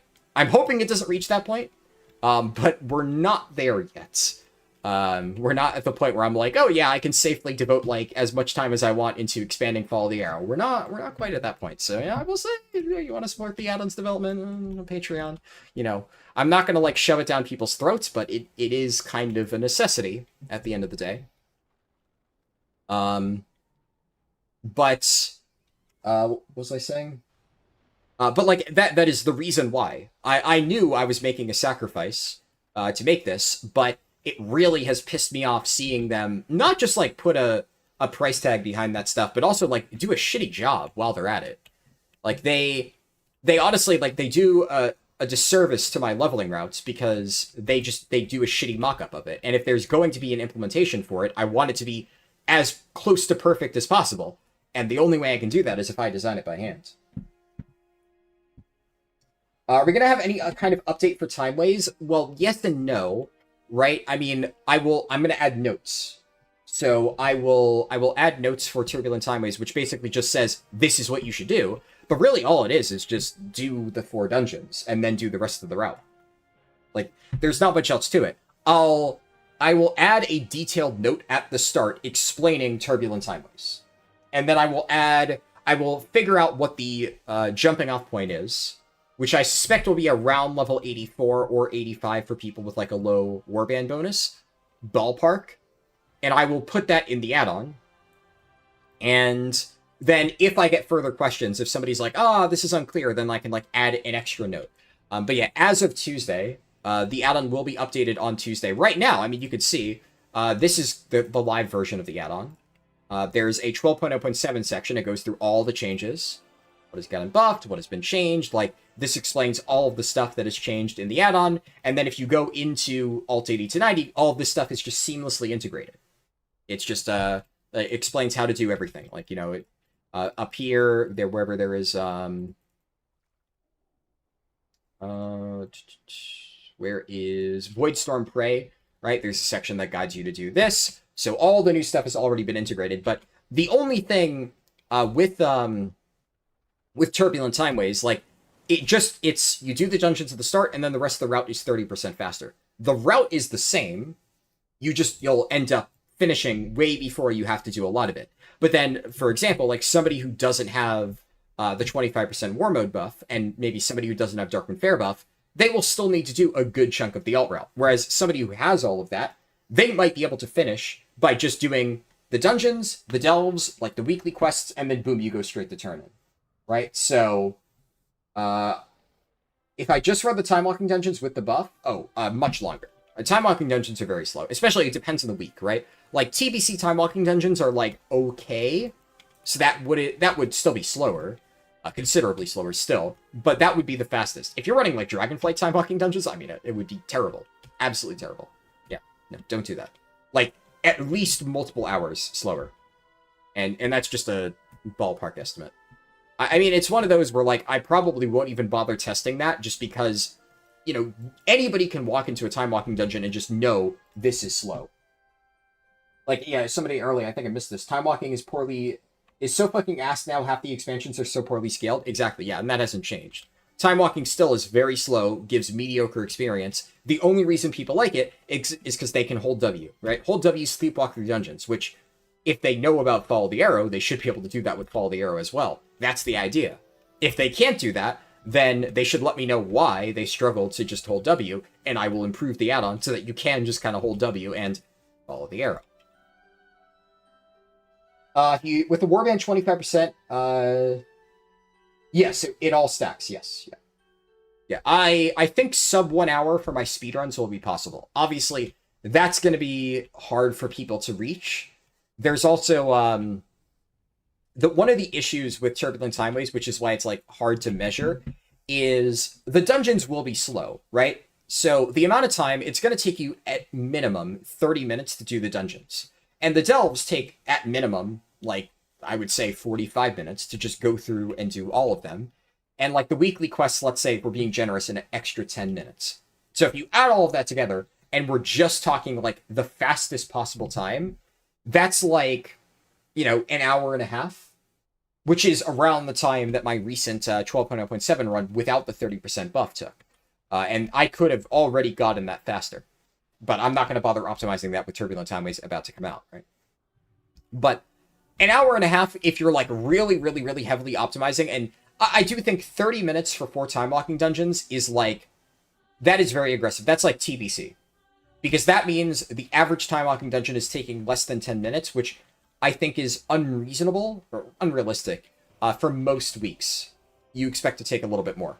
Honestly, it's entirely possible that if you get bad groups on a bad week with like 4 dungeons, 4 dungeons could take you an entire hour, which is like, the XP is not abysmal, right? It's not a complete waste of time, and then it gives you the 30% buff, which is the real value. So you would still do it in that case. But then that would end up taking like 2 to 3 hours. But I think bare minimum 2 to 3 hours is like what most people doing Turbulent Timeways into Fall the Arrow can expect. I don't think that's unrealistic at all. If you have the Warband bonus. Darkwind Fair optional, obviously that'll make it slightly faster, but I think if you have the 25% bonus and you do the Turbulent Timeways dungeons, regardless of the week, somewhere in the 2 to 3 hour range, I think that's realistic for 80 to 90.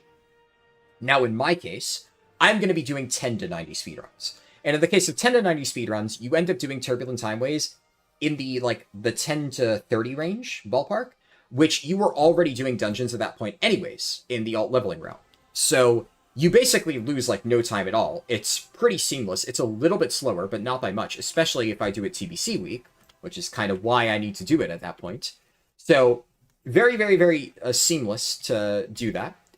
And at that point, I will have the 30% buff for most likely the entire rest of the route, because it's going to just be so fast that I will carry that all the way over into 80 to 90. And now I'm doing 80 to 90 already with the 30% buff.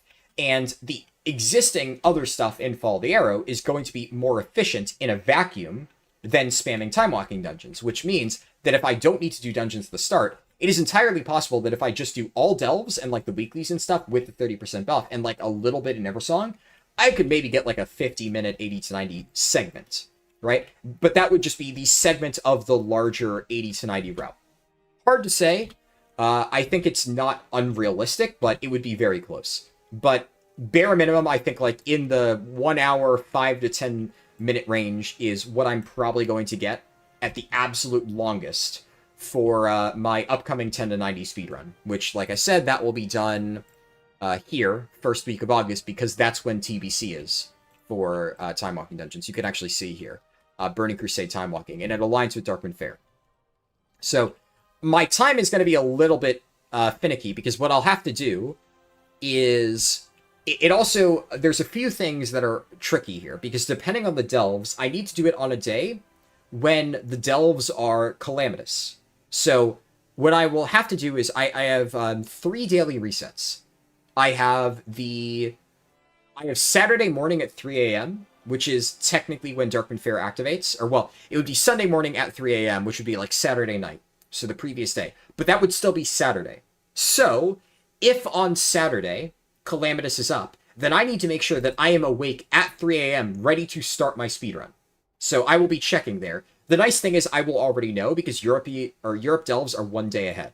So, if on Saturday I look at Europe, or I guess rather, if on Friday I look at Europe and I see that Europe on Friday has Calamitous, the B variants, then I will know that North America is going to get Europe's delves on Saturday, which means that 3 a.m. Sunday morning, I will need to do my speedrun then.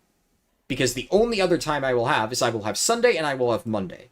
And there is, I mean, it's a very low chance, right? Technically, it's 1 out of 3. But there is absolutely a chance that on these 3 days, we never get Calamitous. And if that happens, I'll make do. It would still be faster, like, it would be faster to do this setup. I would lose more time by doing an expansion that is not TBC than, and also, like, Darkwind Fair is just flat 10%. So it has to be Darkwind Fair.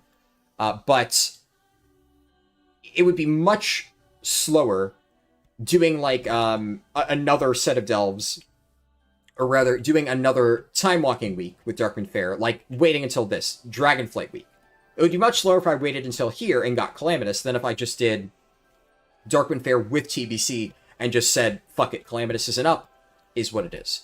So all I need to do is hope that on Saturday, Sunday, or Monday, in this window, one of those days has Calamitous. If that happens, I can do my speedrun. The perfect speedrun. If that doesn't happen, then the perfect speedrun was never possible, no matter what happens, and I can just do the best possible speedrun that would have been, like, actually, like, doable on live servers. Yeah. I'll have to make do. I'm hoping we get Calamitous, because I'd like to be able to do the perfect speedrun, but such is life. It can happen. You wish you could have used War Mode on the guide, but you can't until the last part because you get PvP'd almost instantly. Yeah, I mean, it's unfortunate. Obviously, that's kind of out of my hands, right? So saw Zipper said, you've been shilling for me in trade chat into your guild. I appreciate that. Mop feels like it's pretty fast with all the buffs. Do we even... I don't think we have Mop, right? Or Mop might be one of those on not Darkwind Fair. Turbulent, Time Waves... Well, 7. Where's the schedule? Schedule should be here. Come on. Dude, WoW hits such a shit website right now. Okay, let me find the original blue post. Where is Turbulent Time Waves? Here.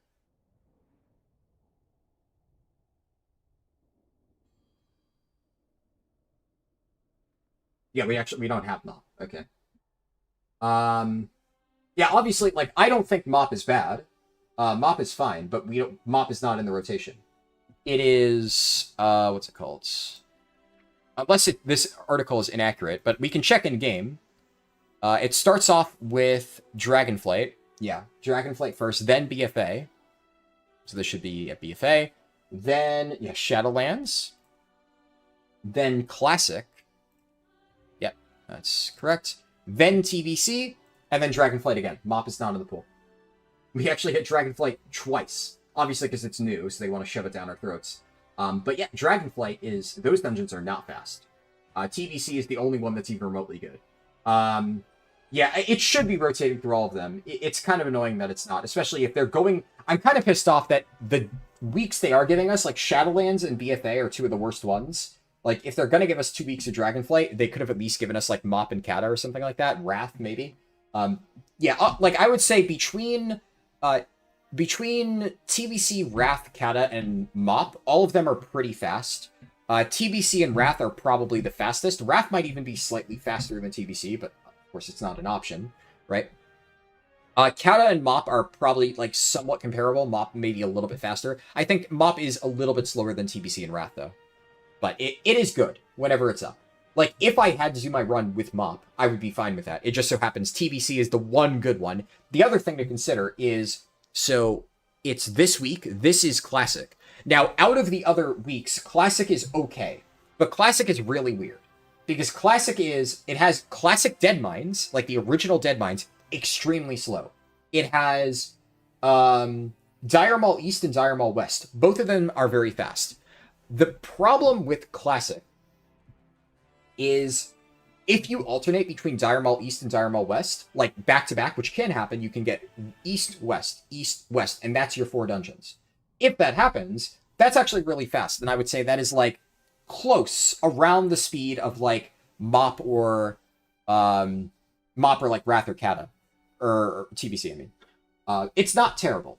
The problem is, if you get Deadmines, if you get Stratholm, if you get Zul'jin is, like, fine, but it's not fast, you're fucked, right? So, Classic can be good if you get very lucky, but there are some, like, real bombs in there. TBC is, like, Wrath, if I recall, has only pretty good dungeons, so Wrath is probably the best. TBC has Underbog, amazing dungeon. Blood Furnace, amazing dungeon. Mana Tombs, amazing dungeon. 3 really good dungeons. Ideally, you want to get those 3. Maybe even alternate to one of them. Then it has Shattered Halls, the best but not terrible. Magister's Terrace, again, not the best, not terrible. And then Botanica. Botanica is a little bit slow. I would say all 3 of those are, like, fine. All 3 of those are probably, like, as bad as, like, Zul'jin would be for Classic. But none of them are even remotely as bad as, like, the Deadmines or Stratholm. Those are both incredibly long. You do not want either one of those. So, yeah. And ideally, what I will probably do for that speedrun is at the start of the run, if I get Shattered Halls into Manchester's Terrace, I will probably restart the run because I'm going to be doing it right at the start, right? So I will probably try to guarantee that I at least get like 2 out of 3 of the really good dungeons, Blood Furnace and Underbog, ideally. Those are the 2 best. And then if I end up getting 2 weaker TBC dungeons, it's fine. That's like to be expected. Ideally, I get all 3 of the best ones. Maybe I even get 4 dungeons and it could repeat. Could happen.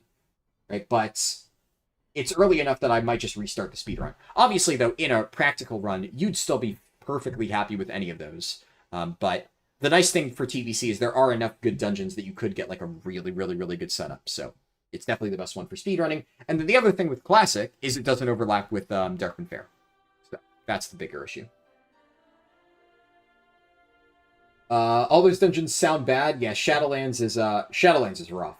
Battle for Azeroth also very rough. It's kind of unfortunate that like the vast majority of the Turbulent Timeways pools are really, really bad this time around. It's maybe one of the worst Turbulent Timeways setups we've ever had. So I'll be honest, if you want to level characters, wait until here. Like, it depends on how many characters you want to level. If you want to level a shitload of characters, then at least wait until TBC time locking and then just do as many as you can in this week. If you want to level like only a few characters, you might honestly be better off waiting until this 3-day period. Or it would be Saturday, Sunday, Monday. Technically, it's like 2.5 days. But this is the golden area. Sunday the 2nd of August, Monday the 3rd of August. And then I guess like for Europe also, Europe has Tuesday. Obviously, North America doesn't have Tuesday, but you know, it's you have one more chance on EU. Do I level through the islands or do I use the racial starting areas? Yeah, it's complicated. So I'm going to be doing a run with an allied race. I'm currently planning to do my run with a Void Elf Demon Hunter. So I would start off at level 10. Here, fuck it. You know, we'll end the run by demonstrating the problem with levels 1 to 10. For my War Within speedruns, I use the starting areas because the fastest leveling routes, starting from level 1, is Human Starting Zone for Alliance, Undead Starting Zone for Horde. They are faster than Exile's Reach. Here is, here's the problem with this. I was typing Harl Demonstration. I ended up typing Harl Demon. I didn't even think of that. I mean, Dran and I are a kind of demon. But you'll get to see what the problem with Exile's Reach is. I mean, this takes like 5 minutes, so I may as well do this before I end the stream. You are a soldier of the Noble Alliance, a coalition of kingdoms. Used your guide for your pally. It took you like 5 or 6 hours. Yeah, and I mean, hey, a lot of people have said it takes them even longer in their first time around, so. And especially if that was your first character, like if you use the campaign guide, then that's even better. Alright. So, hopefully, this little demonstration will show you why Exile's Reach is a little bit problematic. Especially why it's problematic to say whether you should or should not level through Exile's Reach. So we're doing the intro stuff on the boat, you know, pretty self-explanatory, right? They'll do turn and face your blah, blah, blah, blah, blah. Alright, and then NPC walks back here, we do the turn in.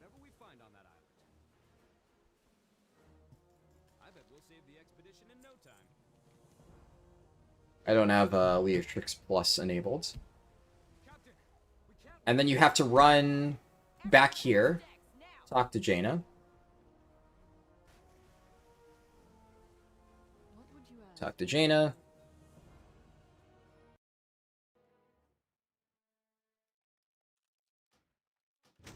And now I'm level 10. That's Exile's Reach.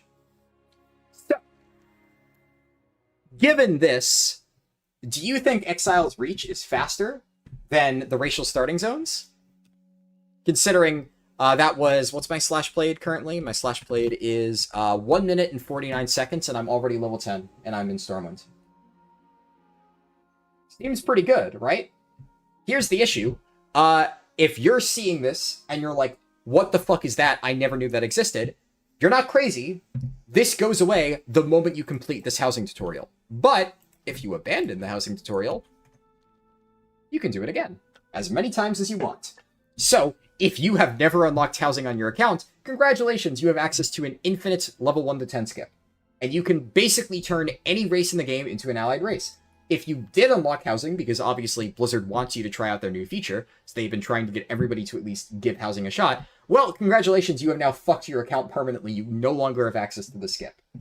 That's, in my opinion, a problem. That is a massive design oversight. So the issue right now is, how do I recommend what people should do for 1 to 10? Because if people have not unlocked housing, yeah, pick Exile's Reach, skip to level 10. But if you're like me, like this is my European account, right? So I have not unlocked housing on my European account. I have unlocked housing on my North American account. I cannot do this on NA. So if I want to do a super fast speedrun starting at level 1 on North America, like, what am I supposed to do? I don't have access to this. But then, like, for future speedruns, do I include this? Like, if I do a speedrun on my European account, do I include this in the run? Do I consider this part of the official process? I mean, technically speaking, I'm just doing... The game gives me this option. It's not cheating. The game skips you to level 10. Like, it's in the game. It's not my fault that Blizzard added this. But, like, the fact that this exists basically renders the level 1 to 10 range completely fucked from a speedrunning angle. Because even if I don't do this, it's just like, what's the point? Does Blizzard know? They added it to the game.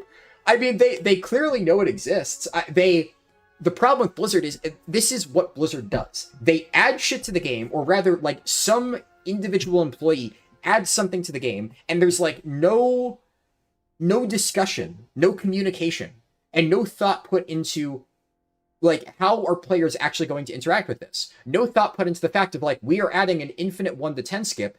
Wouldn't this be useful for a lot of people? And we're not going to make it clear that once you unlock housing, you lose access to this permanently. Yeah, I agree. They need to let you always skip it. But right now, the way it works, you can't. Which, like... But then the other issue is, like, how do I raise awareness about this? I don't know. It's, like, oh, you know, this could be an interesting thing for, like, a YouTube short, right? Honestly, like, this is the type of thing of, like, you know... Like, I could clickbait it, right? The infinite 1 to 10 skip that you don't know about.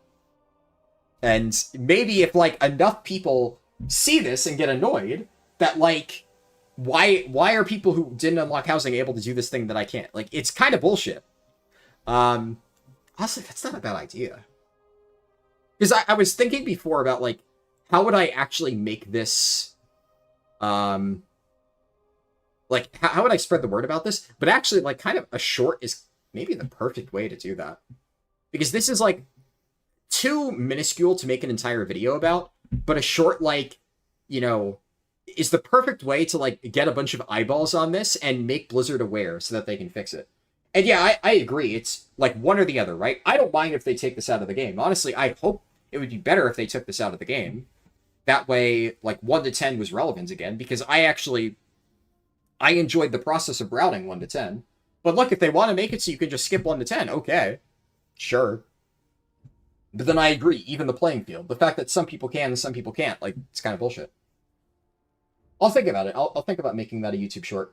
That's, that would actually be one of the probably only shorts in a very long time I would post to my main channel, because that is, like, relevant for leveling, right? So that's relevant. It's very hard to think of, like, shorts like that I think would be would be relevant, because I made a lot of shorts that were, like, that did well, that are, like, goofy moments from my guild. In fact, I was actually already thinking of making one from, like, something funny that happened on our Lura rekill. And I guess if I'm already gonna boot up Adobe Premiere and, like, work on shorts, which is, like, entirely different, like, format, right? So I have to open up a different, like, setup in Premiere. If I'm gonna do that, maybe I make two. What's the second channel? I have 3 channels, actually. The main one that I use is my stream archive. So a lot of times when I stream, I always multi-stream. So all my streams will always be on Twitch. But this is my second channel. Whenever I am streaming on Twitch, but not on this main channel, it's always multi-streamed there to my second channel. Gaitaz said, "Hi bro, when fall the Ayrton to 80? Within the next month or so. It will be 100% done by 12.1. As for exactly when it will be finished, I don't know. But the initial beta test versions of the route will be on Patreon for people to help test out within a week or so.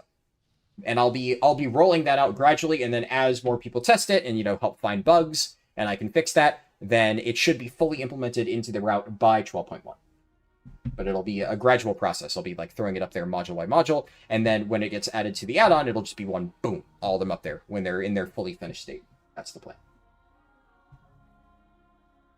There's no way Blizzard is not aware of this. This is 100% intended. They even put a dialogue option. Well, yeah, like, to be clear, it's 100% that Blizzard designed this, obviously.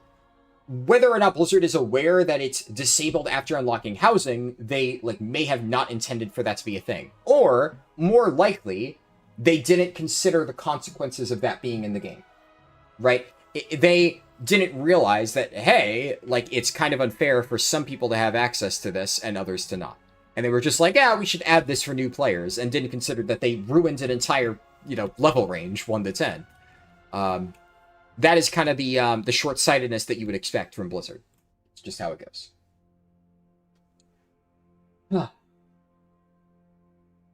That being said, I will say I am fucking exhausted. Wow, it's been 8 hours. I've sat here and yapped for about an entire hour.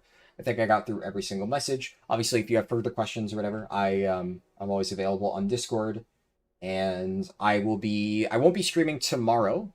I guess a little later today. It's already early morning Monday, but I won't be streaming Monday. But I will be streaming Tuesday. My guild does not raid this upcoming week. We're taking a break week, so Tuesday and Wednesday I will be free, and then on Tuesday I will be doing turbulent time waste testing. I will do an 80 to 90 run. I haven't decided on what yet. I'll figure it out. And then on Wednesday, I will have the remaining footage I need to finish my little mini 12.0.7 guide, and that will be up on the main channel. And whether or not I decide to make a YouTube short, I'll think about it. I'll give it some thought. But I do think it could work. It's not a terrible idea.